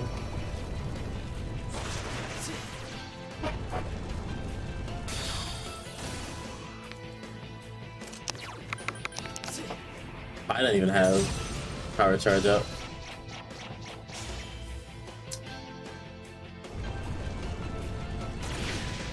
You can do one unpowered charge Hasso Toby on him, and the math kind of works out that it pushes him into fog phase. Yeah, it might be my best bet. That's what, well, I want to name names, but somebody told me that once. So, hopefully it's true. It might not be true with how much damage he's reflecting back onto himself, though. Yeah, we'll see. I do want Scarab. He keeps using power damage. I don't absorb. Don't silence me. Thank you. We're gonna try it.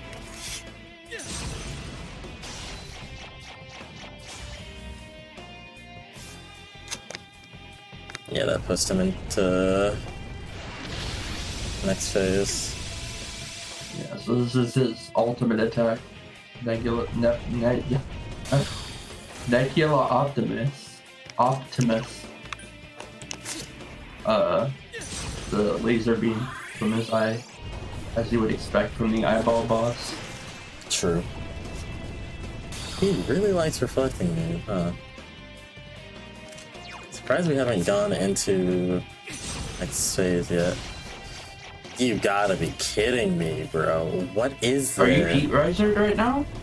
I'm not even. I'm just trying to push him over into fog phase at this point. But he's doing more damage to himself than I'm able to do to him because I keep missing. I had a damage up from Chie before she died, so that was Okay. fine.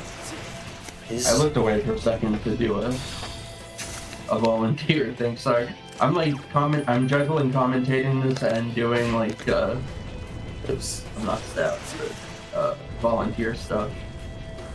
So sorry if I miss stuff occasionally. No, you're fine. I'm just getting really upset with this game, doing everything in its power to screw me over. Like continuing to use my Gyarados and Foolish Whisper. What are these attacks? At least it's missing. Yeah. Like, Foolish Whisper.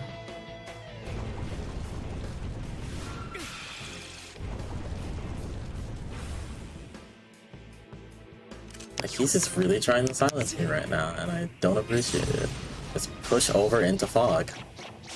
Yeah, this should. Oh my god. Now he might? Now he might? Like, what is he doing? I just don't understand. He's just kind of doing whatever he wants at this point. Not a fan. And he's still not pushed over the threshold.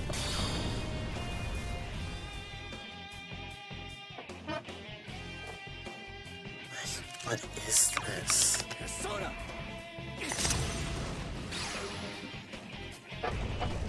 He's still not over the threshold. What is happening?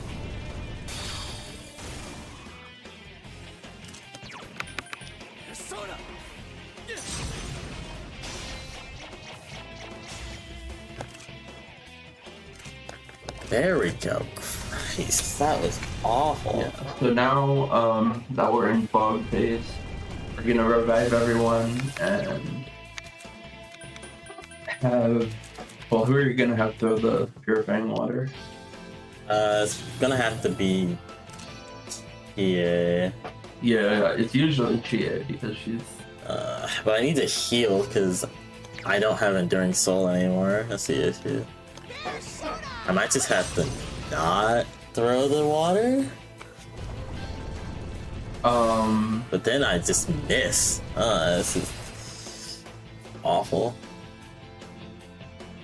Wait, did I Maracunda? I didn't res there. Oh my god, this is annoying. Okay. Okay, here's what I do here. I'm just going to save the whole power charge stuff for later. I'm gonna full heal because I don't trust him to not just kill me.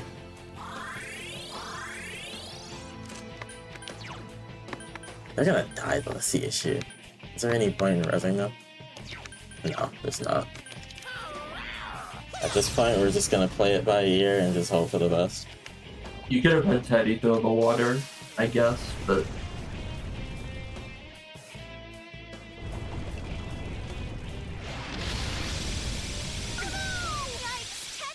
Okay, just don't double Nebula. Okay, we're good. I just needed to survive that. Because without Enduring Soul, this whole thing is just kind of thrown out of whack. I'm just gonna wait out his Sukukage at this point. the only thing I can do. He reflected 430 onto himself. That's Oh yeah, it's because he's bumped up his Convenient. damage and he's got a Racunda on him. Actually, might be able to get this off once he finishes with his.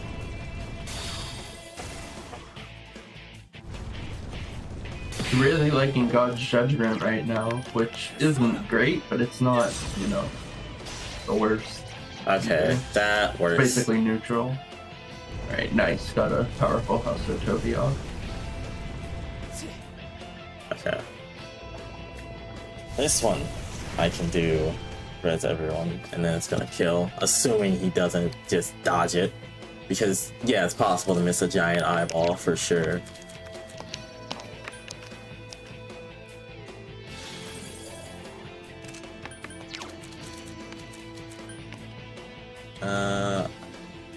Res Yosuke.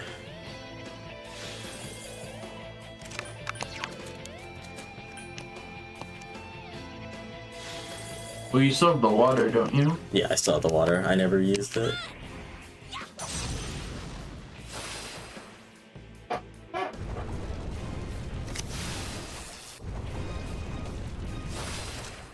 Alright, well.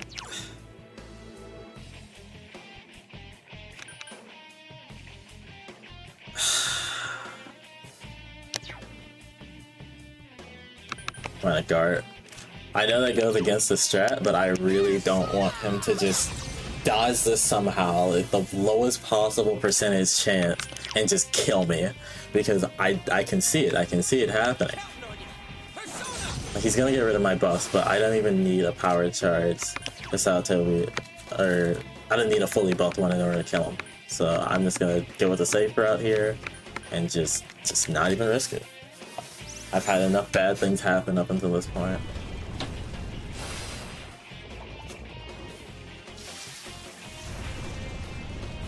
Because he's gonna eyeball here. Yeah. Or not? I thought he was. This... Oh. That's fine. I'm still not gonna take the risk. I'm just gonna keep him debuffed.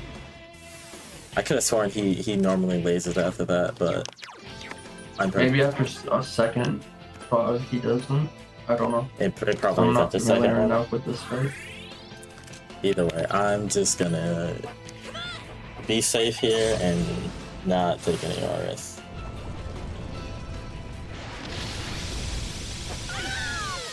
Teddy, someone heal him. Yeah, he's gonna Dekaji me, but that's fine. He's still debuffed.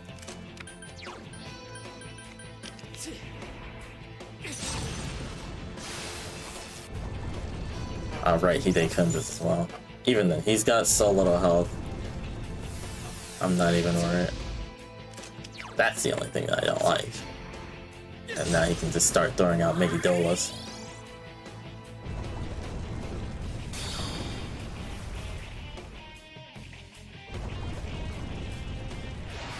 Yeah, this should kill. This next Tasso Toby. Assuming it hits. Let's hope. Okay. Gotta hit this boss. Alright.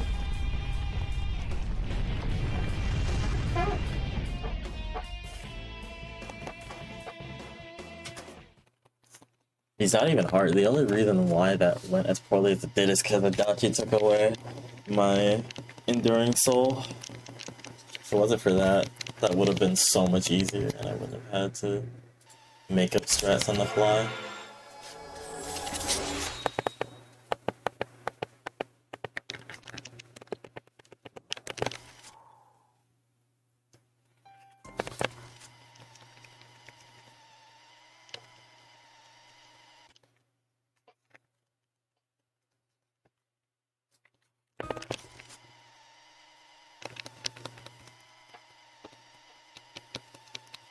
I just had some really awful luck this run. It's quite frustrating, but that is what it is, I guess. Alright. And story-wise, the fog lifted, we got Adachi. Surely everything's over now, right? You wish. Not like there's 2 more dungeons to go.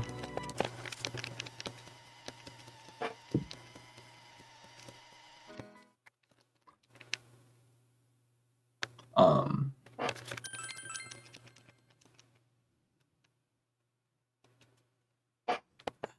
I just really wish that fight had gone smoothly.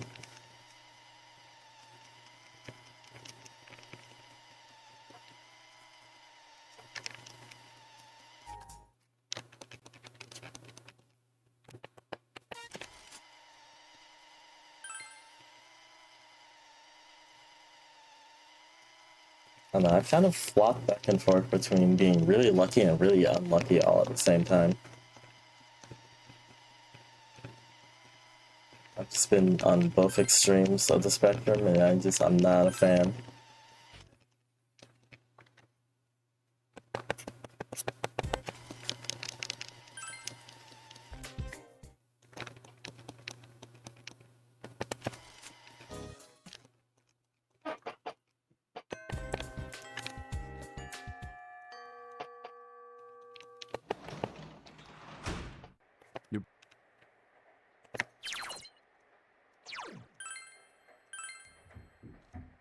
Now we go to watch the Midnight Channel one last time as we say goodbye to the fog and all the other crazy stuff that has been happening over the course of the last year.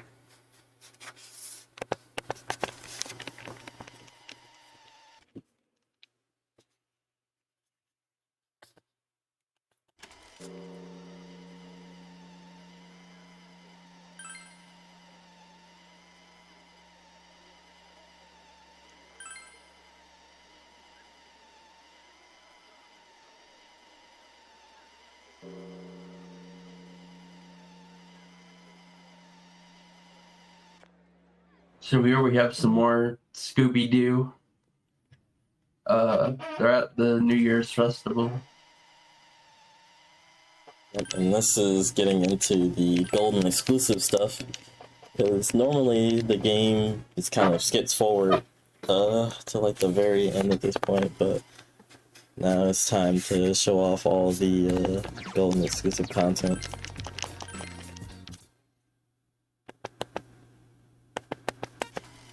Okay, so it's very, very important that I go to the Velvet Room on this day.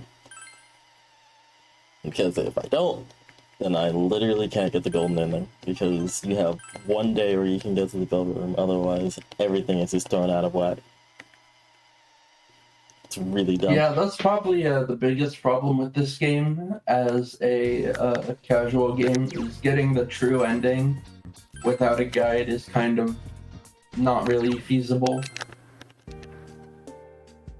Yeah, what they expect of you is literally beyond like what most people would even fathom to do.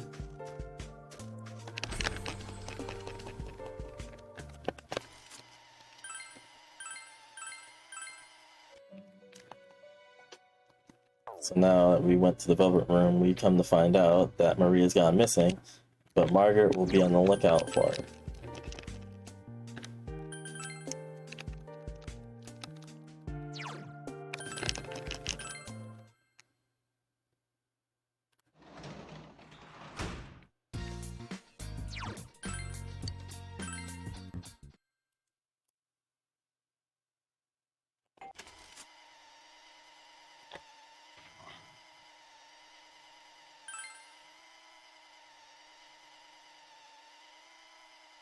But Dojima and Nanako have to go back and stay at the hospital for a little bit.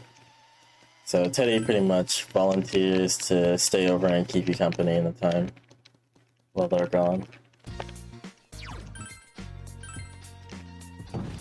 Then you end up passing out.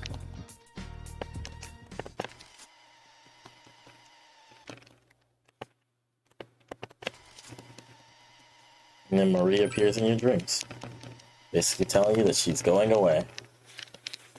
And you're like, no, don't go, come back.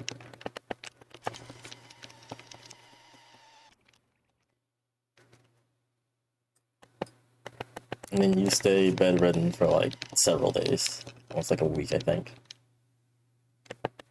Yeah, pretty much a week.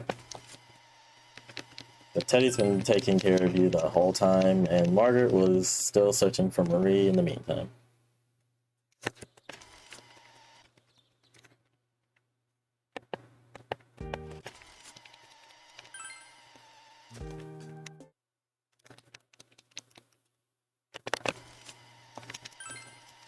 Now, none of the answers that we give really matter from this point on, so just kind of master the text. Yeah, this is like the last going to bed section of the run.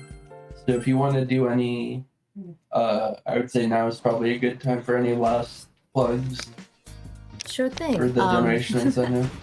Well, since you did mention this is nearly the last section of the run, that means we're coming up on the close of that final dungeon costume choice bid war.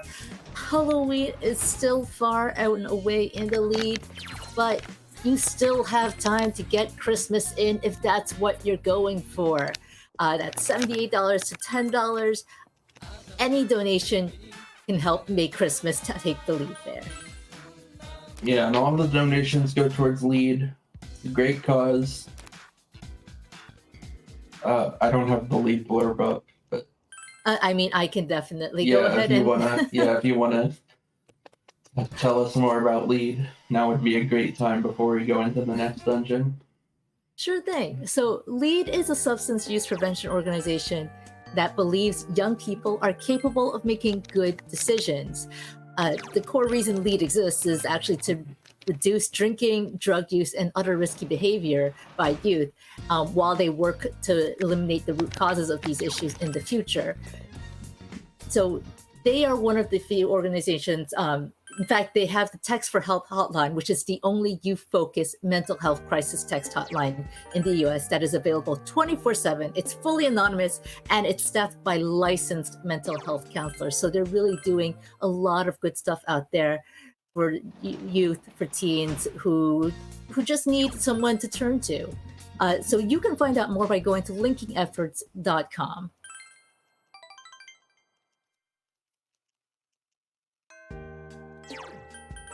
And of course, just as a reminder, any donation you make in Tiltify, you can not only select a choice in our bid war, that final dungeon costume choice, you can also put that money simultaneously towards getting the Castlevania Harmony of Dissonance any percent bonus run.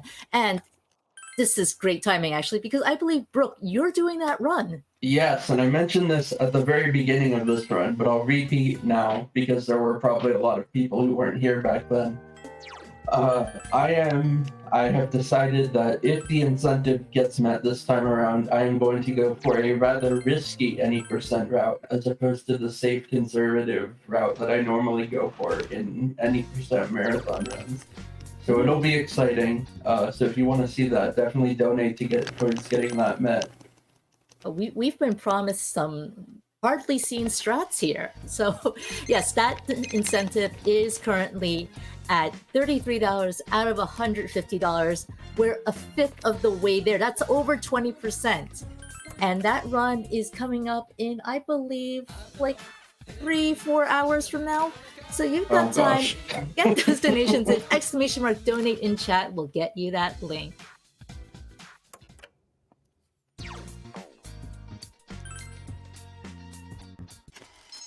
All for such a And great Brooke, cause. I'm sure you're doing amazing at that too. And sorry, back to you, Ford. No, as I'm saying, all for a good cause. Everything is going to help out people and just do good in the world. It's exactly what you want to see.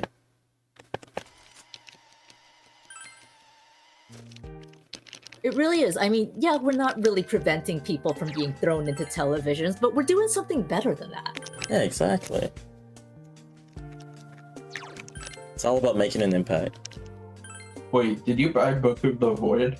I did. Mostly it's because of the... I tried pressing down twice. Mostly it's because it was on the notes. Money doesn't really matter at this point, so buying Book of the Void doesn't... It's fine. No, I mean you should buy it, but I thought I missed it. I thought you didn't. Oh, wait, what do we use the book for? Wait, is it is table that- fight? I think it's the table fight in Hirosaka, right? So you can actually dodge the attacks. Let me see.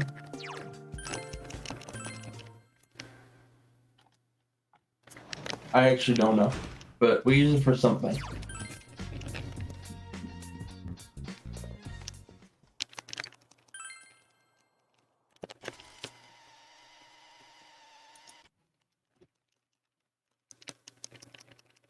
So yeah, we have flashbacks to our time with Marie because this whole section of the game is Golden exclusive and about Marie. Again, all this only happens if you fully finish Marie's social link, and then you go to the Velvet Room on January 2nd. Otherwise, basically none of this occurs. Because you didn't meet all the criteria in order to achieve Golden Ending.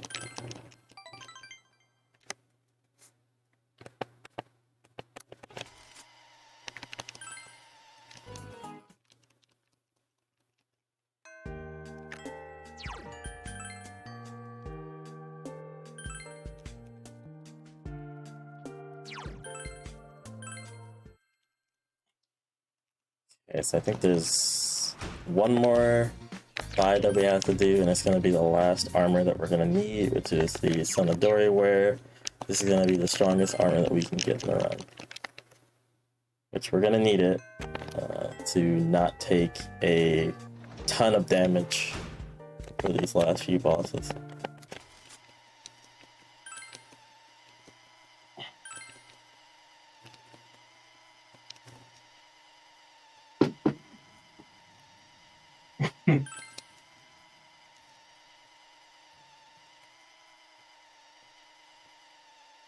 So Dojima and Nanako come back from the hospital, and they pretty much are just celebrating that, you know, Teddy was there to help you that whole time when he was unconscious for a week.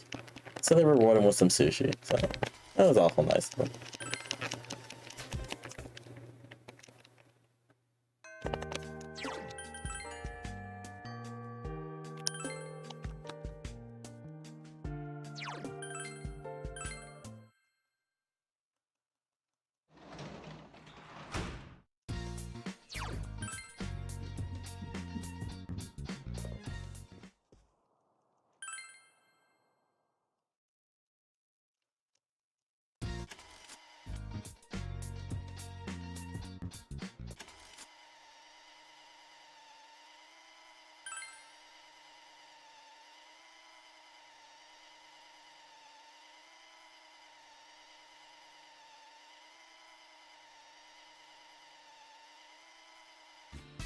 Kind of gathering around, just kind of enjoying each other's company. It's real wholesome.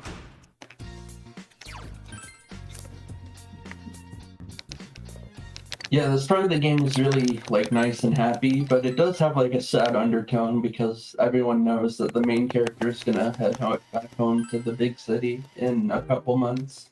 So it kind of has that vibe of like, you know, get in those last happy memories while you can. Bittersweet type moments.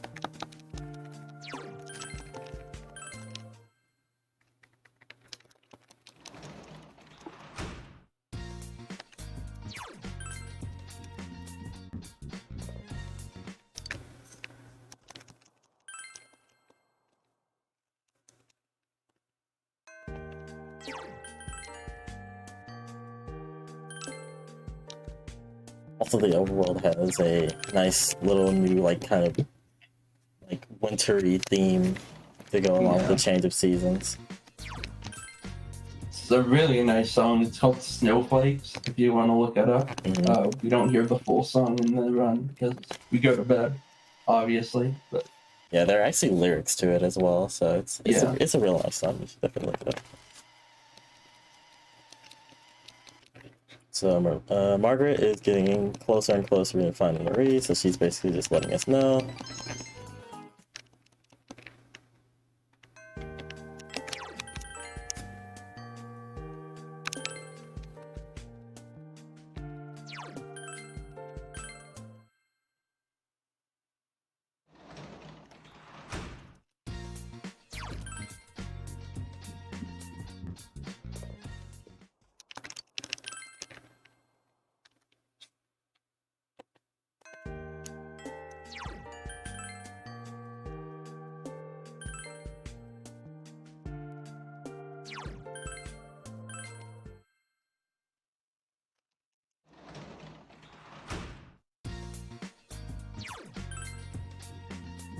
Right. So we're getting closer and closer to the deadline. At a certain point, it just kind of skips forward, do the tests and stuff. So we're basically just trying to get to that point.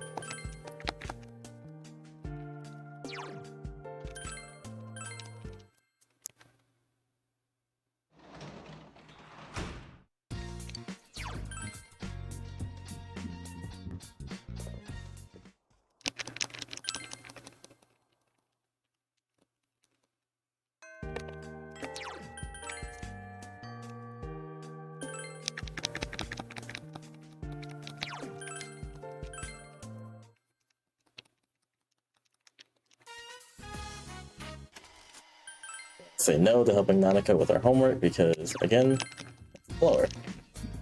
Nanika's a big girl. She can do her own homework.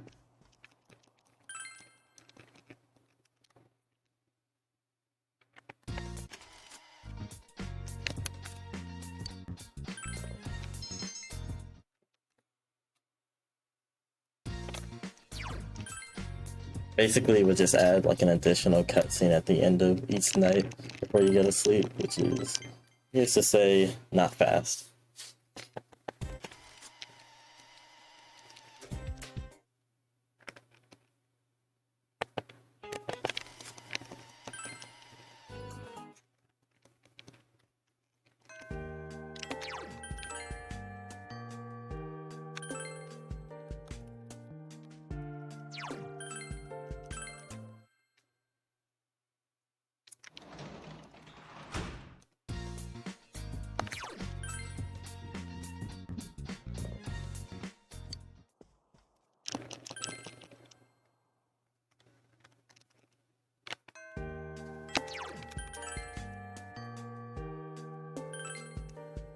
I swear the first few notes to this jingle are gonna get stuck in my head. It's a good song to get stuck in your head, but still.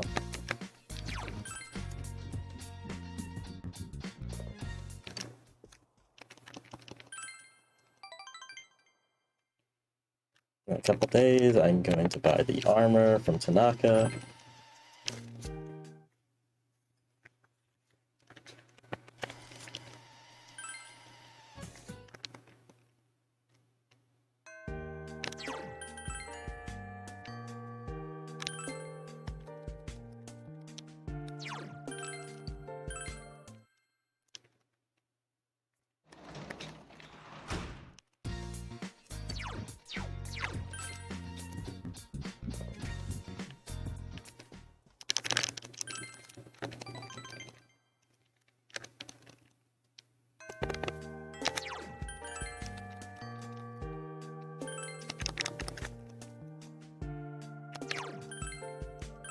Yeah, pretty much this extra month or so gives you casually a lot of extra time in order to finish up social links that you didn't initially finish in the normal months that the vanilla game would have given you.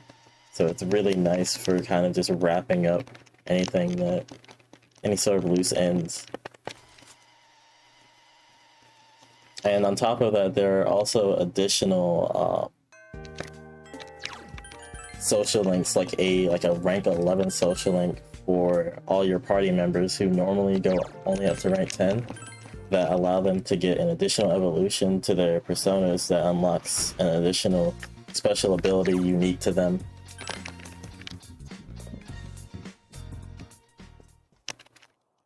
Like for example, Chie gets an ability that's essentially Heat Riser, but for your entire party. Naruto gets an ability that blocks one instance of physical and magical damage, like any instance, for the entire party. And I think Yukiko gets like a full revive and heal on the entire party. There's some other ones too, but it's been a while, so I don't remember the exact abilities.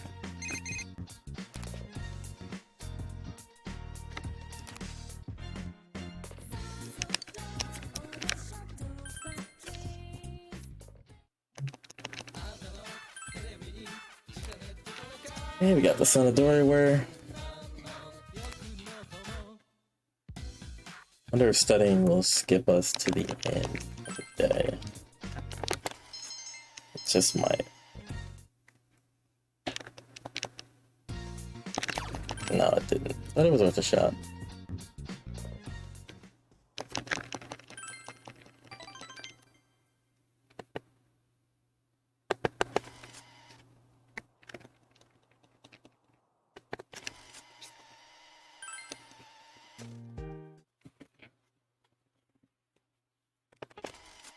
And now we're doing the last test, which again doesn't really matter a whole lot because we don't really get anything from it. So we're just gonna put down whatever is the first answer, regardless of if it's right or not. Don't do your tests like this at home though, because that's a good way in order to fail.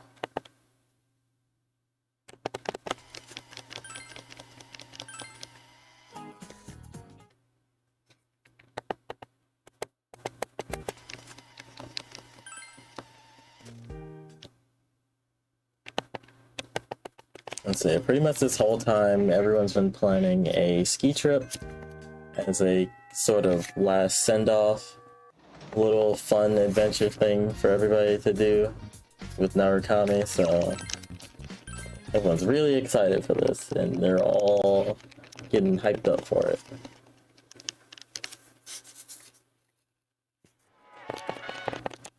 That was also another Persona 3 track.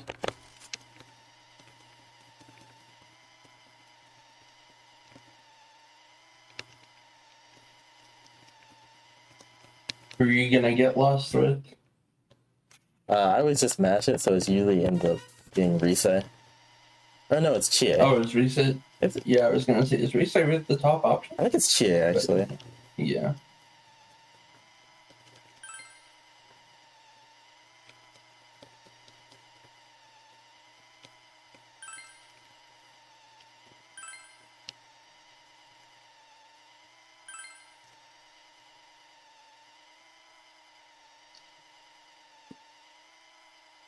And Yosuke tries to tell a scary story in order to spook everybody, and so he usually Also, one does. of the best lines in the game. Naruto says, "Sorry, Teddy. Only people have human rights." Oh One of my no, favorite Naruto lines. it's so savage.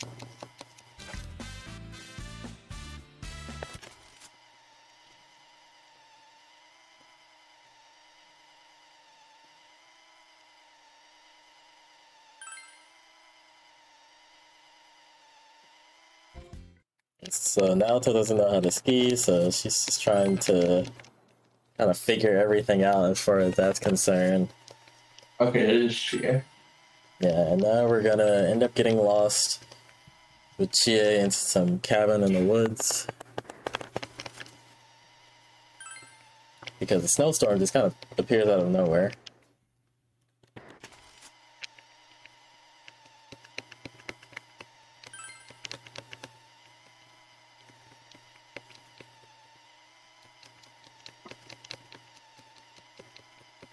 And eventually everyone ends up finding us.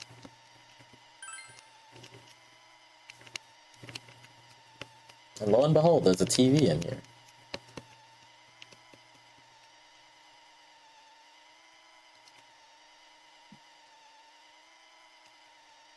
This game has taught us to be very wary of TVs.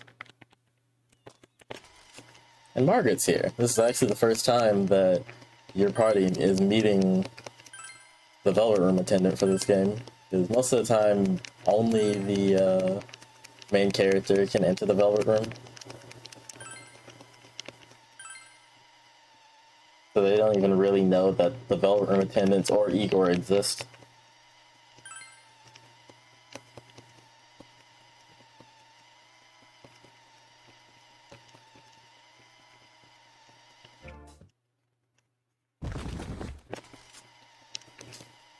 So, basically, the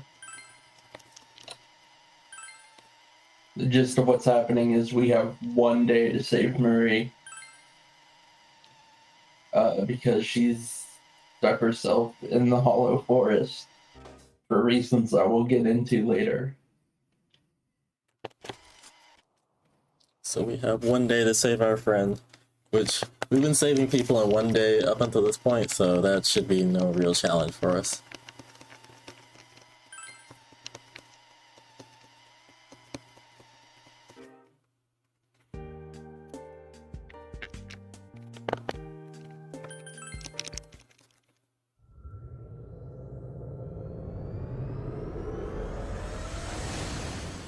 Change over to my notes for this. And one departure is that we're actually going to be taking in a party with us from the get-go. So we need Yosuke, Teddy, Chie.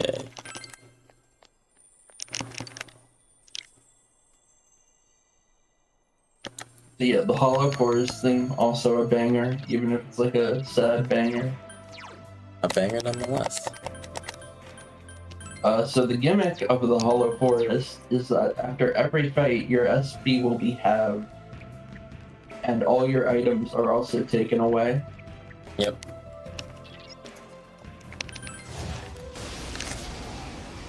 Oh yeah, and going through these gates also triggers a There are fight. 3 enemies. Don't. Now's your chance. Run.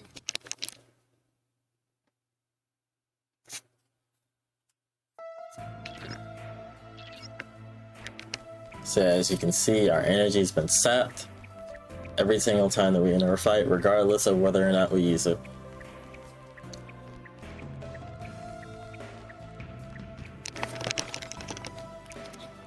Actually didn't need to collect that, but I just knew I needed to collect most of the, Now's your chance. Yeah, it's everything on first floor except that one. And then some other chests. You know which ones. Are there other chests? I thought it was just first floor. There's the Sacred Branch on, I think it's 4th floor, The 4th floor, okay. which is the one that's like a go home. Oh, right, that's past the exit. I think. Yeah. It's a centile pedal. But you still need to grab it, don't you? Yeah, I think so. Now's your chance. Run. Okay. So the hope is that, because it's only a chance that whenever you go through these doors that there will be an enemy. And unfortunately, we've not been very lucky with that. Now's your chance. Run. Because it wastes time in order to get these fights. So what we're hoping for is that, yeah, we just go through it without any trouble. Oh, there's a Sacred Branch, it's here. Oh, yeah. What am I thinking of on the... Oh, whatever. No, I only remember getting them on the first floor, and I've been fine, so... I know we get stones from killing the bosses, that's what I know for sure. Actually, I think I got one already. Yeah, you get the Grief Stone on floor 1. Okay, let's see. Yeah, this is gonna be the way for sure.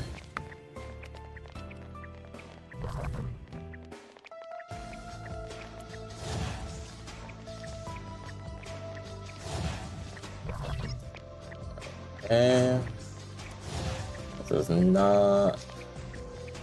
Okay, it is gonna be this way. A long floor, which is not what I wanted to see.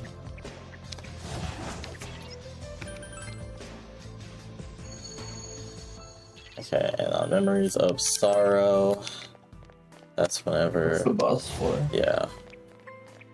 And I have a map to navigate that. Is this? Yes, it's the right way, I think.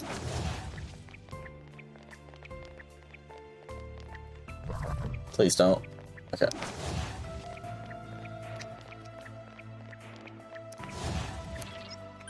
Okay, so this next floor. Okay, so I'm gonna need to go up.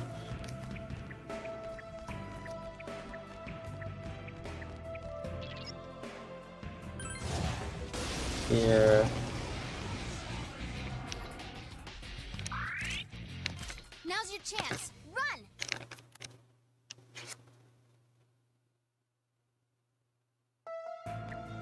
Then we make a left here. So that first encounter is scripted. It's always going to go through. And then every single entrance we go through here has a chance in order to trigger an encounter. So we want to take the path with as few possible encounters as possible. And there's another one. Now's your chance. Run!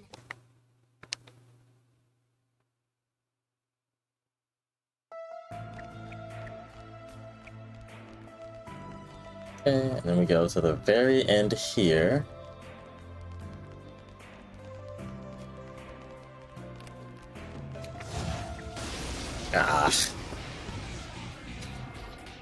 It's fine. Now's your chance. Run!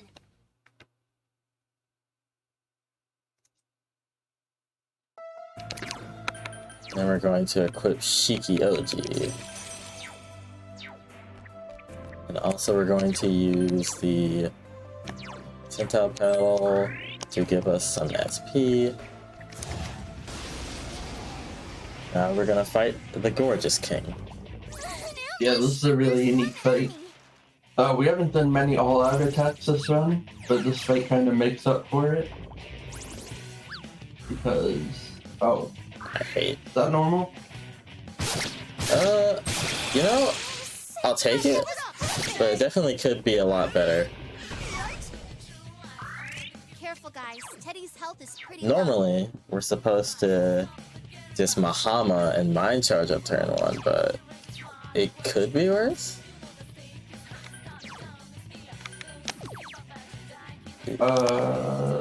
Can't you repatch her?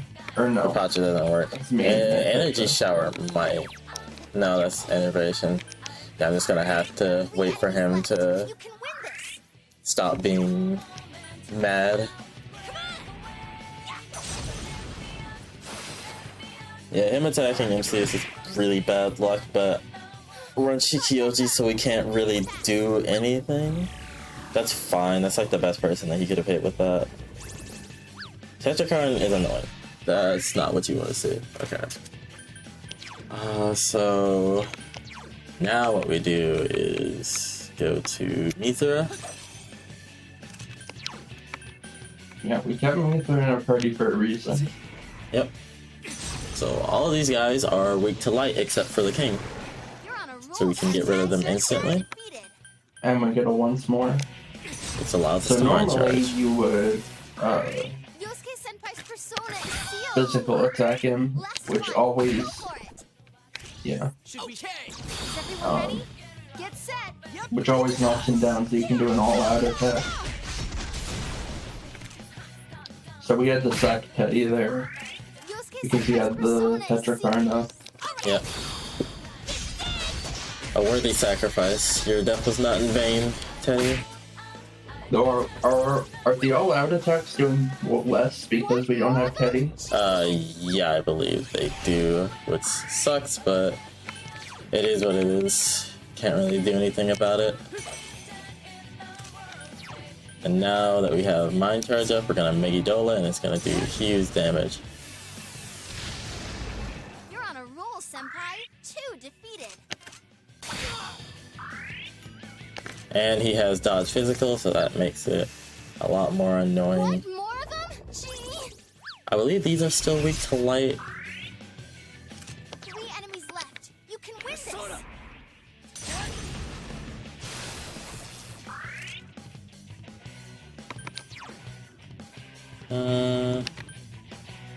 I don't really need Tsukikaja.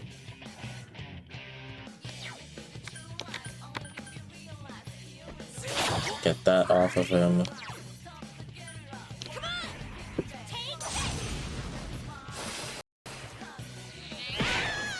Chie Senpai, come on, get up. Don't hit MC. Okay, that's fine. No, no. Okay, we're good. No mute, saving the day. I don't really have anybody else to all-out You're attack on a with, roll, Senpai. so that kind of Two sucks. defeated.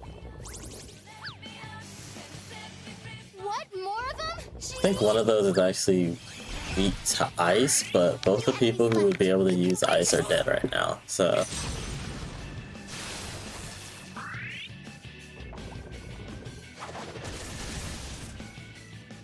Okay, thankfully that missed.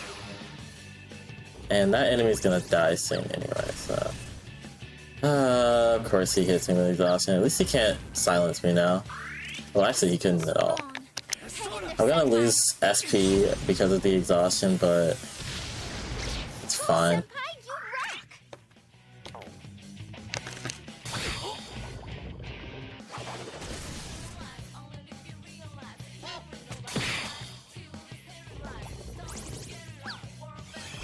Karakan's not gonna mean anything because Megiddo damage goes through the Karakan. And this last shot should kill him.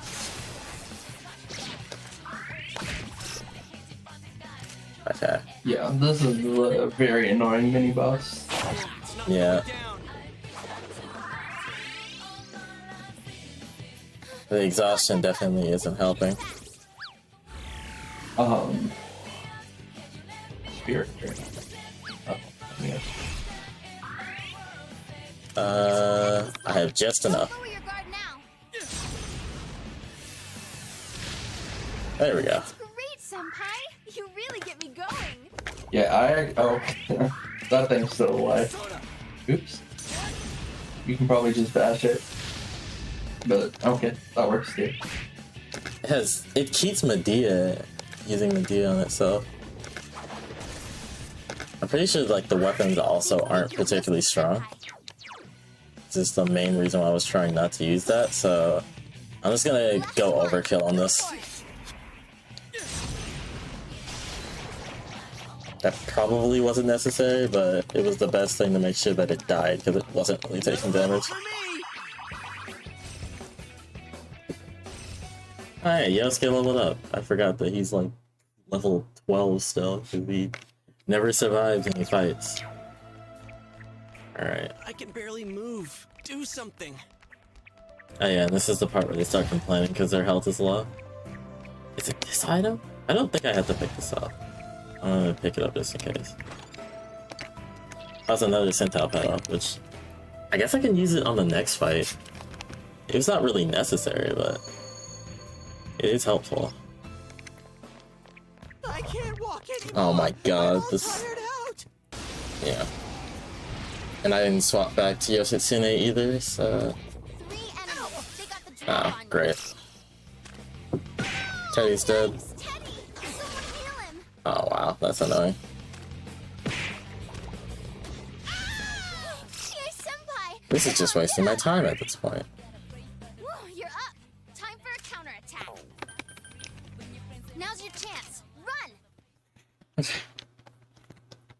So now that I remember, swapping back to Shikioji, so that I don't have to, or not Shikioji, Yoshitsune, so that I always have first turn. I'm seriously tired.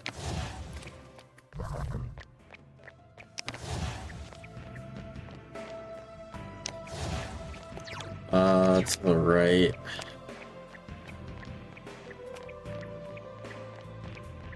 It's probably gonna be down and around. Oh, no, to the right further. Hallway.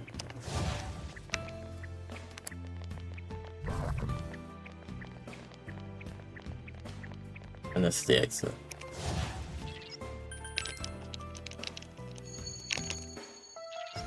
Okay, and then one more random floor and then a seated floor. It's a little bit weird. I'm gonna say it's probably up this way. Maybe? I mean, there's no dead end here. No, that's not good. This is not looking like the way. Maybe. Oh, this is... yeah, I should have just regular attacked it, because now it's gonna go through Enemies ambushed. its turns. Hold on. Oh, only one Now's your turn. chance. Nice. Run.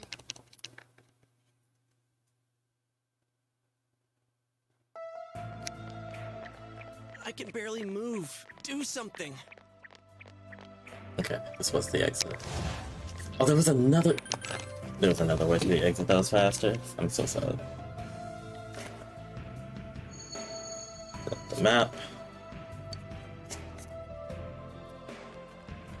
I can't keep going. Can we call it a day? So yeah, this is where we learn why Marie has trapped herself in the Hollow Forest. It is because she was the other half of Amino Sigiri.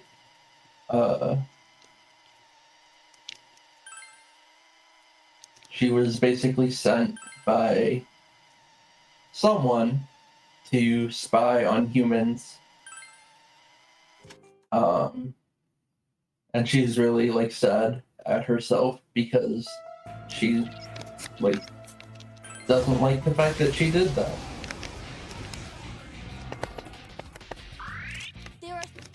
Yeah, also now that the fog has lifted, essentially she's taken it upon herself to absorb the fog so that it can no longer like destroy the world.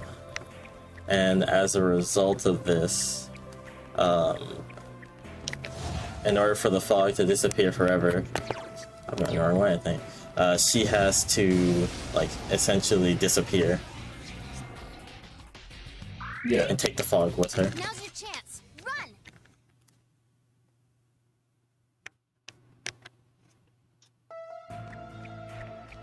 I can't walk. Go down to the second one.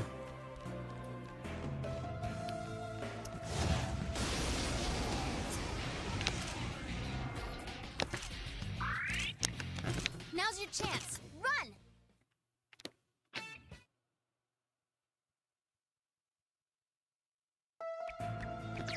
Alright, this is another one where I kind of have to hope that everything goes right.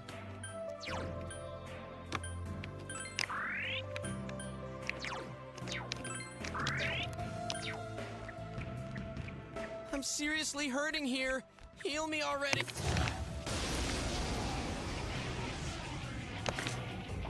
One enemy! It caught us off guard?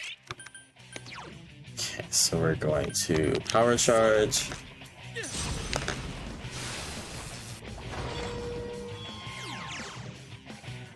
I would have rather he not did that, but that's fine. Hi, that was so cool!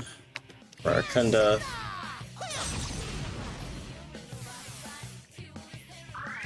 Yikes, GA-senpai's Sukukaja. The only thing I'm missing now is Tarukaja, but she is a little bit angry right now, so I can't exactly get that. So I'm just gonna Heat Riser. That's fine.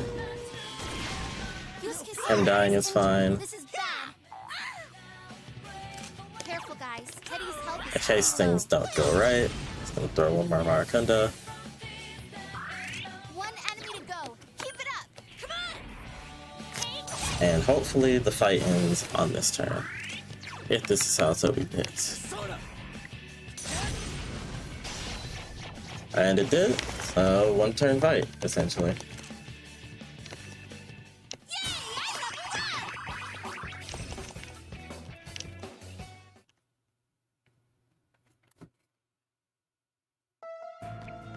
Alright, I'm seriously that's fine. tired.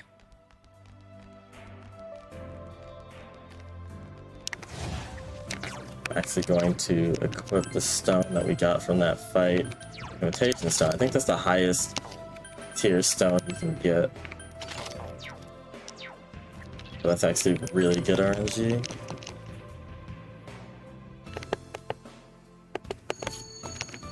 So we need to go to 2 more floors and then we get to the dungeon boss.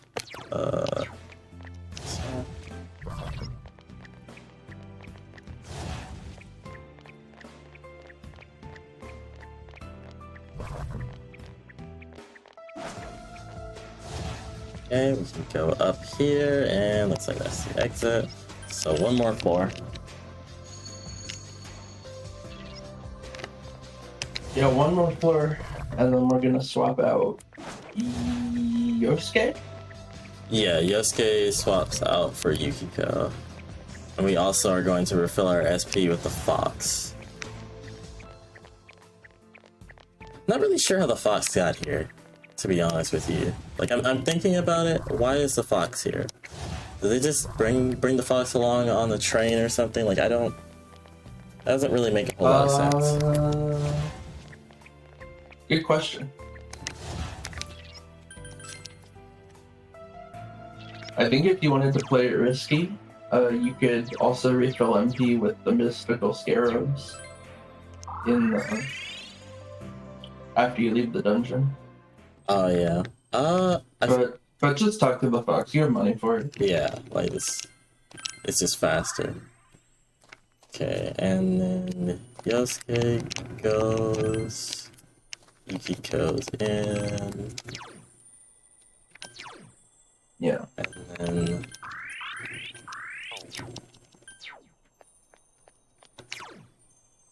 This memory is a meeting, right? Yeah. Yeah. I think so. Yeah, it is.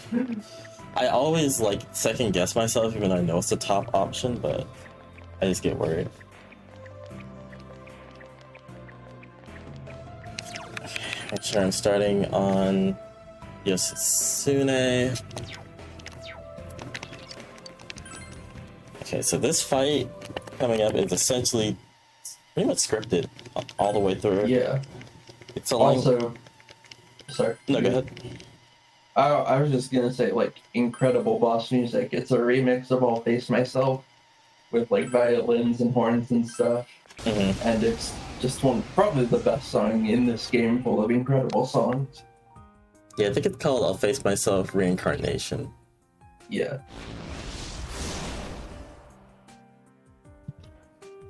Too persistent.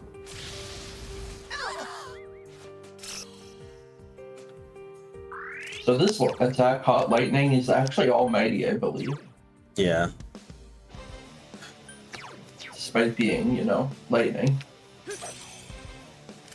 Yeah, that happens quite a bit with some attacks. Teddy's dizzy. So, I can get a Tarukaja. for the first phase of this fight, we just need to deal 1,000 damage to trigger her next phase. Yep.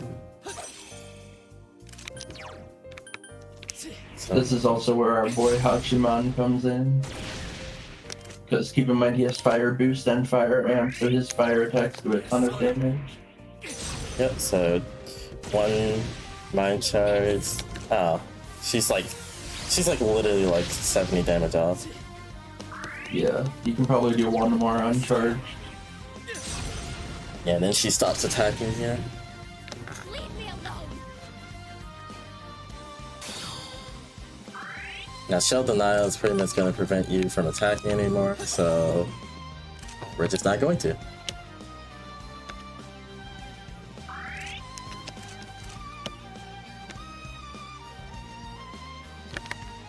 She just kind of gives up.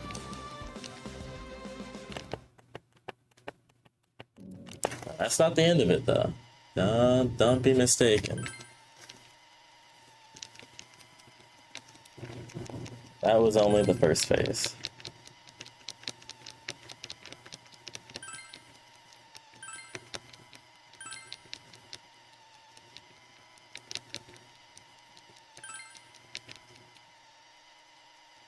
And this is phase 2.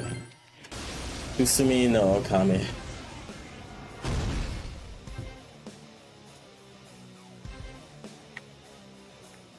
This is essentially her true form.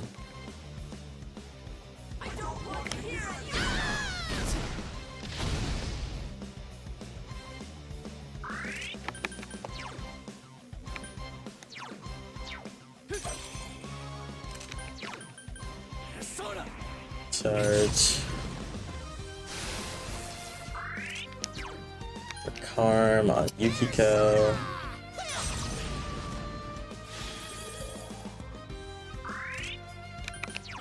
Harm. Chie.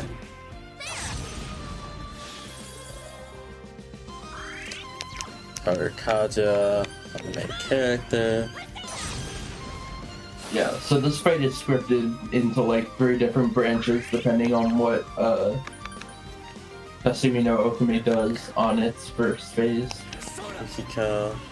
First turn, I should say. Sorry, I didn't mean to distract you. No, you're good. Arkenda.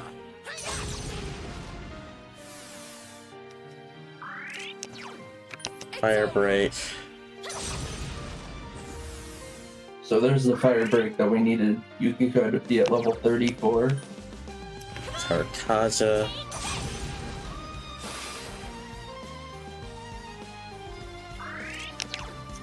Karkarn. Chie.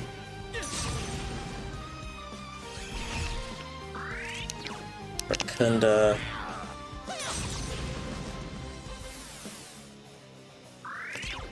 Fire Break. Tarkaja.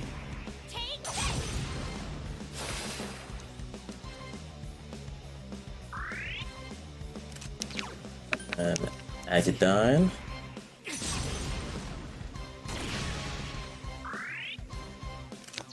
Rakunda.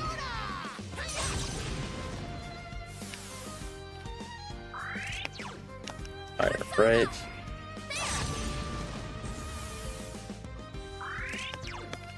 Tarkaja. Oh yeah, so I don't think I actually talked about what fire break actually does. It's basically the reverse of like a wall type attack. It removes an elemental strength instead of adding one. Mm-hmm.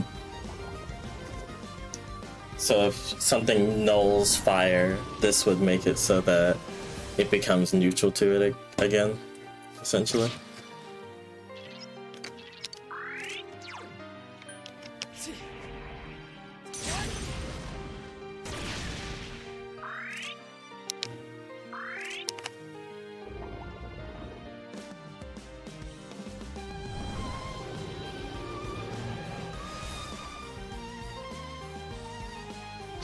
By absorbing in the SP, she's also damaging herself.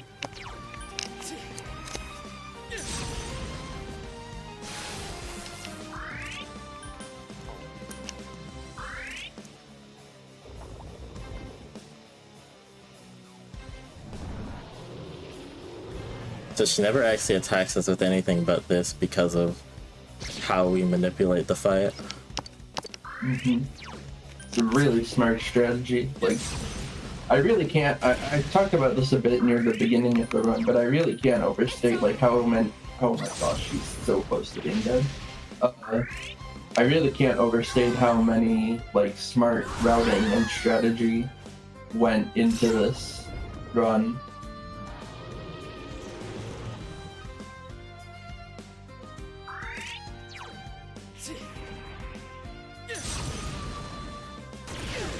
That was not correct grammar, but you know. Yeah. Also, damage rolls are cool. Yeah. She had like 100 HP there, but nice fight. Didn't die. Yeah. Okay. So now that we finished that, it's literally just the final dungeon. Oh yeah, so we need to cut off the bid war now. Oops, there we go. Unmuted in OBS. So, would you like the results, or would you just like that cut off at this time? Do you need the results? Well, I'm about to head Your into the call. final dungeon, so yeah, just go ahead and give me the results.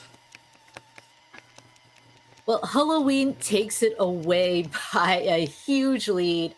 $78 to $10 for Christmas. And again, thank you everyone for your donations to make that happen. People are really excited for fall. Yeah. Yeah. To be fair, I like fall too. It's a nice month. Can't complain. And orange is pretty close to gold, so you know it fits with Persona 4 Golden. Yeah. We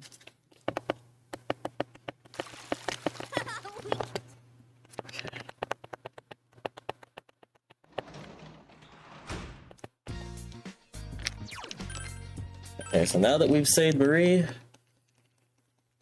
pretty much just going through the last holiday, which is Valentine's Day.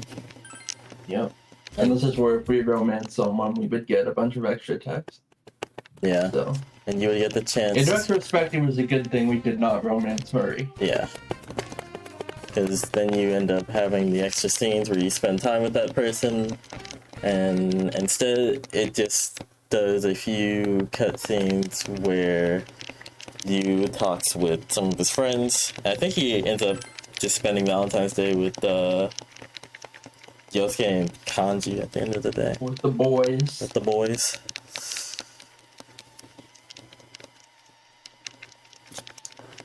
And then Rise always brings this regardless of whether or not you romance her or not. And we all know that it was for the main character.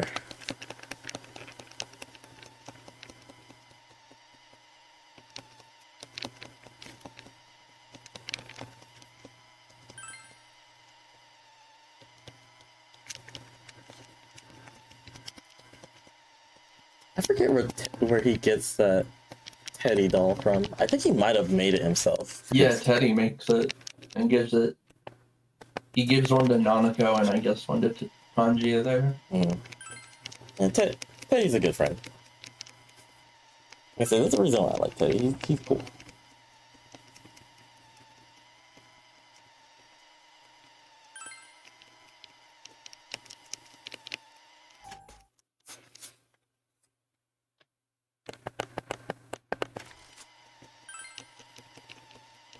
And then, of course, Nanako wants to give you a Valentine's Day present as well. So she makes you a chocolate that looks like slime. Yeah. And then you get inflicted with a status ailment. How unfortunate. The thought was nice.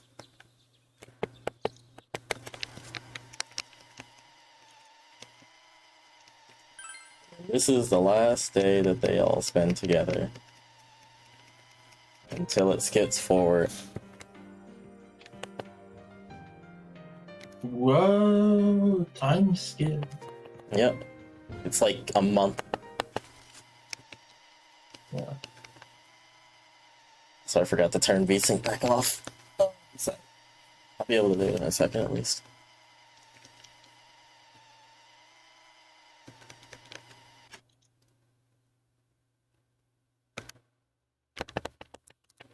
So now it's your last day here in Inaba before you return back home to your parents in the big city. So it's time to say your last goodbyes. Alright. There's another menu boss coming up. Yep. So normally you would go say, you have to go talk to everybody who you maxed out the social link with. But the only social link we maxed out were Marie and Teddy. So those are the only people that we're gonna say goodbye to. Yeah. And after we say goodbye to Teddy, we need to make sure that we say no to the next text box.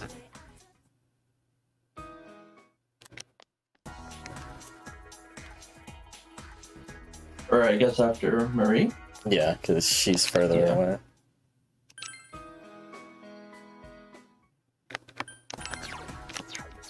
But now, we actually have to do... Alright, you did it. You hit no. I did it. Congrats. I beat the menu boss.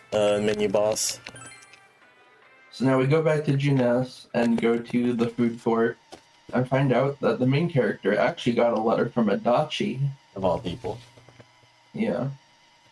And he's like, hey, do you ever wonder why we can stick our hands in the TV? And how all this started? yeah. Really weird. This kind of happened. So that's why we gotta go talk to our Uncle Dojima, see if he knows anything weird that might have happened. So for some reason he's at the floodplains. I really don't know why, but I don't know. He's just spending time with Nanako. Fishing. Old man's like to fish. Talk to you. I just said man's. Gosh, I'm tired. There's actually a fishing minigame in this game too Yeah, there is. that we never play.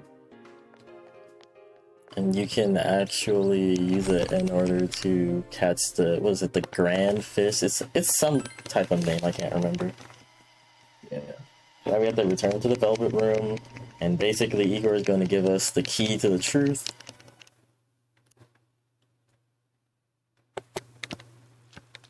And then we're going to go over here and talk to this unsuspecting gas station attendant. And we're going to pick the second option. And then ominous Now- music starts playing. I don't want to. I don't want to say I'm offended by this, but I am a professional gas station attendant, and I would just like to say that this game paints us in a very poor light. Right. Because the gas station attendant was actually a very evil goddess named Izanami, who granted me, or you, Narukami, Namatame, and Adachi all with the power to enter the TV, and was basically the one behind everything. Yep. So now we have to go take down Izanami. The true actual final boss. For realsies this time. This game has like 4 fake final bosses, and then you fight the real one. They've been faking final bosses since the 4th dungeon. Yeah.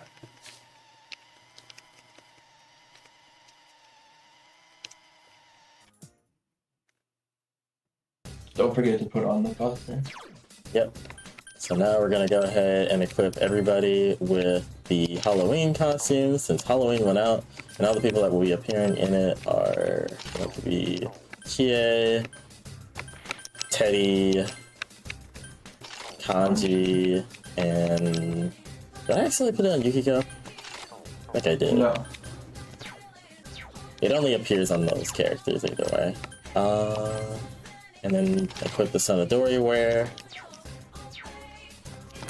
I really don't need to save, but for prosperity's sake, just gonna go ahead and do it. And then we're gonna go chase down Izanami. But we're gonna go chase her down in a very cool looking hat. Look at it. Look at him. He looks so cool in the hat.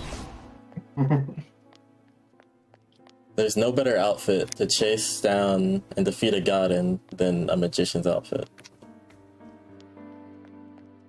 So yeah, if you remember from the very beginning of the game, these tiles are the same tiles we walked on.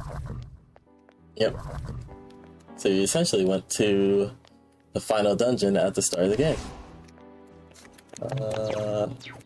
It's gonna be down. Yeah, it is. And now it's the very melancholy music. Yeah, this is also the credits music of the bad ending. Mm-hmm.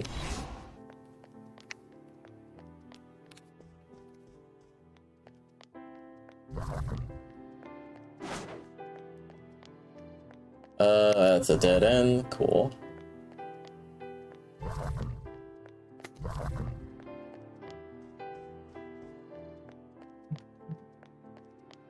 Okay.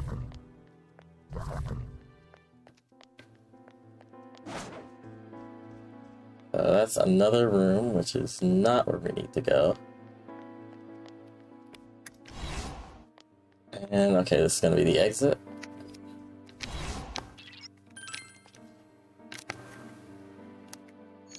And this is gonna be a scripted floor.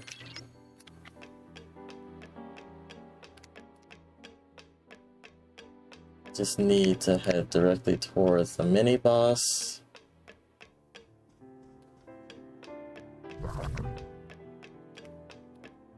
Make sure that we're on Yoshitsune.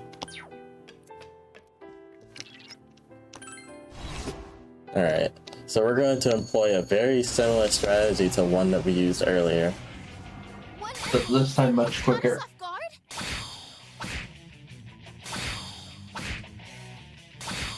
Alright, we win.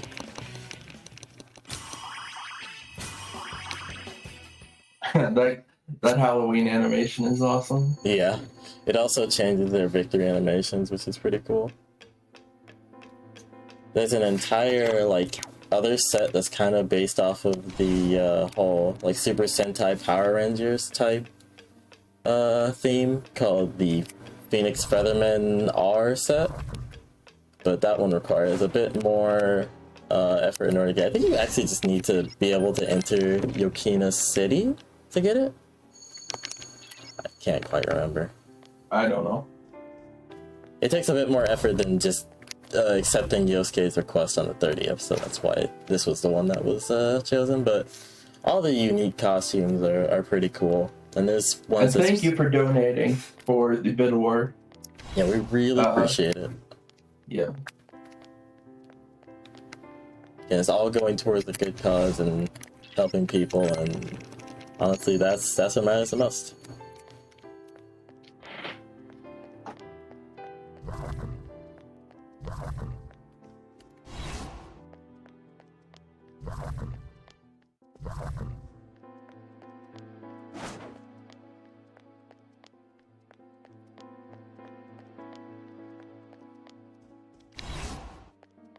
Alright, just the exit, and yeah, there we go. Okay, so I believe this is the one place where we can use Book of the Void, and that's to actually have the ability to dodge attacks. So I'm actually going to equip that really fast. Am I on the right? No. This is the right floor. Oh, I'm going the wrong way. Like, it is late/early, so if I make a few mistakes, it's excusable.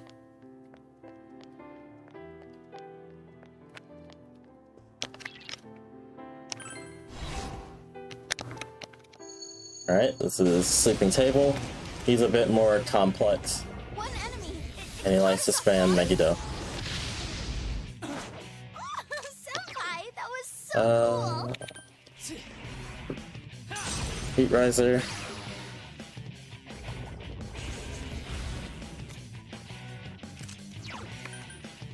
And then we power charge.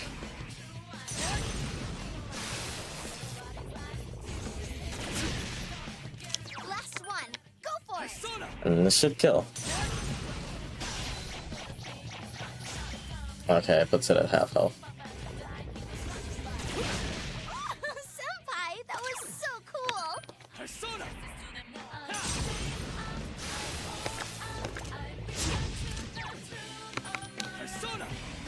Okay, do not miss. There we go. Cool. So that's the final mini boss of the run.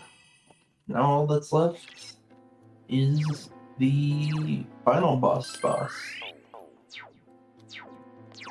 Alright. So I need to re-equip the Divine Pillar, so we don't get one-shot it.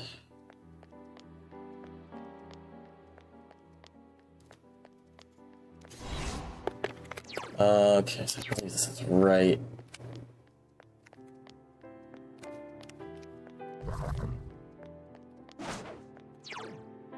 No, it was left.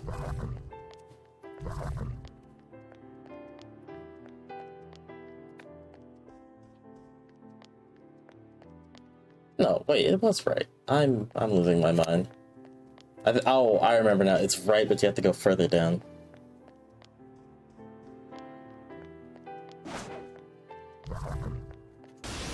Oh my goodness, I did not mean to do that. Sorry about that. They caught you off guard? 4 enemies. Somebody actually posted the stream and I kept hearing myself double. And it was distracting. Now's your chance. Run. Okay. Just need to go for... Trying to sabotage your run. I know. Mitsuo was doing a good enough job of that, thank you very much.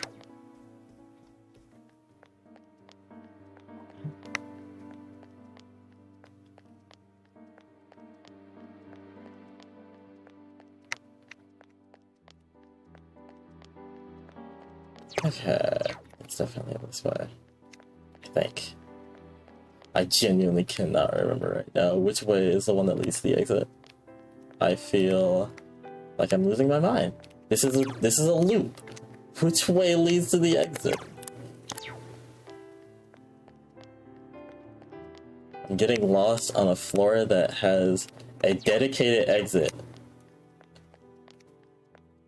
This is how I know I've lost my mind and I've been awake for too long.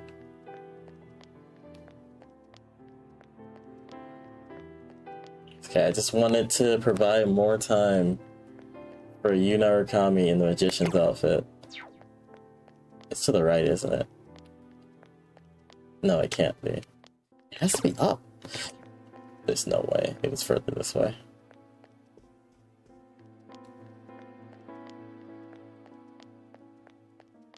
It was further this way. I feel dumb. I should have these floors memorized at the back of my hand, but unfortunately, I am not that smart.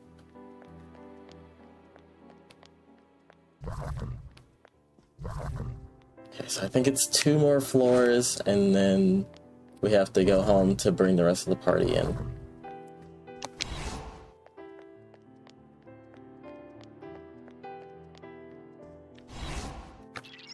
Okay.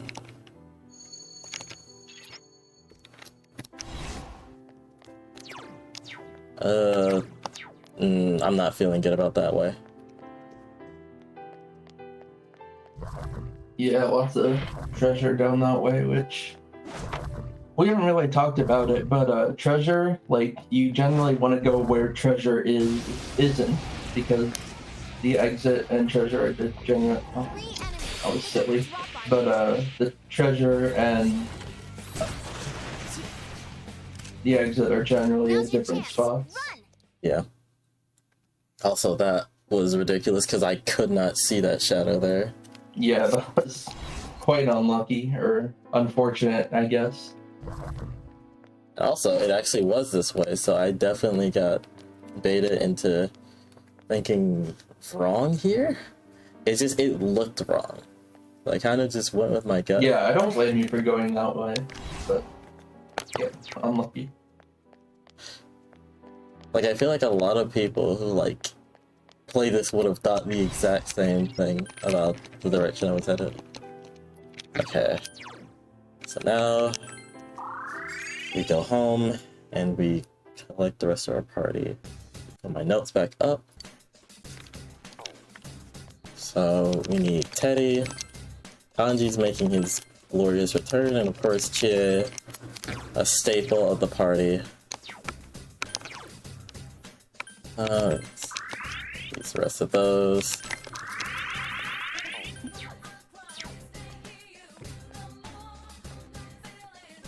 And now we get to see everybody in their Halloween attire.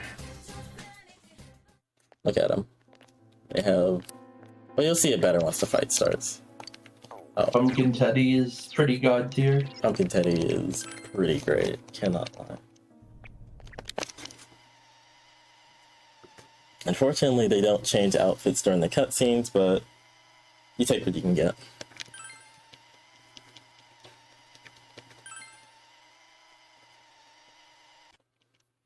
Alright, and here comes my personal favorite boss theme. It's called The Fog. I really like how upbeat and hype this song is. So, need to throw a corn onto... I have a lot of extra corn. Holy cow. Onto Teddy.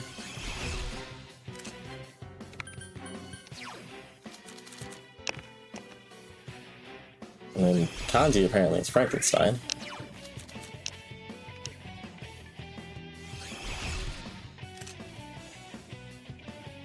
Oh, Teddy was supposed to Marakunda.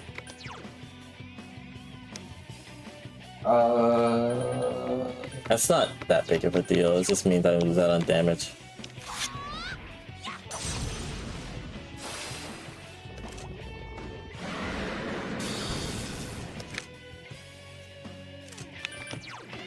Okay, so now we power charge here. Now Teddy will mark it.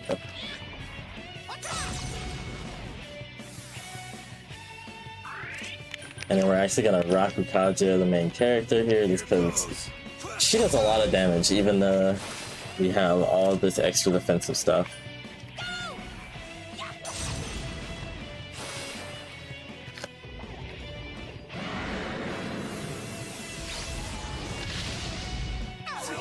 Kanji's injured. Come on, suck it up.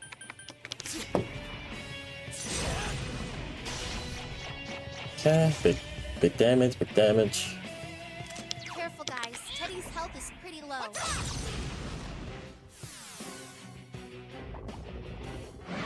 Oh yeah, and the reason Teddy's been surviving so many of these hits that should kill him is because when we got his social link to level 8, something like that, he gained a passive where sometimes he gains the ability to survive mortal blows. Yeah, like once per fight, he can survive a mortal attack on him. Please don't silence me. I have to waste a turn. Glad it didn't default to Teddy there. Poor Teddy's persona is sealed. I'm down. Yikes, Teddy! Someone heal him. God, you just been doing the 1 damage. It was all that was needed.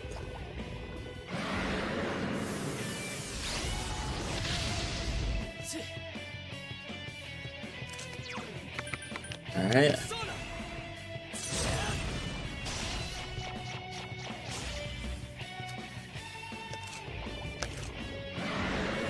And she really likes spamming these Megidolas. Or Megidolans.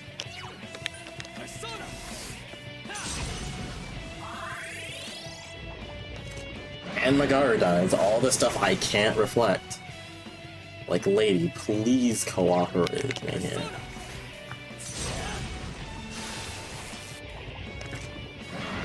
Can't reflect that either.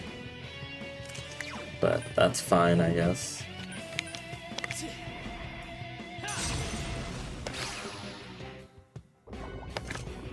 Mind charge.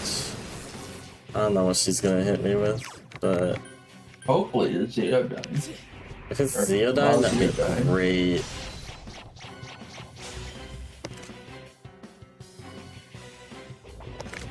Yes, let's go. Alright, that I pushed her spoke over it the... into existence. You did, I appreciate that. Okay, so now that that's done, I need to both power charge and mind charge. Yeah, so her HP is empty, but she will not die until we use the orb.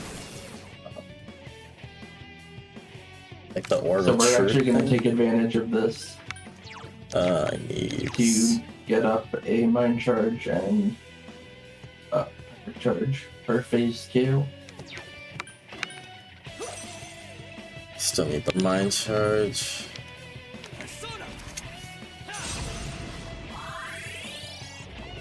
Yeah, I figured she was gonna do that.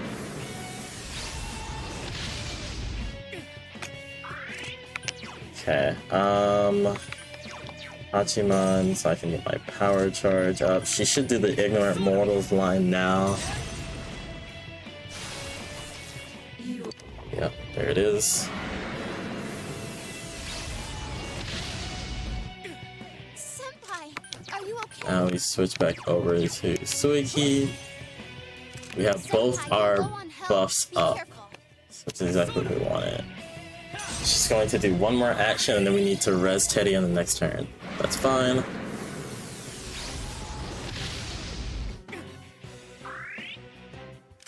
I'm actually going to switch back to Yoshitsune because I think I need to be on him on the next one. I think, yeah, I do. No, wait, I'm going to be on Hachiman. It doesn't matter. It doesn't matter. I just need to revive Teddy. That's the only thing that matters. Because now we're going to transition into phase 2. And this is where the real fight begins. Alright. Yep, do you have the calculator? Yep, I've got my phone at the ready. I'm ready for the map Good, boss 'cause mine fight. died. I was gonna bring out my phone calculator as a backup. But I'm not fully confident in my ability to count damage yet, and B, my phone died. So I'm glad you had yours ready. Look Yeah. out! Because yeah, we actually do have to count out damage on this fight. Because the way this works is we need to push her past or just under a certain threshold, so that we can throw a Hell Magatama, ideally push her into the next phase, so that we can just use a powered Ajodine and then a Hatsutobi to end the fight. There's Kanji.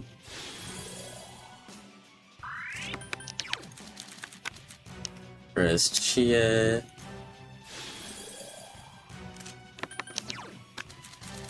There's Corn, Teddy.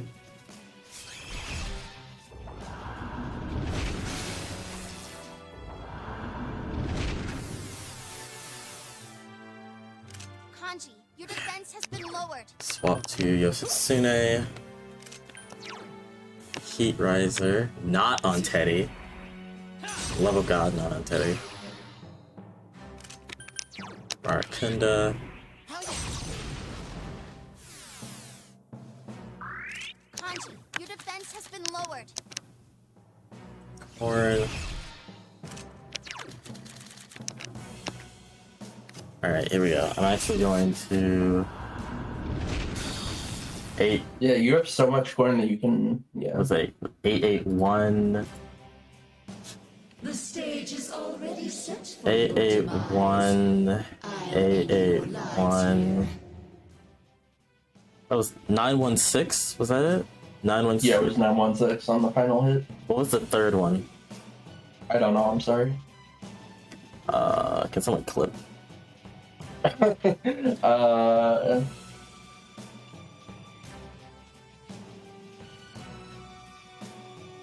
was a third one and I missed it. I couldn't spitball it. I know it was 8 something. Yeah, it was under 900. I remember that, but I don't. We're gonna say it was 896. It can be a little bit off. Okay, so she's around 3,500 damage done right now. Okay.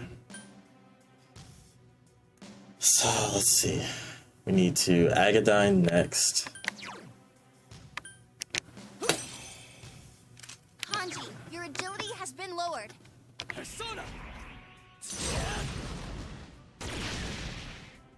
Kanji, your defense has been Okay, lowered. so we're not that far off. My Agadine Except the Ajodine miss. Wow. So, Alright. that's not a huge deal, It's not right? a huge deal, it's just annoying. You can just waste another turn, yeah. Just gonna play this out like I normally would. I've never seen it miss there. That's actually wild.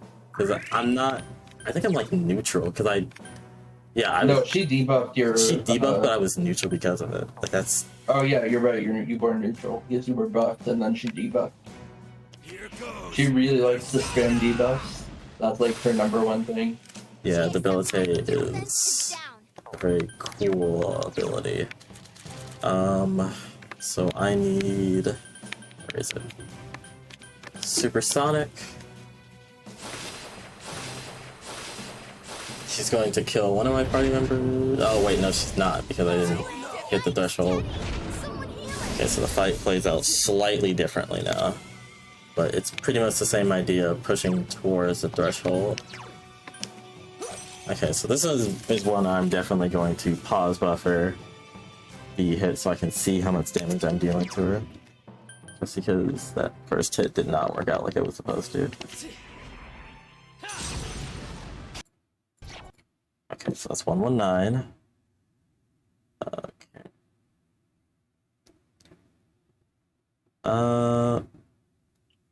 Let's see. Plus 119. Yeah, I did not mean for it to be like that. Game? Oh, okay, so that was 125 and 123. These hits actually come by really fast. 122. 116. Then 117. And 117. Is that 8 hits? That's 1, 2, 3, 4, 5, 6 hits. 127 and 118. The time has come for us to end 27. this. 118. Okay. Alright, she killed on my party. Okay, well that's gonna burn my... Yeah, it's gonna burn my revive there, which... That's annoying. But it's not the end of the world. I should have revived the party member first, but this is fine. Now I just have to play this fight like... I'm at 1 HP. And alright. Debilitate Simulator, let's go. Let's freaking go. You gotta love Yeah, it. she loves the spam debilitate. It's like expected. It's not great, but it's expected. I just have to hope.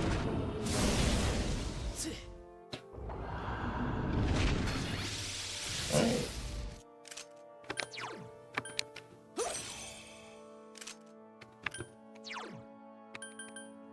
Oh yeah, no, that's what I was gonna do.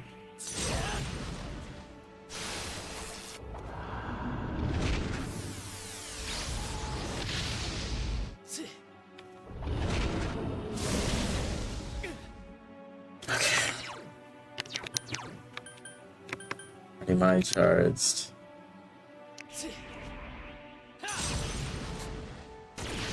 584 or 582.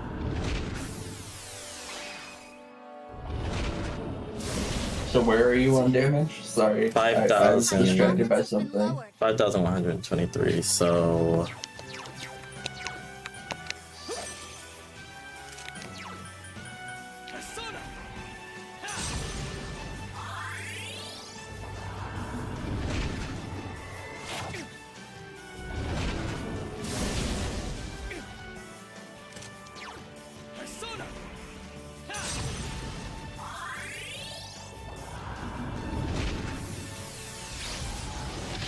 I need her to just kind of let up for like half a second so that I can heat rise myself and stop taking too much damage.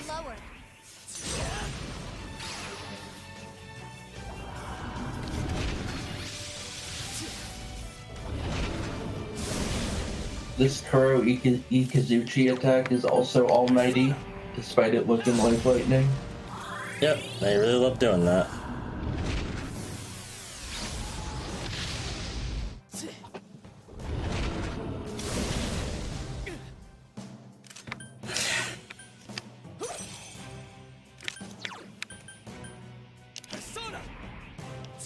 I believe my heat rise is gonna run out next turn. Oh, it didn't matter because she just did that. So actually, this gives me a perfect opportunity to refresh it, but I actually really need SP. So pop us. You have the bead, don't you? Yeah, I have bead melon.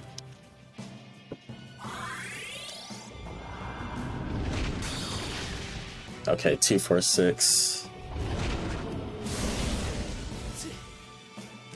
Okay. Okay, so need heat riser.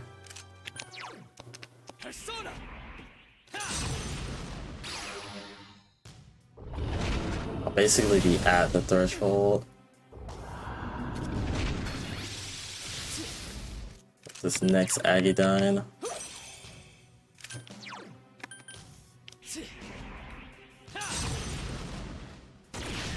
$399. Okay, not quite. That's a little bit close. If I do uncharged Agadine, it misses. All right. Isn't uncharged Agina? Well, could you throw the 239. Helmagatama? She might have just pushed herself over. Oh, well, that also works. Yeah, I think she just pushed herself over. But I don't have my stuff charged up. I need to heal, but I also need to revive Teddy. Wait, she doesn't do it on the first one, so I'm just gonna revive here.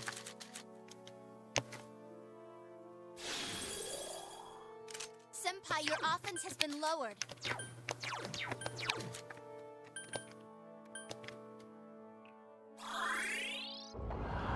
She didn't do it.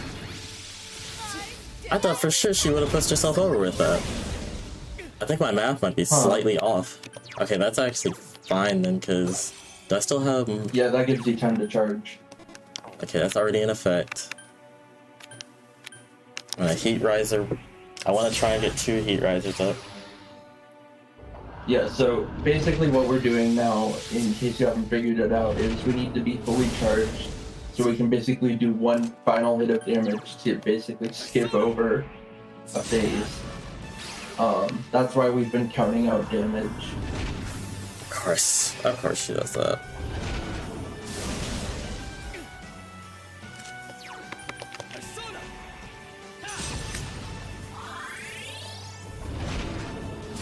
She is definitely one Helmagatama away.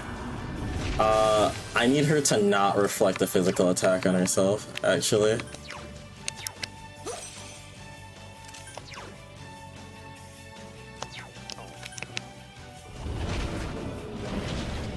Because she would push herself over if she hit herself with that. Okay. I need to get Mind Charge up.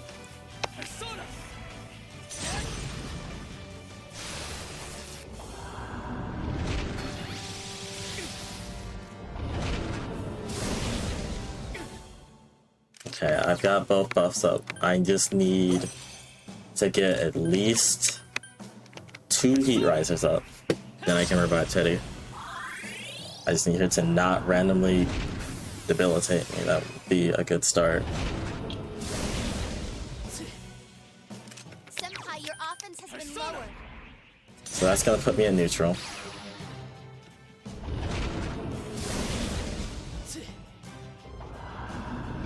Oh my god, could you not do this, please?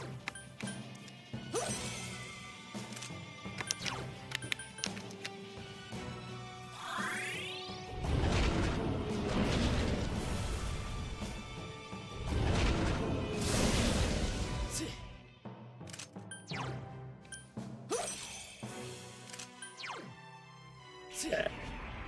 This is 1.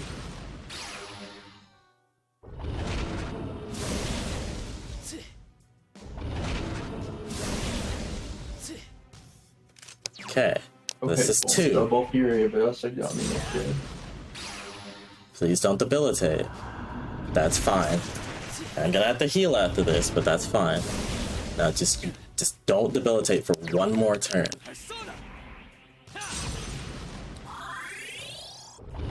Okay, thank you.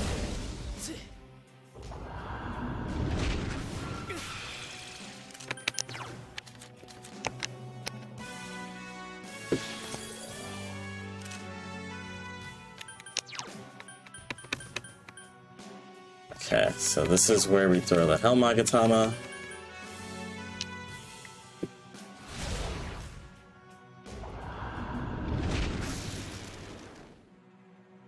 Yeah, entropy stagnant air, which means that's how you know she did it, or you did it right. Yep.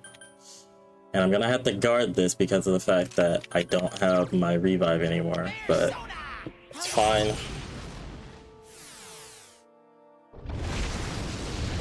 We want to end it here. That's the plan. I'm down. Yikes, Teddy! Someone heal it.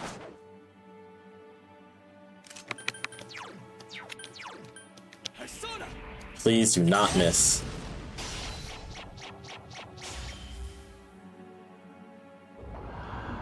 She's doing it again?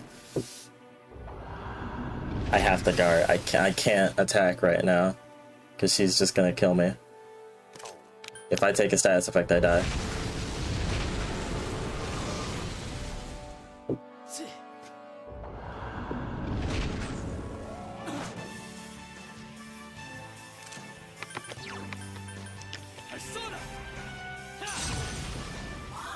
And Hair Kunda's gonna run out, yep. I don't know why she's stagnant air twice. That's really dumb.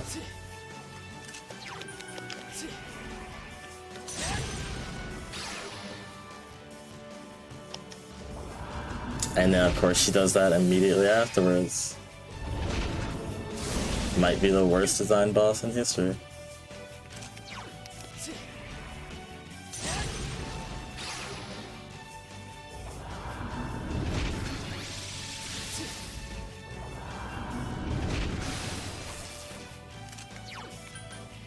I hope I live this. Okay, that's fine.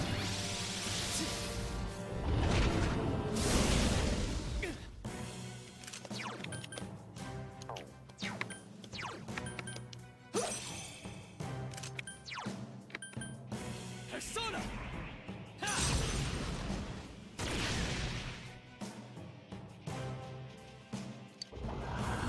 Oh, thank God. Alright, GG. That's GG, right? Yeah, Yeah, okay. GG. that's So it. far. Alright, so time's gonna be coming up. As soon as I hit the attack mirror at Truths, we call it. Yeah. Ford will call it in like 30-ish seconds, maybe. Maybe less than that.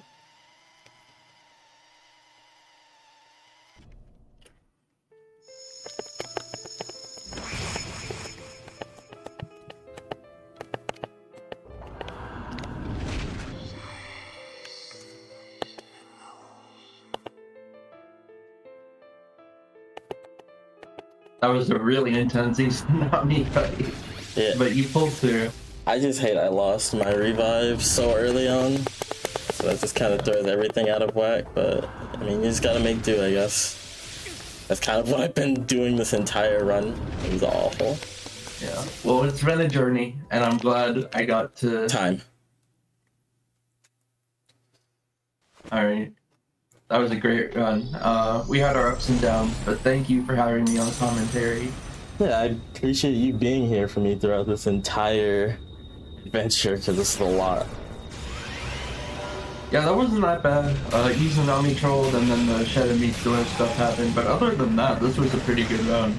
Yeah, I really just wish that the Shadamitsu stuff didn't happen. Like, that's my only gripe with this overall, but yeah, GG's. GG's. Normally for runs, we watch until the end of the credits, but we're not going to do that here. Nah, but again, thank you all for having me. I really appreciate it. This is for the great cause. I'm glad I could have helped out best that I could. How could I be defeated? And How am I the yeah, one to disappear? catch y'all later. Yeah. Yeah. That was one heck of a journey. Thank you so much, Ford and Brooke, for that. Woo! It was almost 10 hours. You know what?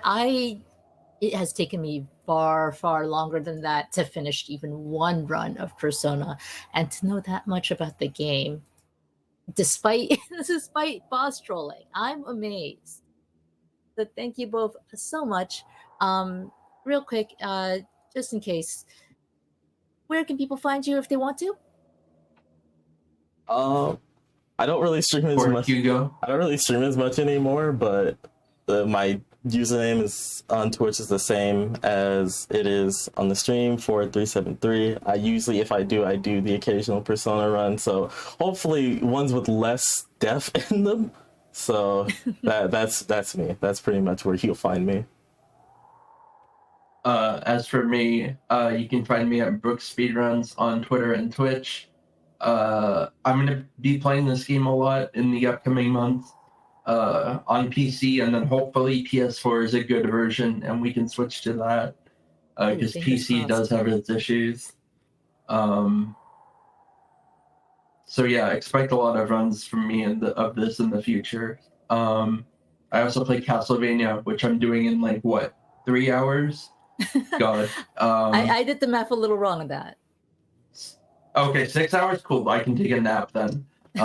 Yeah, so that's where you can find me. But you should also follow Ford, and if you're interested in all-out speedrunning any SMT or Persona game, join the SMT and Persona Discord.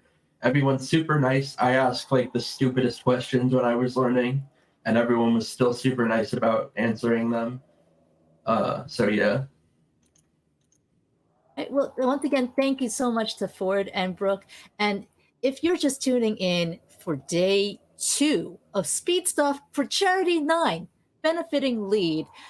Stick around. We have a lot of great runs coming up.